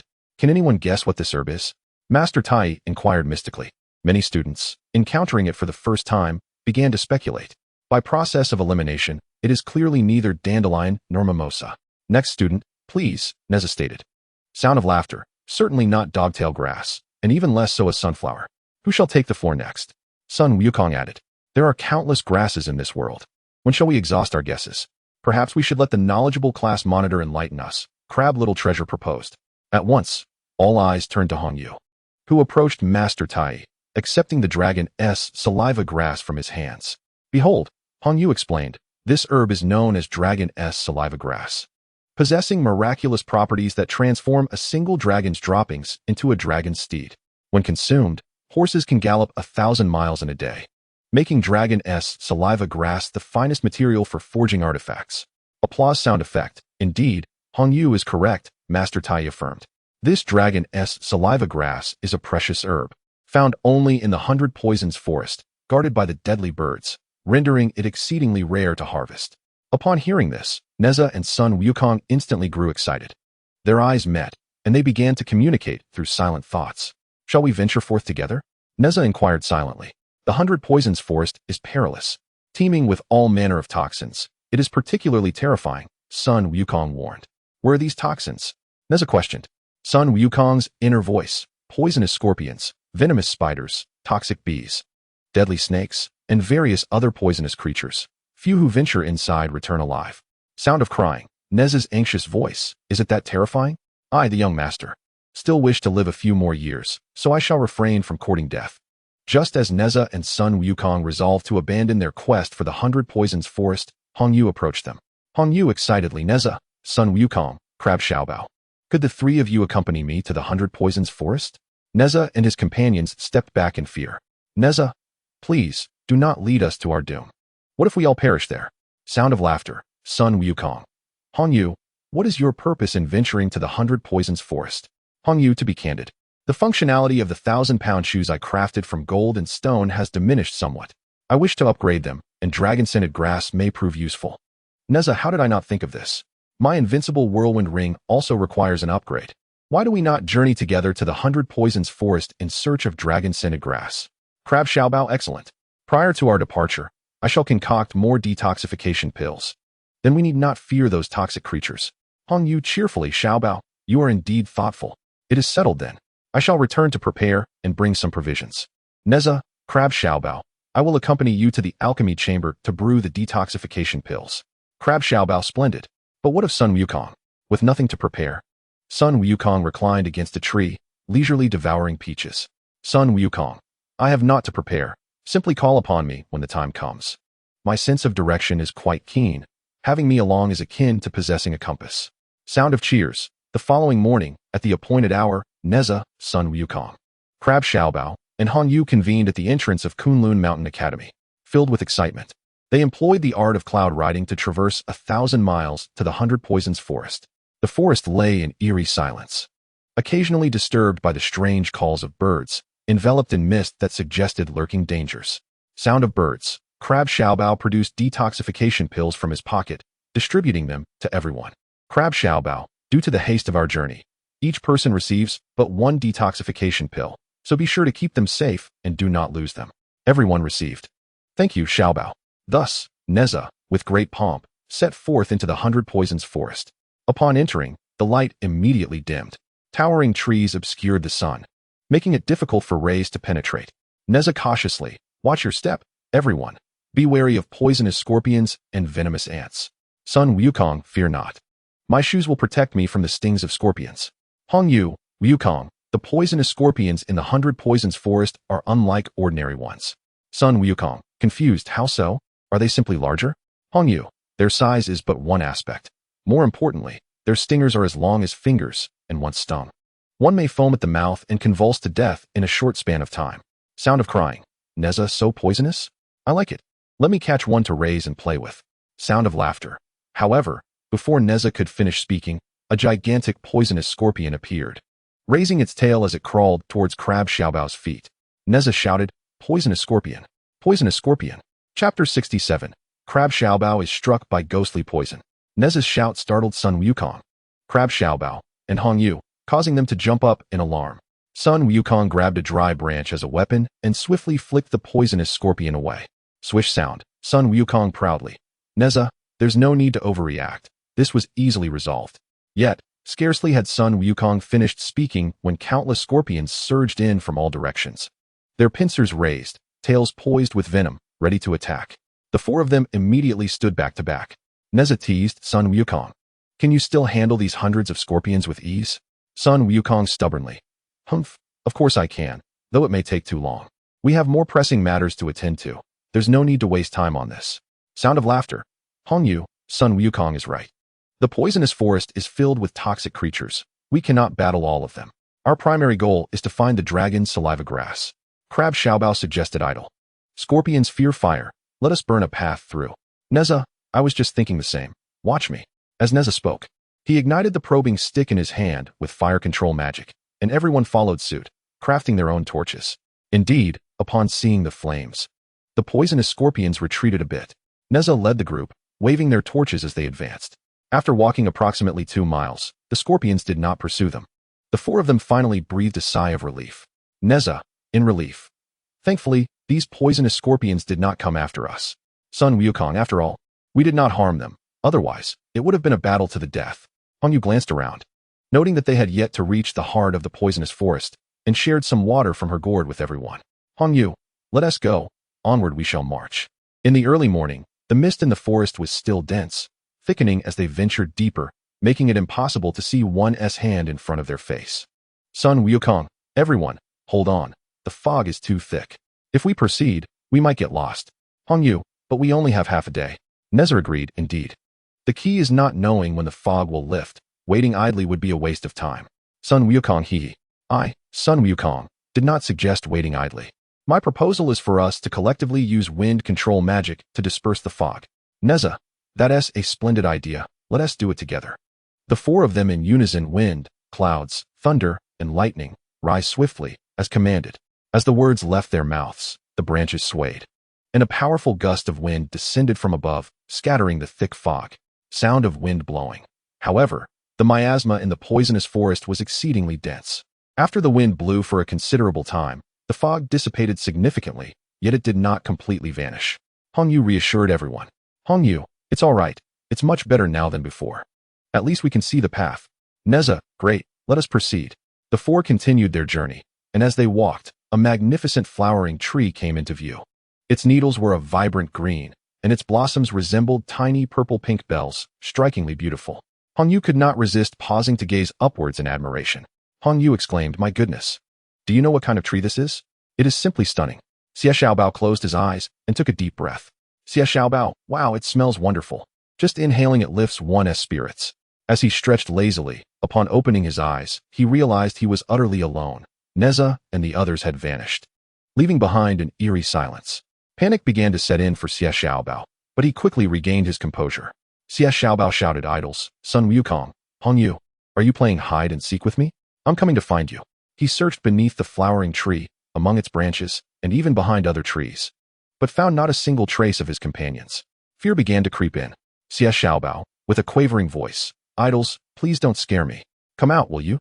Sound of birds chirping. The surroundings seemed to grow even quieter, as if Nezha, Sun Wukong, and Hong Yu were never there in the woods at all. But where could they have gone?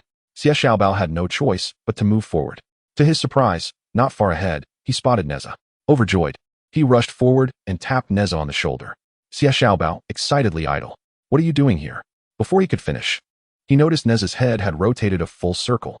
"Nezha, classmate, were you looking for me?" Xie Xiaobao screamed in terror and turned to flee. However, as he ran, that Nezha reappeared in front of him. It finally dawned on him that this terrifying creature was not Nezha at all. In a fit of panic, he swung a punch. Xie Xiaobao shouted, "You are not my idol." The imposter Nezha staggered back several steps from the force of his blow. Xie Xiaobao then unleashed his telekinetic powers, hurling nearby branches and sticks at the false Nezha. Ultimately, the counterfeit Nezha was knocked down. Xie Xiaobao cheered. Just then, he heard someone calling his name. "Nezha, Xie Xiaobao. Xie Xiaobao, wake up." Slowly, Xie Xiaobao opened his eyes to find Nezha shaking him gently, with Sun Wukong and Hong Yu standing nearby, all looking at him with concern. Upon seeing him awake, their expressions transformed from worry to joy. "Hong Yu, oh dear, you nearly scared me to death just now. Thankfully, you have finally awakened." Xie Xiaobao wore a bewildered expression, utterly oblivious to the unfolding events. "Idol, Hong Yu, what has happened to me?" he queried. "You were standing beneath that flowering tree, inhaling its fragrance, and then suddenly went berserk, pursuing us like a zombie," Nezha recounted. "Fortunately, the three of us managed to flee swiftly." Sun Wukong reminisced. "Indeed, you resembled a freshly released zombie. Your eyes were devoid of color, leaving only the whites. It was quite terrifying. Luckily, I knocked you out with a single punch." Xie Xiaobao, still incredulous, exclaimed, "What? I actually experienced a hallucination. I couldn't find you, and then I saw my idol transform into a monster, his neck twisting like a rattling drum, causing my heart to race." After a moment of reflection, Hong Yu interjected, "I understand now. The pollen from that tree is toxic." Xie Xiaobao inhaled deeply, leading him to be the first affected. "This tree is called the Phantom Tree. Its poison induces a zombie-like state, stripping away rationality, resulting in uncontrollable behavior and ultimately madness." "Hong Yu, you are remarkable. You know everything," Xie Xiaobao praised. "I don't know everything. I've merely read about it in books," she replied, blushing. "Then I shall read more books and newspapers in the future," Xie Xiaobao vowed. "Are you all right now, Xie Xiaobao? If so, let us continue our journey," Sun Wukong declared. The four of them ventured deeper into the 100 Poisons forest, wondering what dangers awaited them next. Chapter 68. The Great Battle with the Poisonous Bird, leading to poisoning and death. After Xie Xiaobao succumbed to the flower's poison, the group became significantly more cautious. When they spotted venomous snakes, they merely circled around them. Finally, they arrived at the heart of the 100 Poisons forest. Here, there were no towering trees, and sunlight streamed in, illuminating the lush and robust dragon's saliva grass. Hong Yu couldn't resist rushing over, but she abruptly halted 10 meters away from the grass. Nezha, Sun Wukong, and Xie Xiaobao approached her. "Hong Yu, why don't you pick the grass?" Nezha inquired. "I find it peculiar. There are no footprints around the dragon's saliva grass." "As if no one has been here," Hong Yu responded cautiously. "Perhaps those who sought the grass met their demise at the hands of venomous scorpions," Nezha suggested dismissively. "Are you concerned about a potential trap, Hong Yu?" Sun Wukong asked. "Exactly," she affirmed. "What should we do now?" "Waiting here is not an option," Xie Xiaobao remarked. "I will proceed with caution. You all keep an eye on me from behind," Hong Yu instructed. Nezha nodded in agreement, allowing Hong Yu to feel reassured. She quickly approached the dragon's saliva grass and began to pull it up, but before she could uproot even one, a flock of large red birds suddenly swooped in from nowhere. The birds, known as poison birds, possessed elongated beaks and razor-sharp claws, flapping their wings menacingly toward Hong Yu. Sound of flapping wings. Hong Yu let out a piercing scream, shielding her face with her hands, only to have her wrist marred by a deep scratch. Hong Yu gasped. The entire ordeal transpired so abruptly that neither Nezha nor Sun Wukong had time to react before Hong Yu was injured. "Nezha, this is bad," filled with urgency and anger. Nezha and Sun Wukong rushed forward to confront the flock of birds. The vengeful birds were ferocious, with a leader among them soaring in the sky, orchestrating the attack. Sun Wukong, winds arise. Sun Wukong transformed the gusts into razor-sharp blades, launching an assault on the avian adversaries, while Nezha and Crab Xiaobao joined in. And together they repelled the initial wave of the bird's onslaught. Crab Xiaobao helped Hong Yu to sit under a large tree, administering an antidote and bandaging her wounds. Hong Yu, gratefully Xiaobao. Thank you. Crab Xiaobao. Hee, we are all good friends, no need for formality. However, Nezha and Sun Wukong found themselves in a quandary. These birds were not easily vanquished. Their wind manipulation techniques had proven effective against ordinary birds, but against the vengeful ones, it seemed futile, merely dislodging a few feathers. They needed to devise a new strategy. Nezha, does anyone know about these vengeful birds? Speak up. Crab Xiaobao shook his head, indicating he had never heard of such a creature. Even Hong Yu only knew the name of the bird, with no further knowledge. Sun Wukong. Humph, regardless of whether they are real or false birds. Those who dare to oppose me shall taste my wrath. Nezha, too, removed his collar, ready to engage in a life-or-death struggle with the vengeful birds. Yet, Crab Xiaobao cautioned Nezha and Sun Wukong. Crab Xiaobao, idle, let us not forget our primary mission. We did not come here to fight, but to seek the dragon spittle grass. Sun Wukong, and what of it? If we do not drive away these bothersome birds, how can we gather the dragon spittle grass? Both Crab Xiaobao and Sun Wukong presented valid points, prompting Nezha to ponder for a moment before proposing. Nezha, Hong Yu has been injured, so she should rest here. Sun Wukong and I will battle the vengeful birds, while Xiaobao, you must swiftly use your crab pincers to pluck the dragon spittle grass while the birds are distracted by us. Sun Wukong, Nezha agreed. Nezha's suggestion was promptly accepted. Thus, the four divided their tasks. The wounded Hong Yu remained under the tree to direct. Crab Xiaobao went to gather the grass, while Sun Wukong and Nezha ascended into the air, poised for aerial combat. As anticipated, before Crab Xiaobao could even uproot a single dragon spittle grass, the flock of vengeful birds reappeared. Sound of birds screeching, they formed a long line, diving from the sky to attack Crab Xiaobao. Hong Yu, in a state of panic, shouted. Hong Yu yelled, Xiaobao, be careful. Nezha and Sun Wukong had already observed everything unfolding, and just as the foremost vengeful bird was about to peck Crab Xiaobao, he fiercely hurled his collar. Nezha, invincible whirlwind circle. The cry of the venomous bird echoed as its head was struck askew, causing it to tumble heavily to the ground. The second venomous bird continued its assault on Crab Little Treasure. In a swift motion, Sun Wukong delivered a powerful kick, sending the second bird soaring through the air. Soon after, Nezha and Sun Wukong drew the bird's fiery attention towards themselves, allowing Crab Little Treasure to revert to its original form. Utilizing its sturdy shell for protection, it wielded its large pincers and harvested 4 or 5 stalks of ambergris grass. Look, Hong Yu, I've gathered some, exclaimed Crab Little Treasure joyfully. Splendid, replied Hong Yu. Here, take this. I'll go help my idol collect a few more. Crab Little Treasure urged. Be careful, Hong Yu cautioned as Crab Little Treasure scuttled sideways to continue its foraging. The lead venomous bird screeched, prompting 4 or 5 others to dive down and relentlessly peck at Crab Little Treasure. It withdrew its head into its shell, fearing to emerge. Nezha hurled a collar at the highest bird among the flock. Capture the ringleader first, Nezha declared. The lead bird, seasoned from numerous battles, had successfully driven away many who sought to steal ambergris grass. Unfazed by the approaching collar, it tilted its head and evaded the attack. Unbelievable. It dodged. Let us try again, Nezha exclaimed, seizing the collar once more and launching it at the lead bird. Unexpectedly, the bird swooped down, avoiding the collar, and unleashed a stream of crimson venom directly at Nezha. The venom of the venomous bird was indeed lethal. Nezha felt his vision blur, and he plummeted from the sky. Crab Little Treasure and Hong Yu gasped in horror. Idle, cried Crab Little Treasure. Witnessing Nezha's fall, Sun Wukong swiftly soared over and caught him just before he hit the ground. However, after shaking him a few times, Nezha remained unresponsive. The venom is truly potent. Even Nezha has succumbed, Sun Wukong remarked gravely. The venomous birds were now launching a third wave of attack. With decisive urgency, Sun Wukong called for a retreat. Run, he shouted, leading the group away from the poisonous forest. Upon reaching the riverbank, Sun Wukong gently set Nezha down. Nezha's lips turned dark, and his complexion grew pale, causing Crab Little Treasure great distress. Suddenly, Hong Yu felt a dreadful foreboding. She extended her hand and tested Nezha's breathing at his nose, only to discover that he was no longer breathing. Upon checking his pulse, she found none. Hong Yu covered her face and wept. Nezha is gone. He has died, she sobbed. Chapter 69. In women's garb, Setting out again, could it be that Nezha was truly dead? Both Sun Wukong and Crab Little Treasure found it hard to believe. Their anxiety mounting. It can't be. My idol wouldn't perish so easily. Just wait. I have an elixir.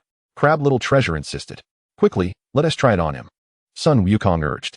With a flourish, Crab Little Treasure emptied the contents of the small vial containing the elixir. Hong Yu pried open Nezha's mouth, while Crab Xiaobao hastily stuffed into it various antidotes, including the Peiyuan pill and the beauty pill from senior brother Lu Jing. Sun Wukong fetched water from the river and poured it into Nezha's mouth. However, despite consuming the pills, Nezha exhibited no signs of life. Crab Xiaobao and Hong Yu could not contain their grief and began to weep loudly. Cry of Crab Xiaobao. Oh, my idol, your demise is so tragic. Comedic sound effect. Hong Yu weeping. You left us at such a young age. Truly, the heavens are envious of your talents.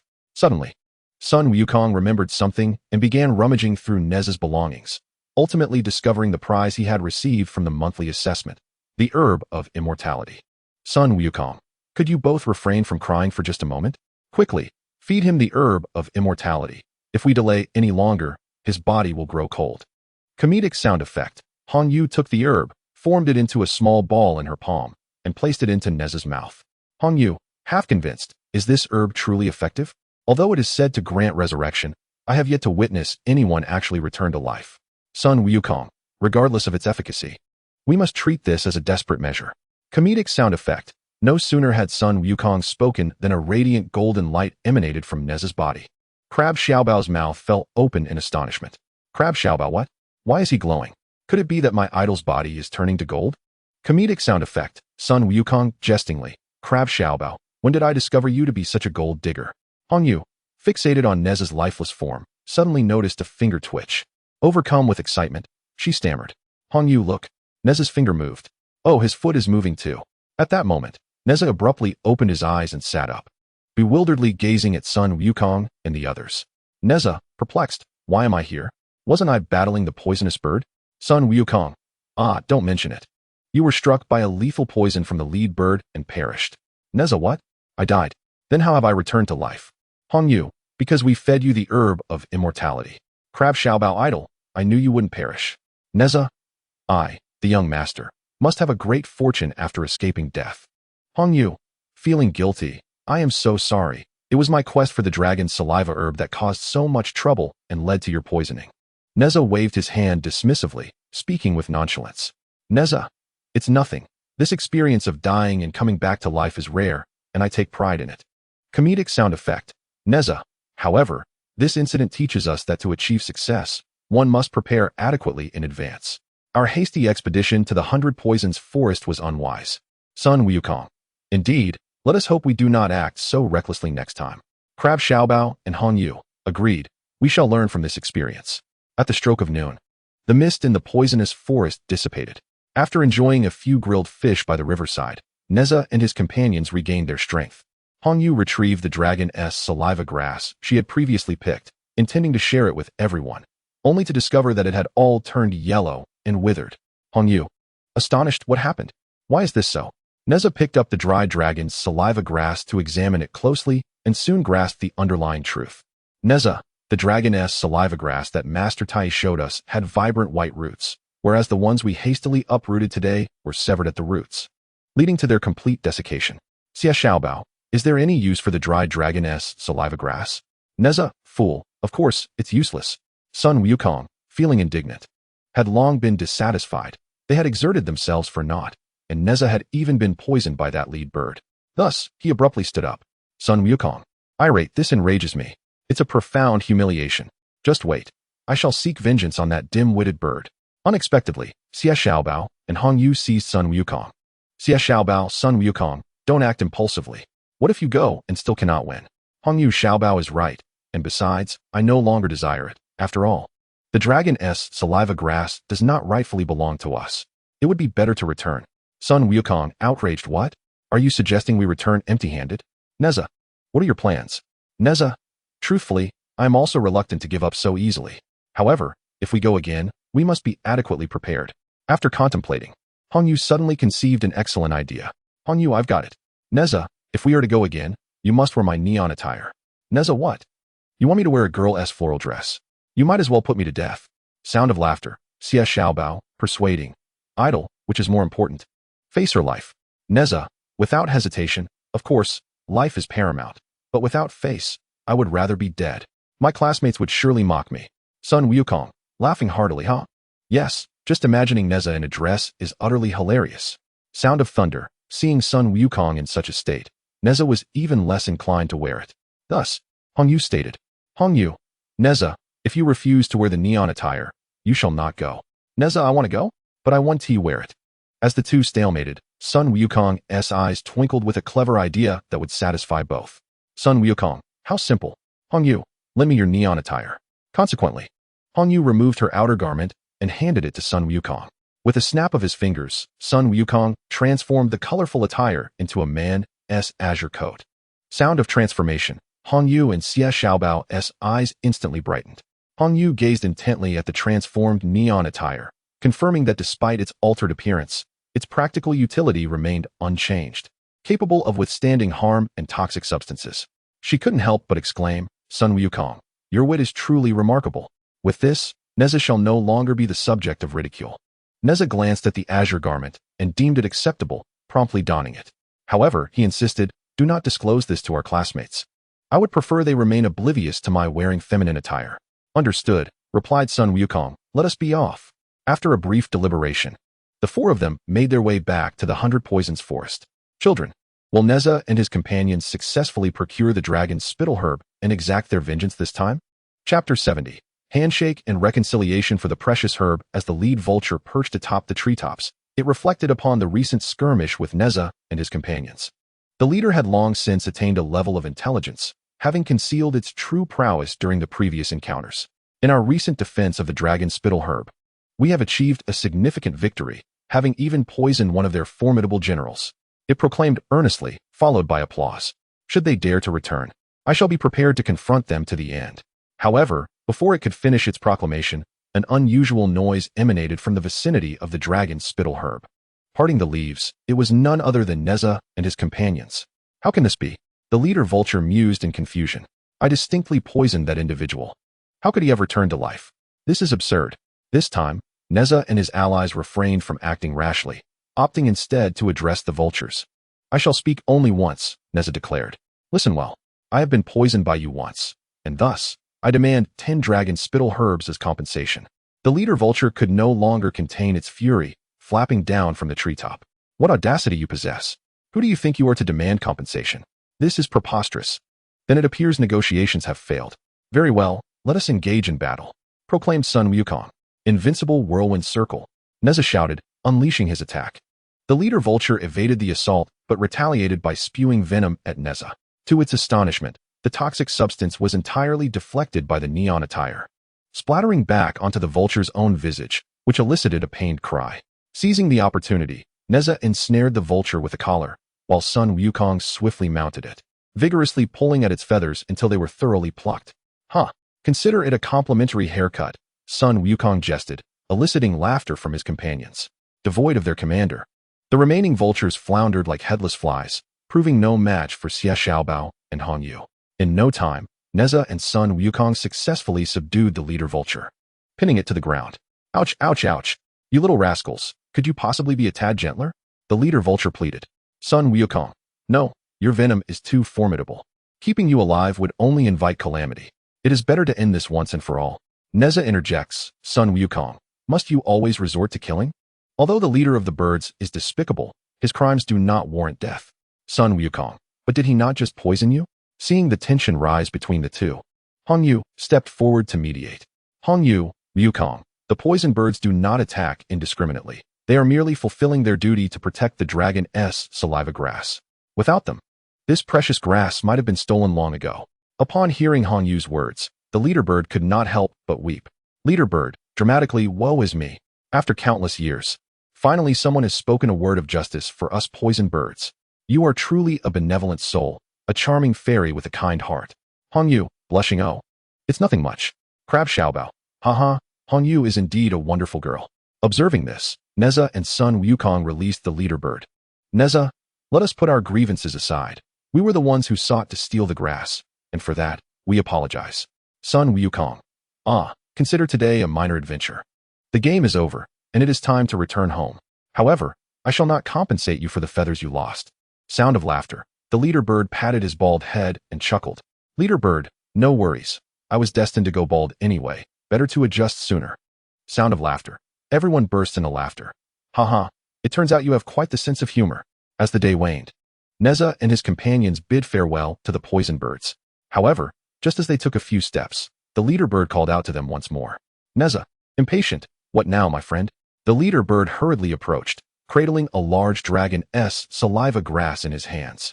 Leader bird, thank you for sparing my life. Though I did harm you today, this grass is the oldest and most potent. Please accept it as my apology. Nezha and his companions exchanged glances, surprised by this unexpected gift. They graciously accepted the dragon's saliva grass. Nezha, wonderful. This grass is vital for us. With it, we shall not trouble you again. Farewell. Leader bird, until we meet again. Nezha returned the rainbow-colored attire to Hongyu. Nezha, thank you, Hongyu. Hongyu, you're welcome. With that, the four of them soared through the clouds, leaving the poisonous forest and returning to Kunlun Academy, with the dragon's saliva grass in hand. Hongyu hurried to the alchemy chamber, donning her 1,000-pound shoes. After 3 hours of diligent work, the upgraded 1,000-pound shoes were finally completed. Nezha, Sun Wukong, and Crab Xiaobao gathered around to watch. The 1,000-pound shoes had transformed into a pair of boots suitable for both men and women, appearing surprisingly lightweight. After trying them on, Hongyu dashed forward with remarkable speed. Sun Wukong could no longer contain himself. After Hongyu had tried on the shoes, he decided to give them a try as well. Wow, this feeling is incredible. I feel as though I could traverse 1,000 miles with each step, exclaimed Sun Wukong. Such magic. I must try it too, cried Nezha. I want to try it as well, added Xie Xiaobao. Hongyu's transformation of the 1,000-pound shoes was a resounding success, garnering even the attention of Master Tai, who came to congratulate her. Hongyu, you truly are clever and resourceful. Your skills in crafting have made significant strides. You are indeed the best in the art of forging.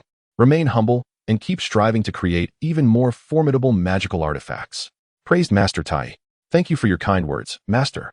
I will certainly work diligently, replied Hongyu with joy. That night, Nezha lay in bed, tossing and turning, unable to find rest. He touched his chest and face, hardly able to believe that he had once succumbed to poison. Compared to Sun Wukong's invulnerability to toxins and Xie Xiaobao's immunity to blades and bullets, my body seems rather disappointing, Nezha lamented inwardly.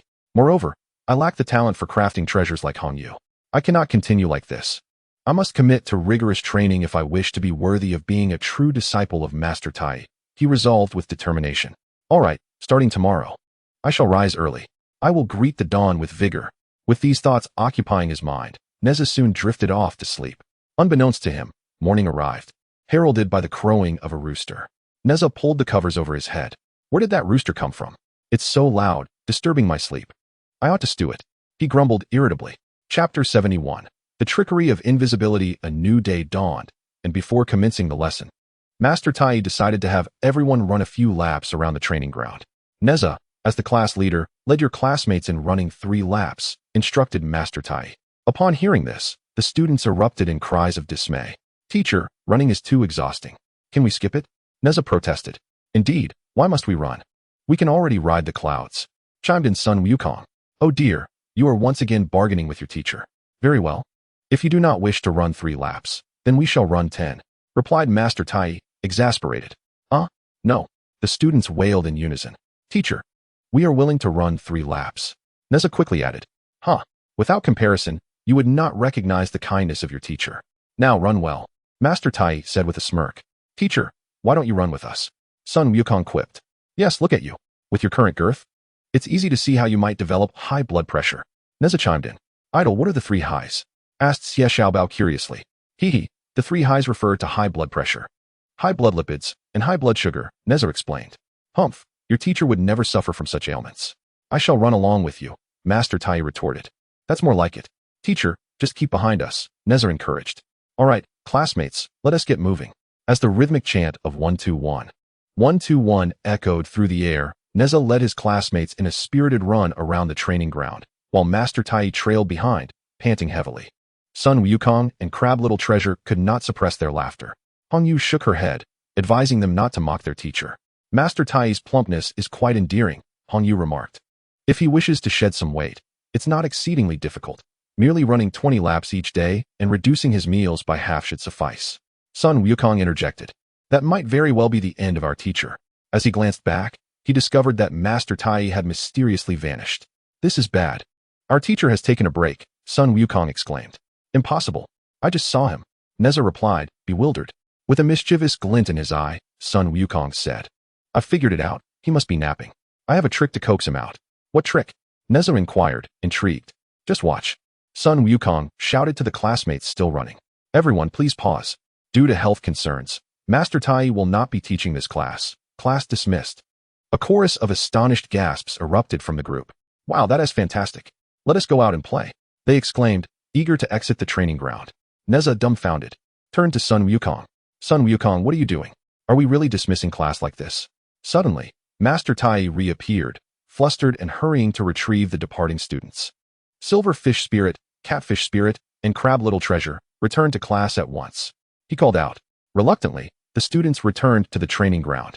Sun Wukong, filled with pride, glanced at Nezha. Did you see that? The teacher revealed himself. Impressive. You're truly clever, Nezha praised. Once everyone had gathered, Master Tai stood before them to address the class. Approaching Sun Wukong. Sun Wukong, how dare you deceive everyone? Only when they left would you appear, for I knew you employed the art of invisibility. The students erupted in excitement at the mention of Master Tai's stealthy ability. Invisibility? Teacher, we want to learn it too. They clamored, their enthusiasm palpable. Seeing such eagerness for learning, Master Tai's eyes sparkled with delight. It is rare to witness such enthusiasm for knowledge. Very well, let us dedicate this lesson to mastering the art of invisibility. As the students settled down, Master Tai posed a question.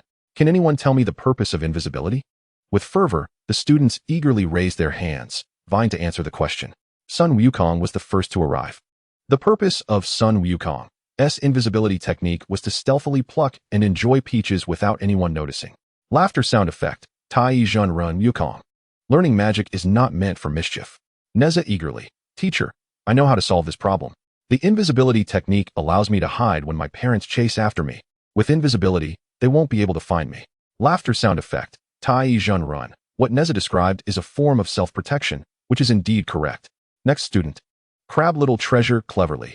Invisibility can also be used to launch surprise attacks on enemies. Cheering sound effect, TAIBAIJINXING. Crab Little Treasure provided an excellent answer. In battle, employing invisibility can enable one to execute surprise attacks without being detected. Upon hearing TAIBAIJINXING's remark, Sun Wukong felt unconvinced. Sun Wukong, isn't that just what I call stealing? Whether it's stealing peaches or launching an ambush, the essence remains the same. Fainting sound effect, Hongyu, Sun Wukong. There is a significant difference. If eating peaches is a legitimate act, why resort to stealing? However, an ambush is different. Deception in warfare is permissible. TAIBAIJINXING. Haha, Hongyu articulated this splendidly, truly deserving of her role as our class monitor. Nezha, teacher, I know another use for the invisibility technique. TAIBAIJINXING, oh, please share. Nezha, the teacher can use invisibility to secretly monitor students. During exams, you can catch cheaters and see who is sneaking looks at comic books in class, all in clear view. Laughter sound effect, classmates. Ah, that is terrifying. Sun Wukong urged, everyone quiet down. Teacher, please teach us the invisibility technique. I can hardly wait. Hongyu, Sun Wukong, aren't you already proficient in invisibility? Sun Wukong, alas. My invisibility lasts only a brief moment. I can't finish a peach before becoming visible again. Laughter sound effect, TAIBAIJINXING, serious, alright. I will demonstrate the invisibility technique for everyone. See if you can find me. As TAIBAIJINXING spoke, he vanished before their very eyes. Nezha and Sun Wukong reacted swiftly, rushing to the spot where TAIBAIJINXING had disappeared, but found nothing. The classmates immediately became alert, scanning their surroundings. Suddenly, one student's hat was snatched away. Chapter 72, the fascinating invisibility technique. Everyone saw the hat floating in midair, prompting a rush of students toward it. Classmates, catch it. Catch it. Nezha and Sun Wukong leaped into the air simultaneously to grab the hat, but instead, they collided with TAIBAIJINXING. Collision sound effect. Only then did TAIBAIJINXING reluctantly reveal himself. TAIBAIJINXING. Ouch, you two rascals, my old bones nearly fell apart from your collision. Nezha, I've caught you, teacher. Please teach us quickly, we can hardly wait. Sun Wukong playfully, I know the incantation. I cannot be seen. I cannot be seen. I cannot be seen. Laughter sound effect. TAIBAIJINXING, serious. All right, Sun Wukong. Now, I shall impart the incantation to you. The essence of heaven and earth gathers within me. Bestow upon me celestial spirit, conceal my form. Urgently, as the decree commands. Students, in unison, the essence of heaven and earth gathers within me. Bestow upon me celestial spirit, conceal my form. Urgently, as the decree commands. TAIBAIJINXING. The prerequisite for chanting the incantation is to maintain a high degree of concentration, without wavering in thought. For only with time can one achieve mastery. After TAIBAIJINXING finished speaking, he allowed everyone to practice independently. Sun Wukong learned the fastest, once he mastered it.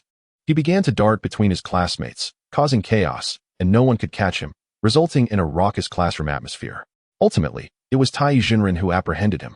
TAIBAIJINXING, Sun Wukong, if you misbehave again, you shall be punished with 10 laps around the classroom.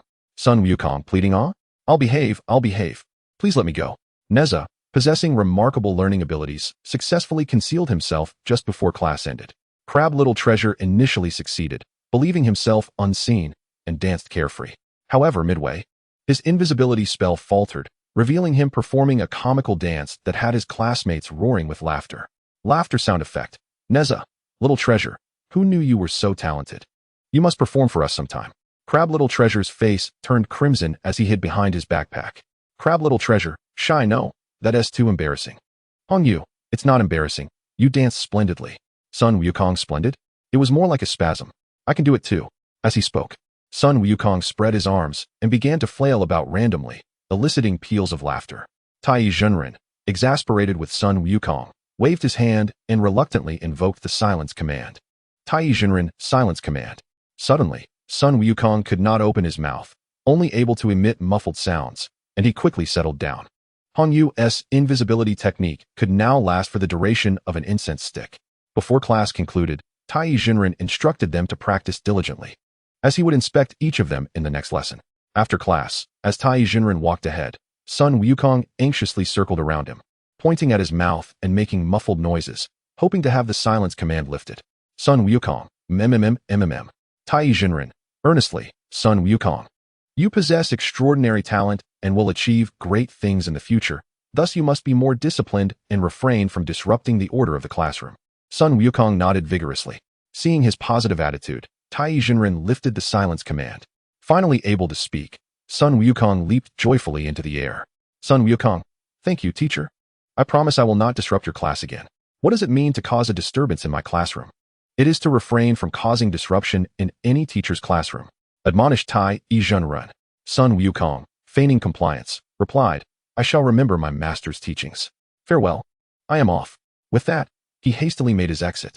After class, Nezha, feeling rather bored, conspired with Xie Xiaobao and Hongyu to venture to the back mountain for some amusement. Naturally, Sun Wukong followed suit. In the autumnal back mountain, the leaves shimmered in a brilliant yellow, a sight to behold. Beneath a colossal ginkgo tree, they encountered the cat demon and the little snake from Kunlun Academy. Little snake, have you been absent from recent spell classes? Inquired Nezha. Indeed, Hongyu added, it has been ages since we last saw you. Did your mother use a beauty elixir to remove her scars? The demands of our teacher have been quite stringent lately, thus I refrained from auditing classes at your academy. Replied the little snake. Thank you for your concern. My mother's scars have vanished. Is that truly the case? How splendid! Exclaimed Hongyu. Upon noticing Nezha and Xie Xiaobao, the cat demon could not resist taunting them. Nezha, I hear that TAIBAIJINXING wishes to take you as his direct disciple. Is there any truth to this? Nezha chuckled. Mind your own business regarding my affairs. Do not rejoice too soon. Although TAIBAIJINXING may appear affable, he is notoriously demanding. Whether you succeed in becoming his true disciple remains uncertain, the cat demon warned. Humph, you underestimate me. Suddenly, Nezha beamed and quietly recited an incantation, rendering himself invisible to all. Just as the cat demon was marveling at this spectacle, he felt a sudden strike to the back of his head. Whirling around, he exclaimed, Who struck me? Oh, it must be Nezha. Before he could finish his thought, his ears were seized, causing him to yelp in pain. Let go. Nezha, I know it's you. Sun Wukong and Xie Xiaobao applauded Nezha's clever usage of his invisibility to discipline the cat demon. Cat demon, let this grievance be settled here. Even if we cannot be friends, I do not wish to become your enemy, Xie Xiaobao declared. Indeed, cat demon, you do have it coming. If you are willing to change, we shall not trouble you further, added Sun Wukong.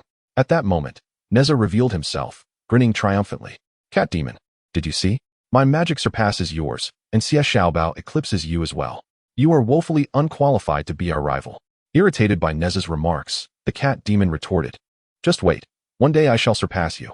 Little snake, let us depart. Fuming, the cat demon pulled the little snake along and exited. Satisfied, Sun Wukong reclined comfortably beneath the ginkgo tree. Ah, this is delightful. Allow me to rest for a while. I am coming too. Nezha chimed in. I shall join as well. Xie Xiaobao added. The three boys lay side by side, while Han Yu looked on, speechless. Greetings, you all seem rather bored, merely resorting to slumber, remarked Han Yu. You cannot fathom. Managing to endure until class concludes is quite the challenge for us, Nezha replied. Indeed. I seem to have contracted a peculiar ailment that renders me drowsy as soon as classes commence, sighed Xie Xiaobao. Suddenly, a faint sound of weeping echoed from a distance. Hush, I believe I hear a girl crying, Han Yu whispered. Chapter 73. Wukong's misunderstanding and anger upon hearing the sobs. Nezha sprang to his feet. I too have heard it, he declared. Oh dear, I must say, can you refrain from getting too agitated? The sound of crying seldom bodes well. I would advise you to mind your own business. Wukong remarked lazily before turning over to continue his slumber. But this sound strikes me as somewhat familiar, Han Yu insisted. Perhaps it is a fellow classmate in distress. Come. Let us investigate, proposed Nezha. Seeing Nezha and the others depart, Wukong could no longer suppress his curiosity and rose as well. However, fearing ridicule from Nezha, he opted to utilize his invisibility technique to follow discreetly. As Nezha, Han Yu, and their companions approached the source of the crying, they were astonished to find it was Sister Baihua in tears. Han Yu rushed forward. Sister Baihua, what troubles you? Why do you weep? She inquired with concern. Sister Baihua lifted her head, recognizing them, and her sobs gradually subsided as she recounted her predicament. In the Baihua garden, there exists a rare collection of flowers I painstakingly cultivated, unique varieties such as the blood-tear rhododendron, national fragrance, and goddess of the moon. These blooms can withstand seasonal changes, blooming throughout the year. However, this morning, as I tended to them as usual, I found them all wilting, she lamented, her voice trembling with sorrow. Memories of her dying flowers overwhelmed her once more, and she began to weep anew. Han Yu gently patted Sister Baihua's back to comfort her. Sister, do not despair. Might you lead us to them? She suggested. In my opinion, someone must have tampered with them, Nezha interjected. Let us proceed and investigate, urged Xie Xiaobao. Wiping her tears, Sister Baihua nodded and led them to the Baihua garden. I am truly grateful for your willingness to assist. I had confided in others, yet none were inclined to help me investigate. I have exhausted all means, and those flowers are on the brink of death. I feel utterly helpless, she confessed. Rest assured, we shall bring the culprit to justice, Nezha reassured her. Upon their arrival at the Baihua garden, Sister Baihua pointed towards a cluster of nearly withered flowers. Look, they are about to perish, she exclaimed. Nezha examined the wilting blossoms closely but found no signs of insects. The soil appeared normal as well, save for a few blood-tear rhododendrons that leaned precariously. Could it be that someone employed wind manipulation? He speculated. That cannot be the case. Observe those national fragrance flowers. They appear unharmed. Such precision in wind manipulation is implausible, Han Yu countered. Could it be that the little crab was drowned? Asked by Washiji. I watered it this morning. There wasn't this much water before, she replied. Han Yu inquired. Has anyone visited Baihua Garden in the past 2 days? Baihua Shiji asserted, due to the garden being closed. I have been the only one here. No one else has come. In that case, I suspect someone has employed an invisibility technique to sneak in and cause mischief. Han Yu conjectured. Baihua Shiji, incredulous, responded, invisibility? No wonder I couldn't see anyone. Nezha suggested, how about we lay in wait and catch the culprit? All right. I will follow your plan, Baihua Shiji agreed. Nezha continued. Let us hide and see if any suspicious figures appear.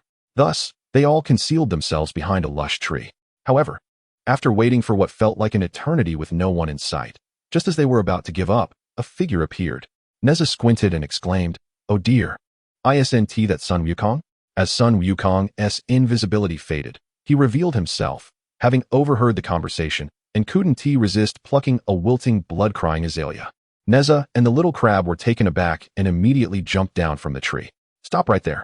Nezha shouted. Sun Wukong, what are you doing? He demanded. So you are the one responsible for harming the flowers? Nezha accused. Sun Wukong, perplexed, was approached by Han Yu and Baihua Shiji, their eyes filled with disappointment. Why would you harm my plants, Sun Wukong? Baihua Shiji questioned. Sun Wukong. Our teacher has taught us that invisibility should not be used for wrongdoing, Hong Yu chimed in. Sun Wukong chuckled helplessly and explained, it wasn't me. I followed you from under the ginkgo tree and overheard your discussions.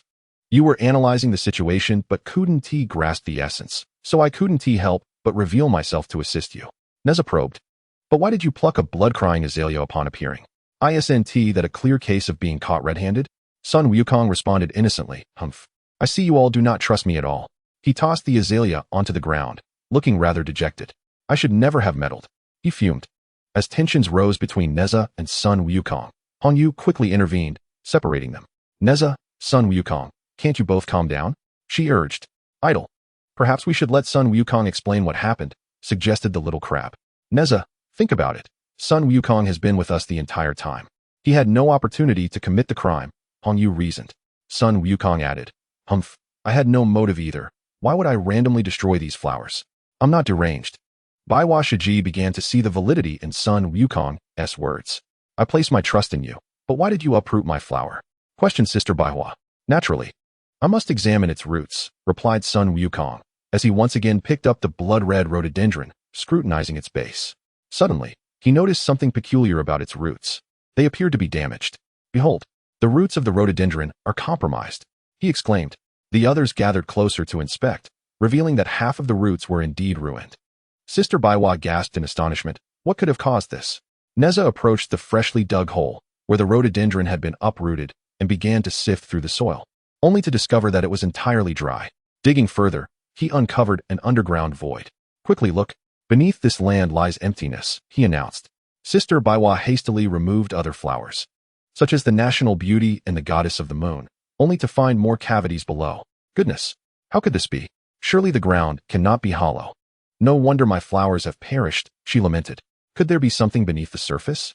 Inquired Hong Yu. Perhaps we should continue digging to uncover the truth, Nezha suggested. Agreed, Hong Yu replied.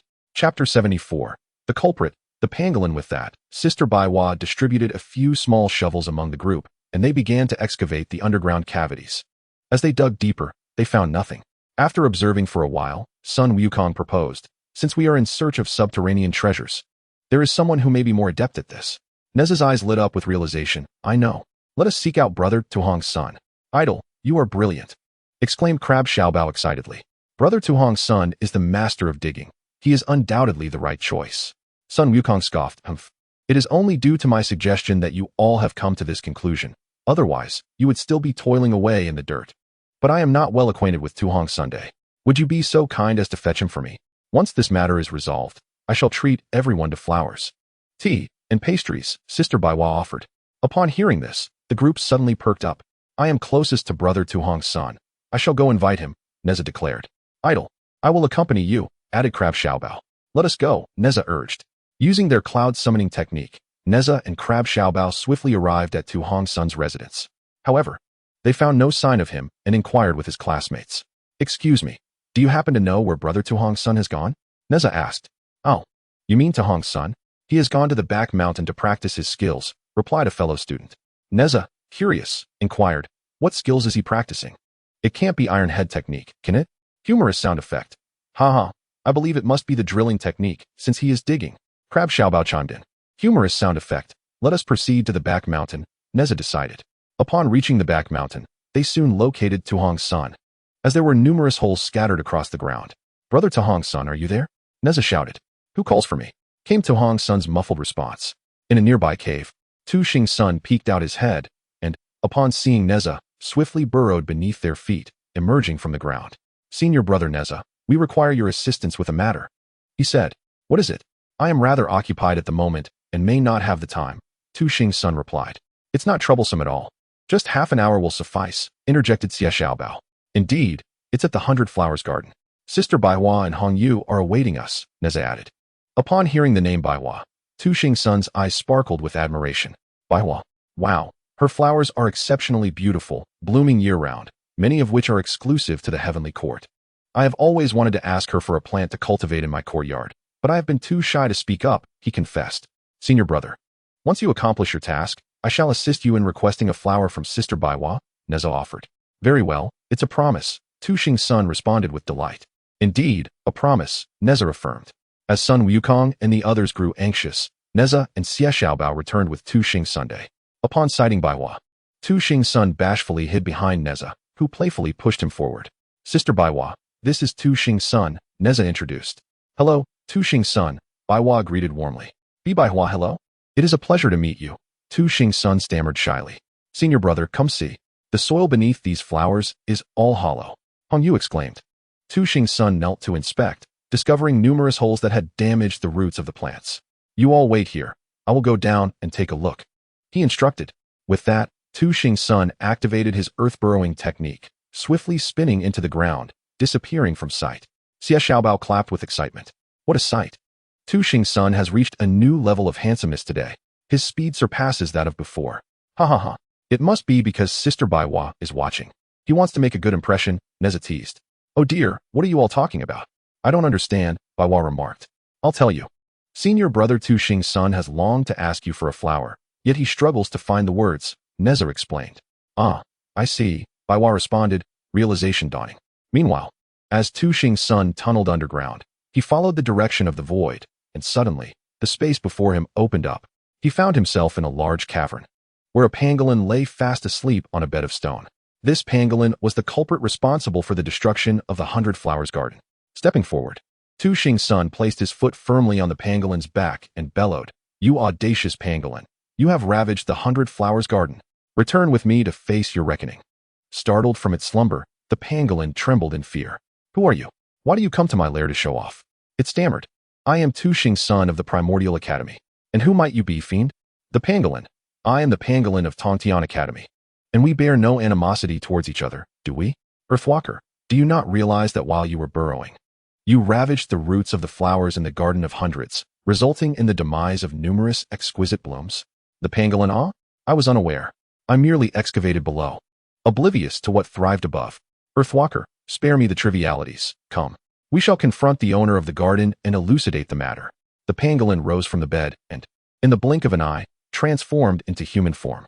The pangolin, I shall not go, for I do not perceive any wrongdoing on my part. Earthwalker, seeing the pangolin's obstinate demeanor, felt a surge of anger. Earthwalker, should you refuse to accompany me, do not blame me for my rudeness. With that, Earthwalker moved to seize the pangolin and compel him to leave. The pangolin raised his hand to defend himself, and the two soon found themselves in a fierce struggle. Meanwhile, Nezha and the others, waiting above, suddenly felt the ground tremble beneath them. Startled, they exchanged glances. Nezha, alarmed, beware, an earthquake. Hong Yu and Baiwa supported each other as they retreated, while Sun Wukong lay flat on the ground, pressing his ear to the earth to listen. Rising, he chuckled. Sun Wukong, fear not, it is not an earthquake at all, merely the sounds of a scuffle underground. Nezha, realizing, oh no, it must be Earthwalker battling the culprit. I shall descend to assist. Sound of a bang. Just then, with a resounding crack, the ground split open, and two figures soared forth. Upon closer inspection, it was revealed that Earthwalker and the pangolin had emerged from below. Without hesitation, Nezha and Sun Wukong rushed to aid Earthwalker. The pangolin soon found himself outmatched. The pangolin, indignantly, you are no heroes, ganging up on me 3-1.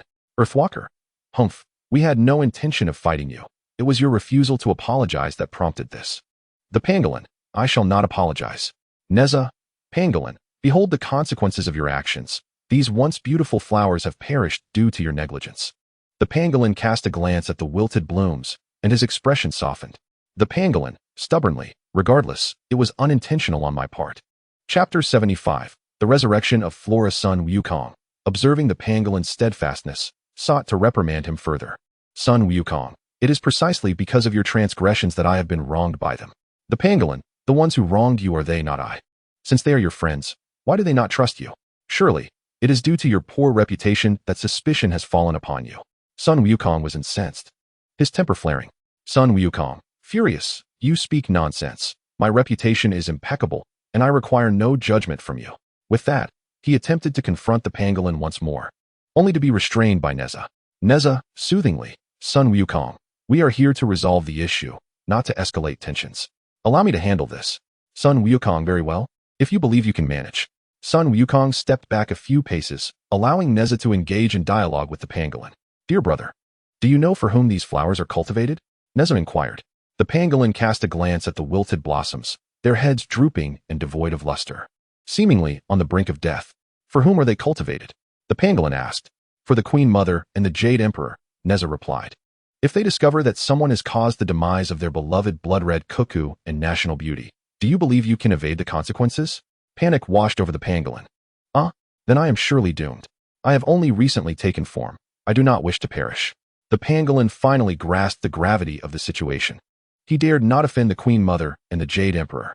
Thus, he approached the flowers to offer his apologies. I am truly sorry. In truth, I am directionally challenged. Each day I traverse the path to the Celestial Academy. I inadvertently dig myself into a mess underground. I feared others would discover my ineptitude, which is why I did not admit it. He confessed, his voice tinged with sorrow. Is that so? The flower sister replied. Yet, if you continue to pass through the flower garden in such a manner, will not all my flowers perish? The pangolin, with a woeful expression, found himself at a loss. I can only refill the holes I have created, but alas, I cannot save these wilting flowers. Just when despair enveloped the group, Hong Yu stepped forward. Pangolin, you first refill the soil, we shall handle the rest. Very well, thank you. I shall attend to the soil now, the pangolin responded before vanishing from sight. Soon, he returned with soil from another location to fill the holes he had made. However, the question remained, how to rescue the flowers? Hong Yu Nezha said, we require some miraculous dew that can restore life. A mere sprinkle will revive the withering plants. But where shall we procure this dew? Asked Xie Xiaobao. Seek Sister Baijiao. She oversees the herb garden and must possess this restorative dew, Hong Yu replied. Very well, I shall fetch it from Sister Baijiao, Nezha declared, darting away with haste. Fortunately, the herb garden was adjacent to the flower garden, and Nezha quickly located Sister Baijiao. Upon hearing the events, she lent him a small vial of dew, cautioning him, Nezha, remember, just a single drop is sufficient. Add it to the water and then water the flowers. Thank you, sister. Nezha expressed gratefully. I shall return swiftly. Upon his return, he filled a half bucket with water and added a drop of the dew. Nezha evenly distributed this mixture to the wilting flowers, and in an instant, a miraculous transformation occurred.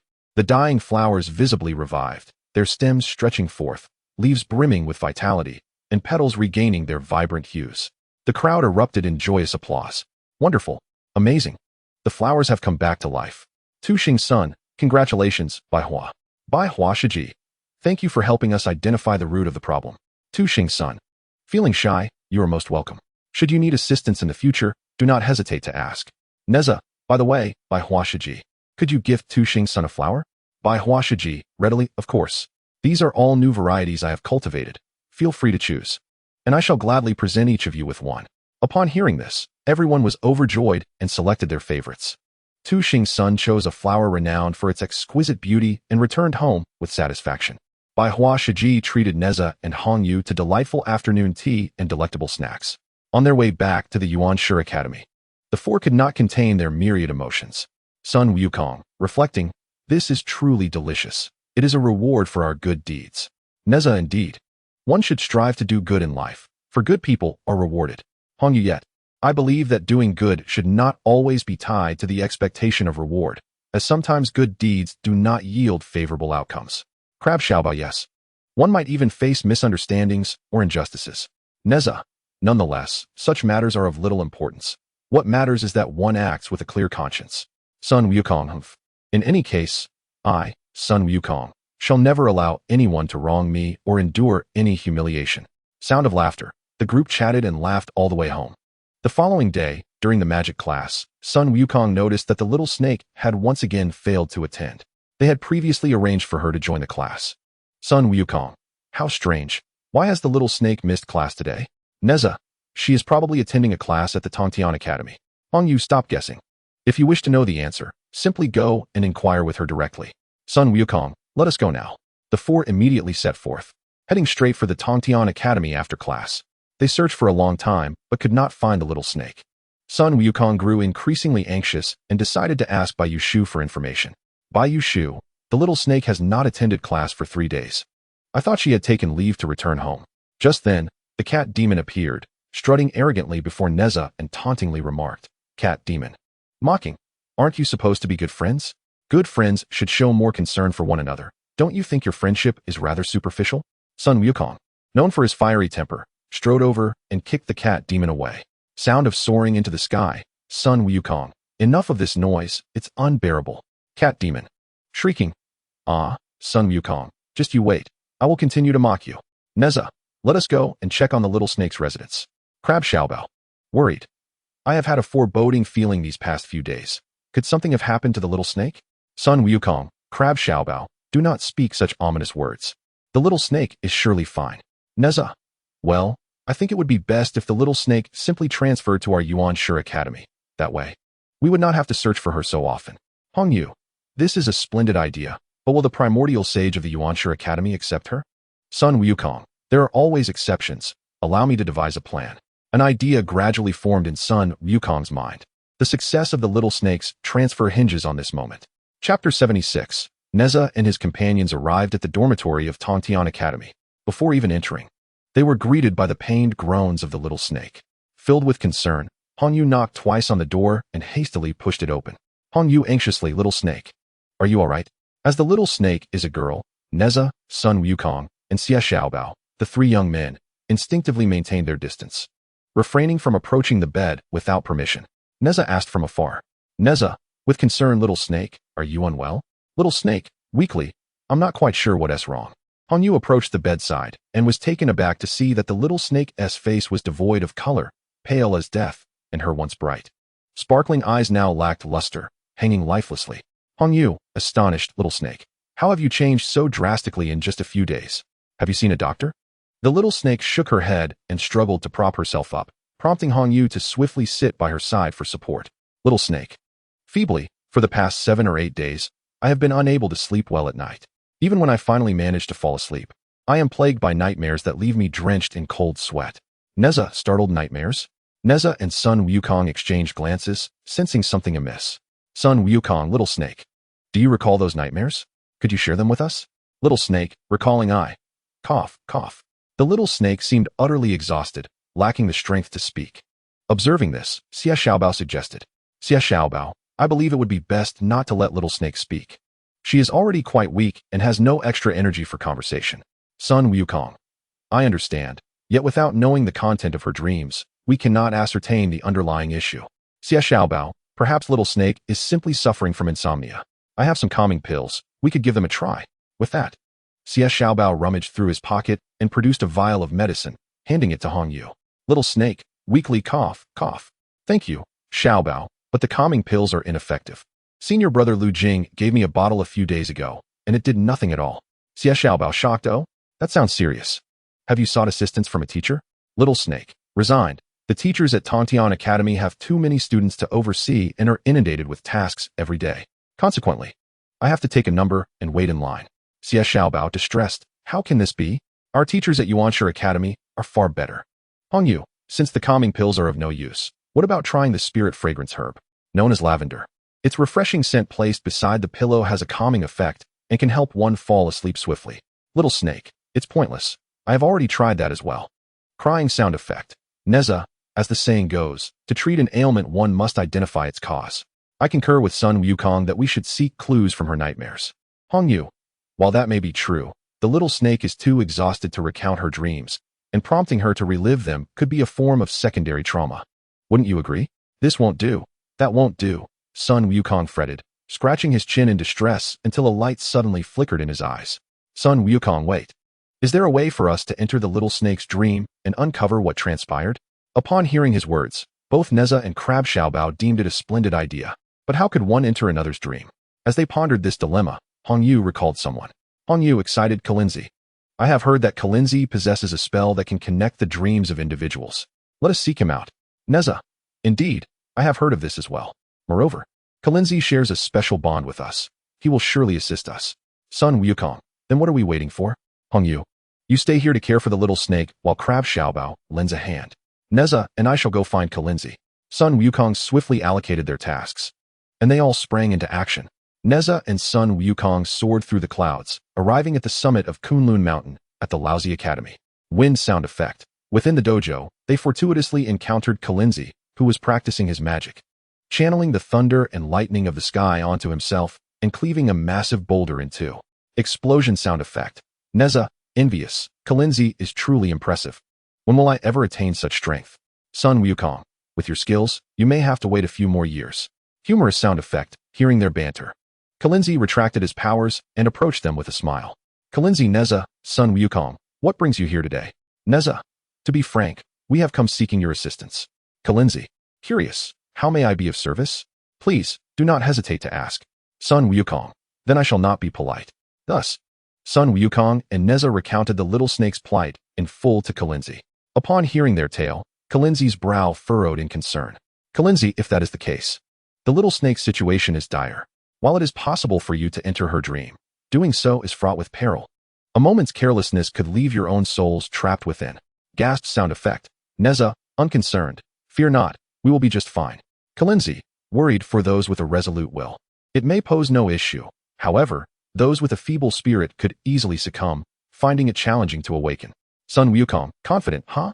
I, Sun Wukong, am absolutely unfazed. As for the others, well, I cannot speak for them. Nezha, indignant, Sun Wukong, do you look down upon anyone? Crab Xiaobao and Hong Yu possess equally strong wills. Kunlun's advice for harmony.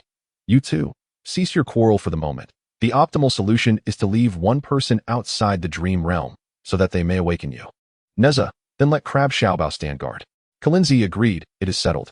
Kunlun then produced from his robe a mystical herb adorned with delicate purple blossoms. Kunlun, this is dried rosemary, which will assist you in swiftly entering the dream state. However, to truly immerse yourselves in the dream, I must personally inscribe a bagua-linked formation. Nezha, please proceed. Thus, the trio hastened back to the girls' dormitory at Kunlun Academy. After a thorough examination, Kunlun remarked, Kunlun, there are other students residing here who may disrupt the dream. It is prudent to relocate the little snake to the center of the courtyard. Sun Wukong, this is an easy task. As Nezha and Sun Wukong entered, Hong Yu and Crab Xiaobao stood vigil by the bedside. The little snake could no longer maintain its human form, transforming instead into a diminutive white serpent. The little snake lay coiled listlessly, succumbing to slumber. Hong Yu, sorrowfully look. The little snake is in dire straits. Its dwindling magic has reverted it to its original shape. Chapter 77. The affectionate protection of the little snake. Kunlun observed the little snake's condition, shaking his head in resignation. Kunlun, regretfully, we are too late. In its current state, entering its dream would only bring harm. Hong Yu, what shall we do? Kunlun, do not fret. I will administer a potion to enhance its magic, allowing it to rest overnight. I shall return tomorrow to set the array and cast the spell. Nezha, reluctantly, it seems we have no other option. Kunlun, however, the little snake's condition surely indicates some malevolent force at play. Once it consumes the potion, you should remain vigilant here. Sun Wukong and Nezha, in unison, understood. Kunlun procured a potion, which Hong Yu administered to the little snake. Moments later, the potion took effect, and the little snake reverted to its human form. Yet, she remained exceedingly weak. Slowly, she opened her eyes, gazing upon her companions, tears of gratitude welling in her eyes. Little snake, gratefully, thank you all for caring for me. Hong Yu, silly, you are our dear friend. Who else would care for you? Nezha, ugh, I can't stand such sentimentality. It's nauseating. Among good friends, great favors need not be spoken of. Laughter sound effect. At Nezha's words, laughter erupted among the group. With the situation momentarily settled, Kunlun returned to the lousy academy, agreeing to return at the same hour the following night. The group kept watch until the deep hours of the night. Nezha, Crab Xiaobao, and Sun Wukong dozed off in their chairs, fatigue overtaking them. Hong Yu, too, began to succumb to drowsiness. Her forehead fell against the edge of the bed, startling her awake. She then rose to fetch a basin of water from the courtyard, splashing her face to maintain her alertness. The round moon was obscured by dark clouds, casting a foreboding shadow over the night. Owl hooting sound effect. Upon returning to the room, a sudden gust of chilling wind swept through, stirring an unsettling atmosphere. The wind was biting cold, prompting her to quickly pull the blanket closer around the little snake to shield it from the chill. In the latter half of the night, Hong Yu could no longer bear it and succumbed to sleep by the bedside. Upon awakening at dawn, Nezha and his three companions exchanged glances, only to discover that each of them had taken on a sallow complexion. Crab Xiaobao touched his own face with concern and remarked, "What has happened to us? Are we unwell?" Sun Wukong replied, "I, too, feel an overwhelming sense of fatigue." Nezha yawned, "I have no recollection of when I fell asleep last night. I still feel utterly exhausted." Hong Yu, with suspicion, said, "I must share something with you all, but promise not to be frightened." Nezha, curious, urged, "What is it? Speak quickly." "I fear nothing."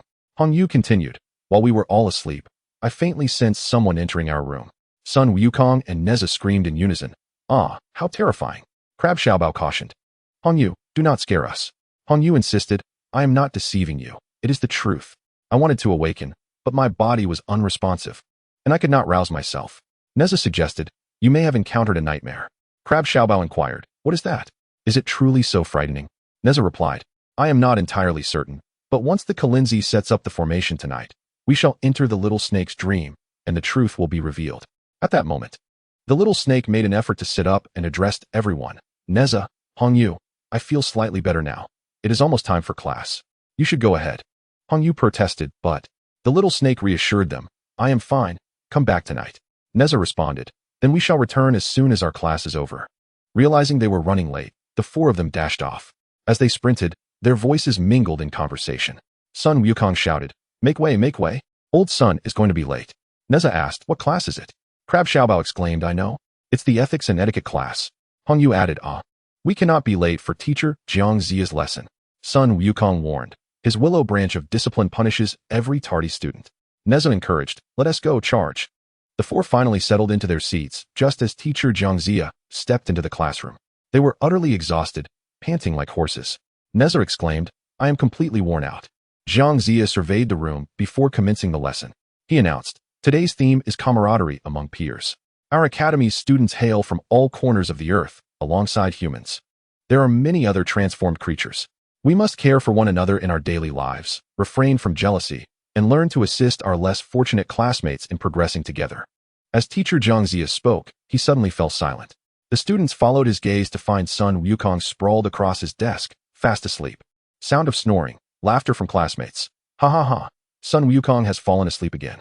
Nezha, Sun Wukong, why are you sleeping in class again? The teacher has caught you. And I am utterly helpless. At that moment, Jiangzia raised his hand, and the willow branch entwined around his wrist detached itself, floating towards Sun Wukong. The willow branch, imbued with a certain spirit, delicately brushed the tip of Sun Wukong's nose. Sun Wukong remained oblivious, frowning and impatiently swatting it aside. Sun Wukong sleepily, go away. You're so annoying. The classmates erupted into laughter once again at Sun Wukong's reaction. Sound of laughter, the willow branch, undeterred, transformed into two fingers and tugged at Sun Wukong's ears.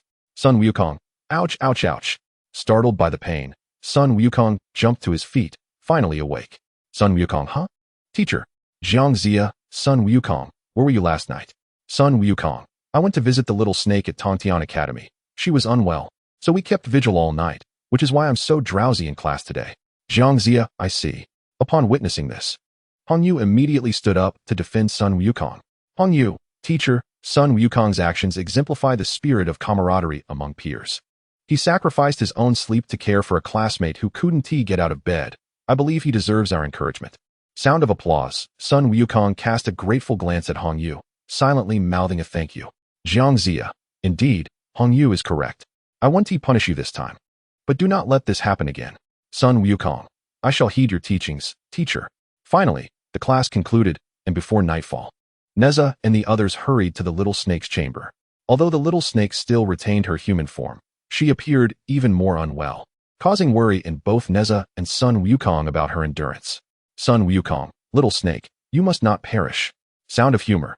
Nezha, speechless. Sun Wukong, you have a morbid way of speaking. The little snake will not die. Crab Xiaobao, anxious. It's getting late. Why hasn't Kalinzi arrived yet? Hongyu, don't fret. There is still time. Just then, Kalinzi walked in. Chapter 78. The formation is dreamlike, yet dangerously perilous. Sun Wukong, urgently. Kalinzi, I implore you.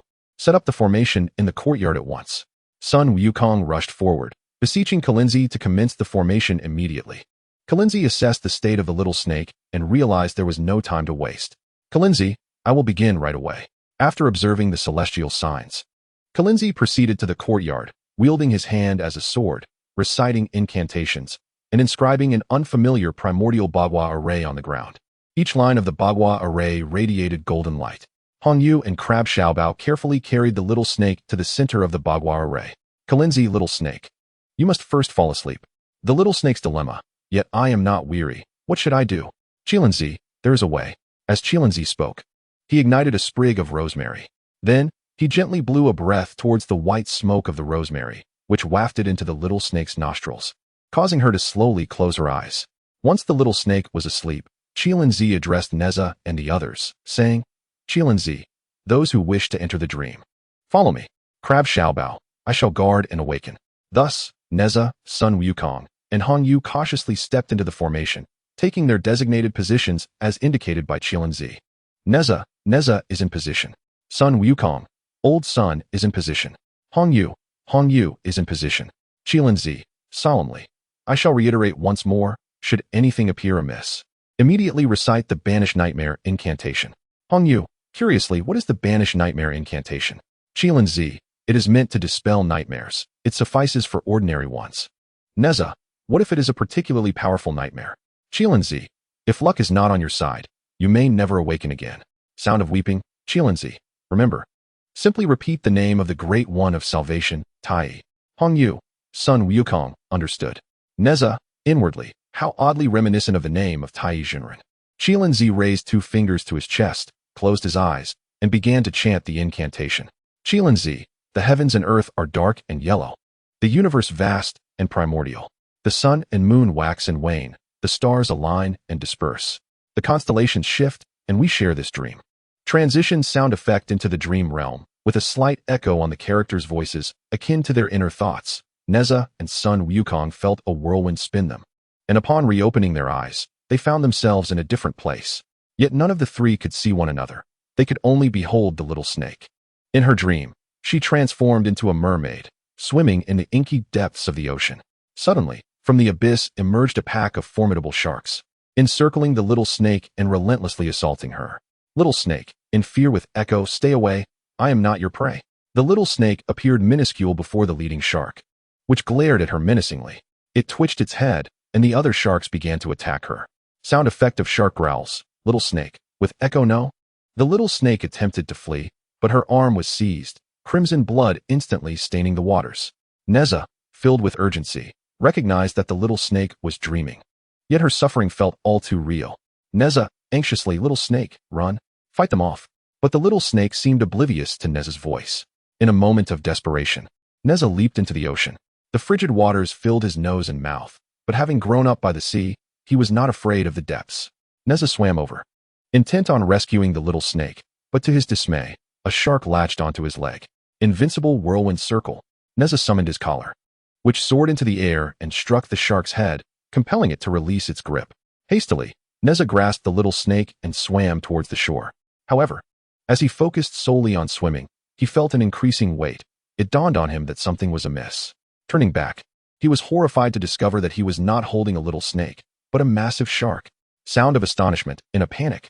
Nezha let go and leaped out of the water, as countless sharks opened their jaws and leapt from the depths, vying to bite him. Nezha's inner voice echoed, if this continues, I shall perish in the sea. Tai, the Lord of Salvation. Upon uttering this plea, Nezha jolted awake from his nightmare. He looked down and realized he was still within the 8 trigrams formation, drenched in sweat and gasping for breath. Crab Xiaobao idol, how are you? Did you uncover anything? Nezha, I witnessed the little snake being pursued by a horde of man-eating sharks in the ocean. I saved her, but nearly became their prey myself. Qilinzi sharks? This indicates that the little snake has faced peril in the sea, leaving her with psychological scars. Nezha, that seems highly probable. Nezha noticed that Sun Wukong and Hong Yu remained with their eyes closed. Nezha, why have Sun Wukong and Hong Yu not awakened yet? Qilinzi, patience, their visions should differ from yours. What dream might Sun Wukong be experiencing? Upon entering the little snake's dreamscape, Sun Wukong opened his eyes to find himself at the edge of a steep cliff, where a colossal python coiled majestically. Beside the python lay a nest of snake eggs. Sun Wukong's inner voice, it appears this is the snake mother. Are her offspring about to be born? Sound of cracking. Suddenly, a crack echoed as one of the eggs split open and a green hatchling emerged. The python seemed elated, nudging it gently with its snout. Soon after, the other eggs began to crack as well, releasing a flurry of hatchlings. However, one hatchling was entirely white. Sun Wukong recognized her instantly. Sun Wukong exclaimed, "Ah, this must be the little snake." The little snake, mimicking her siblings, crawled towards her mother, but to her dismay, the snake mother, flicking her tongue, viciously shoved her away. The little snake, wounded and confused, attempted to approach her mother again, only to be rebuffed once more. Sun Wukong, Indignant, this is outrageous, a sheer act of cruelty. How can a mother reject her own child simply for being different? Sun Wukong yearned to rush forward. Yet it felt as though an invisible barrier obstructed him, and despite his fervent attempts to break through, he could not. In that moment, the great python suddenly lifted its massive tail and swept it across, sending the little snake plummeting off the cliff. The sound of a small snake's anguished cry echoes, "Ah!" The little snake, unable to evade its fate, plummets rapidly downward, casting a bewildered glance at its mother above, tears streaming from its eyes. Sun Wukong, little snake. Sound of shattering glass. Sun Wukong, employing all his might, crashes through the glass with a resounding thud, rushing forward to catch the little snake just as it is about to hit the ground. The little snake gazes at him in confusion, attempting to push him away. Sun Wukong, perplexed, little snake, I am your friend, Sun Wukong. Little snake, in terror, I have no friends. Chapter 79, The Nightmare's Mischief in the Dream. After the little snake cries out, I have no friends, it suddenly lifts its head and lunges at Sun Wukong, who is caught off guard and bitten on the arm. Sun Wukong, in pain, huh? Sun Wukong is compelled to shake off the little snake, which falls down the cliff and crashes onto the rocks below. A wave crashes in, sweeping the injured little snake away. Sound of waves. Sun Wukong hastily descends to search for her, but sees no trace of her.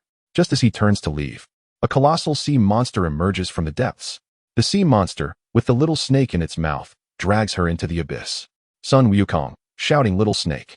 Realizing the sea monster is about to vanish, Sun Wukong employs his wind control technique to summon the waves back. The sea monster, along with the returning waters, is drawn back to the shore, where Sun Wukong leaps onto its back, striking it with a flurry of punches and kicks. The sea monster writhes, opening its mouth to cast the little snake into the ocean. Sun Wukong rushes to find her. The little snake, submerged at the ocean's depths, gazes at him with fading strength, her eyes filled with despair. Sun Wukong, come with me quickly. Your mother has abandoned you, and you have many friends. At this moment, the sea monster speaks.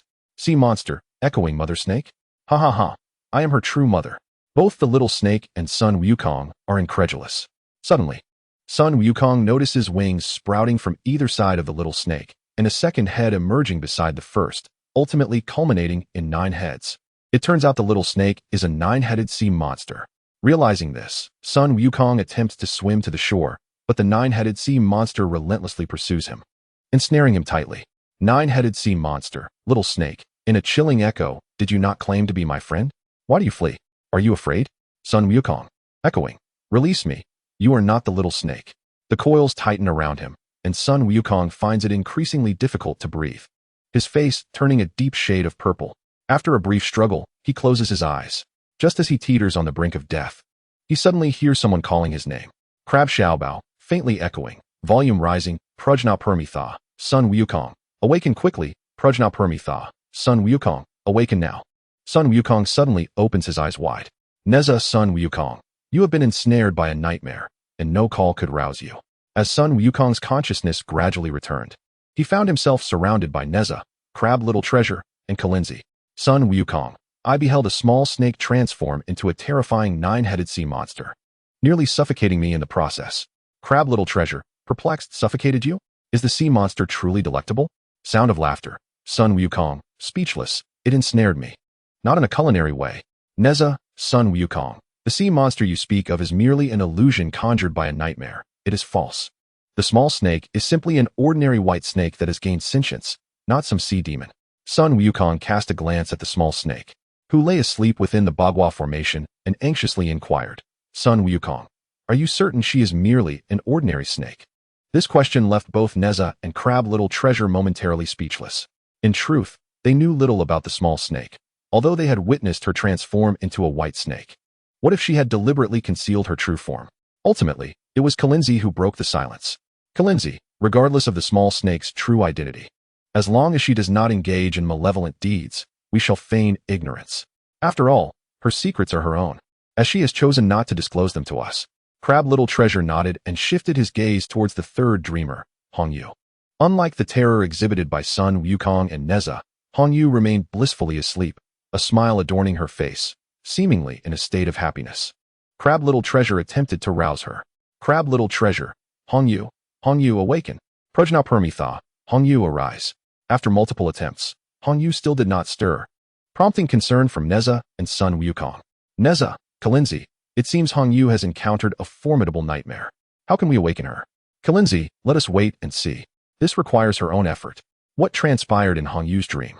Upon entering the small snake's dream, she felt a warm sensation enveloping her. Beneath the gentle sunlight, vibrant flowers bloomed all around, and the small snake danced gracefully among them, surrounded by a myriad of beautiful butterflies fluttering about. The small snake wore a sweet smile, exuding happiness and joy. Hong Yu, delighted, small snake. Where's this place? Unable to resist, Hong Yu stepped forward, and the small snake took her hand, leading her into a dance. Small snake, this is the earthly paradise. I have searched long and hard to find this place. Shoo, do not tell anyone. It shall remain our secret. Hong Yu, enchanted, all right. I shall not reveal it to anyone. Background music of Guzheng. Hand in hand, Hong Yu and the small snake listened to the distant melodies of the zither, laughing and dancing joyously, forgetting the passage of time. Suddenly, Hong Yu recalled something. Hong Yu, small snake, TAIBAIJINXING taught us the art of invisibility a few days ago, and you missed the opportunity to attend. What a pity. However, upon hearing this, the small snake's expression darkened considerably. She seemed utterly enraged, abruptly releasing Hong Yu's hand, and the enchanting zither music came to an abrupt halt. In this enchanting realm, why must you bring up unpleasant matters? The little snake was incensed, her fury a sight to behold for Hong Yu, who had never witnessed such a display of anger before. Little snake, what troubles you? Hong Yu inquired, taken aback. I meant no ill will. I merely wished for you to join us as an observer. However, the little snake was not appeased. She pointed an accusatory finger at Hong Yu and exclaimed, Do not presume I am unaware. The students of Yuanshu Academy look down upon us from Kunlun Academy. Each time I attend as an observer, I am met with disdainful gazes. How could you possibly comprehend my feelings? Tears streamed down the little snake's face as she spoke, prompting Hong Yu to rush over and wipe them away with her sleeve. I am sorry, it is my fault. Please do not be angry, Hong Yu reassured her. Would you be willing to stay here with me forever? The little snake implored, her eyes sparkling with hope. Faced with such earnestness, Hong Yu felt a twinge of confusion. Vaguely recalling her purpose for being there, she responded, Little snake, you must awaken. This earthly paradise is but an illusion. Do not speak nonsense. This is my secret haven. I retreat here whenever I face sorrow. Why would you wish to take me away? The little snake retorted, her indignation palpable. Listen to me, little snake. We may be ensnared by a nightmare, a creature that has trapped us here. If we do not return soon, we risk never waking up. Hong Yu urged. What are you saying? Just moments ago, you too felt joy here. Is it not wonderful for us to remain? The little snake questioned, her mind clouded. Realizing the little snake had been deceived, Hong Yu surveyed their surroundings and was struck with horror as the once clear azure lake had turned pitch black. Not only had the lake darkened, but the flowers behind them had withered as well. Hong Yu gasped in shock and swiftly grabbed the little snake, urging her to flee. Your earthly paradise is a fade. We must return to Kunlun Academy. Yet, to her dismay, the little snake laughed mischievously. Kunlun Academy? That is a place of peril, teeming with monsters and demons. I refuse to go. At that moment, Hong Yu realized the little snake before her was not the same as the one she had known. Great deity of compassion, please guide me away from this nightmare. She silently recited the incantation taught by Kalinzi, but to no avail. She remained trapped in the dream. The environment around her faded, transforming into a desolate ruin. As she ran forward, the little snake followed closely behind her. When Hong Yu glanced back once more, she was horrified to see the little snake had undergone a dramatic transformation, now a colossal python with blood-red eyes glaring menacingly at her. This is all your fault. You have destroyed my earthly paradise. The snake hissed ferociously. The path ahead appeared endless, and soon Hong Yu found herself fatigued. Remembering her master's words, that the best defense is a good offense, she halted and turned to confront the massive serpent. Hong Yu, you are not a mere serpent. Reveal your true form. Little serpent. Ha ha ha, my friend. Are you shocked to behold my authentic visage? Hong Yu, take this. Utilizing her iridescent attire as a shield, Hong Yu soared behind the python. The serpent opened its maw, inhaling deeply, attempting to draw Hong Yu into its voracious belly.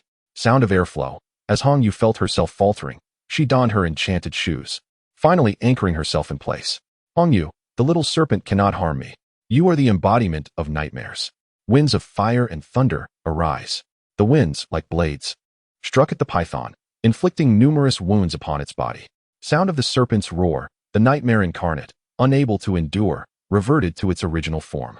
It manifested as a swirling black mist, adorned with a pair of ebony wings, constantly shifting its appearance, flickering in and out of view. Hongyu Nightmare, release me at once. Otherwise, I shall show no mercy. Nightmare, defiantly. Ha ha ha, I shall keep you here forever. In desperation, Hongyu recited the incantation several more times. Yet she remained ensnared within the dream. Meanwhile, Nezha, Sun Wukong, and Crab Little Treasure were fervently devising a plan. Nezha, I fear that if we delay any longer, Hongyu may perish within this dream. Zi, to be slain in a dream means she will never awaken, remaining in eternal slumber. Crab Little Treasure, ah? Does that mean she would become a sleeping beauty? Sound of laughter. Sun Wukong, urgently. Let us unite our strengths to rescue Hongyu. Nezha, let us try? The power of 4 must surely surpass that of 1. Zi and Crab Little Treasure nodded in agreement, and the 4 young men joined hands. Standing within the circle of the Bagua formation, closing their eyes as they recited the incantation together. All 4 in unison, Tai, the celestial lord of salvation, whose magical prowess knows no bounds, rescue the suffering, vanquish the nightmare, and guide the lost back to the light. The Bagua formation emitted a resplendent golden light, illuminating the night sky. Many students of Kunlun Academy, still awake, looked up in awe. Student A, wow, look, what is that? It resembles the aurora, so sacred and beautiful. Yet among them, one individual, upon seeing the radiant glow, wore a peculiar expression, quietly slipping away from the crowd, heading straight for the Bagua formation. As the incantation was spoken, the dreamscape woven by the nightmare began to tremble and collapse. Hongyu realized that Nezha and the others were rescuing her, and a surge of power coursed through her. She employed the wind manipulation technique to disperse the obstructive black mist, then launched another assault on the nightmare. The nightmare felt increasingly overwhelmed. Nightmare, irate, what a meddlesome Zi. I should have eliminated him when he was but 3 years old. Upon hearing this, Hongyu understood that the nightmare had long been acquainted with Zi. It had not only harmed the little serpent, but was also an old adversary of Zi. Hongyu, humph, it appears you have committed numerous wrongdoings. The Qilin boy and little snake are my dear friends, and I shall settle both old and new scores on their behalf. Upon finishing her words, Hongyu launched another attack. In combined efforts, Nightmare could no longer withstand the pressure and, at the moment of complete disintegration of the dream, resorted to an invisibility spell to flee. Through her own endeavors and the assistance of her companions, Hongyu finally liberated herself from the confines of the dream. Nezha, with concern, how wonderful, Hongyu. You have finally awakened. Xia Xiaobao, we were nearly convinced you would never return. Hongyu, with gratitude. Thank you, everyone. Little Snake, weakly cough, cough, cough. Everyone is still here. Hongyu, excitedly, Little Snake, you have awakened as well. Nezha, with concern, Little Snake, we have driven away Nightmare. Do you feel any better? Little Snake, smiling. I feel much improved. My head no longer feels as heavy as before. Sun Wukong, it seems the vile Nightmare was indeed the culprit. Qilin boy, considering the dreams encountered by Nezha, Sun Wukong, and Hongyu, we have discerned that Little Snake's spirit has endured harm, remnants of shadows and trauma from childhood. It is precisely due to this fragility that Nightmare was able to exploit the opportunity. However, we are exceedingly fortunate that you possess such a wonderful group of friends who have aided you in overcoming the darkness and vanquishing the inner demons. In the future, you will emerge even stronger. Little Snake, moved to tears, embraced Hongyu tightly. Little Snake, tearfully. Hongyu, Nezha, Sun Wukong, Xia Xiaobao, thank you for saving me. You are my eternal friends. Hongyu, no tears, no tears. Friends should always support one another. Suddenly, Sun Wukong noticed a shadow flicker past on the wall. Sun Wukong. Alert, who is there? Sun Wukong somersaulted over the wall, only to glimpse a dark figure vanish at the end of the path. He dashed after it for a while, but could not catch up. Nezha also leaped out. Nezha, Sun Wukong, what did you see? Sun Wukong, I am not certain. I saw someone run by, and they must have eavesdropped on our conversation. Nezha, unconcerned, it might just have been a passing student. Sun Wukong, I sense that matters are not so simple. Although we have chased away Nightmare, what if others are responsible for harming Little Snake? Thus, Sun Wukong inquired of Nezha. Sun Wukong, cautiously, Nezha, have you considered why Nightmare specifically targeted Little Snake? Nezha paused for a moment, then quickly comprehended. Nezha, wisely, Nightmare must have some undisclosed motive behind this. Sun Wukong, worried indeed. Perhaps this matter concerning Little Snake is far from over. Chapter 81. The Howling Celestial Dog Takes Action. Successful Pursuit. After rescuing Little Snake from the clutches of Nightmare, Nezha, Sun Wukong, and their companions returned to their quarters to rest. At this moment, the other students had long since fallen asleep. To avoid detection, Nezha, Sun Wukong, and Crab Xiaobao stealthily crept into the courtyard. Where have you been?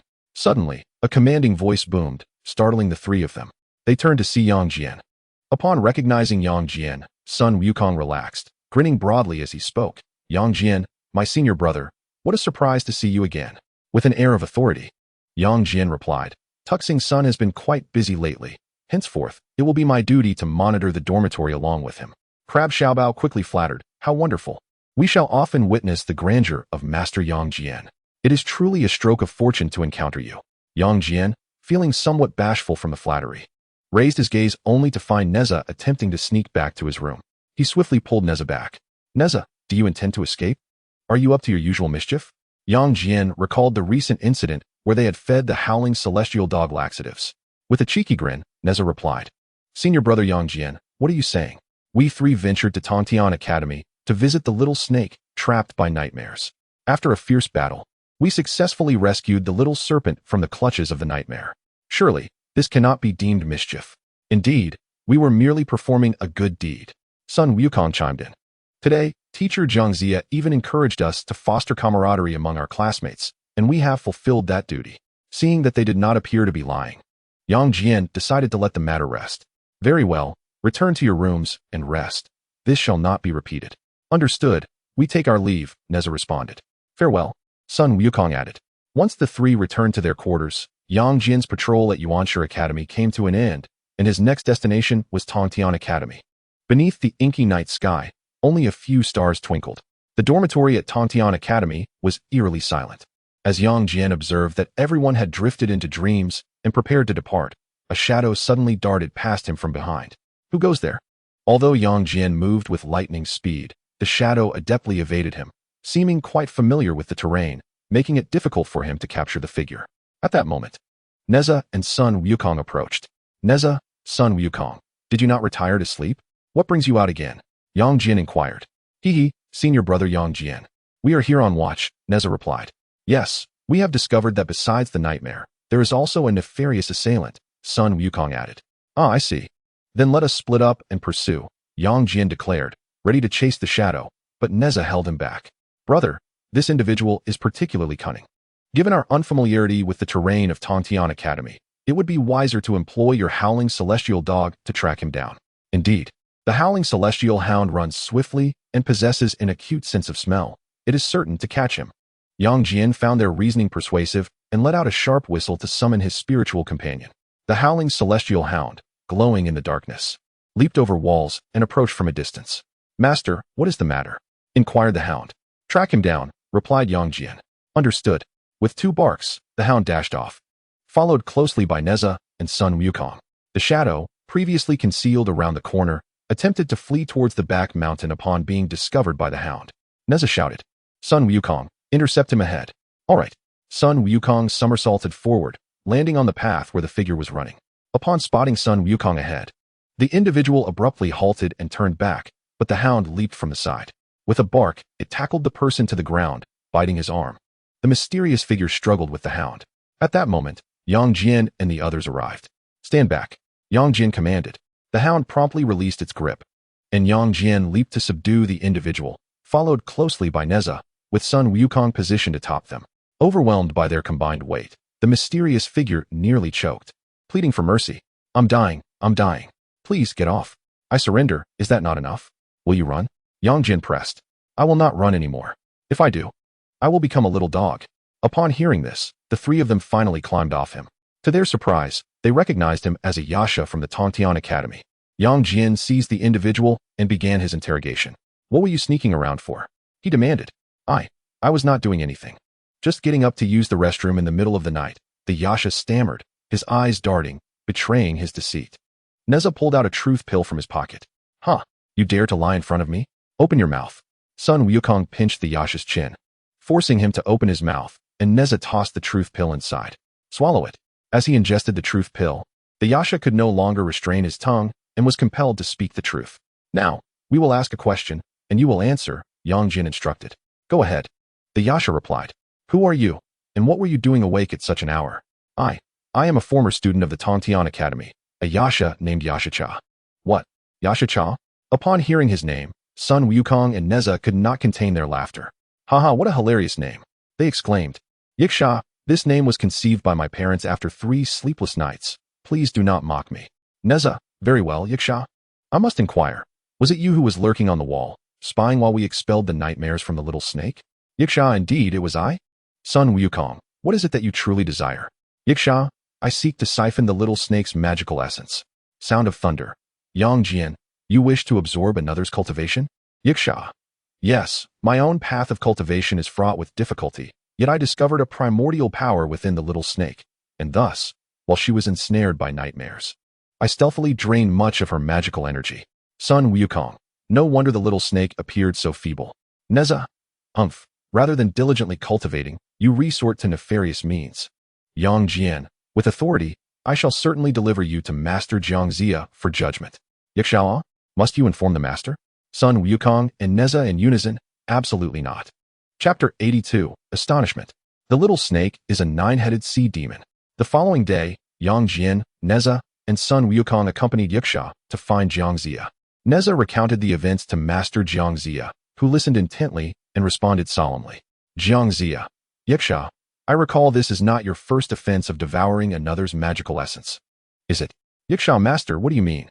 This is my first mistake. I implore your forgiveness. Upon witnessing his denial, Jiangxia's willow branch descended from his wrist and, with a swift motion, struck Yiksha's back with a resounding crack. Yiksha's anguished cry, Nezha and Sun Wukong, witnessing the punishment of the willow branch for the first time, instinctively huddled together in fear. Nezha, how terrifying. Sun Wukong, it looks excruciating. Jiangxia, Yiksha, are you now willing to speak the truth? The welts on Yiksha's back, though painful, vanished almost instantaneously. It turns out the willow branch does not leave lasting marks, but the pain is undeniably real. No longer daring to lie, Yiksha promptly confessed his wrongdoing. Yiksha, with a sobbing tone, master, I was wrong. As a creature of the Yiksha, I have taken advantage of others while they slumber to commit misdeeds, thus secretly draining the magical essence of many classmates. Besides the little snake, on the previous night, while Nezha, Sun Wukong, Crab Xiaobao, and Hong Yu were asleep, I siphoned their magical energy as well. Nezha and Sun Wukong were taken aback. It was revealed that Yiksha had also drained their power. Nezha, no wonder, when we first fell asleep at the little snake's place, we awoke the next day utterly drained. It was your doing. Sun Wukong, Yiksha, return our magical energy at once. Otherwise, you shall never experience peace again. Yiksha, glancing timidly at the willow branch, could only acquiesce. Yiksha, I agree to return the magical energy I have stolen. Will you forgive me? Master Jiangxia stroked his beard and pondered. Very well, Jiangxia declared. Yacha, you shall compose a 3,000-word self-reflection, to be presented at the school assembly the day after tomorrow, where you will earnestly acknowledge your mistakes before all faculty and students, pledging never to repeat them. 3,000 words? Teacher, that seems rather excessive, Yacha protested. The aim of this punishment is not to inflict hardship, but to ensure you remember the errors you have committed. In addition to the public reflection, you will also spend a month cleaning the restrooms, Jiangxia added, as a sound of thunder reverberated. Ha ha ha, that serves you right. Nezha chuckled. A few days later, on a serene evening, Kunlun Academy convened its grand assembly within the largest hall. Jiangxia recounted the commendable deeds accomplished throughout the semester, as well as the serious violations of school rules and regulations. Nezha and Hong Yu were praised for their numerous good deeds, while Lizard Spirit, Fox Spirit, and Yacha were called out for their transgressions. After the meeting adjourned, Nezha, clutching his prize, a vial of mana-enhancing gathering spirit elixir, shared it with Sun Wukong, Crab Little Treasure, and Hong Yu. We have all been drained of our mana by Yacha. Consuming this elixir should help us regain much of it, Nezha explained. I am reminded of Little Snake. I wonder how she is faring now, Hong Yu mused. Why not share some of the elixir with her as well? Sun Wukong suggested. Let us go, Crab Little Treasure urged. However, upon eagerly arriving at Little Snake's dwelling, they found it empty. Where could Little Snake have gone? Hong Yu inquired. Let us search the back mountain. There is a pool where she often practices, Nezha proposed. Thus, the four ventured to the small pool, but it was eerily quiet, and Little Snake was nowhere to be found. Crab Little Treasure called out several times, yet received no response. Perhaps it is best we return, Nezha sighed in disappointment. Just as he turned to leave, a tremendous splash erupted, and something emerged from the water. The four turned in unison to behold a colossal nine-headed sea monster rising from the depths. "Ah!" they exclaimed in astonishment. The 9 heads of the sea monster jostled for position, ultimately focusing their gaze upon Nezha and his companions. One head spoke, revealing its identity. "Nezha, Hongyu. This is my true form," Little Snake declared. "Little Snake, is that really you?" Hongyu gasped. "Indeed, you appear quite formidable now. If the other students knew you were a 9-headed sea monster, they would certainly think twice before bullying you," Crab Little Treasure remarked. "I am sorry. I did not intend to conceal my true nature from you. I was unaware that I was a 9-headed sea monster," Little Snake confessed, her expression one of remorse. "Fear not. Regardless of your identity or appearance, we shall always remain steadfast friends," Sun Wukong reassured her. Having witnessed Little Snake transform into the sea monster in a dream, he felt no fear. Instead, he recognized her as a kindred spirit, a true and noble demon. "Thank you, everyone," Little Snake replied, touched by their acceptance. With that, she transformed back into her human form. Nezha promptly offered her the remaining gathering spirit elixir. "Eat up, Nezha. This is the spirit gathering pill we reserved for you. You have lost quite a bit of your magical power to the yaksha, so you should replenish it quickly." The little snake, however, did not accept the pill. Instead, she smiled and gently shook her head. "Nezha, I appreciate your kindness, but I no longer require it. Since reclaiming my true form, I feel as though I possess over 10,000 years of magical energy. Just watch." No sooner had the little snake spoken than she gracefully waved her sleeve, causing the water in the entire pool to erupt. The resulting columns of water soared several dozen meters high, showcasing immense power, and fish and shrimp scattered in every direction. Nezha and the others gazed in astonishment. The little snake could wield such might without reciting incantations. They, too, yearned for a fraction of that 10,000 years of magical energy. "Impressive, little snake.